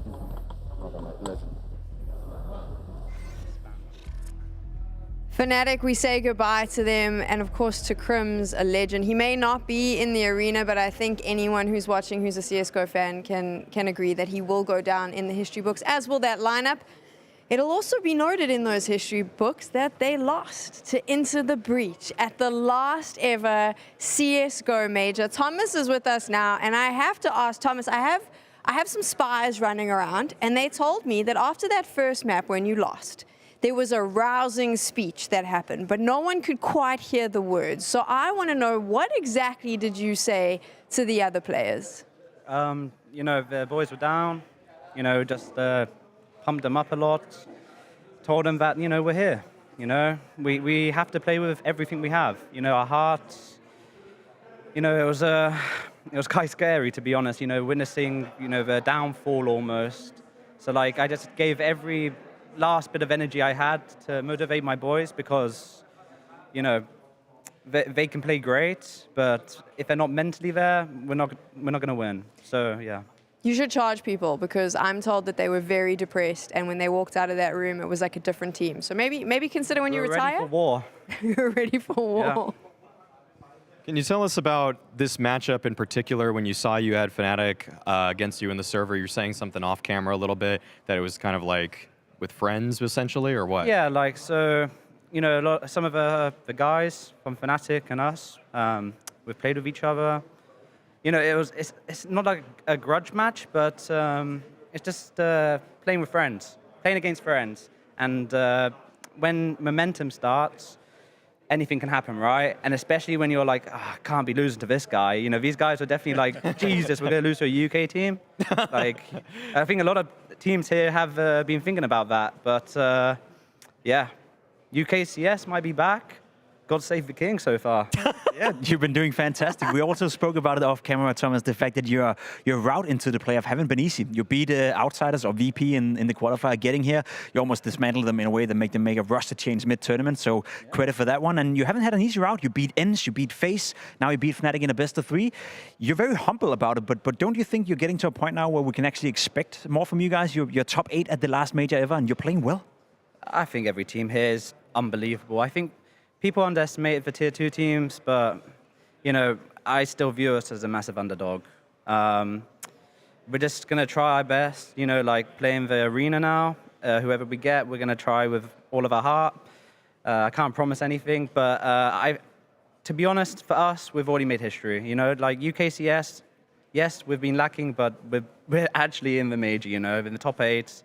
It's wild to me, you know. How does it make you feel like? Because you're not wrong when you say that UKCS have been, shit for the vast majority of the past, 5 or 6 years. But the way you're playing now, how does it make you feel? You're finally on the cards, right, and at the last major ever. CS2 is going to look bright for UKCS, I think, and I hope. Yeah, I really hope the local scene will be developed a lot more now. A lot of funding in the scene for everyone. And yeah, I just hope that the boys can come out on top. I have one question more on the tactical side, because you guys play some really interesting CS. You guys go really aggressive. Not strat roulette, by the way. Not strat roulette. Not quite. Not quite. But you guys do a lot of aggressive stuff very frequently. And I think when I'm comparing tier 1 versus tier 2 teams, it seems like the tier 2 teams have seemingly just deeper playbooks. You're not necessarily defaulting as much. You're doing a lot more that it seems like you guys have prepared. What do you think that kind of like difference between tier 1 and tier 2 is? Look, the premise of the entire thing right now for us is the fact that we've been a team for 3 months. Like, half of that time, we've literally only been playing officials, like HLTV, CCTs and stuff. Our strat book isn't as in-depth, but like, we utilize our rounds correctly. We're able to like break momentum and start our own momentum up. You know, like, we're dealing with what we have right now, and I think utilizing your players, especially like when you're on IGL, you just have to trust them, and that's what I do. And you know, the boys they're carrying me through while I'm clawing around. Only fair to say that individually speaking, you've had a good tournament as well. As an in-game leader, you've been one of the best fraggers in the tournament as well. So again, don't be so humble. You know, it is what it is. I want to know how much of a role Juve plays in this, because I know Sponge Machine were talking about it on the cast, this 20-year-old, not necessarily a hardcore CS player, but like the puzzle maker, if you like. Who? Your coach. The coach. Oh, Juve. Yeah, Juve does an absolutely great job. He does all the anti-strat, the analysis before, for our pre-games. And I think the game plans that we have been able to utilize here is a big reason why we've succeeded. And, you know, we utilize our rounds. Yes, it may look like sometimes strat roulette, but you can't play tier 1 CS when you haven't sometimes got the tier 1 players. So you've got to change it up. And I think that's the reason why a lot of tier 1 teams are getting like very thrown around. And it's crazy, yes, but at the same time, you have to change. You can't play their CS because you're just going to lose. So yeah, that's what we're doing. Makes sense. Final question. The dream is alive. You're going to the arena. Which team are you the most excited to play against? Who's in it? Oh, FaZe, yeah. FaZe. Yeah, FaZe. Nah, I just watched their amazing comeback. Nah, that was insane. That really pumped all of us guys up. There we go. We're putting the teams up for you. Thomas, thank you so much. Congratulations. Wait. One more. Just for all the Brits out there, though, is it coming home? It's fucking coming home. There we go. Yes. Oh, we had to get that one. Yeah, thank you. I mean, it's really, the thing is, right from the beginning, I do think as a desk we've been a little bit tough on them. We've constantly kind of gone, oh, well, Into the Breach, they've had a good run until now. And then they've won until now. At the beginning of this game, we went, oh, well, it's been a good run for them until now. But they have proven that actually they have now beaten enough teams, I think, in the major for us to say, you know what, they earned that spot. I absolutely love what Thomas is saying. We cannot play tier 1 Counter-Strike because then we just lose. Yes. He's well aware of the situation. He's playing and utilizing the tools that he has in the toolbox, and he's making the absolute most out of it. We're not asking Into the Breach to play tier 1 Counter-Strike. We're asking them to play good enough Counter-Strike to qualify for a playoff, and they have done. Some of these wins you see on the screen right here, beating FaZe on Inferno, beating ENCE on Vertigo, beating Fnatic in a best of 3. That's not easy for a team that has only been together, or as he said, 3 goddamn months. That is hella impressive. I'm not even sure that's ever happened in major history, that anyone who's only been a team for 3 months made it all the way to the playoff. I think that in itself is exceptionally well played by Thomas and by the rest of the squad. I similarly echo the facts and sentiments that when you don't have necessarily tier 1 players, you got to just play your own style. That's incredibly pragmatic. It's really impressive to see just the way that Into the Breach approach every game. And I think I may have characterized it before, kind of strat roulette-y, but yes, the way that he knows that on certain rounds you're going to call this kind of play. If you have this kind of econ, you're going for this kind of play. I am so glad that tier 2 teams are showing that it's not just kind of flukes. There's a reason, there's a method behind what we're considering madness, and that is what is propelling them to get so deep into this tournament. I have a British passport, so obviously I knew this was always going to happen. And the Brits are going to be insufferable right now. So, yes, so are you. There we go. That's exact, because I'm British. Let's take a look at the teams now that are making it through to the playoffs. Vitality, Heroic, Team Liquid, FaZe, and then the names we weren't expecting. Monte, Into the Breach, GamerLegion, and there's one more spot up for grabs. There's one more spot up for grabs, and that's also going to be a very interesting match. Apeks taking on NIP, of course. We're going to get to that game soon, but we also do have a lot of teams that hasn't made it. We have the eliminated teams coming into it as well, and you know, there's a couple of big names here on the screen as well. The fact that G2 is not making it, the fact that Navi is not making it, 9 is not there, FURIA, Fnatic, all these teams, they were supposed to be at least contending for the playoff. It feels just so crazy. It feels so topsy-turvy, so upside down, so many expectations subverted, but I'm happy that these teams that made it are playing as well as they are. If they were just kind of stumbling into some of these games, if the way that Fnatic was playing in that half on Vertigo, if somehow that made it to the playoffs, in some ways I'd be like, really? That's what we're getting? But I'm glad that Into the Breach took the fight to FaZe. They took the fight to ENCE. They brought it to Fnatic, and really, they just deserve it so much. Like, Thomas is playing such a crazy style of CS, and it's working for them. And I'm glad that we're having some variety in the teams that are making it to the playoffs. Let's take a look at the schedule. There is one more game, like we mentioned, and it is going to be NIP up against Apeks. I love the fact that we have some big names in the playoffs, and then we have some unknowns. It's actually a really nice equal split, which means It's going to be really interesting. The history of CSGO is going to be written in the A-Core arena. We are going to be taking a quick break, and when we return, we will find out the final team making it to playoffs. I'll go for a young player again. I'll try for an American guy again. Let's go for Breeze. Guess the Mr. XCS player again. Hunter. Come on, Leash. You got this one, bro. No, it was a rifle. North American, but not American. Well, this guy has to be an AWPer since the weapon he used is not AK and he's older. Who's old? Okay, simple. Come on, Cold No, it cannot be Cold because you only had 9 major appearances and he's older than 25 and Cold was, I didn't check. It's open. I knew it. He played more than 11 majors. Device? I'm guessing Fallen here, because that seems likely. Less than 16 majors. Guardian. JDM. I think. Now trying Orange Box. United States. The same continent. Fallen. Gabriel Toledo. Let's try. Okay. One. Oh. Fallen. That was very easy. South America, older than 27, or how old he was, and a lot of major appearances.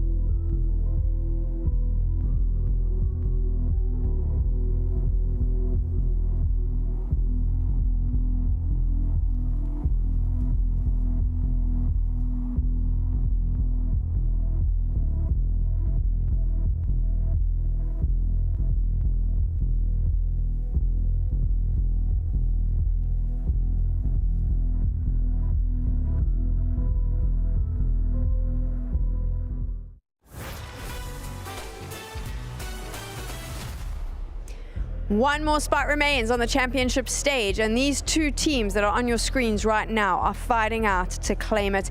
And I'm going to be dead honest, right off the get-go, I did not rate either of them. NIP versus Apeks, I kind of went, meh, that's okay. And then every single time they've won, they've continued. We called NIP the dark horses, the ponies in Paris. I think Apeks as well, a little bit of a dark horse, surprised a lot of these teams. And yet here we are, one of them is going to the arena. I think there's two different stories unfolding in front of us right here. I think Apeks is a team that has turned around the ship from, 8 months ago, where they had to draw away their team, they had to drag them out of tournaments, saying we're rebuilding from the bottom and up. I think on the world ranking, they were number 140 in the world, and now they're one game away from making it into the playoff at the last ever CSGO major. That in itself is crazy. Whereas for NIP, they started off the year very, very, very slow, to a point where we were super disappointed in a team that when you look at the roster, you think that they have enough quality to be competing for the trophies, or at the very least for the playoff spot. So both teams are coming in probably the best fashion they've ever looked like, but with two different ways over here. Yeah, and I want you to pay attention to two names on this list. One, Jacob, with the most major appearances of anybody that is joining the server here. He's made it to the playoffs 3 times so far. Obviously, that is out of 7, given that this is his 8th major. But the other name I want you to look at for Apeks is Kixan. This guy coming from Blue Jays changed the entire outlook of how this Apeks roster was running. Previously in-game led by Stiko on the team, he has now freed up Stiko to just play as a fragger and to contribute as a member of the team where he can just focus on his rifle, focus on being a good teammate. And Kicksan has put this together in a way for Apeks where they're playing well beyond what I would consider the sum of their parts. Them being this close, one BO3 away from making it to playoffs, I don't think it was on anybody's radar, and I give a lot of credit to Kicksan for that. They were, the whole way through, they've just been consistently good. That's my thing. It's not a surprise or an upset or anything like that. I think Apeks just looks revitalized and strong. Yes, when you look at Apeks and the way that they play, I'm not going to characterize the exact same as Into the Breach, but it's just a lot of heavy plays, a lot of movement, a lot of action, kind of the way that a lot of Tier 2 teams are coming into this one. And I think that it's tough to always pick one guy that you think is going to jump off the page, but I think we actually kind of know the stories of each of them. Another guy that we haven't really talked about yet is Nock, getting let go from NIP. A bit of a grudge match in this one for him. Not necessarily having the best Legend stage just yet, but still being one of the primary contributors in their victories thus far. It's been fantastic to see how they come together. This team is punching above their weight right now, and as we spoke about, just one game away from qualifying into the playoff. I think JKim is the guy that takes the most attention for me. The fact that he's been around for such a long time. He grew up playing Counter-Strike together with Rain, and obviously they've had different career paths. Rain haven't had the same amount of success as Rain, but he's not a bad player at all. The longevity we praise Kerrigan for, we praise Rain for, we praise Crims, who just played the game before this one for. JKim have had the same longevity in Counter-Strike. The fact of the matter is that the difference between JKim and Crims is that he's still the one making the difference for his team. He's the carry. He's the guy you look to watch when you want the frags on the board. To me, that is absolutely impressive that a guy who's been around for so long is still able to make the difference on the server. I wish it was me. How does Apeks face off against NIP though when it comes to playstyles, Pimp? I agree with Mau's sentiment that the way Apeks plays is sort of like Thomas described it, more tier 2-ish, where NIP has been a tier 1 team, they have been a partner team, and they usually play against the best of the best. So it is two different styles.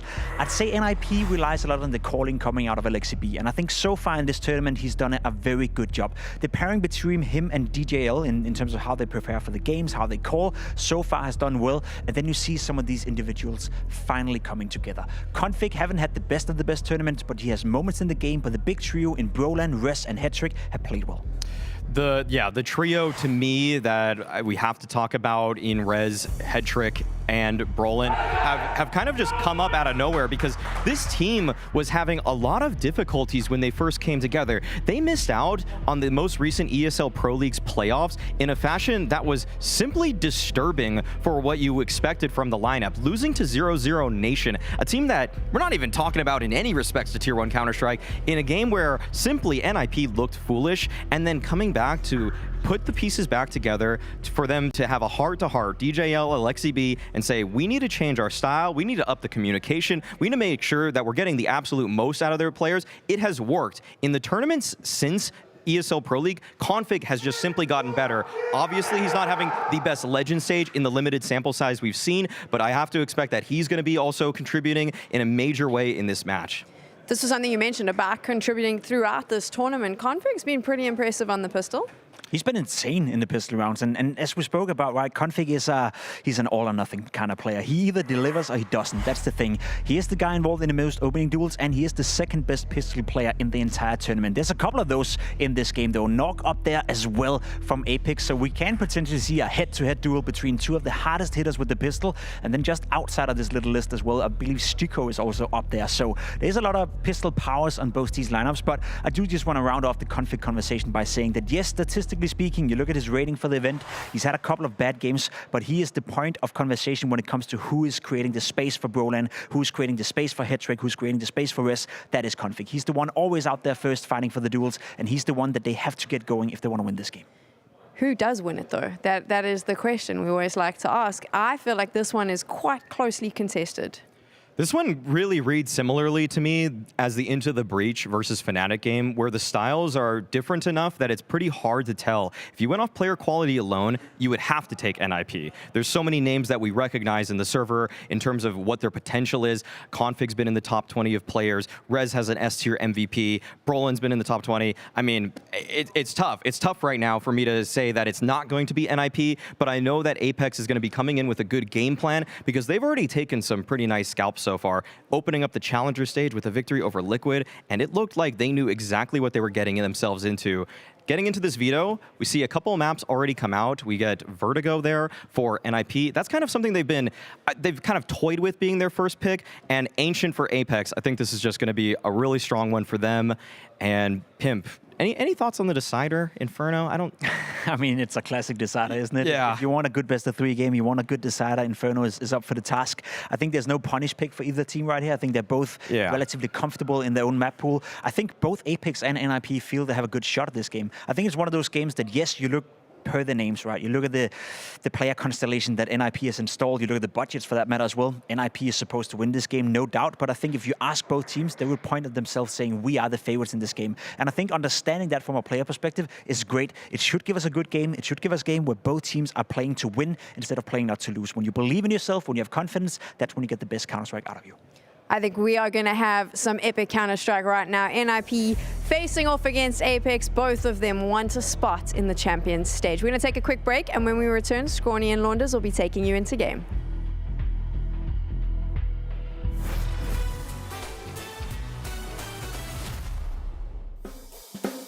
I remember more Monte clutches. Right, yeah. You know, it was weird. It happened in Abu Dhabi. Obviously, last year, he starts with that, like, MIBR clutch. Yeah. But, you know, in Abu Dhabi, he had, like, a similar clutch from the same position and nearly the exact same kills versus outsiders. Right, yeah. Yeah, I thought that was so weird. Where I was like, I've seen this exact moment before, right? He had one good clutch against FaZe as well. For me, that one is the best because he played it out the best. Okay. I think it was last Lisbon groups. I'm also thinking of like the Inferno clutch as well when he stole bomb from outside of apartments. Yeah, it was against outsiders as well. Yeah, right. Okay, he had two clutches, same maps. He's just crazy in clutches. Yeah. Like even in practice what he pulls off, it's, I don't know how, but he just somehow makes it work. You can't talk G2 clutch without bringing up Monte.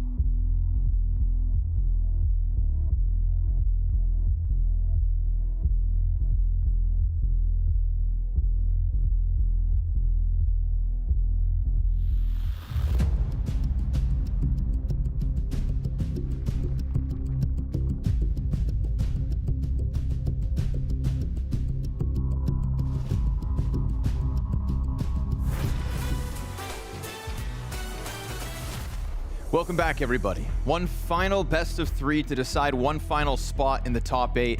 It is Scrawny and Launders to take you guys through this final matchup, but you can leave now. We couldn't do it without Pimp. His greatest contribution to CS since he played on Team Liquid. We'll give him that. We'll give him that. We'll give him that. We'll give him. He's got nothing to throw at us, so you can stay in the room as long as you want, Pimp. Big game, Mo. Big game indeed. Apeks, obviously not the unicorn odd favorites, NIP, as Maui so aptly broke down on the desk, just if you look on paper, have all of the makings of the better team, right? The S-tier MVP of Rez, all of the top 20 accomplishments of each of those individuals. Yes, Apeks have experience, but there's one thing that has to be pointed out, I think. When we talk about Apeks on this run in the Legend stage, the entire conversation surrounded Jacob being a top 3 rated player at this phase of the major. Yesterday versus GamerLegion, unfortunately, with no disrespect, he disappeared. They had, on the other end of GamerLegion, IM top fragging as he had done every other matchup, right? It was IM versus Jacob on this run up to a 2-1 game. Jacob fell off, IM did not. Now he finds himself versus the Ninjas. Is he capable of picking it back up and showing us that performance? You'd think so, seeing as all that experience is behind him in his career. But I mean, on Ancient specifically, in the last month, Jacob has a 1.17 average rating on Ancient. Yesterday versus GamerLegion, their map pick, he drops a 0.65. Yeah. And that rating's not inflated. That's versus Bad News Eagles, Pain, Liquid, Astralis, OG. I think we're too zoomed in right now. Like, zoomed in? You're too zoomed in. Think about the circumstances right now, right? Yesterday, we had G2 lose to Fnatic. They got crushed. Okay. They didn't pick Nuke, but they should have still won Vertigo. And they got completely smoked to a T side that normally wins 40% of their T side rounds. What happened today to Fnatic? Today. What happened today? What happened today? They had Vertigo. What happened? If you zoom in on the individual stats, it paints the wrong picture. This one's all about pressure. And the framing of this match is exactly the same framing as their last match, the exact same framing as a G2 versus Fnatic match, and the exact same framing as a Fnatic versus ITB match. It's teams getting completely stomped when they should be doing a lot better on average because they're trying to qualify to top 8. If everyone played well in the ITB, Fnatic, and G2 chain, G2 make playoffs. We could see that plain as day. All you do is watch the match. Look at the stats and you go, individual underperformance here, you know what I mean? Yeah. Things, a little bit of a weird day. No, it was more than just an off day. It was a collapse.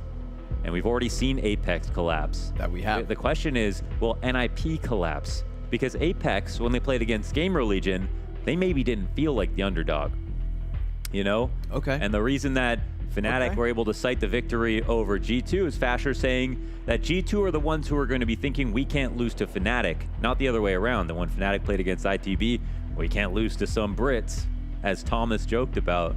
So if they go into this match, are NIP going to say, well, we can't lose to Apeks? You've sold me. We've seen bigger discrepancies by the bookie odds go south in the last couple of days. Okay. There's one red thread. It's the Legend stage. An organization as well that I feel like, that to me, when I woke up this morning, I just thought to myself, well, you know, at least the big orgs will get in. We might not have the big names that you would have favored as tournament favorites to lift a trophy at the end, but at least we'd still get Fnatic, we'll still get Ninjas, we'll still get the namesake. So far, not so good for those namesakes. Ninjas and Pyjamas going through multiple rebuilds. And obviously, the departure of Device was a weird one, and trying to restructure around this new promising offer of Head Trick. I remember sitting down with Jonas in Rio, having that conversation when he said, guys, I need an op. He's like, what do you think about Head Trick? What do you think? Like, I need an op. And they did. Huge shoes to fill. We talk about how Knock was kicked off this lineup because of the fact that Device was coming in. Well, Head Trick had to come in to replace Device. Dude, we got Head Trick. Navi did a lot except for actually get themselves into playoffs, but they got Head Trick into this position out of the Academy League. They have SDY, who's made it to playoffs in Navi's stead. And Navi have to rest with the decision. I mean, if you look at what we've gotten out of NPL, you know, not to rehash an older series here, but the stage for him, I think he was the third lowest performer on the stage. And that was a decision that they had to make. But the reason it's related to this match is because there was the thought that they would take Head Trick, at least for me. I mean, at least for me, at least for some of us who casted it, Head Trick was the best player after Monte had gotten the call up to play in the league. And people were like, well, yeah, he's an operator. I was like, dude, You think he wouldn't have gone back to the rifle, which he was doing before Monte left, to get a chance to play on Navi? Of course he would have. Hedrick just talked about how he's only starting to get comfortable because his English is getting better. He would have been instantly good going on to a team where they were all speaking the same language. But it's working out well here for Alexi, his new roster, Hedrick on this team.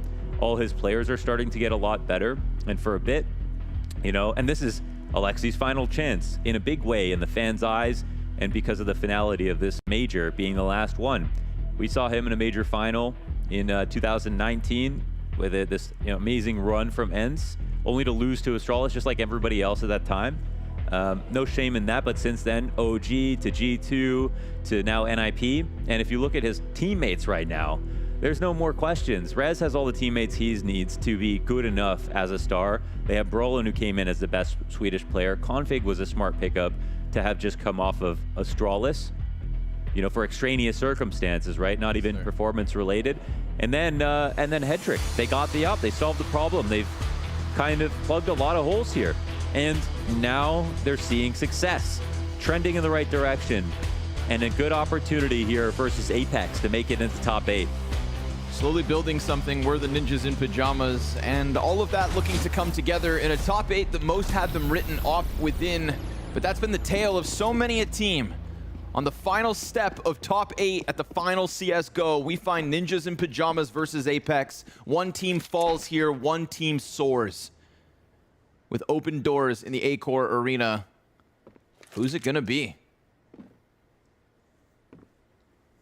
Nip would have loved to see Mirage in this series, but I think they'll be quite okay with the Veto overall. But there definitely is a chance for Apeks here on their best day. Make no mistake.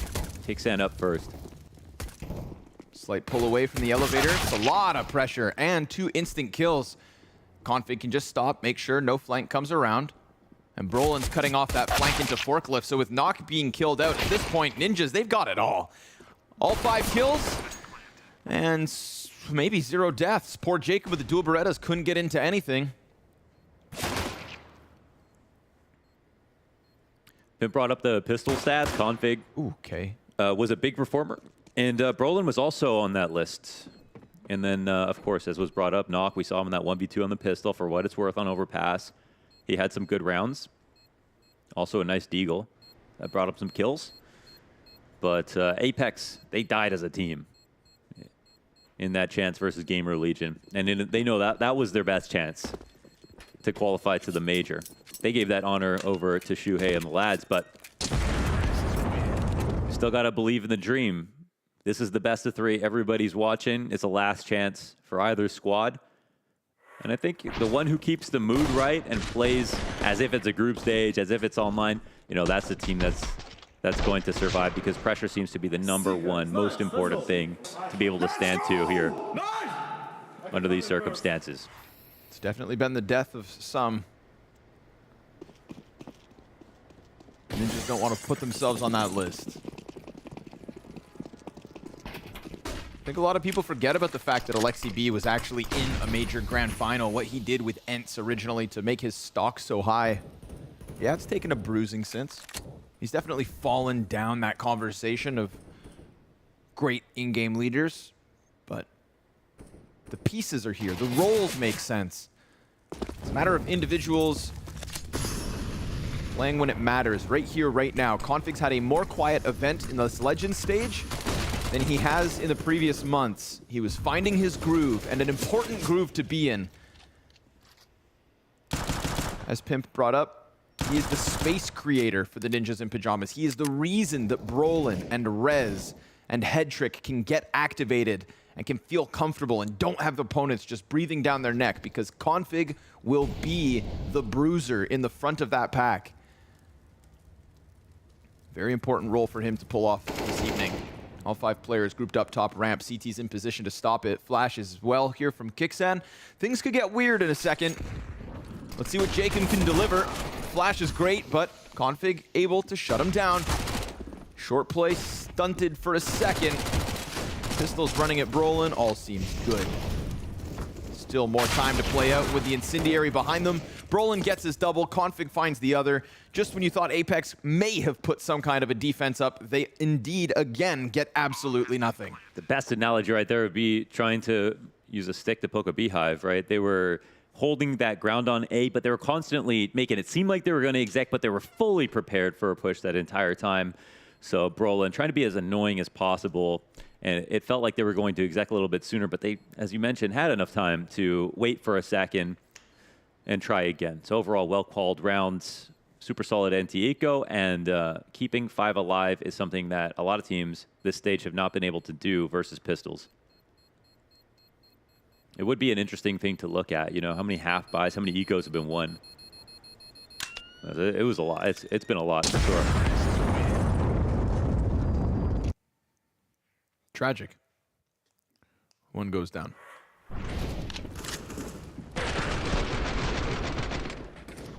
So you gonna buy some ITB stickers, or? I'm gonna buy all the stickers I can afford. I'll just get them all, dude. Yeah, true. Last CSGO major, bruh. I told Blast they could pay me in stickers. They wouldn't want to give you an appreciating asset. Yeah, that's true. All right, another stack up inside A, and Brolin yet once again. Gonna work it upside short. Said 2 didn't work last time. Let's try 3. Brolin said, "Give me those ecos, though." Flash is good. Head Trick's got the cover, and so far the tethering here for the Ninjas has been really nice. Nobody's been kind of left out on their own. Config top mid doing his own thing, but all fine there for Ninjas. So again, just very aware. Out of the gate, Ninjas minimizing any possible mistake. Yeah, yeah. And they have such a, from the perspective of T side, I'd say like in terms of entries, they have such a good pack of players who are all willing to try, whether it's Alexi at the front or as an aggressive lurk, whether it's Brolin, Config, Rez, these riflers are all so keen to try to go for aggressive plays, I think, which is basically the identity of Ninjas. And their consistency while doing it.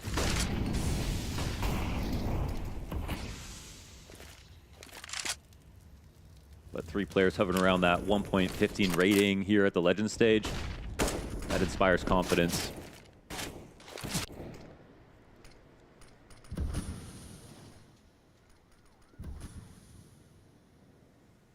First gun round, and Ninjas are going to be taking this one towards top mid.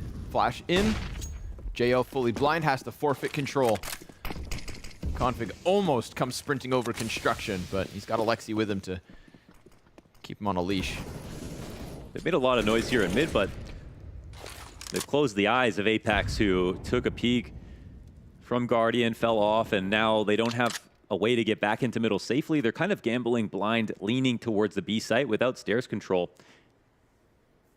But at the same time, they're spawning down the ramp actively over on A, so that helps out a lot.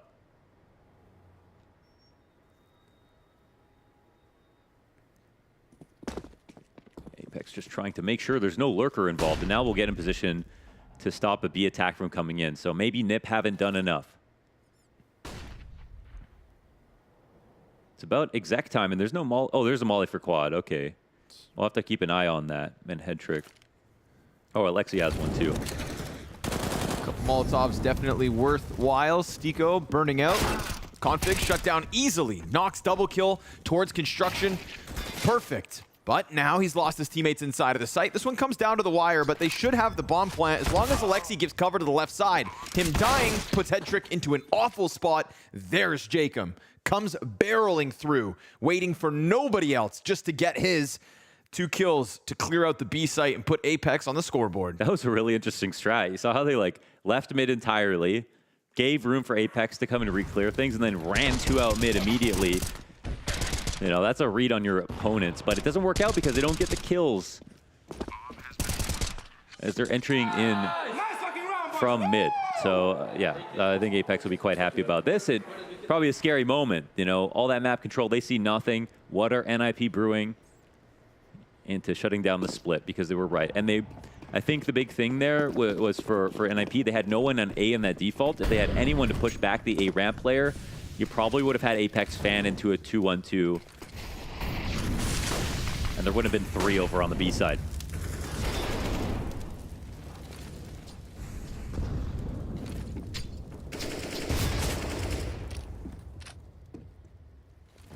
Ooh, kicks in. Here's all this spamming. Alexi bumps into him, but must not have felt it.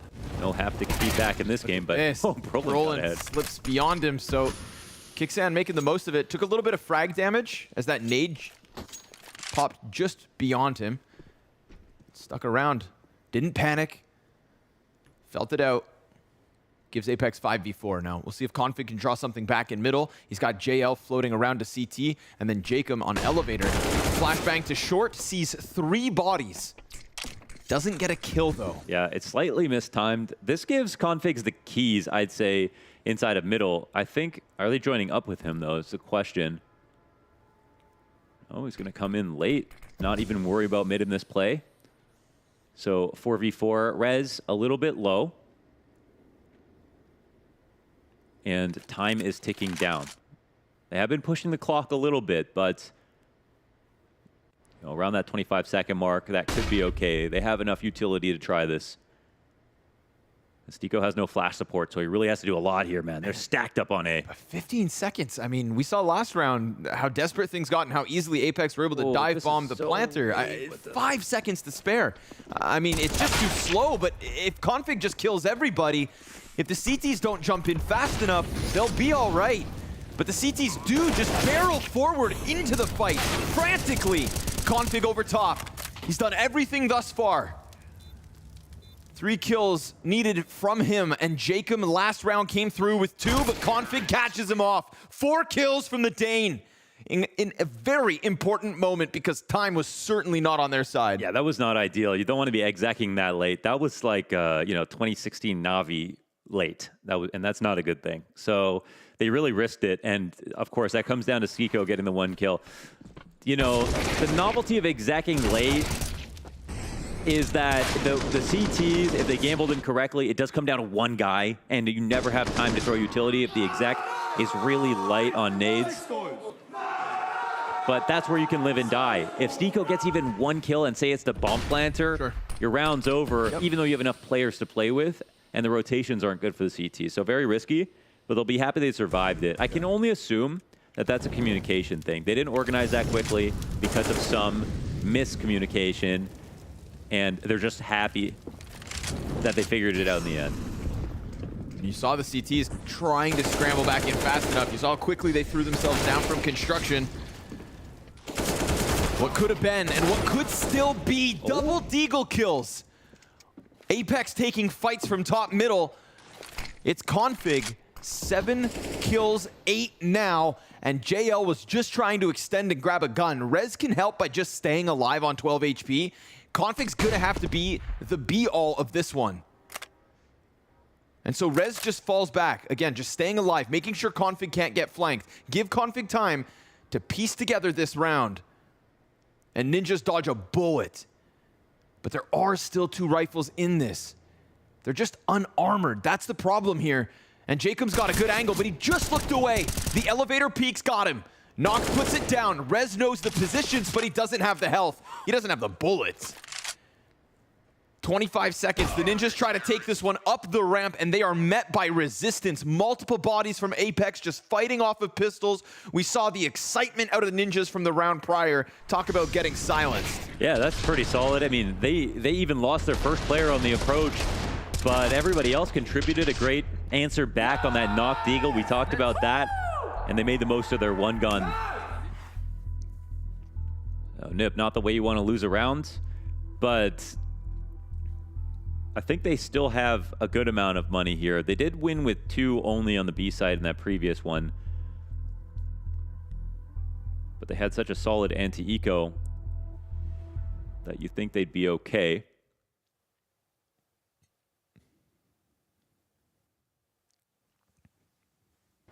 There is the question, obviously, is Apeks going to let what happened to them versus GamerLegion happen twice mentally? And it would be great for that not to happen twice, you know. But I'm sure after a match like that, an opportunity lost like that, that's when you have those long, deep conversations in the hotel room. You talk it all the way through. How can we be more present? How can we try to enjoy the moment? How can we think about playing our best and not just thinking about what we need to do? But sometimes the pressure gets worse when you've seen it happen before. You doubt yourself even more.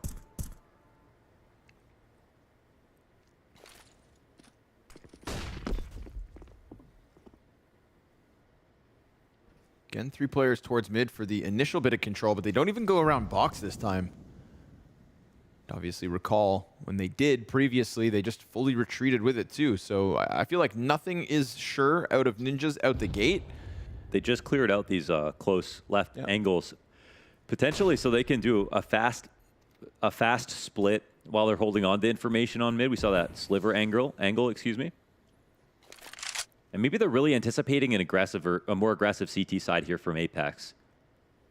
And that's why so much time is being burned off the clock, but my God.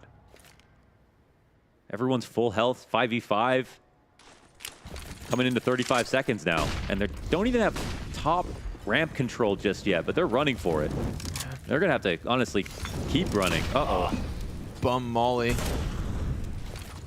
Frag for headshot, nobody there. We've got 2 CTs on short. Config smoke comes over. No config in this pack. And he has been the sharpest sword so far. Brolin kills Knock. All the while, Bomb's able to get up to the B site. Nice fake. They sold that excellently. Apeks rotate all the way over. Everybody thinking that ramp hit was the real deal. And so there are layers to the Ninjas tonight. Wow. They will lose one, but it's all good here for the Ninjas. That just game plan from start to finish worked out perfectly. Man, it's an ambitious start to this T side with Alexi calling all of these fakes. And even a weird kind of fake with that mid control earlier into peeling back into re-execing. No one else is really doing that. So I think the thing is, you know, you're really orchestrating a lot there, right? If things go wrong, one bad kill, things look so silly. But we see here, he's capable of it. And clearly he has teammates that he can trust because this one looked clean.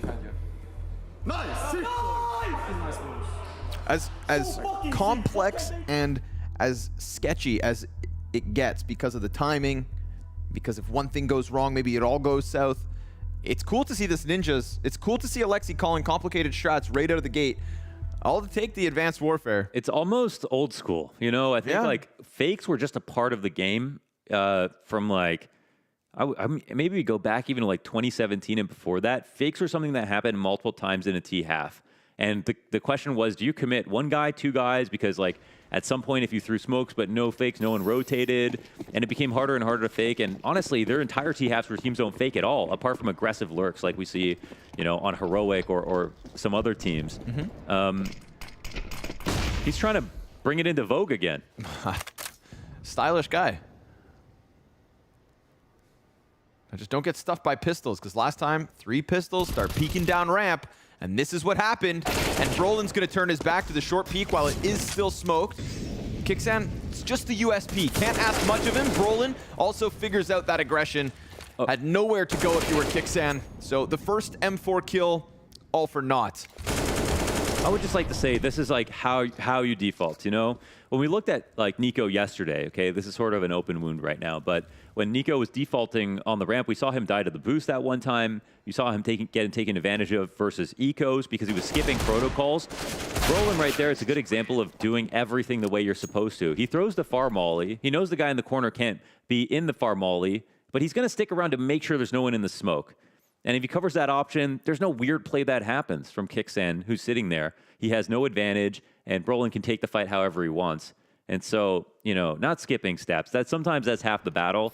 But if your head's in a different place, that's where things definitely go south. I think that's what we saw a lot, in particular in the G2 game.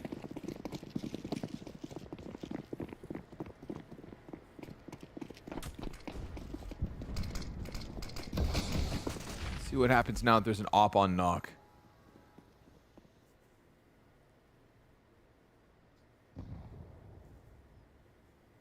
Nobody more forward than him. Oh, nothing happens. Brolin just comes around the corner, rocks him. I think they missed a smoke at the beginning of the rounds. You think that's why Brolin was up there? I'm not sure if they were trying to do something else. It's looking great, though. Kixan will catch the angle as he picks up, knocks off. Brolin takes a step too far, but it's really just going to be this B hit. Stiko gets aggressive on the stairs. Now, he's had a good event, but he had a quiet match. Beautiful double and a bunch of damage. But an open B site as they start to run back, and Config, he'll be the gatekeeper of middle. The rotation's going to come in towards him. Jacob takes some damage, and a molly, and the spray's just good enough. And that damage would have been heard 100% if you're Config. So Hedrick's on high alert. Jacob's just phasing the smoke, but while he's in here, he needs to wait, and that gives just enough time for Hedrick to dip back towards stairs. Yeah, that's a smart play, and Jacob has to be worried about wherever Config could be. The thing is, they've grouped up, and these footsteps are going to be heard, so this is not a perfect moment. Jacob... Hedrick goes back. Oh my god. Yeah, as Config keeps running, another fake. There are so many layers to this, and Jacob, sure enough, has bit down on Config's fast steps. Now he's going to start doubling back to B, where Hedrick will sure enough plant. And the fact that he also had a Molotov to just keep that player out is perfect. Jacob's going to get stuck here. Config can keep flanking. Yeah. It's just about Hedrick not dying quickly. But more utils coming out of the stairs. He's trying to delay for whatever time he can. And Config is hunting the hunter. Hedrick smartly pulls back as far as Another possible. incendiary. Hedrick has thrown 3 incendiaries in this 2 versus 1, and it bought just the right amount of time. Dude, ninjas back and forth and back again, all the way to B. That's some good mid-rounding. That's fakes on fakes. We got fakes in the 5v5, in the setups. Now we have fakes in the mid-round, in the 2vx's. Config's aggressive lurks look really good here. Now, of course, we sat here and we talked about the possibility of the pressure being the demise of the favorite teams in each of these last matchups. But isn't this the kind of Counter-Strike, the types of complicated rounds that cause cracks in the communication of underdogs? Isn't this a better way to play against a lesser team? Sure, it can be, yeah. I think it's a good style. I would call it ambitious, but if it works out, of course, you're really showing them that you're not afraid to get convoluted. And it's looking that way. Yeah, I mean, you're really showing the other team kind of yourself trying as hard as possible and getting away with it. And they could, of course, keep it simple, but maybe they do lose that way. Kixen left alone now. There's just not been many moments for the one time Apeks have actually been able to rob something was just straight up in the pistol. If I'm not mistaken. No, excuse me. It was a few rounds later. It's when they ran up ramp and they were just met by pistols, right? The one time we've just had a clash. The one time there's like 8 players all with guns in hand just shooting, and even with lesser weapons, Apeks came out on top of that. Any round where they've pulled them back and forth and made them rotate, making the most of audio as well, layered on top and beneath here on Vertigo. Ninja's making Apeks look like they're cut from a different cloth. Yeah, this is so annoying to play against. If you're Apeks, you know, you could make a good decision, but NIP are willing to go that extra distance, use the extra 10 seconds that other teams maybe feel like they don't have. They'll go back to the other site. They'll cancel something. They'll re-exec.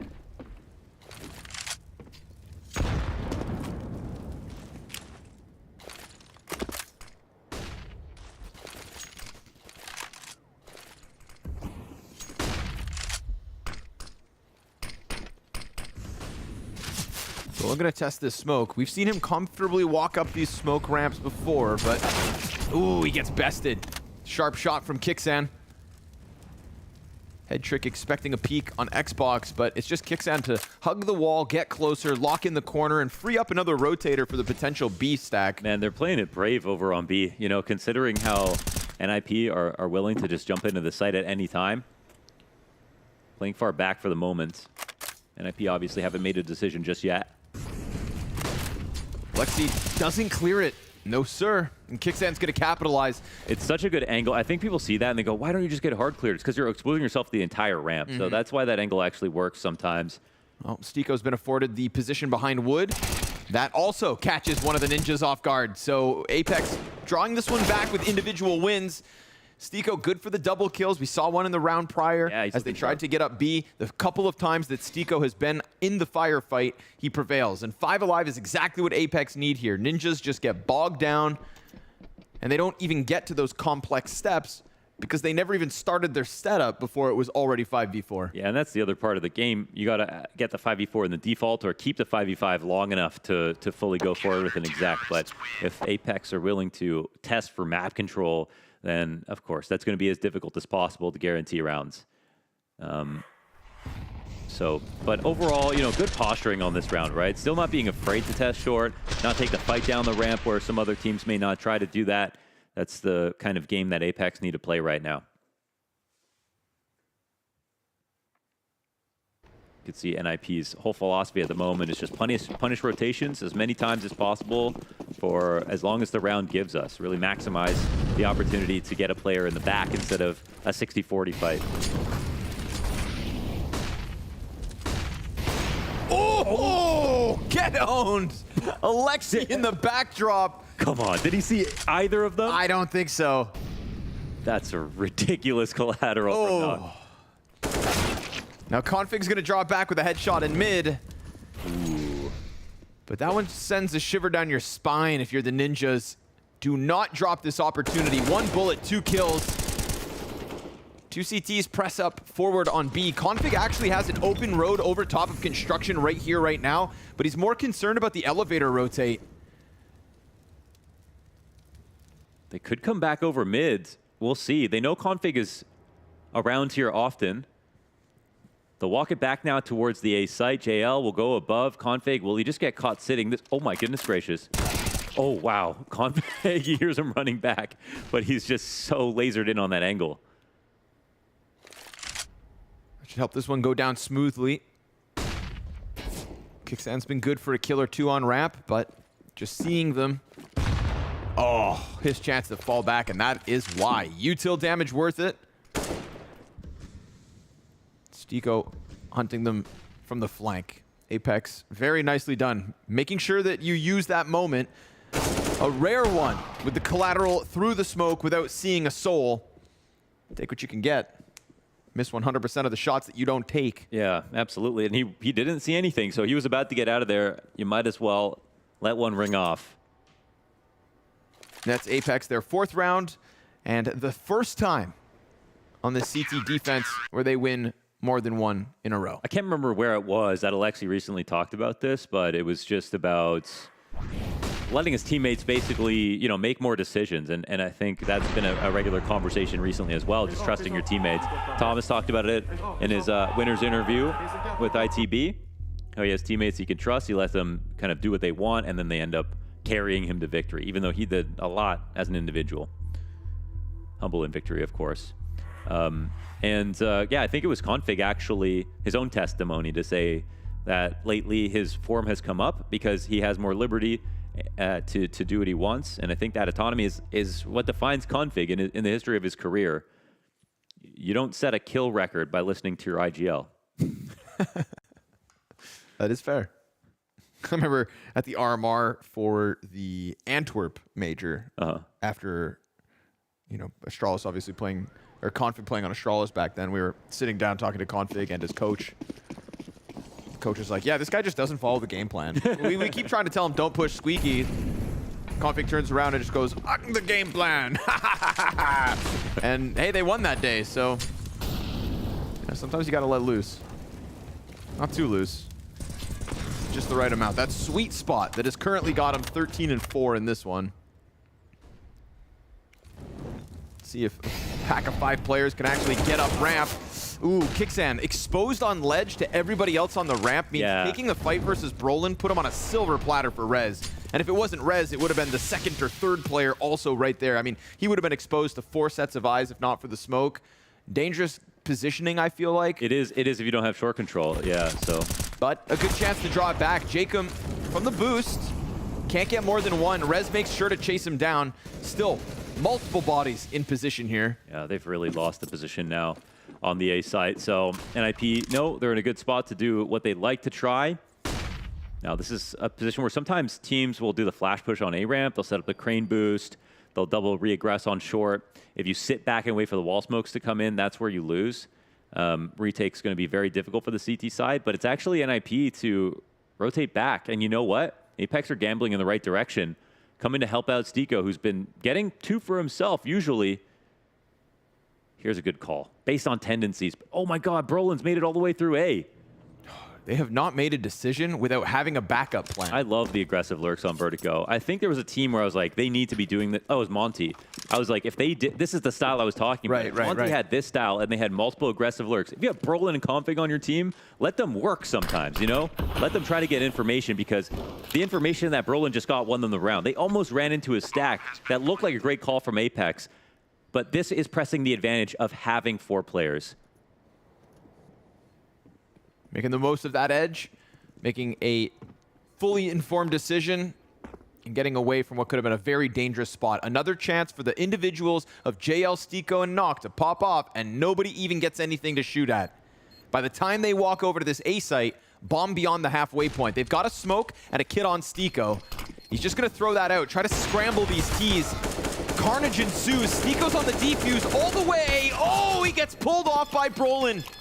And then as JL jumps on top, I don't think there's time for this. He has to give it up. It's not ideal. It gets real costly for the Ninjas, but at this point in the half, a win's a win. A win is a win, absolutely. So nice try, but they literally only had to get 1 kill there because Apeks had to retake all the way from B. There was no one even close to try to put some pressure on as they were getting that bomb planted. This one, of course, brought to you by Brolin, ended by Brolin with this spray. And they lock it up. There have been great calls, but you know what? Even when Alexis died and it's gone down to 2v2s and 3v3s, we saw some great moves from all the Ninjas players. Whoa, okay, Brolin tries to fly up behind the yellow tarp, but this ramp fight has been going back and forth. Kixan getting away with some. Jacob here and there. Nox op felt in mid. Wow. That was cinematic. How'd he do that? That was like a Smiley BS video.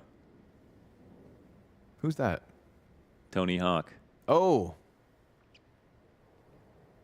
He still doesn't get it, folks. Was it my tone? Been casting with you for a long time. You know when I'm lying? Yeah. Shit. 3v5. It's a new challenge for NIP as we look to round out the half. Nock missed this time. Ooh, pressure of the flash. Yeah. They fly over top, but it's smoked. Ooh, Rez though. Clean headshot on the Legend. Those bullets expensive? Nock's backing up. Got the green to play behind. Good snap on a head trick.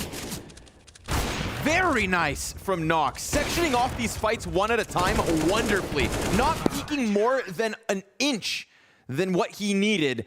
And just like that, him and Stiko lay down the law to close out that XV3. So a 5th one added to the tally of the defensive half from Apeks. One more round to play out. Check out this round from Nock. Easy one versus Config as he crouched through. Quick little snap to head trick who comes flying in from the right side. And he's aiming for the left peak as well. And hits a great shot. And I guess this is the first time they played against each other in the challenger stage. This is Nock versus his old team. Yes, sir. That's something that's a lot of people, you know, might not know. But yeah, he used to be the opera for NIP. Of course, it is one of those like situations where I don't think like, ooh, Ninjas thought I wasn't good enough. It's just like, bro, it was Device. Yeah, it was Device. He said that. He said, yeah. I mean, if somebody calls you and says, we're replacing you with Device. You can't really get that mad. You can't. You just cry. Yeah. And we did. We shed tears for Nock, but... But now here he is, back on the brink of a top 8 at a major. 6 rounds to be had from this CT half. The fact that they've got one in sandbags looks like a great insurance policy. Kickstand pops up. Simple 2K. Nobody else coming up the ramp either. They're just trying to get back at it from short. Jacob's going to have him sectioned off with the util. His headshots connect. All is good for Apeks at the end of this first half. 4 of the last 5 rounds all the way of Apeks. It gives them enough room to wiggle to try and bring this back.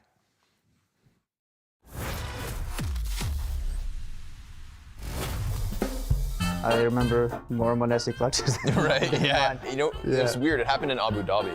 Obviously, last year, he starts with that like MIBR clutch. Yeah. But you know in Abu Dhabi, he had like a similar clutch from the same position and nearly the exact same kills versus outsiders. Right? Yeah. Yeah, I thought that was so weird. Where I was like, I've seen this exact moment before, right? He had one good clutch against FaZe as well. For me, that one is the best because he played it out the best. Okay. I think it was last Lisbon groups. I'm also thinking of like the Inferno clutch as well when he stole bomb from outside of apartments. Yeah, it's against outsiders as well. Yeah, right. Okay, he had two clutches, same maps. He's just crazy in clutches. Yeah. Like even practice what he pulls off, it's, I don't know how, but he just somehow makes it work. You can't talk G2 clutch without bringing up Monte.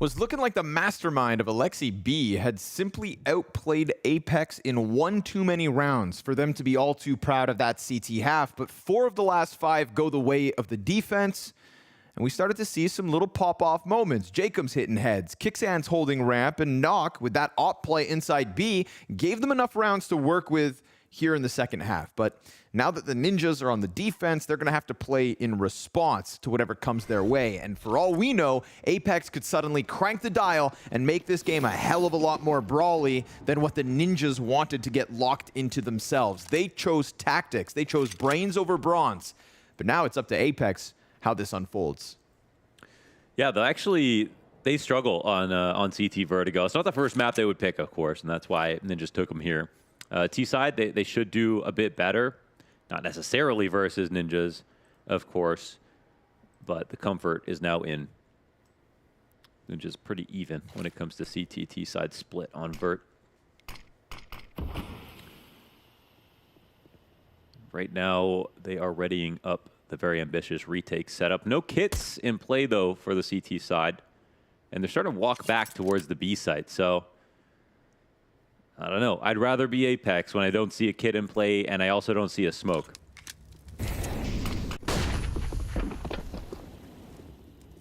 Alexi sits inside of the smoke. Everybody trying to scramble onto the CT ledge. JL gets real close. In fact, there's multiple bodies here for Apeks trying to get in, but third time's the charm. JL loses 2 teammates point blank. Can't manage to keep it going back and forth, but Stiko's flank's now been spotted. And Jacob, oh Jacob, what can you do? This is a locked-in position, nowhere to run.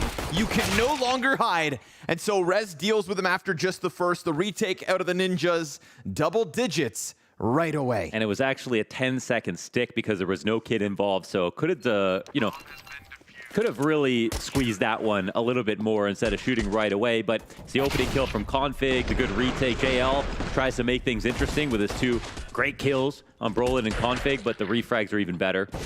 And as soon as you get the opening kill, all the future trades are so much easier because it's one less guy holding off a choke point, and we see the overstressed JL trying to make up for it. But the Ninjas, they come in fast enough with the knowing that they have no kit, and they are ready to trade. Good spacing.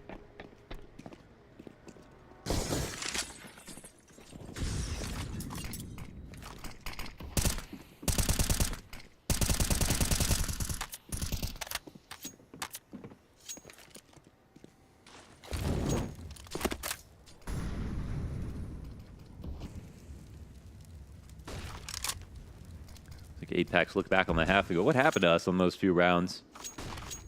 But if you watched it back, Ninjas really worked hard for him. They gave Apeks a lot of respect. They came forward with a full game plan. They tried to prey on their tendencies, and it definitely worked out for the majority of rounds. The pistol will only amplify that success.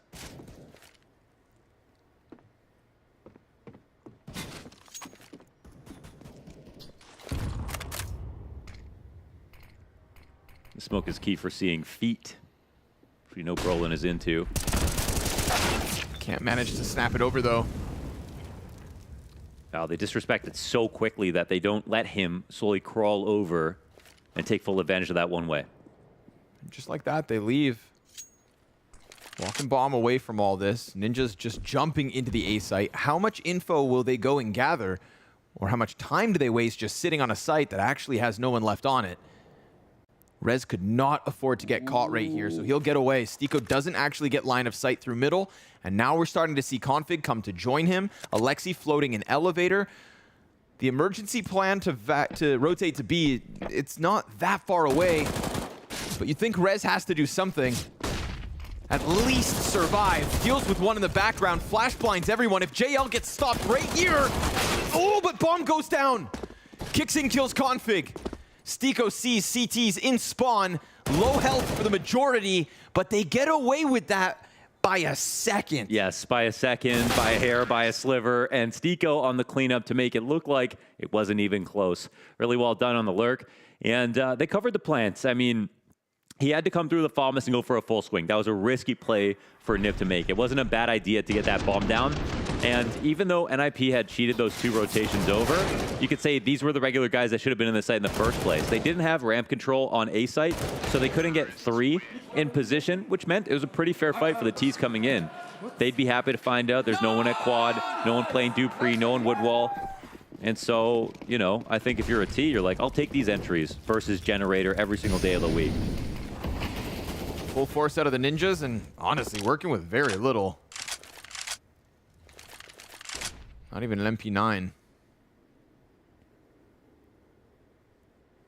That one's going to leave a sting. That's an interesting bait setup here in the corner. Of course, this position can get mollied out. It just comes down to how slow the play is going to be. They might even forget about it because they saw this nade come in. All part of the plan. Or not. Obviously not ideal. Flash is good. 5-7's taking down a second player. I mean, 3v3. This Rez versus Stiko fight could end up being very important, though. Stiko's going to come over construction. Rez just got in here. Rez finds the timing, and now an actual upgrade. Unlike the kills towards ramp, this one can be nabbed. Yeah, he gets the gun quickly. And now they're walking into the stronger side if they want to hit it this way. 3 CTs here, ready to greet them. Galil first. That Deagle just slides along the wall, and a ton of damage has been done. Huge ask of Jacob. The force buy with just pistols works off. Damn, that's the 5-7 kill on the ramp. I mean, a lot of information there. Yes, the 2 trades come down in favor of Apeks at first, but right back into the 3v3 and give it up to Rez. He's a rotator back to B just in time to take out Stiko, trying to come forward with the lurk. Man, and that all starts by nading your 2 teammates who are hiding in the corner.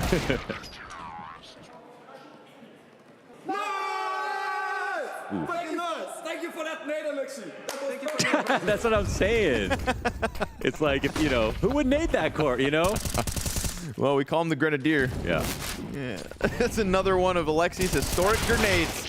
But guns back for Apeks, and Ninja's not caught in the best of positions. Head trick with nothing. Alexi's going to try to bring it back with the FAMAS. You see, now we're cutting back into the kind of game that I thought Apeks could compete in if Ninjas offered them that chance. This is no elaborate, slow burn T round. This is just a fight up ramp, and Apeks deal out damage. Oh, Config, he's looking like he's going to press short, but the smoke comes down. You know, they could push through it because they have 2 players on pistols. Instead, they'll just chill. Minute 5. And the bomb just beneath them. Mm-hmm. Full control for Apeks. What can you do, Config? What can you do? It's hard to get 2Ks from this position, but maybe the Spearman can find out how. No, not going to be the play today. Alexi was setting up a flash to help him continue, make a sequence, but without the first one, he'll sit back. Now they've got the entire site. Everybody just creeping in, ducking down beneath the crosshair of Alexi. That's insult to injury. So the Force Wars continue. The second half, nothing but non-consecutive round wins. 4 alive for Apeks bodes very nicely. Yeah, very much. There was a good opportunity to trade from head trick on the sandbags when they were crossing yellow. That's where it felt like, okay, this is going to be too much. Another 5v3, no shot.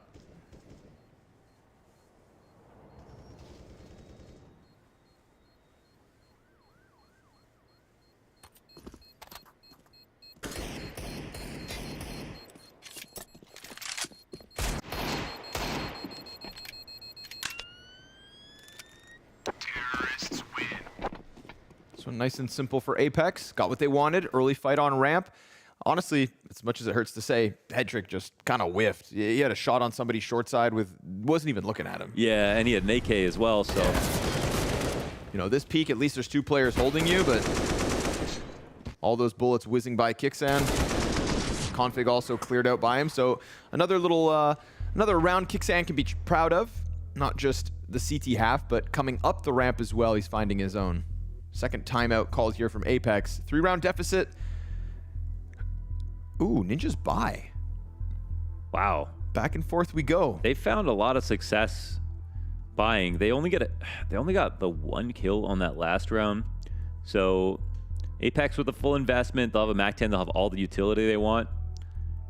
It might be hard to read that NIP are going to try to buy in this situation, but if they're going to play their rounds as they have been, which is pretty much anti-eco defaults, then they don't have to be worried about any kind of surprise. Let's see what Ninjas will try to do. They brought some ingenuity into the last half buy with their ramp setup and the team nade. The definitely on purpose Alexi nade. Yeah. You know, people talk about the skill ceiling being met. Well, that was something new. Yeah, that whole T half brought that into question. How many teams are calling like that right now?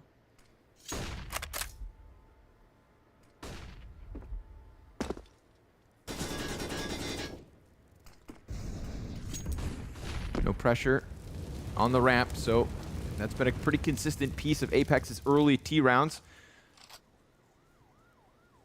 Roland going to stick around with head trick. Alexi starts to move out, and these utilities being thrown out towards middle keep Rez and Config preoccupied. Rez not able to help Config for the time being, but there's still 3 there and ready. Same can be said for Apeks. Trio of players just on the other side of this box. And if Config peaks, Stiko's got all the advantages in the world, but he's not going to fully commit, trying to draw them inwards. Clean 5-7 headshot. No additional success. Rez crosses over, just throws caution to the wind. Yeah. And they need to get somebody into the B site because there is that off chance that already we've got Apeks coming up the stairs. Now, it's not the case, but with the rumblings of utility, we see this all in from the Ninjas. Yeah. Apeks Apeks looking like ninjas themselves here, rocking the boat back and forth, playing both sides of the map. They ran the rotations. Open route to A. You know, that was heard from underneath, but they're leaving one inside of B in an interesting spot. Oh my gosh.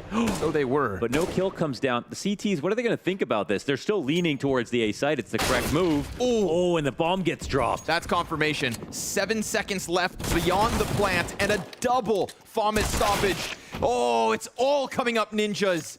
They had the right rotations, they had the right players, and all it took was a couple headshots to come out of ninjas in pajamas as they sprinted back and forth between the sites. I think there is one clear mistake there, and they used the left side site smoke instead of the right side with their one smoke. If you use the left side site smoke, typically you're coming up short.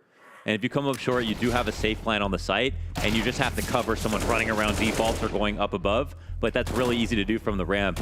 And it looks like they don't even, no, they come up way even before their left side site smoke is even there. So that's actually the CT smoke on Crane that they tried to disrespect, and they did it with their bomb coming in first. But with the time on the clock, I guess Jacob's like, boys, I don't want to be first, but if I'm not coming now, we're not winning anyways. Yeah, sure.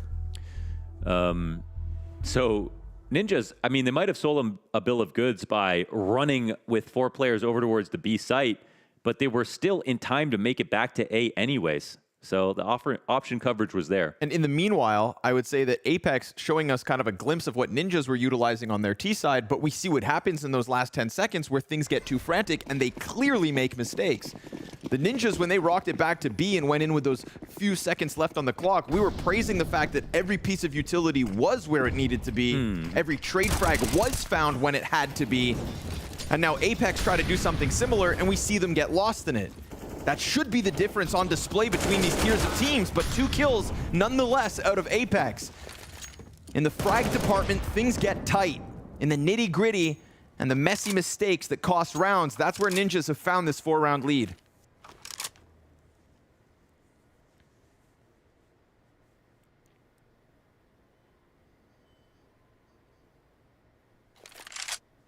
Config has had a great map so far.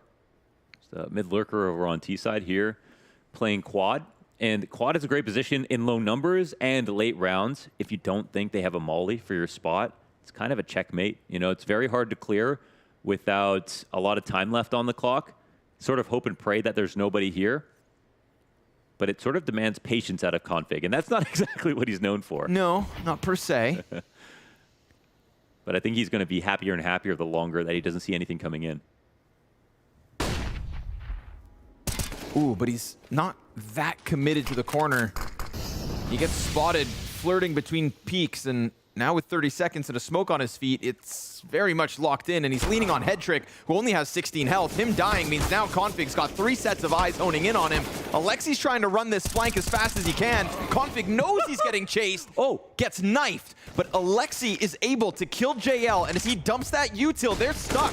Bomb in the open! Alexi's got the second one stranded, low HP, and he arrived just in the nick of time, but Stiko, the headshot that Apeks demanded. Wow, and he could have put the bomb down too. Alexi had to run forward, a brave play to make, but he meets it with the mechanics. Alexi almost saves the day, and he nades to the left because he doesn't know where both of them are. But honestly, if he needed that plant, round was going to be over. I think the mistake made here is unfortunately by Config. He pre-smokes quad, even though the molly doesn't even come in his direction. And he gives up any ability to fight back. All he can do is delay. But they don't exactly have a huge advantage in 3v3 to give up one player's ability to fight. So I think I would have liked to see him wait, you know, sit in a molly and then peek late on, have Headtrick hold the cross, and get involved. Or even just hide. Just fully hide. I mean, he smokes himself because he thinks the molly's coming because he was spotted just taking little jiggles. Yeah, because I think Headtrick flashed for him to check, but that gave up his spot, yeah. Timing is all found out. Regardless, Apeks going to take that chance, run it forward in this one. You can see something. Headtrick, what do you got up your sleeve? Config's down at the base of ladder. Oh, Headtrick, he lines up the spray. A good amount of damage. A swap to the MAC-10. Jacob over top kills Alexi, and Short gets cleared out. So Apeks will, yet again, regain control. The 5-7's been found out. Config's ruse no longer going to catch them off guard. Stico will plant this. We've got, of course, Jacob to cover. Full health advantage, weapon advantage, and only 2 rounds the difference now. As Apeks are coming back on this T side, that back and forth fight at the start of this half is now finally going to cost the Ninjas. We've gotten all this way in this second half before finally a team puts 2 in a row together, and that's going to leave Ninjas on pistols in this next. Yeah, I mean, we've been praising Ninjas a lot, but Apeks are fighting back, and it's just because it's so hard to see who, you know, is the clear winner because of how spotty the second half has been. But Apex's rifle rounds, as he pointed out, 2 in a row means finally just a full USP save here for the Ninjas. They've been forcing when they've had around 2 grand whenever they can, so here they'll have absolutely no choice. Happy to run away from the site. Look out for that Molotov. Just that little extra damage. Yeah, you know, Grenade's not really Alexi's ally today. The flank spotted by this USP, but Kixan hears more kills over towards Heaven. Sure. Oh, that actually happened from a headshot on A site. Okay. I will allow it. All right, so now the conversation is, can Apeks pull off a pretty big upset here to take Vertigo when it was picked against them? Even though NIP did some cool stuff in the first half, they got 9 rounds. They didn't get 10, they didn't get 11. And even though they won the second pistol, there have been good answers back here from Apeks, who they're keeping it relatively standard, but that's working for them. They said, we don't need to be as fancy as NIP to win this game. And with this rifle round win, if they get it, they'll tie.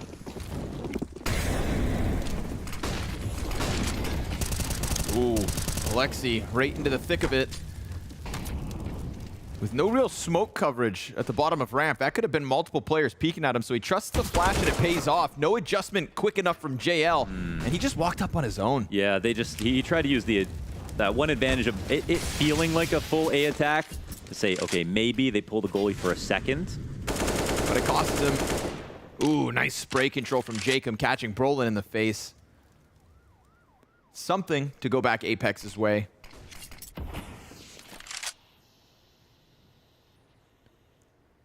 And he's going to look to keep pressing this opening, as Nock will take his chance at just walking contact on B site. But that one goes about as well as it did for JL. Hedrick definitely saw Jacob, so he'll put him down pretty quick, and poor Stico's left 1v4. Weapons make a hell of a difference here for the Ninjas, and that's off Alexi's confident first peek, just fighting down the ramp. Yeah, the flash worked out beautifully. They were running up for control because they didn't want to sit behind a deep ramp smoke. That wasn't even coming for Ninjas. They really wanted the fight. It ends up being the correct approach and an overall dominant round from NIP. So outside of streaks, there are still good rounds back and forth from both teams. But this is NIP maintaining a lead.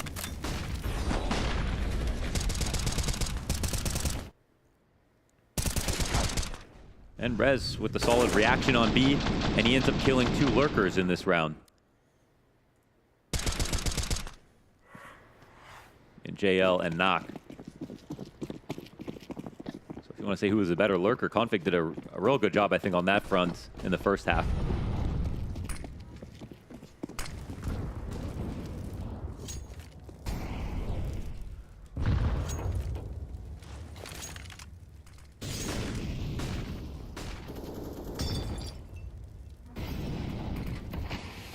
How much more do Apeks have in them? Rez feels like they're getting closer. That is indeed the case. Run this risk. Oof. Getting real close. He spotted him. Kixan still able to get the kill. Config on the reload. Peeks with a nade out, and Kixan's going to capitalize on that one. 5v3 as Apeks just bound their way into the B site. Alexi's trying to catch someone on quad, and JL just as fast as Kixan. Clean individual kills come through from Apeks. Yeah, some massive entries. Really nicely done from Kixan. That was with a nade out. Even after getting spotted, yeah, you know, could have peeked left side or right side, of course. Couldn't peek over, couldn't throw the nade over the specific cover in front of him, but would have instantly regretted that moment.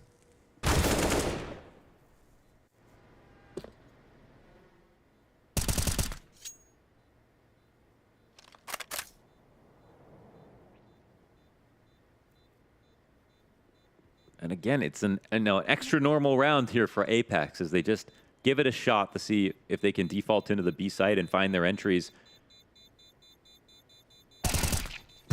Clean. Yeah, and Brolin has been pretty clean overall. Up to 20 frags on this map, but Apeks very much hot on the heels of the Ninjas. Nicely done, Kixan. Those were 2 very quick kills versus 2 talented players. I think at least for Apeks here, they know they're already playing a lot better than they did versus GamerLegion, you know? At least playing up to their own level so far. And then fighting for a comeback, that's got to feel good. Sort of at the point where no matter what happens this game, they can look on Vertigo and say, okay, we had some good rounds, we played some solid CS, they were maybe edging it out here and there. And then now there's also the other option that they straight up win. A third timeout as DJL will get involved.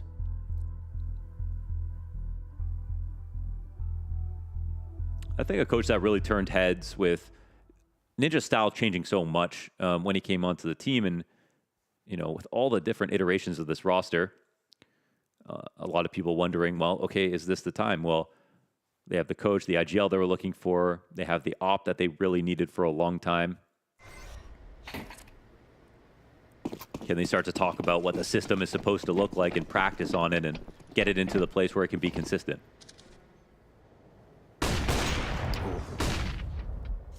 Blind shot out of Knock kills Config. Just one of the pistols, of course, not... Yeah, but these rounds... Yeah? There's a chance. You know, Ninjas have actually done really well on these one rifle or eco rounds.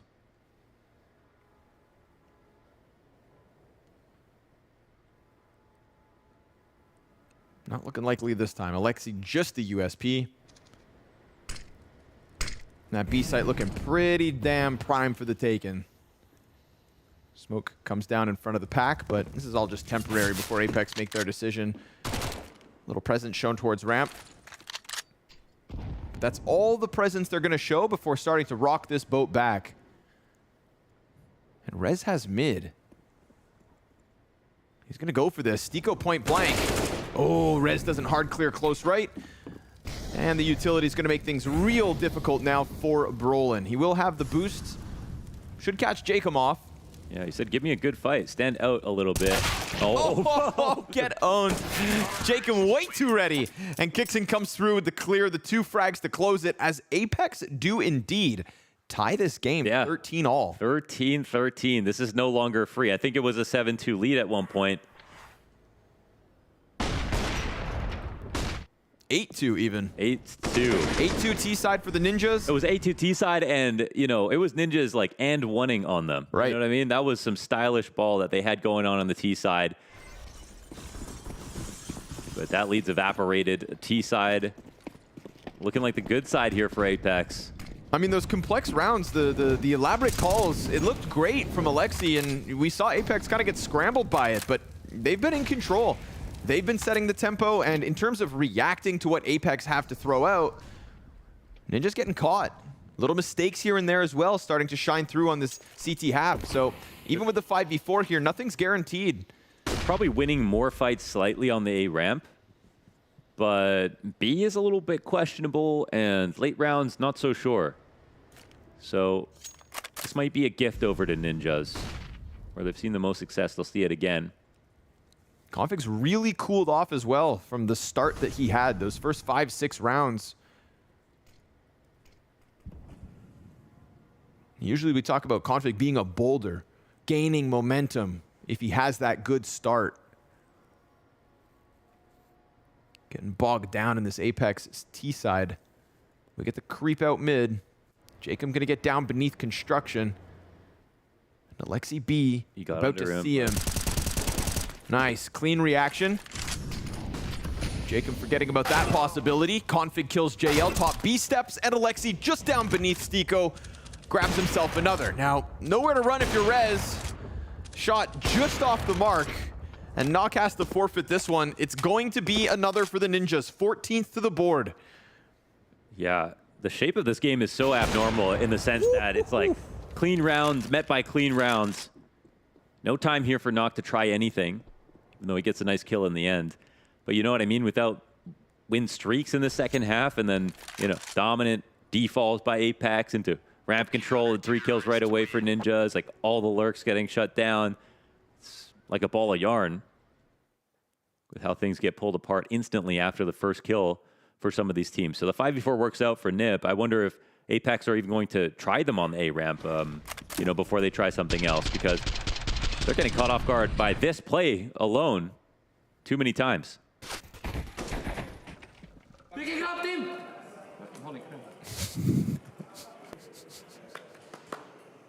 That was a duality of man right there.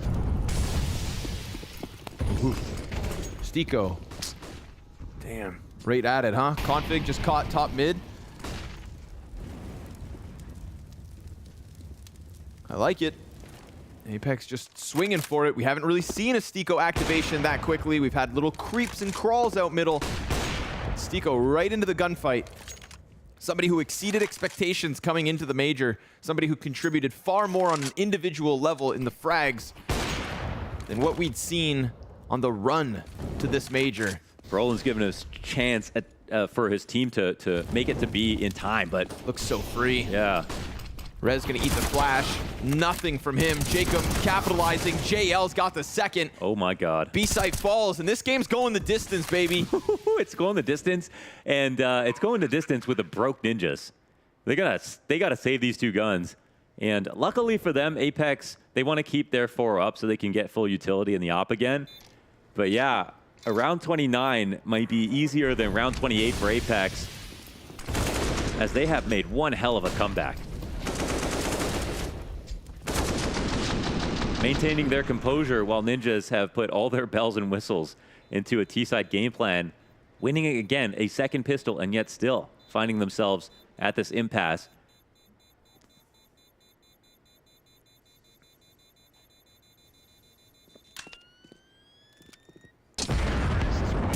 Oh, not even able to save it.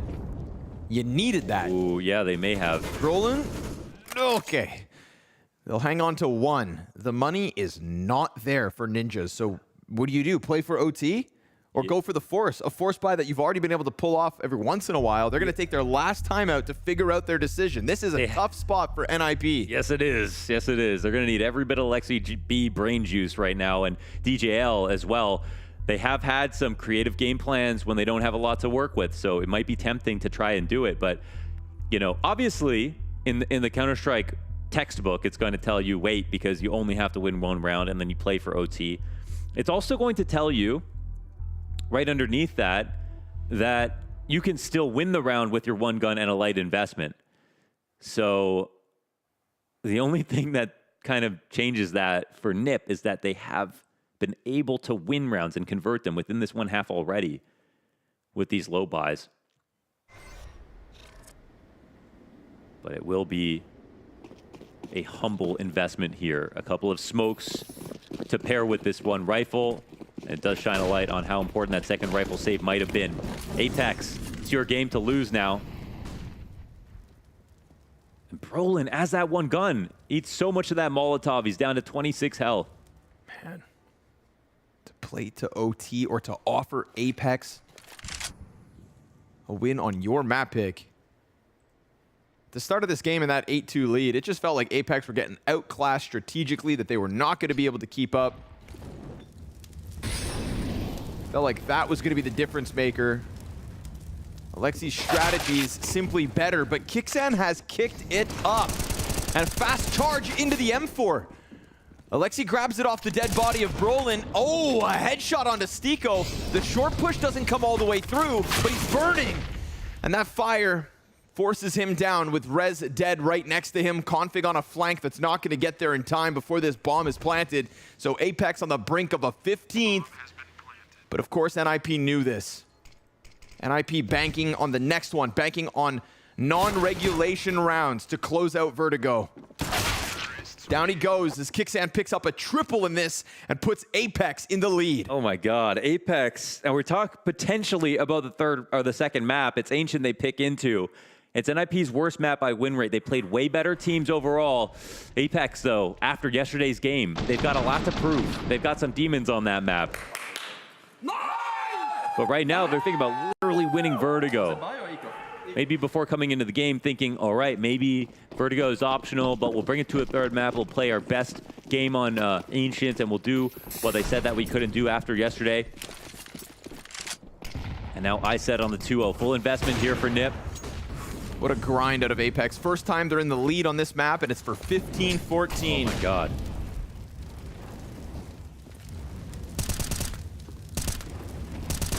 Which is really all you need. The close. They're on the cusp of it. Oh, and Jacob catches Brolin over smoke. Here he is. This is the Jacob we had all Legends stage up until the match versus GamerLegion. His absence was felt as Apeks didn't just lose, but barely compete in that head-to-head yesterday. And it felt like of the two, maybe only one were going to manage to get into the playoffs, but suddenly with a map over top of the Ninjas on the line, Hedrick knows he's close. Doesn't move a muscle with that shot. And Config, he's going to get burned out from behind sandbags. They know he's in there. Comparable to the time he got stuck on quad, he's hoping his teammates can help, and that nade will soften them up nicely. 40 seconds, and plenty of defenders in position. Rez is able to carve one off as Stiko is going to start to move out top mid. There is time to leave with bomb, but they have to do it now. And counter-terrorists pressing into them to catch them off guard. No escape, no chance to leave. Jacob picks it up again, turns his back to a pack of players, and with that, Ninjas take it to OT. Poor Stiko, left stranded on the A site, has nothing to truly offer us here. Apeks drawn up that ramp into the Lion's Den. And so Config ends it 30 rounds and now more. I just can't even explain that. That's actually crazy how close he was to escaping and making that 2v4 possible. There was a chance, but the speed from NIP was warranted after they got that first kill, and the hunt down is beautiful. Unfortunately for Apeks, this might only get harder. But the thing is, as you pointed out, they only got a lead in the 29th round. And if they win an OT, it'll be even more sweet.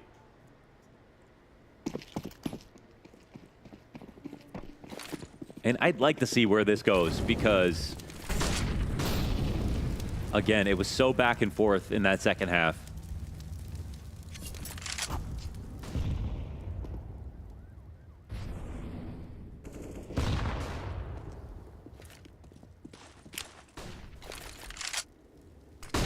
Seemed like Jacob got that golden kill on the ramp over the smoke versus Brolin. Yep.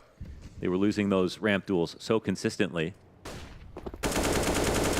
Nice boost. Oh, nade damage is significant. Ooh, they blow a couple of Molotovs early to try to lock down this frag. That's actually a big investment if they want to go B again. There are no more mollies for them to exec. Lexi watching the gap on that small little narrow angle. Kixon walks into this. You'd think Alexi has it. It's a bit of damage, but Kixon gets up. And Alexi's gonna press forward. Oh, they line up. Perfect from Alexi. Just squeezing everything he could from that walk up next to the smoke. Sure, Knock will drop him. Stiko, though, in from mid. 2v5 attempt to recover. And already low health on Rez because of that utility pressure. If they caught the flank right then and there, then all doors open, but Stiko's removed, so it feels like it's gonna have to be Knock. Oh, reaction onto Rez, but then Hedrick's right there to respond. It's the peek over top from Stiko to keep this round alive. He's thinking this player's on A, but it's really the flank from Brolin all the way back around, which was never spotted. Bomb gets picked back up. Stiko won a clutch from here before, but not this time. Brolin takes the first of OT. Oh, he had the good read on that ramp, but Brolin takes it, and it's brought to you by Alexi's play. And, to put on display what he can do mechanically, shoving himself into sandbags as he phased the smoke on great timing, crouches, and lines up two beautiful frags, and the aim does the rest on Jacob. Apeks, they almost make magic happen. Such low HP here for Stiko, and he can't recreate that same clutch that he pulled off earlier. So Ninjas win it by a hair, but they do it. They pick up that first round of OT. That's all that matters to them.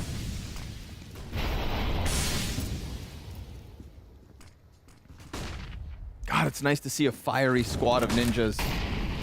Every clutch, every round. I feel like this is a team I've seen depressed too often. Off the reload though, Brolin asks for it. Kixon's a bit of a killer, and he's gonna use this chance to take the space up short side. Headtrick tries to post the op as Alexi slides into the corner. Alexi, are you gonna clear this?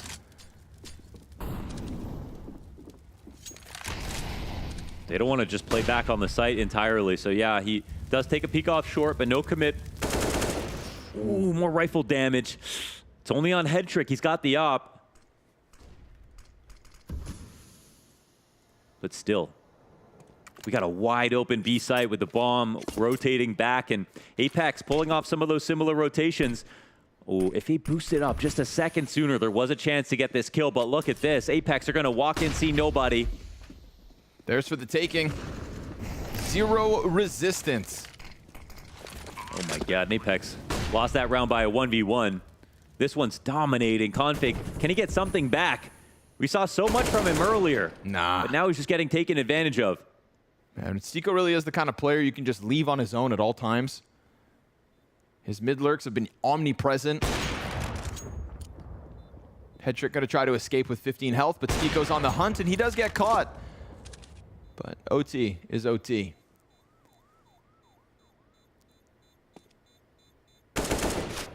Kixan. Very important moments on this ramp from both sides of the map as well.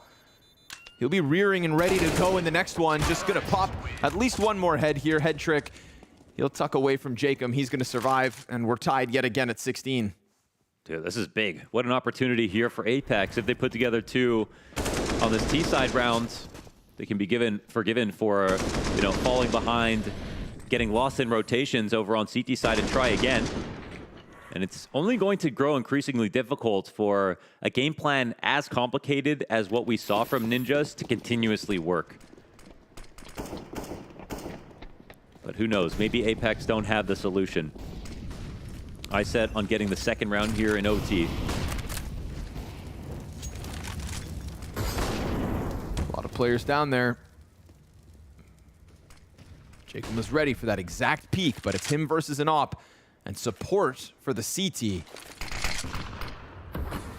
Ooh, misses the smoke here, but now they just know he's in this corner. There's only one nade. It's on Rez on the other side of the map to try to flush him out. He's just serving up a distraction as everybody clumps outside B.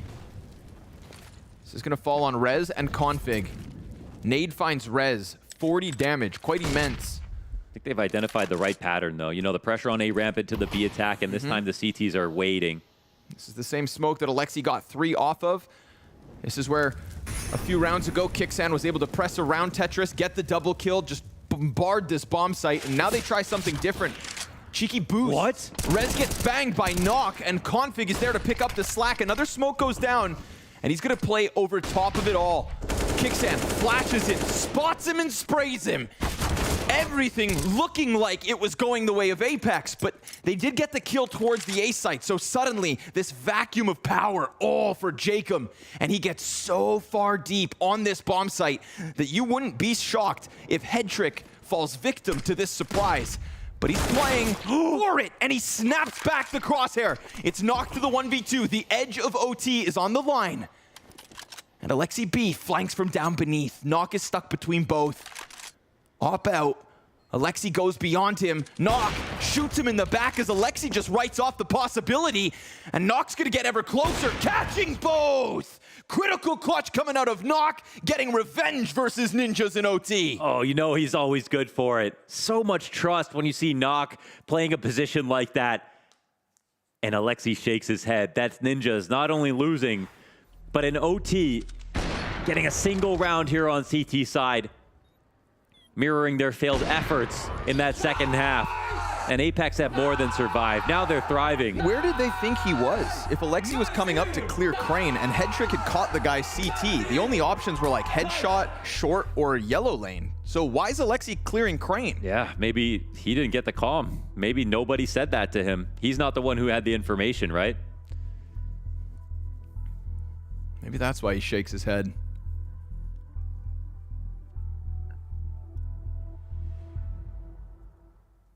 Well, The opportunity came. Apeks punished.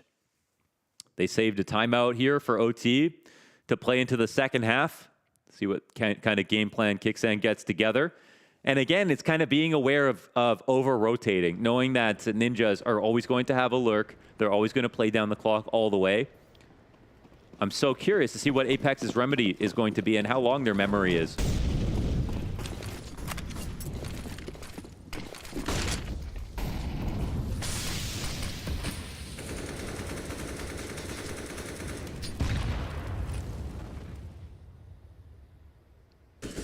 The dust settles as all the grenades finally stop popping. Rolling with the next volley.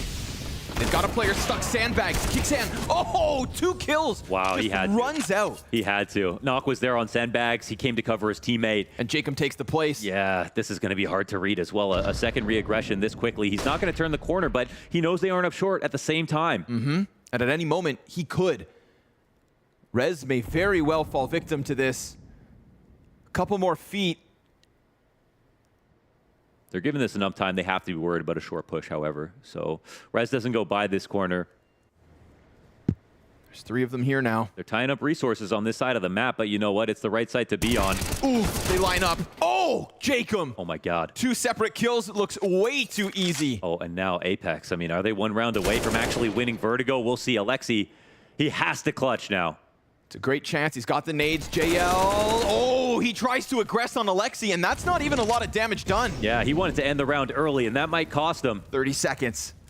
Stico, he's been in these situations so often as a lurker on T side, as a B player. He already has a 1v1 clutch over Alexi. That went down on that B site, but Alexi down again. Stico comes through with another clutch in this series. Another clutch on a critical first map to give Apeks 2 attempts to close. Wow, they search back, and Alexi nearly locks down the 1v3. Apeks gave him a chance. The JL push after Jacob died.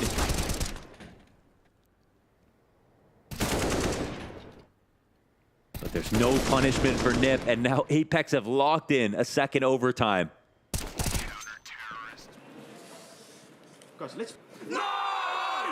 We had no idea what magnitude of fireworks were going to be available in a matchup like this. But here we are. Vertigo, overtime. Apeks looking to close right here, right now. Kixan again. Ooh. Being watched from further back, nobody close on it. You know, Kixan sliding out from short last round with that double kill, so smooth. Another peek. Jacob's got it. Alexi's down, gonna have to call from the sidelines. With dwindling utility on the Ninjas. This map may very well be about to slip through their fingertips when they started with an 8-2 lead on that T side. When their calls and strategies and layers looked as though Apeks could not keep up. But individually, we get a better Apeks tonight. There was a lot of talk versus GamerLegion yesterday about who had the heavier hitters. And we watched almost every single player on that team go absent and get rolled by GamerLegion on the way to the A-Core arena.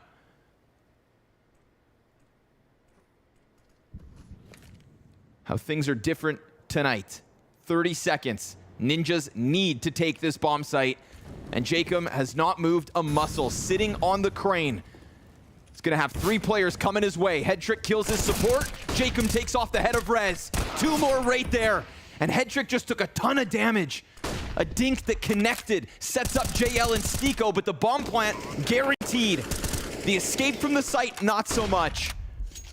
JL and Stico gonna try to make the retake happen. 1 smoke left on config. And everybody has just fallen back, giving Headtrick a nice long-range angle with that AWP, but a missed chance at JL, and they find config right away as he does take 1 round with him. There we go for Ninjas. A squeeze into the A site to push this to the 36th round. And we haven't seen too many round MVPs out of Headtrick, so it's nice to see him get involved. A chance to go to double overtime, and he's the one who cracks the site open, allows them to continue to scale. Jacob actually has a chance to get his kill and fall back because they don't approach him with all the remaining players on the ramp, so there's a chance that that goes wrong.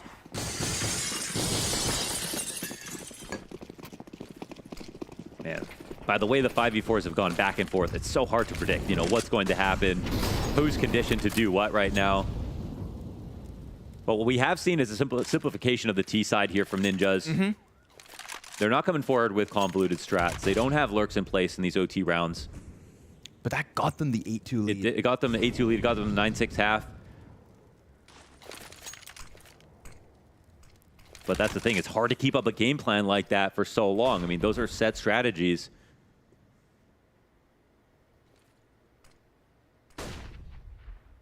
When you think about a caller like Kerrigan, he sort of the calls get more convoluted as the rounds progress. Right. And I think from the perspective of conditioning, you know, that's why he's the guy we talk about.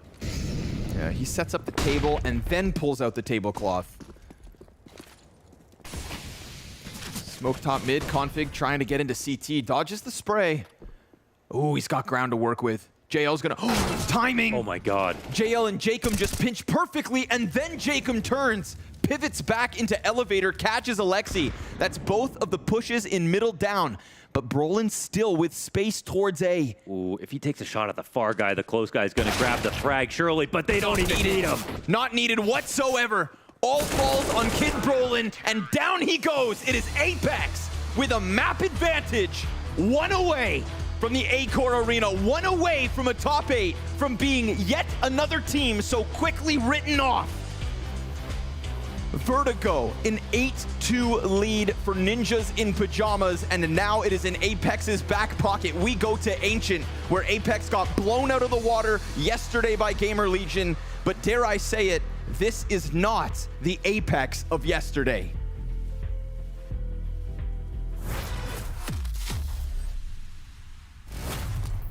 Okay, so I have 5 rounds, and if I nail someone in the first shot, I'm gonna walk out the door. Flusher is the first guy I'm gonna get. No, it was not Flusher. Let's start with Simple as the first guess. Let's try.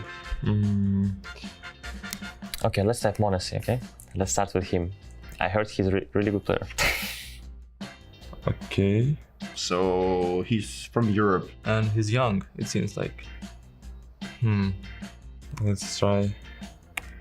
I'm gonna go further down south. I'm going to say Kenny S, because I'm gonna try and see if I can hit an Arbor. I guess I can go for Saibu, since that fits. So he's from G2 and it's an Arbor, so I'm kind of close. G2 and he's an Arbor. He played the last 2 majors. Monte, alright? I just have to go for Manesi here, I think. But Manesi is Russian. Wait, what? Well done. What? Is Russia part of Europe? Wow, I'm actually insane. I told you before that I'm a really good player.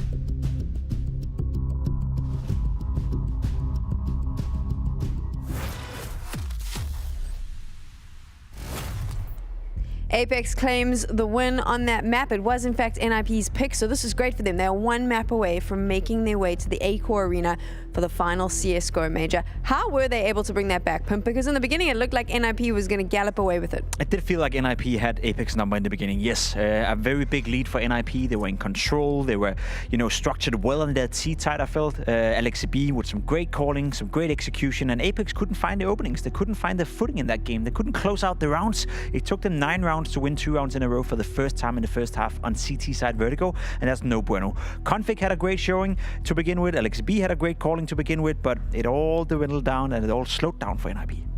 The T-side calling was just equally good for Apeks, arguably. I mean, it's not even arguable. They tied. They sent it to overtime.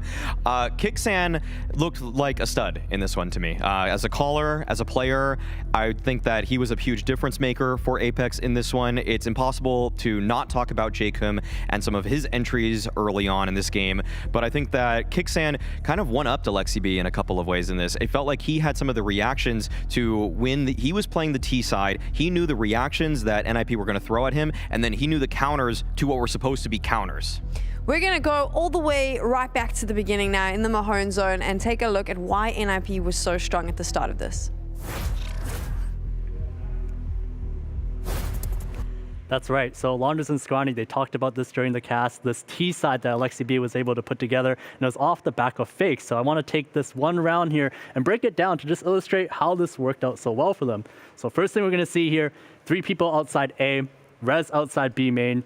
And the key detail here is that they actually haven't taken ramp control. They actually haven't taken any control at all in this map, or rather this round. And typically, whenever you go up towards this A side, you do it at the start of the round. You typically contest at the 1 minute mark, or perhaps maybe even earlier. But NIP, they've set up a situation now where there's only 40 seconds left on the clock. With 40 seconds left, they've set up a situation where they can actually create the illusion that this A hit is actually coming through. Take a look at the way they do it. First, they throw some utility. The one-way smoke, as well as the flash, it allows LexiB and Broland to push all the way up. On top of that, they have Config throw this Molotov here for gap, and this basically removes any angles, and as well as anyone over here from being able to peek the A ramp side. This allows LexiB and Broland to push all the way up. As well, they add a Molotov for sandbags to flush out any of the common CTs that might be here late round. And on top of that, they also throw the double nades for the headshot position. And what this ultimately does is it creates this illusion where with all this utility, because they're being so thorough about it, it almost has to be A. Take a look at the time now, 25 seconds left. Look at what this does to Apeks. With all this utility, it kind of limits the positions that the CTs can play. They can't really play anywhere in the site. This forces a rotation. It forces them to have 4 towards A. JL moves over. Now what this does ultimately is it creates a timing for Rez to actually work all the way up towards B. By coming up here towards B, he's able to catch Stiko here. And this is a key contact because typically, under the context of this round, because there's an A fake, it means that as soon as he sees that this player is here, it means that that has to be the only player at B, and these other spots at B have to be clear. So what it does is it allows Rez to actually take more map control, allows him to come into the B bomb site. And once here, he's in a great post-plant position. It allows him to cover a head trick with finding the bomb. He's able to get these 2 kills. And that's basically the round sealed up. But as well, on the other side, this actual fake is actually really good. It's actually really good for Broland because the utility is so thorough. It puts him in a position where he can actually take these fights and come out on top. So this is really why that T side was so strong for NIP, is because they're able to create these fakes and just have these layers where they just make it so convincing, and that is really what really made it work for them. Thank you so much, Danny. Always so helpful and really broke down exactly where the strength in NIP lay. Saying that as well, when config is on fire in the server, then it is a really good time for everyone. I think he is the biggest wildcard we have in Counter-Strike right now. Like, you never know what to expect when config is on the server. He's been struggling massively on the T side so far in this tournament, where on the CT side he's been great. Now in this game he comes in on fire on the T side. Statistically speaking, the best T side player for NIP in this game, had a very strong showing. And then you switch over to the second half. Config could get nothing going for him whatsoever on the CT side. He was the weakest CT side player on the entire server in this game. So when we speak about this man on the screen right here, and we describing as a player that can change the tide of the game, that is a playmaker. We're spot on, but he is so inconsistent. It doesn't make sense. Just look at those numbers. Left column, T side, right side, CT side. Should be the other way around. It's a different player. You're getting a different player half to half. And when you're playing under those kind of pretenses, and if you're NIP, you just expect a typical amount of output from someone like him. But I want to just give credit to Apeks for that, because I think that they made his life a living hell. They did such a great job with their ramp control and actually understanding what they needed to do in order to just upset Config to make his life kind of one of rotations. Like, Config was in middle a lot for the CT side, and we saw that Apeks was throwing a good set of utility to flash him off that space. They were making him try to rotate, and then they would lurk out middle with someone like Stiko. So they made him have to play as this playmaker, as this pivot player, and that left Config to make decisions. And sometimes the last thing you want is Config to be a decision maker. You want him to just take brute force fights, and when you're just putting him between one rock and a hard place, he often gets crushed.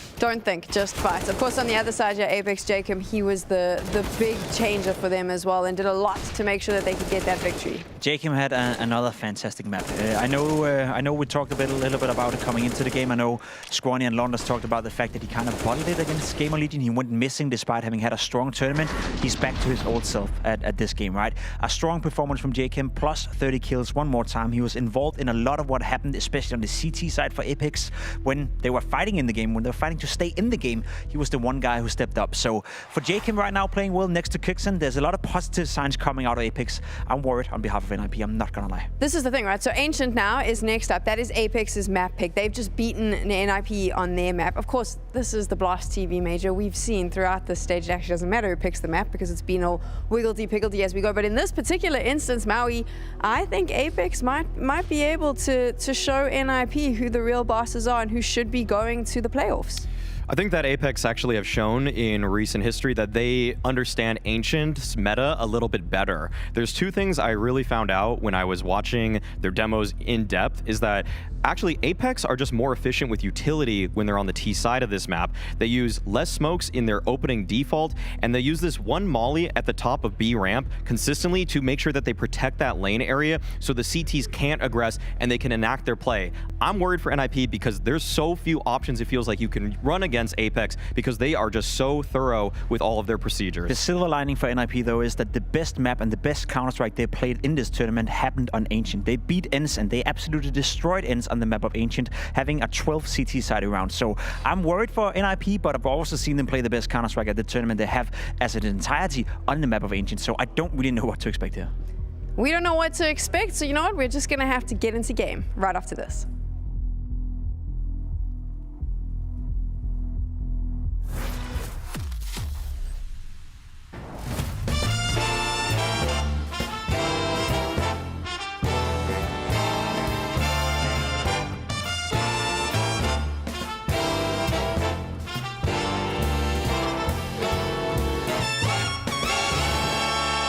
What's going on, Blast TV? They finally gave me my own show, so let's make it good. I've flown in Counter-Strike gods from all over the world to come and be grilled by me on their past, present, and future. We've got interviews, great moments, and finally, all new gauntlet map made to test the skills of our upcoming guests. Welcome to your new favorite televised vacation. This is the Launder Show. So Dupree, amazing to talk to you so far, and I want to talk to you more, but first, I'd like to go and watch some clips, and then we can continue this conversation. I want to see if we can jog your memory here, so we get the clip from the demo itself, but you already recognize it, don't you? Yeah, I mean, one thing is from the skin. One is that I'm playing the AWP right now, yeah. And on the T side, so it's me main opping and it's against SK. And the reason why I was playing AWP was that the device was sidelined because of personal reasons. Yeah, it was just crazy. I'm in a situation where I need to clutch here, and I start spamming the smoke, and I just remember the crowd going crazy. Cole Sure runs through, and I just like la la la la, and then yeah, everything just went crazy. You were kind of forced op, yeah, but then you continued opping, of course, and you had a great tournament. This tournament, yeah, I had a really good tournament here, and then I thought, so easy opping. We went to a major at once. We had a discussion within the team. Device actually felt like playing a little bit of rifle. I was like, sure, I've been doing pretty well on the AWP and this tournament, so I'm just going to continue. I think I had a really bad first game. Then I had a really good second game. And then things started to get crucial because it was the old system where you would, it was only best of ones all the way through. I remember I think we were playing against Cloud9. the old Clan9 that was Skedoodle and Automatic and Tarek and whatever it was. And what happened is that I tell Device in the middle of a game where I'm not hitting it, I'm doing it. I was like, Nikolai, we're gonna swap back, and he's like, okay. And we made the swap mid-game. Mid-game. Yeah, mid-game. He gave him the op. Yeah, I was like, take the op back. He's like, okay. Yeah. And we just decided to go back to the old thing. So I started rifling, and he started playing op.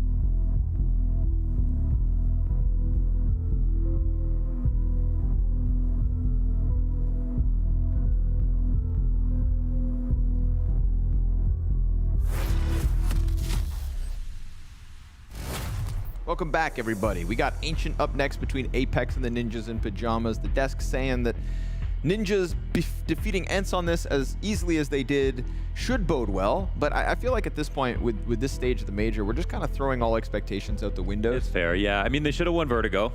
Yeah. They had a good chance. Oh, they should have. They looked good in the first 9 rounds or so. Sure. But yeah, Apeks, this is their map pick. They watched the ENCE game. They already beat Ninjas on a map they shouldn't have won. They know they're better than yesterday. So just like every other story, if there's one thing that we can predict, it's that the favored team chokes. Ninjas trying to end that. Trying to start a new history here on the final day of the Legend stage and what could be the last map of the final CSGO Legend stage. If there couldn't be any more pressure, I don't know. Sorry, I don't know if there could be any more pressure here for NIP. I say enough's enough with these damn upsets. Let's get something normal going, shall we? Come on, Ninjas. Wrap it up. Bring it back. Dispatch of a set of challengers. Yeah. It's not like that White Ninja comic meme of, you know, do something. Come on, do something. Oh, Stiko. Whoa! Okay. That was a roller coaster. That was me when I KZ. That's you, yeah. That's you setting world records. Yeah. Catch me on power block. Well, good start here for Ninjas. Again, 12-3 CT side versus ENCE. That's huge. That's not easy to do. But do Apeks know how they do it? Maui brought up the thorough utility and defaults from Apeks. Looking forward to seeing their T side to counter Ninjas CT. I think some of Config's decision-making as an individual is very questionable on Vertigo.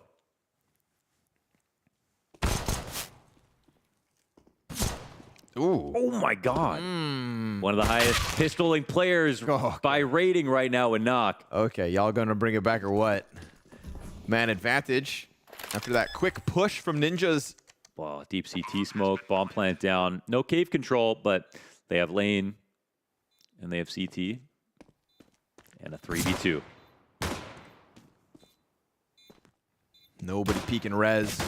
He's trying to elicit something, but actually kicks down the third player over towards ramp that just gets a sliver. I mean, there must have only been a sliver of res being shown. It is Apeks indeed with a pistol pickup on a T side for Ancient.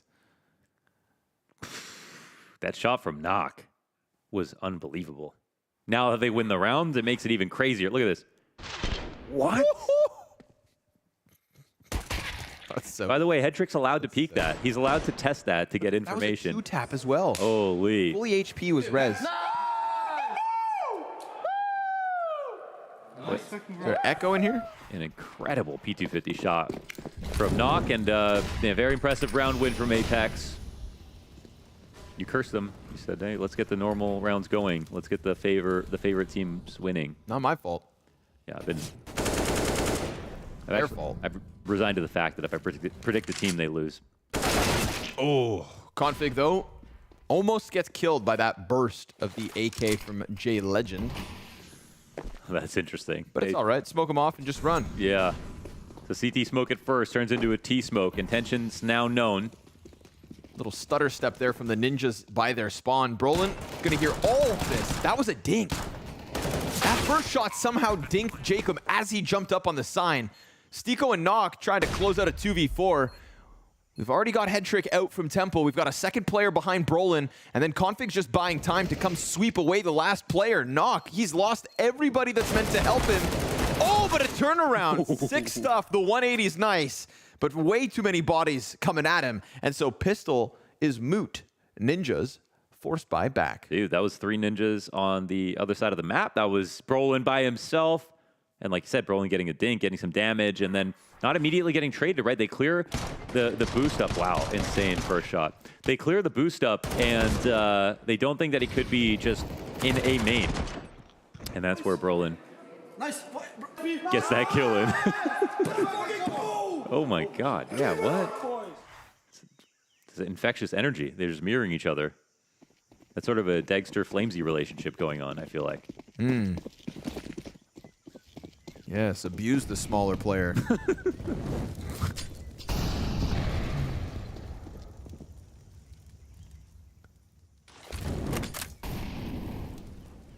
Difference is there's no Casper to kind of take half of the energy, you know?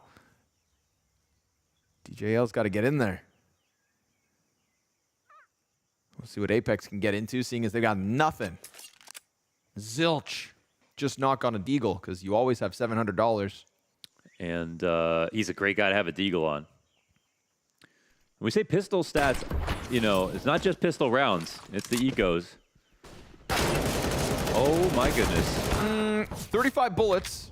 So Config commits to the spray down, gets a second one as he was trying to throw that flash over and just help the A play in the off chance they were about to just bombard out main. All is good. Ninjas and Pyjamas forced by into a second. Nice and clean, keeping a lot of bodies up. And now we get to see if these thorough defaults and them being able to stop the CT reaggressions is going to be the correct remedy to the amazing CT side that Ninjas put up against ENCE. If that's going to be formidable enough in the D. We've seen the CTs push out and across many teams try to go for back lanes control on CT side, and it just fails. Like, the T's can stop them. We've also seen it go the right way, where ecoing rounds, where players rushing out of cave have been able to get so many players dead while they're sitting there holding their favorite angles.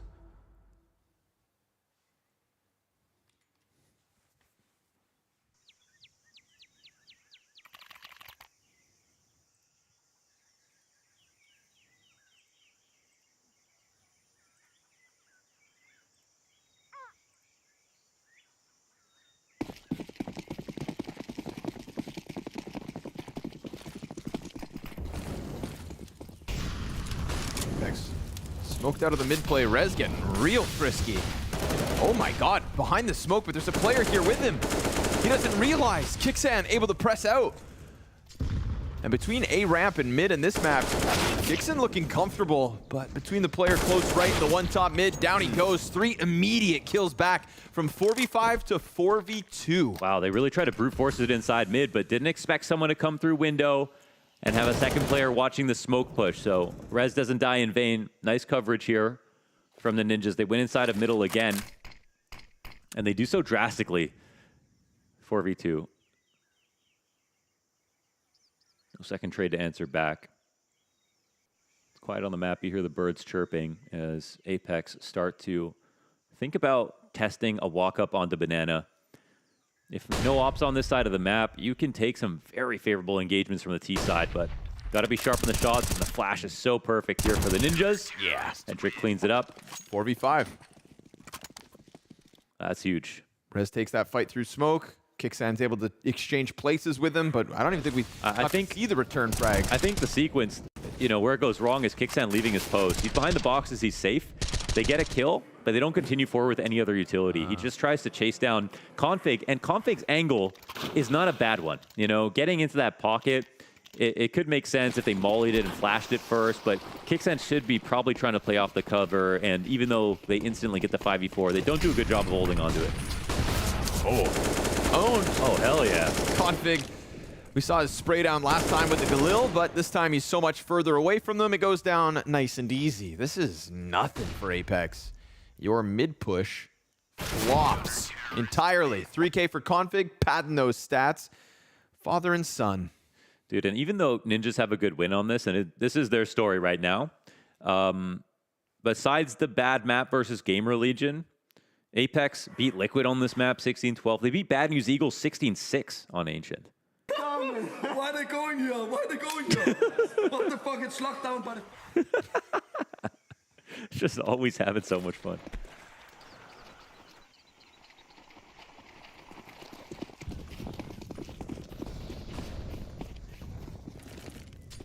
Locked down, he says. Well, we'll see who could be the key to solving that problem as guns are back in the hands of Apeks. We'll see how many rounds before they actually try to go challenge Config again. Because he's right, it has been locked down out of the gate. Shadow advantage. Alexi dies to Jacob. Brolin stuck in this corner, tries to put the smoke down to keep him back, but they're not going to respect this. JL hyper extending deep in his bomb site, and he even killed a player on short before going back for Brolin. Nox going to lend a helping hand, and mid may be locked down to your Config. But B site, clear for the taking. That's crazy from JL. You know, you had to think about the guy, the first player in the site. Okay, that was first of all a nice hard clear from Jacob. Expecting the push to come down, and then this. Oh, that's ridiculous. Oh. I mean, that's almost quite literally a pre-fire. And then seeing the third guy back there as well. Damn. Okay. The L stands for legend. That's what they say. And I think the deal is if he gets the championship stage, then he's officially considered a legend. Oh, right now it's in its like probationary. Yeah, he's in the incubator at the moment. But his valuation is rising. We've got JL buyers. Put it that way. It's looking good, bruv. Stuck on the rise, that's for sure. If they get past 6 rounds, then we say it's a better GamerLegion today. Okay, deal?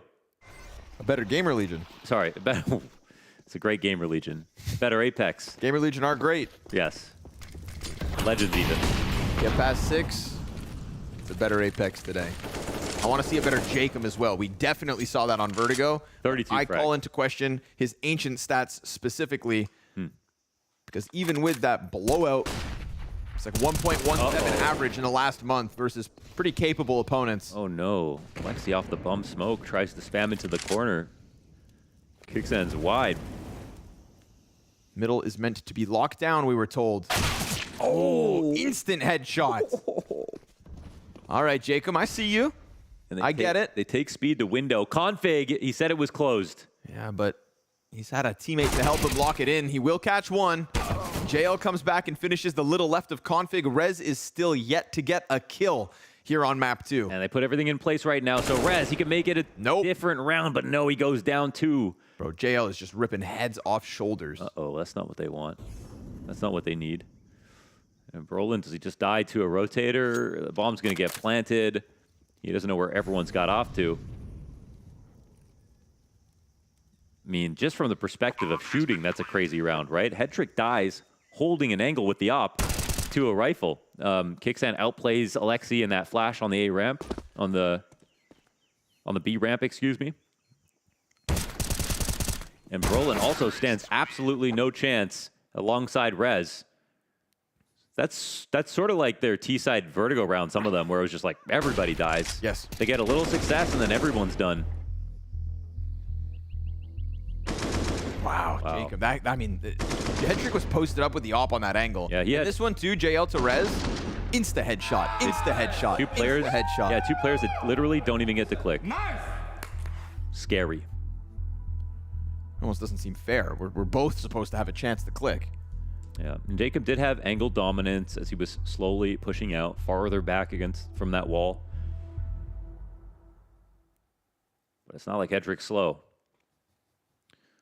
So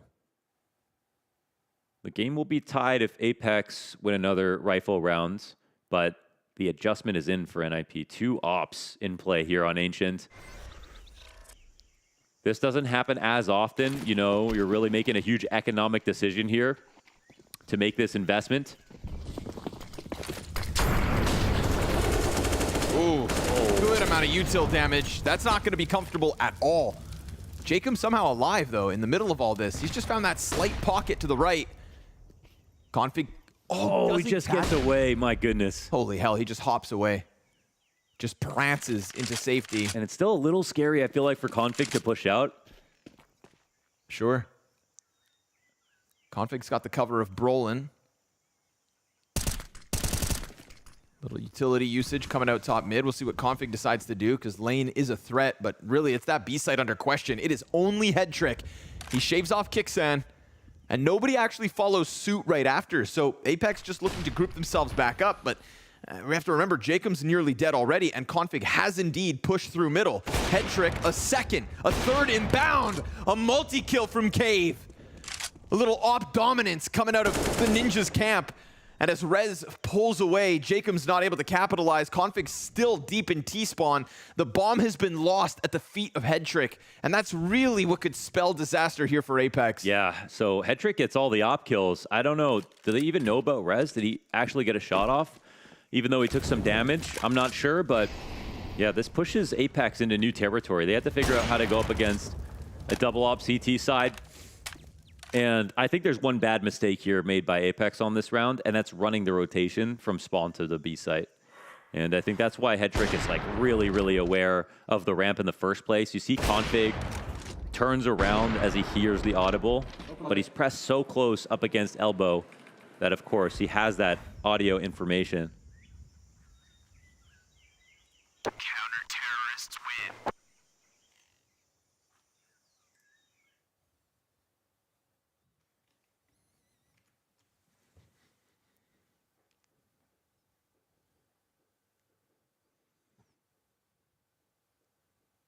Well, the double op setup, it's a risk, but it's kind of like a new game entirely to play against it.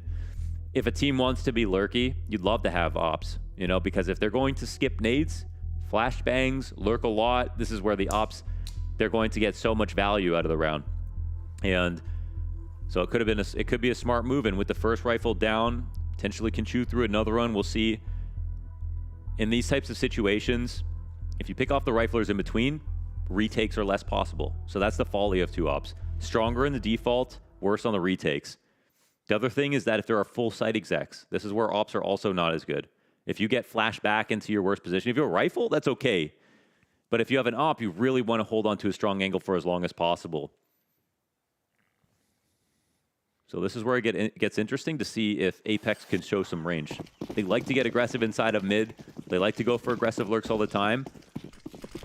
But do they like to run into ops? Kicks down with the task again. Ooh, Rez is pressing forward. We've just kind of seen him floating around Donut more often than not. Oh, Stiko, instant headshot. Dude, Rez is getting nullified. Stiko's got to know there's an up back here, right? I don't know. It looked like he was about to give him that peek. Config's gone unchecked. Yeah, they molly the wrong side, but they know he plays inside of here, and he wasn't inside of middle. Right, just feels to me like they've kind of let their guard down the way they're just walking back. Jacob only watching the right side. For sure. Config definitely has the element of surprise, but that doesn't mean Jacob can't just snap a shot on him when he goes for that peek. We saw GamerLegion in the setup, and they had Acor run into mid and take a peek and run out, and this set up your player in the corner. But right now, you're right. They don't seem fully aware of it. We'll see. Of course, there's still plenty of time for Ninjas to just lean back, play patient. They go ahead, overstack the A site. Hedrick gets to move forward. If they want to clear out Red Room using Hedrick, oh, they do. Oh, Config moves. They don't have any information. He has no visual at all. And his impatience costs him once again, and this is where it gets very scary. But Alexi's here, and Brolin's on the other side. I mean, there's still a chance that these T's get pitched. They try to press through smoke. Way too easy for Alexi. But then Jacob catching Brolin opens up that B site. Bomb could still leave, but it's lingering back behind that Stiko kill, and a missed chance now confirms it. We've got an extra 15 seconds, and Headtrick denies the donut play, but an attack from 3 fronts. And all they need is entry on 2. Now Knock gets out, and Alexi starts to flank back around the CT lane. Instant headshot on Jacob. Knock hands busy now off of the plant. AK's back up, and Alexi waits. He peeks, and he nails it. A 1 versus 2, and we've seen him falter in these clutches on Vertigo, but this time, it's his. Oh, they so badly needed that. Man, this one's handed over from Apeks a little bit. You have the right idea when you're saying they should have gone B. In that position, it was longer to go over to the B site, but it was far more open. They saw the threats here. They killed one confirmed B guy in Roland, which seems like the whole reason Jacob stuck in that spot when his teammate pushed through on the A side. So they knew they were running into at least one threat. And they still got it into a 2v1. But they didn't win. I love how you hear everybody screaming and then that classic, I told you guys I'm winning this club. Cool as a cucumber. Alexi B, he's been in major finals. Well, he's been in a major final. Why would this game shake his nerves? Well, the major final itself wasn't a very good. You don't have to remember the that road part. there was You have amazing. to remember that part. The road there was amazing, though. Okay, well, that Astralis would have beaten anybody, so. Yeah, that's for sure.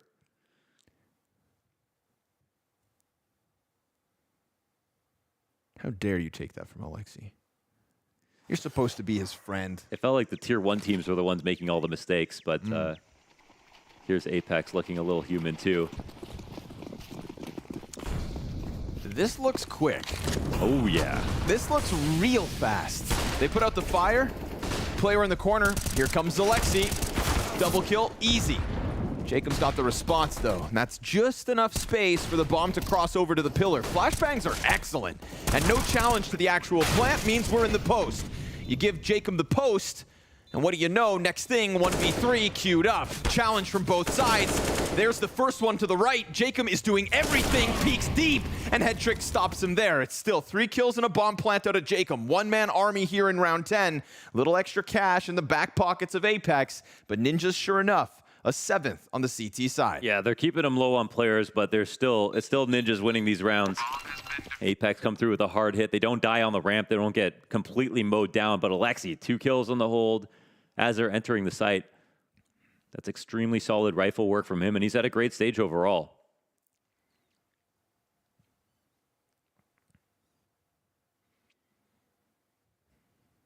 Headtrick, config, Alexi B, all 3 players within double digits for the kills. Just buying time for Rez.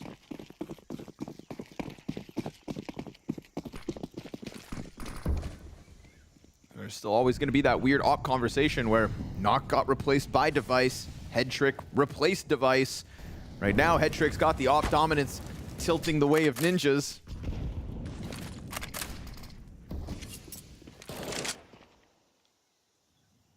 A young man set next to a big personality. And you can see their energies thriving off of one another, their performances inspiring each other. Headtrick's done great. I mean, apart from their Navi loss, he's been one of the 2 carries on the team. I think it's actually in his contract that he's not allowed to play well versus Navi. When they sold him. Dude, that would be a huge stipulation. They agreed to that.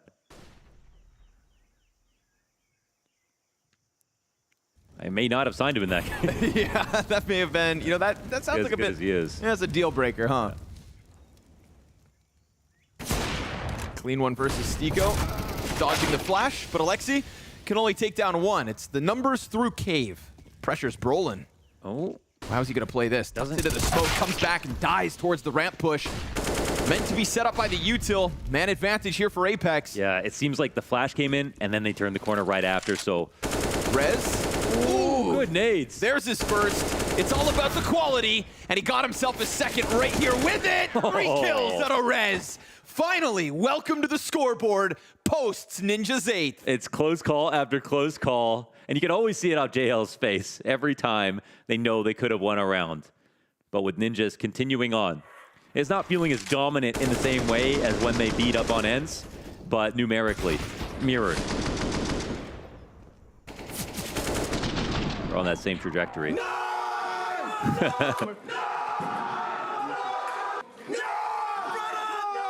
Mind you, A2 lead on Vertigo. A2 lead, great first half. They're actually having a party. That's awesome. Very quickly, Jacob top ramp. Ooh, okay, Alexi gets it. Puts another molly up, but the spam damage is finding him. He's lucky to be alive. Yeah, and Cave is still here. Watch, JL, quick on the trigger. It's got Alexi pinned behind pillar, but Config's here to save him. Oh, they know both players are extremely low now. Oh, there he goes. Good test, honestly. M4's picked up by Alexi, but still evened out 3v3, and they're not gone. They've got that bomb right behind them in the cave, just maybe waiting to see what Kixin can either find there's no flank. Re-clear in from mid. I don't know if he heard anything. Bomb is going to start to come in behind him. Head trick's there, though. Yeah, there's one inside a donut. That's not a free move. I mean, B-site was completely open. But here we are with Alexi so low and getting pinched, but he still puts up a fight.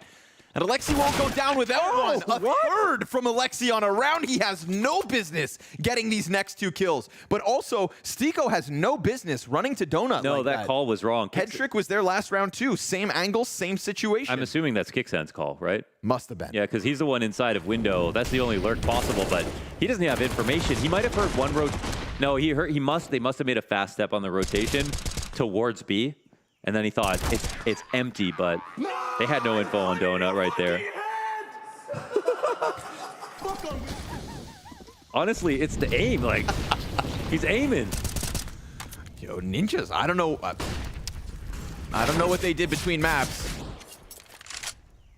I don't know if I've ever seen ninjas ferocious like this. No, never. Yeah, never, honestly. Now's the time to do it. Top 8 at a major. You're not about to lose to Apeks. Second kill from Headtrix. Clean! 3! Every time they come at him, he rips them apart. But Nox got the response. At least a little. He loses Stiko. And now he's going to have to go above and beyond. But ask him for greatness. And you know he will try his damnedest to deliver. He's got Brolin to his left. Not going to happen. Woo. Dude, these ops are fast. Yeah, seriously. That shot was crazy. It didn't even register in my brain that he could have got that one. Both these players giving Device a run for his money. Making highlights on a stage he never touched. Beautiful sequence out of Head Trick. You know, all the natural fall back rotations, but one shot missed and it's over. Oh, that's crazy, man. He wasn't even at the apex of his jump. He was on his way down. Let's go. Feels like everybody's powering up. No more whiff shots. You know, we could sit here and criticize decisions, but firepower, mechanics, both teams looking like deserving top 8.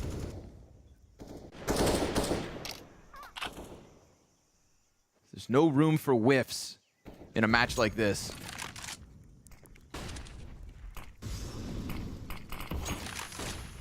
You must deliver nothing less than greatness. Config wants his chance at blood.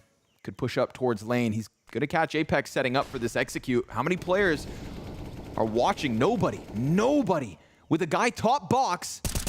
Nock is a sitting duck. Config gets the kill and the second. And that looks sketchy for a moment.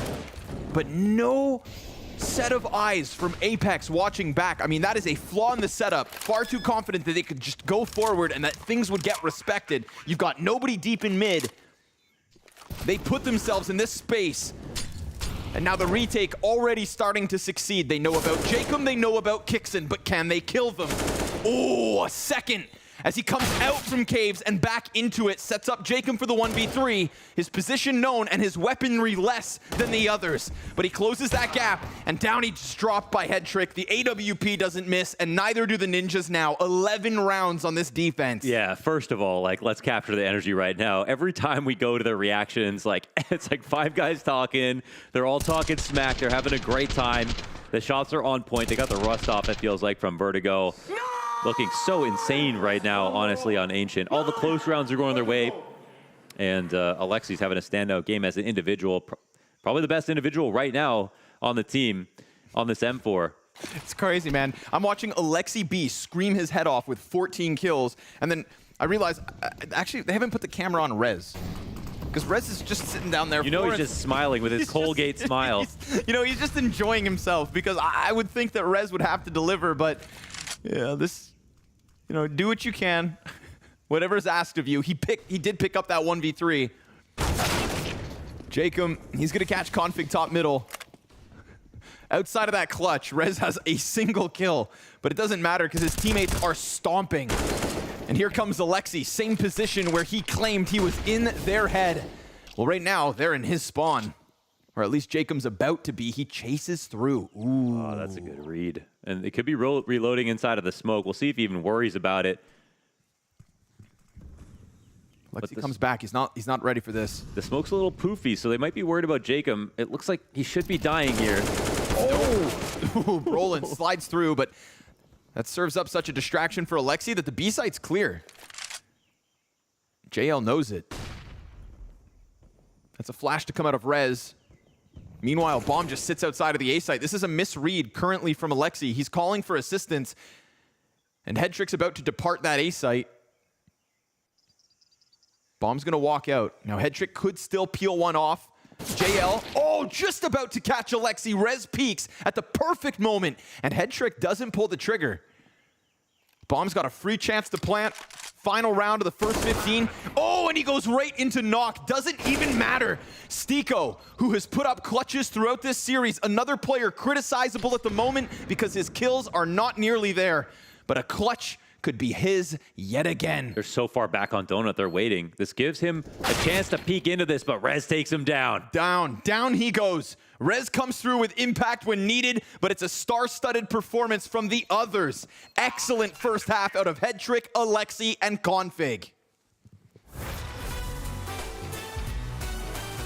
So we've actually got the interview that you did with Banks after the win at the World Final. Hootsie.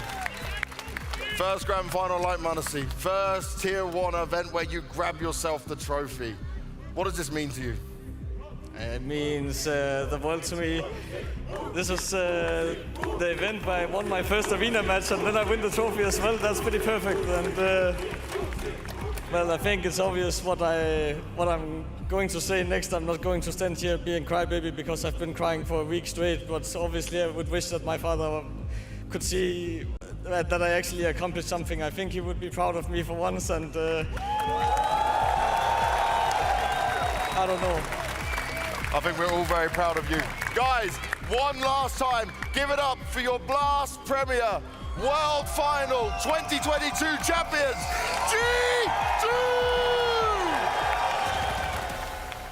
I think I cried. I was casting. The only thing I could think is I just kept thinking of the word bittersweet. After some time now, could you break down what this moment was like? I can say that I don't have any tattoos. And for the first time in my life, I considered getting a tattoo of a roller coaster because that was how that year felt for me. And this was obviously one of the biggest spikes of the roller coaster for sure, both up and down. It was definitely bittersweet, yeah. That's a good word to put on it. Was it hard to enjoy the moment just for what it was? Was your mind in two places at once? Yes, for sure. I was walking down the stairs, like after we won and we were going to the trophy, and already there I thought about my dad, and I feel lucky that I haven't lost anyone that I love before this. You just kind of get reminded that there's something bigger and more important than CS, which I kind of forgot. It was definitely not easy to enjoy.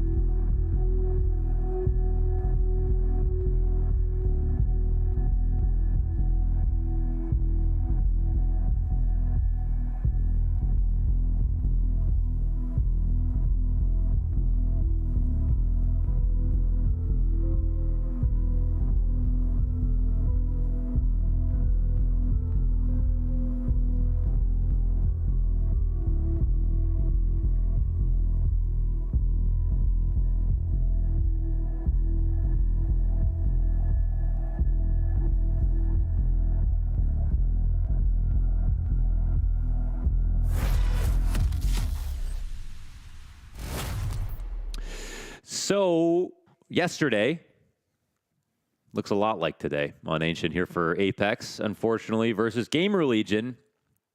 They got 5 of their 6 rounds on T side. And then their CT side was even worse. They won the pistol, or they won the conversion on the pistol, and that's it. Stomped out. So I don't know how Apeks are going to make this happen. It would take a little bit more than Magic. But Magic is the storyline we used only exclusively for NIP for many, many years. And with the amount of fun they're having, I don't know how you beat that. Seemingly unstoppable in the first 15. See if that momentum just runs through what's left of Apeks, but they do have a CT side on Ancient, a map they love to play. Head Trick's gonna save him from the back side. Config gets a set of helping hands, and well, all the while, Brolin's been able to exit A main. 2 gushes on both of the players meant to stop him on the bomb site. The other CT's been spotted. Config knows he's about to get pinched. Shots whizzing by him. He's just serving up a great distraction as Head Trick will plant that bomb with the donut post plant. No kit on this round, I think, as they come in for the retake and the 2-on-2. Half armor on both remaining players. Not that it matters for Stiko. 1 HP for him, but a really aggressive angle here from Head Trick, and he dies. And listen, Stiko has 1 HP. Well, one sharp shot and everything could change. And oh, Brolin comes in from the other side. Beautiful pistol out of Brolin from beginning to end. Yes, sir. The gush on the guy inside of Temple, then onto Donut, then to close the clutch. It's 3 kills out of Brolin. His 9th. Nope, his 10th, 11th, and 12th. Of course, Config got to the top mid red room so incredibly quick that you see how that just slows down everything out of Apeks. Mm-hmm. We're now not having any more fun. They were having fun on Vertigo. They were.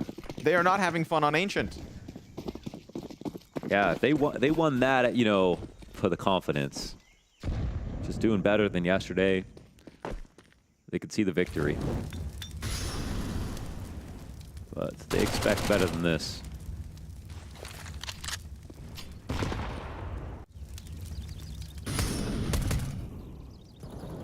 USP shots down ramp, picks up res. Things could get interesting with so little. Mow him down. Head Trick slaughters him on the baseline of the ramp. Alexi's gonna close it. Ninjas are on the highway to map 3. The highway to map 3, which would be Inferno. Yes. And Apeks, they got crushed by G2 on Inferno, 16-3. It's still a map that they play a lot, but I mean, I think there is going to be a discrepancy there.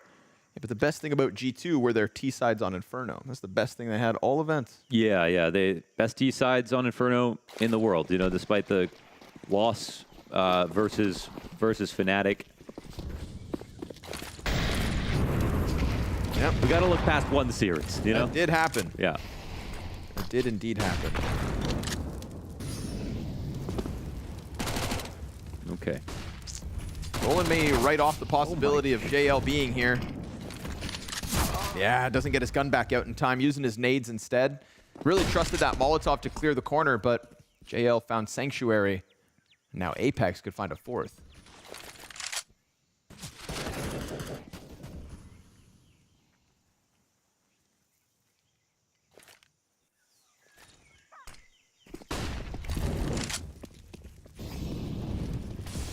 Stiko's going to try and help his teammate. This is putting Knock into a powerful position because it cost Stiko his life, essentially. Stuck between both, nothing more than just the one. Config's got 2 CTs here. Jacob's going to catch him off guard. He doesn't clear his favorite angle. No chance. We had the exact same duel, just players in the opposite positions last half. Config caught. Well, if there's a site to take, it's probably going to be the B site. Kicks in. He's got full HP, but he's peeling back a bit. Should allow for the scale. We'll probably want to wait this one out. Rotator not in position to stop the cross just yet.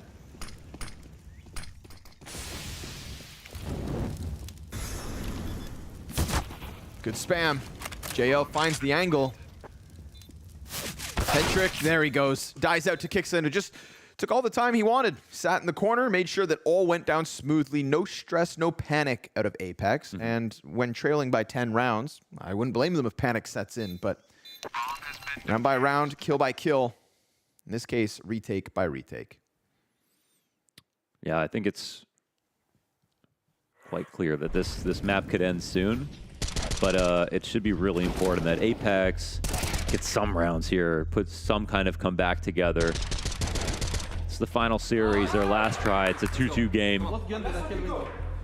Looking good at every instance is important. You're not just trying to get over a map because it's over and then move on to the next. A third timeout would be called from the Ninjas. Could DJL says job's not finished. Let's make sure we end this. Ninjas like to make games interesting. You know what I mean? For better or worse. Yeah. But they're having so much fun. I would hate to see them lose those smiles because all of a sudden this game gets close. You know when people have too much fun? They have too little discipline. It's true. Mm.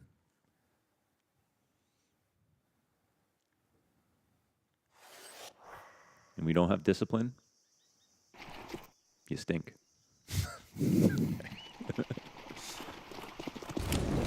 You filthy animals. Watch this. B-rush. Keep it simple. Roland blinded. Okay, no answer. Config doesn't even look towards cave.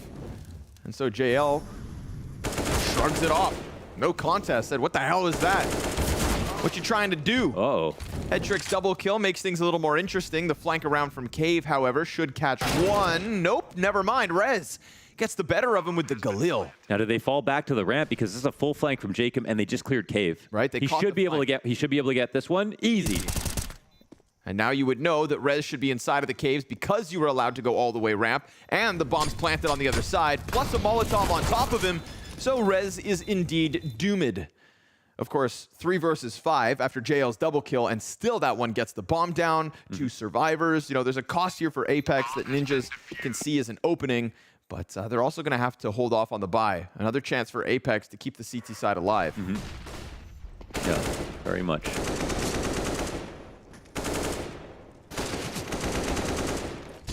I'm not saying a comeback's going to happen or anything like that, but you know, we look at that half. I think Ninjas are excited specifically because a lot of the rounds are very close. Smoke spams, clutches, really good plays from Alexi as an individual. A lot of great shots got hit, but like Apeks were matching them. I think where Apeks messed up a lot in that first half was not letting good positions breathe. They didn't just pause for a second in 3v3s, look for lurk kills. They tried to just keep it going really quickly, and that's where I think Ninjas were like, yeah, sweet, let's keep it going. We're trying to move fast too. They can think about that another time.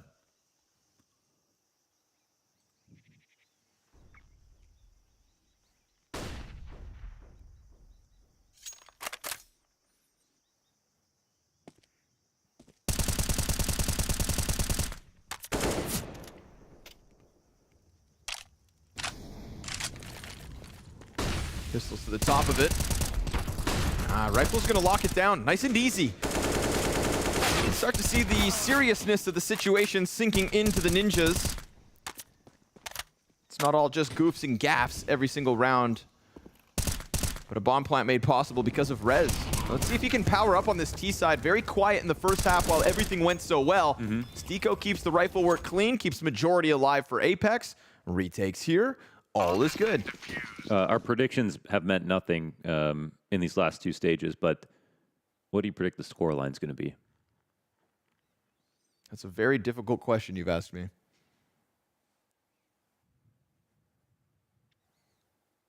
16-6.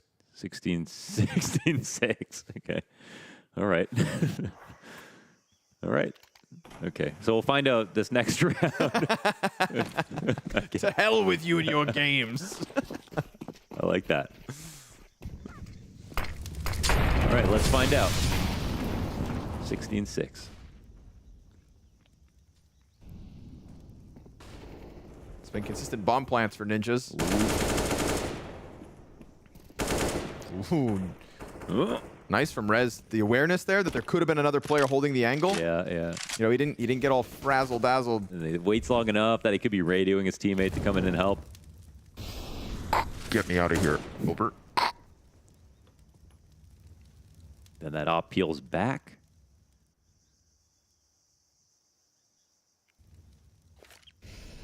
Repositions. Yeah. Here towards Donut.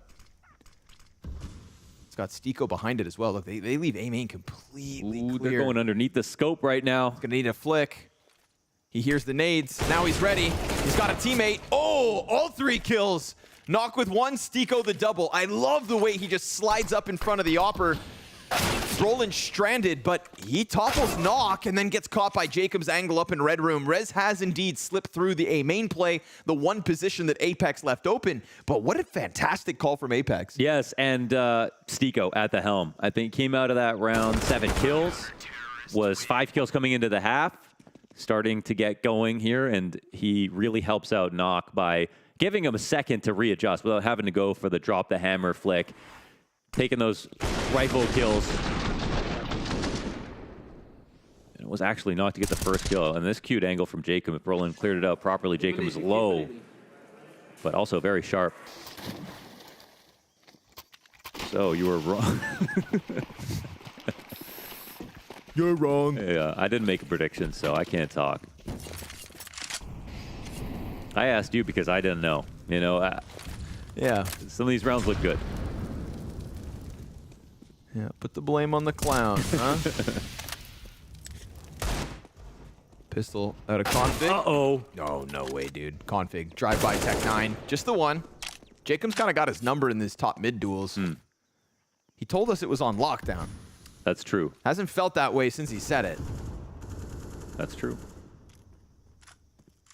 Saw a little leg. Head trig tacked down to 26. Retake should be easy. Again, it's usually bomb plants from these T rounds out of the Ninjas, but Apeks have thrived in the retake, and they'll do so again versus just the pistols. You know, it's money in the back pockets of the Ninjas, but nothing thereafter. Nox AWP is finding its home. Jacob's starting to claim kills in a map that he was silent on yesterday. We are indeed on the CT side of Ancient, and Apeks have now run 5 rounds in a row. Yeah, you know, at the very least, you can entertain the idea that even if it goes to OT, if there's enough of a streak here, that Apeks could survive it touching 15. And in this half, it's Ninjas with the pistol and conversion, right? Yes, sir. Yeah. 2 rounds then. Ooh. 2 rounds then, and a third to secure OT. But let's not talk about overtime until Apeks have 10. 10, that's our rule. That's our personal... We have standard. Threshold, yeah.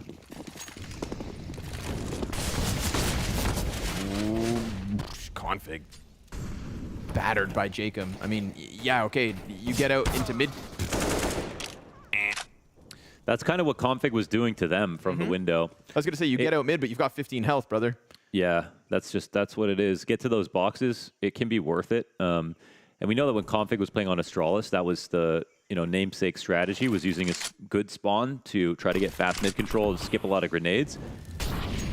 Here, 5v3, they're too afraid to lurk out. And I feel like it's one thing if Config does go for the boxes, but we see him just kind of stutter step in the open, try to bail back, and then die. So really, it's not worth it. And Kixan wasted no time flanking all the way around through T-spawn, catching sight of bomb, killing the guy in mid, and now the entire picture has been created by Apeks. They understand exactly what's going on. You are hiding in A main, and we're not letting you get this bomb back. Yeah, they're holding the palette and paintbrush. So, man, they're just dominant too here. Yeah. These last few from Apeks. But it's not 10 yet. They got the bomb back. Yeah. They know that they were flanked from A main. Excuse me. B main. So they'll hide and spawn and hope to just hold on to weapons. This will be allowed if you're Apeks. Let it slide. Yeah, this breaks a bit of a cycle where they're just buying and saving over and over again. Also breaks the trend of consistent bomb plants. True. First time where all of a sudden Ninjas just get completely stuffed. Yeah.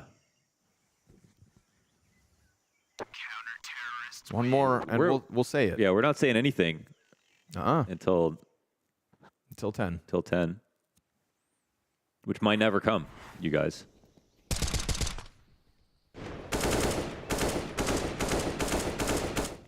Good on Jacob for testing every part of mid. Sorry, Config didn't want to cross. He's like, I could die anywhere here. Just standing in the middle of the highway. This guy's shooting at anything. Yeah. 5 lanes of incoming traffic. Might as well stand still if you're config. All right, what's the call, Ninjas?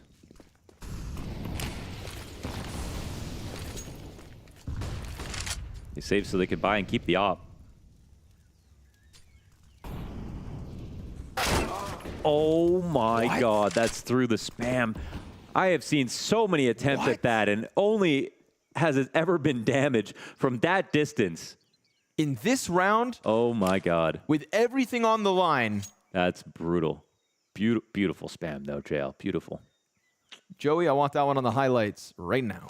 You gotta love that. Man, that was one burst. Cue it up. That felt like 3-4 bullets max. You want to bet? How many bullets do you think that was? I think that's 3-4 bullets max. We get the mid-round replay. 6. Yeah, Still. but he died in 3-4. Oh, okay. Yeah, we're right. That's what matters. All right, 2 players flashed, and man, but Rez, he doesn't like to fully commit to this walkout. He's waiting for the donut play. And they also don't know maybe where Knock is exactly, so Stiko will reveal himself. Yikes. Molly comes in, he can fall back. Tough spot though for Stiko. No donut control means no A-site control. Ninja's looking like a very likely bomb plant yet again. It's been a consistent element of these T rounds. Couple pieces of utility exchange. Config takes the top box, falls back and definitely saw a second player, but Kixan, he wins the duel. Roland takes up the same position, and Kixan's double kill now gives them a 4v2 retake where Rez gets cleared off. A 2-bullet pop out of him, and Head Trick Deep Donut doesn't know no one's mid. It's just about covering bomb. JL's on the defuse, and it's covered by Knock. 10 rounds to Apeks, so let's talk about OT. Let's talk about OT now. JL takes a deep breath. It's no longer a tragic situation for Apeks. 14-4 down. Losing that second pistol, but only seeing W since that conversion for Nip. And there is actually a chance that they make this an overtime game now. We're talking about another round. Yes, Hetrick gets 1 kill here. It comes down to the 2v1. But they're not really worried about the bomb plants. They're maintaining control. They're maintaining material advantage. Stiko's hitting blinders. He could not do a thing on that T side, and he was so key on Vertigo. And, well, now he's back as a 5th element here for Apeks. Ninjas will take a final timeout. But they are stewing in a series of seriously lost rounds that they had almost no chance of winning at any point. The early rounds, the mid rounds, the closes, the retakes.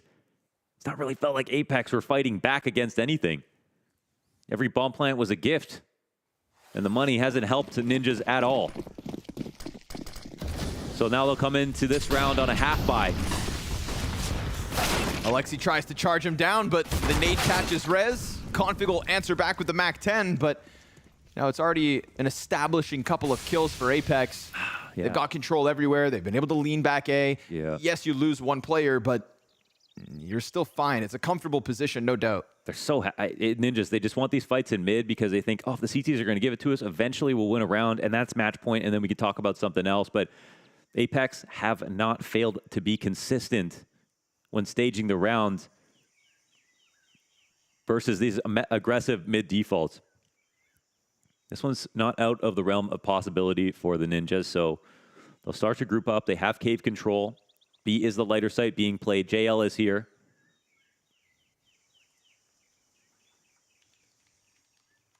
But they're starting to push A at this very moment. Timing here for JL as he starts to walk out. And he ends up dying. 3v3. Doesn't get the gun though. Brolin tries to extend out for it. Head Trick gonna be stuck behind this position. Jumps over, Op catching him. And now Config, just the Mac-10, dies to Knock, who is not missing. So reliable, Not missing right now. Yeah. And looks ice cold at the moment too. Yeah, so reliable. He's done some great work this stage, honestly, as an opper, as a pistol round player, as a clutch player. He's added a lot of dimension to Apeks, a lot of depth. And easy shots and hard shots. I mean, it's not just flashy ones, but it's also flashy ones for Knock. Oof. You're hoping for anything. But now it's Apeks cheering. It's Apeks feeling good. And again, now even getting 15 won't feel that great here for the Ninjas. Not even a guarantee they'll get there.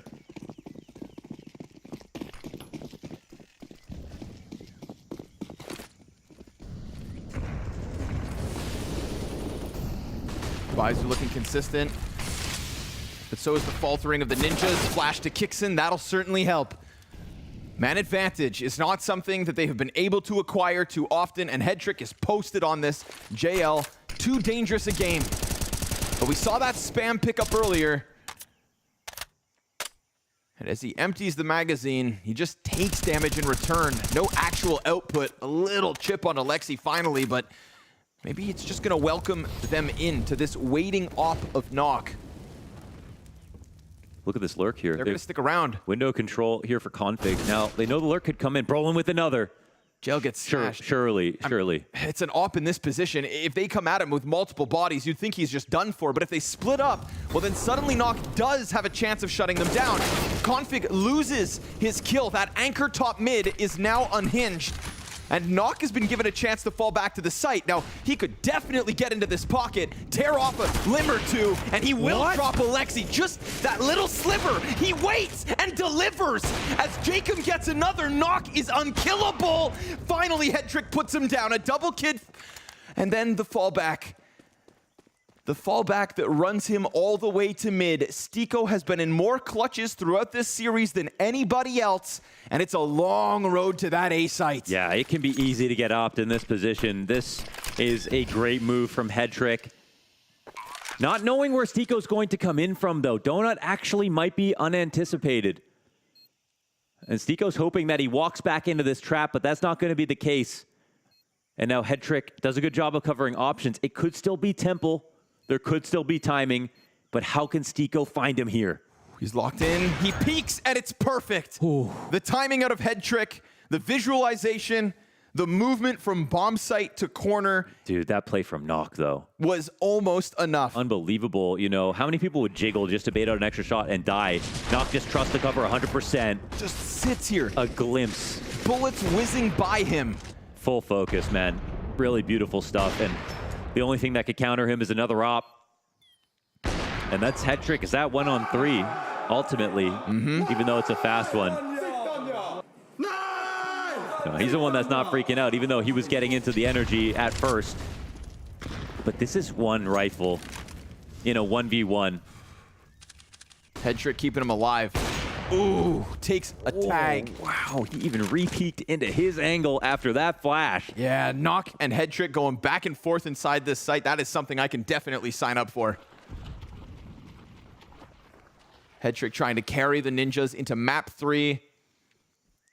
31 frags after that clutch. Config's gotten behind boxes. Something that he wasn't able to do with more than 15 HP for far too many rounds. But Jacob, we've seen him line up these sprays through smoke. Yeah, he's got a teammate in the back. Maybe want to bait a lurk in this round. Stiko falls back, tucks behind sight.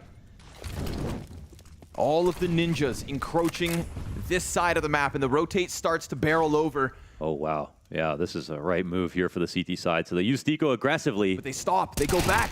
They doubt it. Stiko's managed to find one in the smoke. The flash out of Rez blinds Alexi. Maybe he can bring this back with a kill of his own, but I mean, health advantage, numbers advantage, and this half has been nothing but an advantage for the side of Apeks. Wow, that's heads up. Maybe Headtrick pulls off a 1v3, but then it is right back to winning ways for Apeks. That's 1v4. They lost a single player on this round. That is such a heads-up maneuver by Stiko. Great rotations to come in to allow him to be that aggressive. So hard to anticipate him in that spot. He dumps his entire kit and puts himself in a position to win, and looks like he's been fragging all game, even though he's only done it here on the CT side.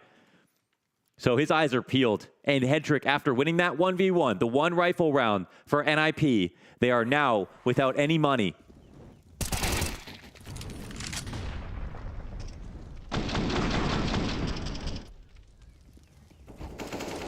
The door's been blown off its hinges. The comeback feeling very real unless we get another heroic moment out of somebody on this Ninjas team. Big shoes to fill for Headtrick, and he's done it. Fallback out of Stiko, but he can't run fast enough. He gets cut down. This could be it. Even with just pistols, they've got an opening, and they've got Jacob sectioned off from the rest of his team. Alexi B has picked up that AK. Flash comes out from Kixin, kills Config. No frag further from Alexi, but Brolin's Tech-9 with a chance to shine, and they dive the guy in Donut. Just the pistols, but bombs drop. A turnaround stuffs the guy towards spawn, and an AWP in the hands of Rez 1v1. And Kixin snuck by. Does Rez know that he snuck by? He got onto that angle so quickly. He thinks he could still be in Temple. What if he pushes? Maybe he did read it. Oh my God, maybe he did. And then Rez, he could end up planting on the B site. He's going for it right now. Kixan is going for the full A flank because he doesn't think that Rez saw him. He's way too far. This clock is so on Rez's side. Even if Kixin were to sprint from this point, it's like 15 seconds to the bomb site, and that's assuming he figures out this is B. Oh, he literally has to sprint right now. And he has to play for it. Yeah. There's no other choice. This is map 3 on the line. Rez put into a great position to clutch. All he has to do is land this shot because you know Kixin is coming sprinting with a chance to continue this comeback. Rez turns attention back to CT, but he misses! No way! He exposes himself to the lane, and with no reaction, Kixin pulls off the continuation of this comeback. Rez misses his chance. Ice cold from Kixin. Rez backs up right into his angle. He has the ability to play for time. He doesn't know how far Kixin went on the flank, but he starts to get nervous about everything. He could have picked any spot to play that from, and it's the one that gives Kixin a chance. The timing works out perfectly. It's a gift. It's a massive gift. Dude, if Rez picked up a rifle, you know, he gets out of that, no problem. That was a golden opportunity for Ninja. So many things went right there. Jacob opens up, Brolin's dead. Guns in for Ninjas. He's gonna walk right into this. He's been sat right here where Config has tried to get himself in for so long. He said that mid was locked down. He's feeling the wrath of exactly that. JL peeks off of the lane, confident to come out from cave, and Kixin's down ramp as well. Look at this confidence from Apeks, boiling over the sides. And Ninjas in Pyjamas have no answer except for head trick. And if it wasn't for that clutch, then they wouldn't even have that 15th round queued up. But there is still the slimmest chance that head trick pulls this off. He's not going to turn around. This. And the bomb is literally on the other side of the map. Oh, right. Yeah, okay. Yeah, he's not even in a position to plant. He might turn, oh my God. He might turn around just because, but wow. Dude, I can't, the res clutch, that's like 95%, you know. I would have literally said 100% if he didn't find a way to lose, but the odds of the map just go down so drastically considering the fact that round one was a clutch.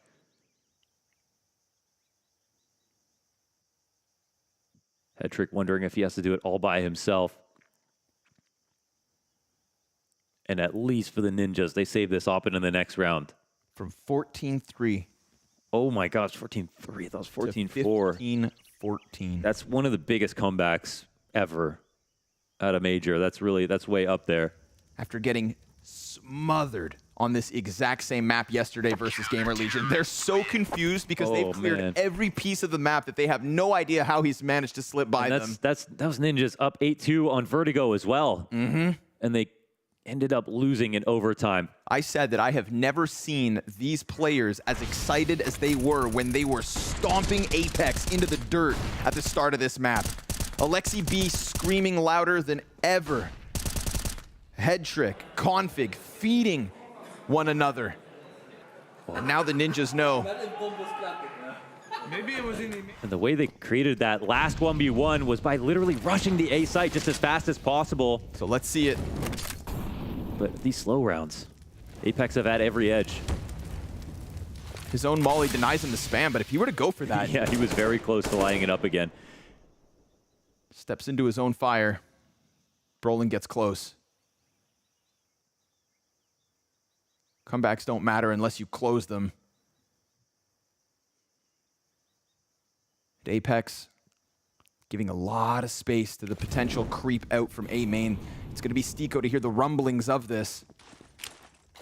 Trying to set head trick up as fast possible. Can't afford to peek into these angles. You can see how passive Stiko is, even towards mid. You'd assume, of course, that ninjas are trying to weaponize this AWP. Head trick has been the jackknife, the can opener of so many moments, and even when needed, the closer. So they're going to leave him on that A main angle. They've earned that much at least. They're not smoking window. We saw, oh man, these angles. Okay, they are. That's going to block off Jacob. More pressure on the shoulders of Stiko. He's been clutch. Whoa. Can he see something? Yes, he can. Oh my God, he can. The slightest gap. But now he knows the plan is to come to the A site. Stiko, he sees the bomb. Drops it in the dirt. Kicks in if you peek. Headtrick's had this angle for ages, but he misses. An uncharacteristic miss. And then a shot that lands on Jacob. Bomb gets picked up. They're surrounded on the site. He's going to pull it out, but Jacob slides forward. Config hands busy. Headtrick finally connects, but there's just no time. Apeks have ran this back all the way to OT. You actually can't make this up.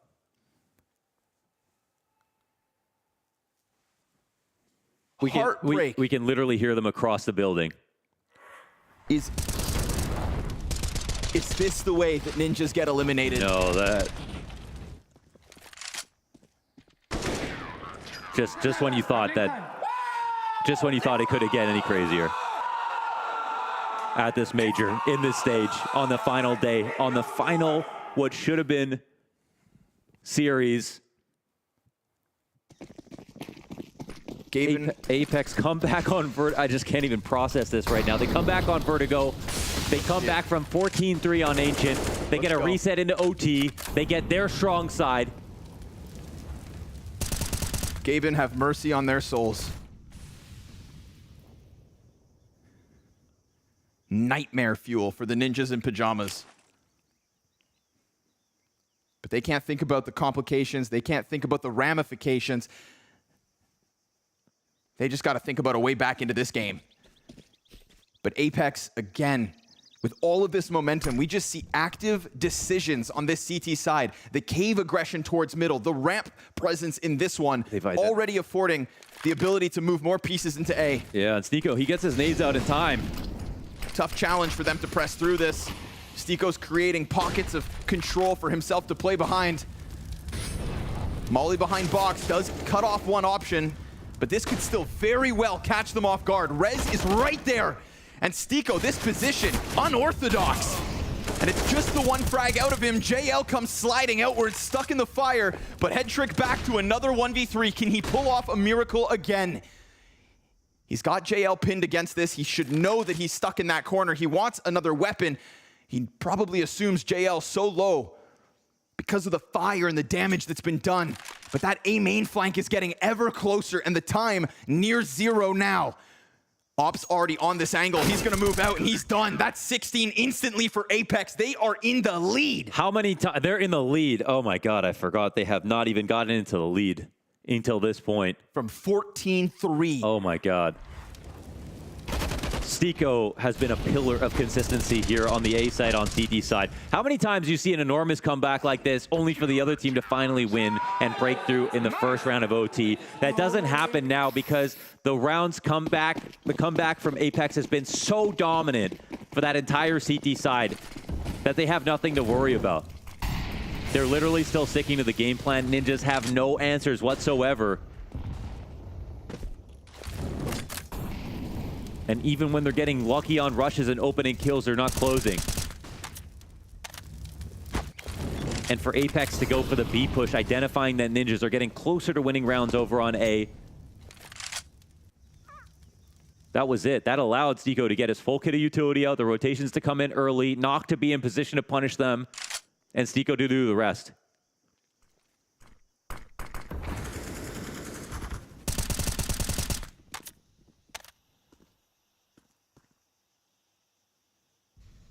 Headtrick wants his contact, but it's not there. We've seen the challenge before. Knock either boosted back deep lane,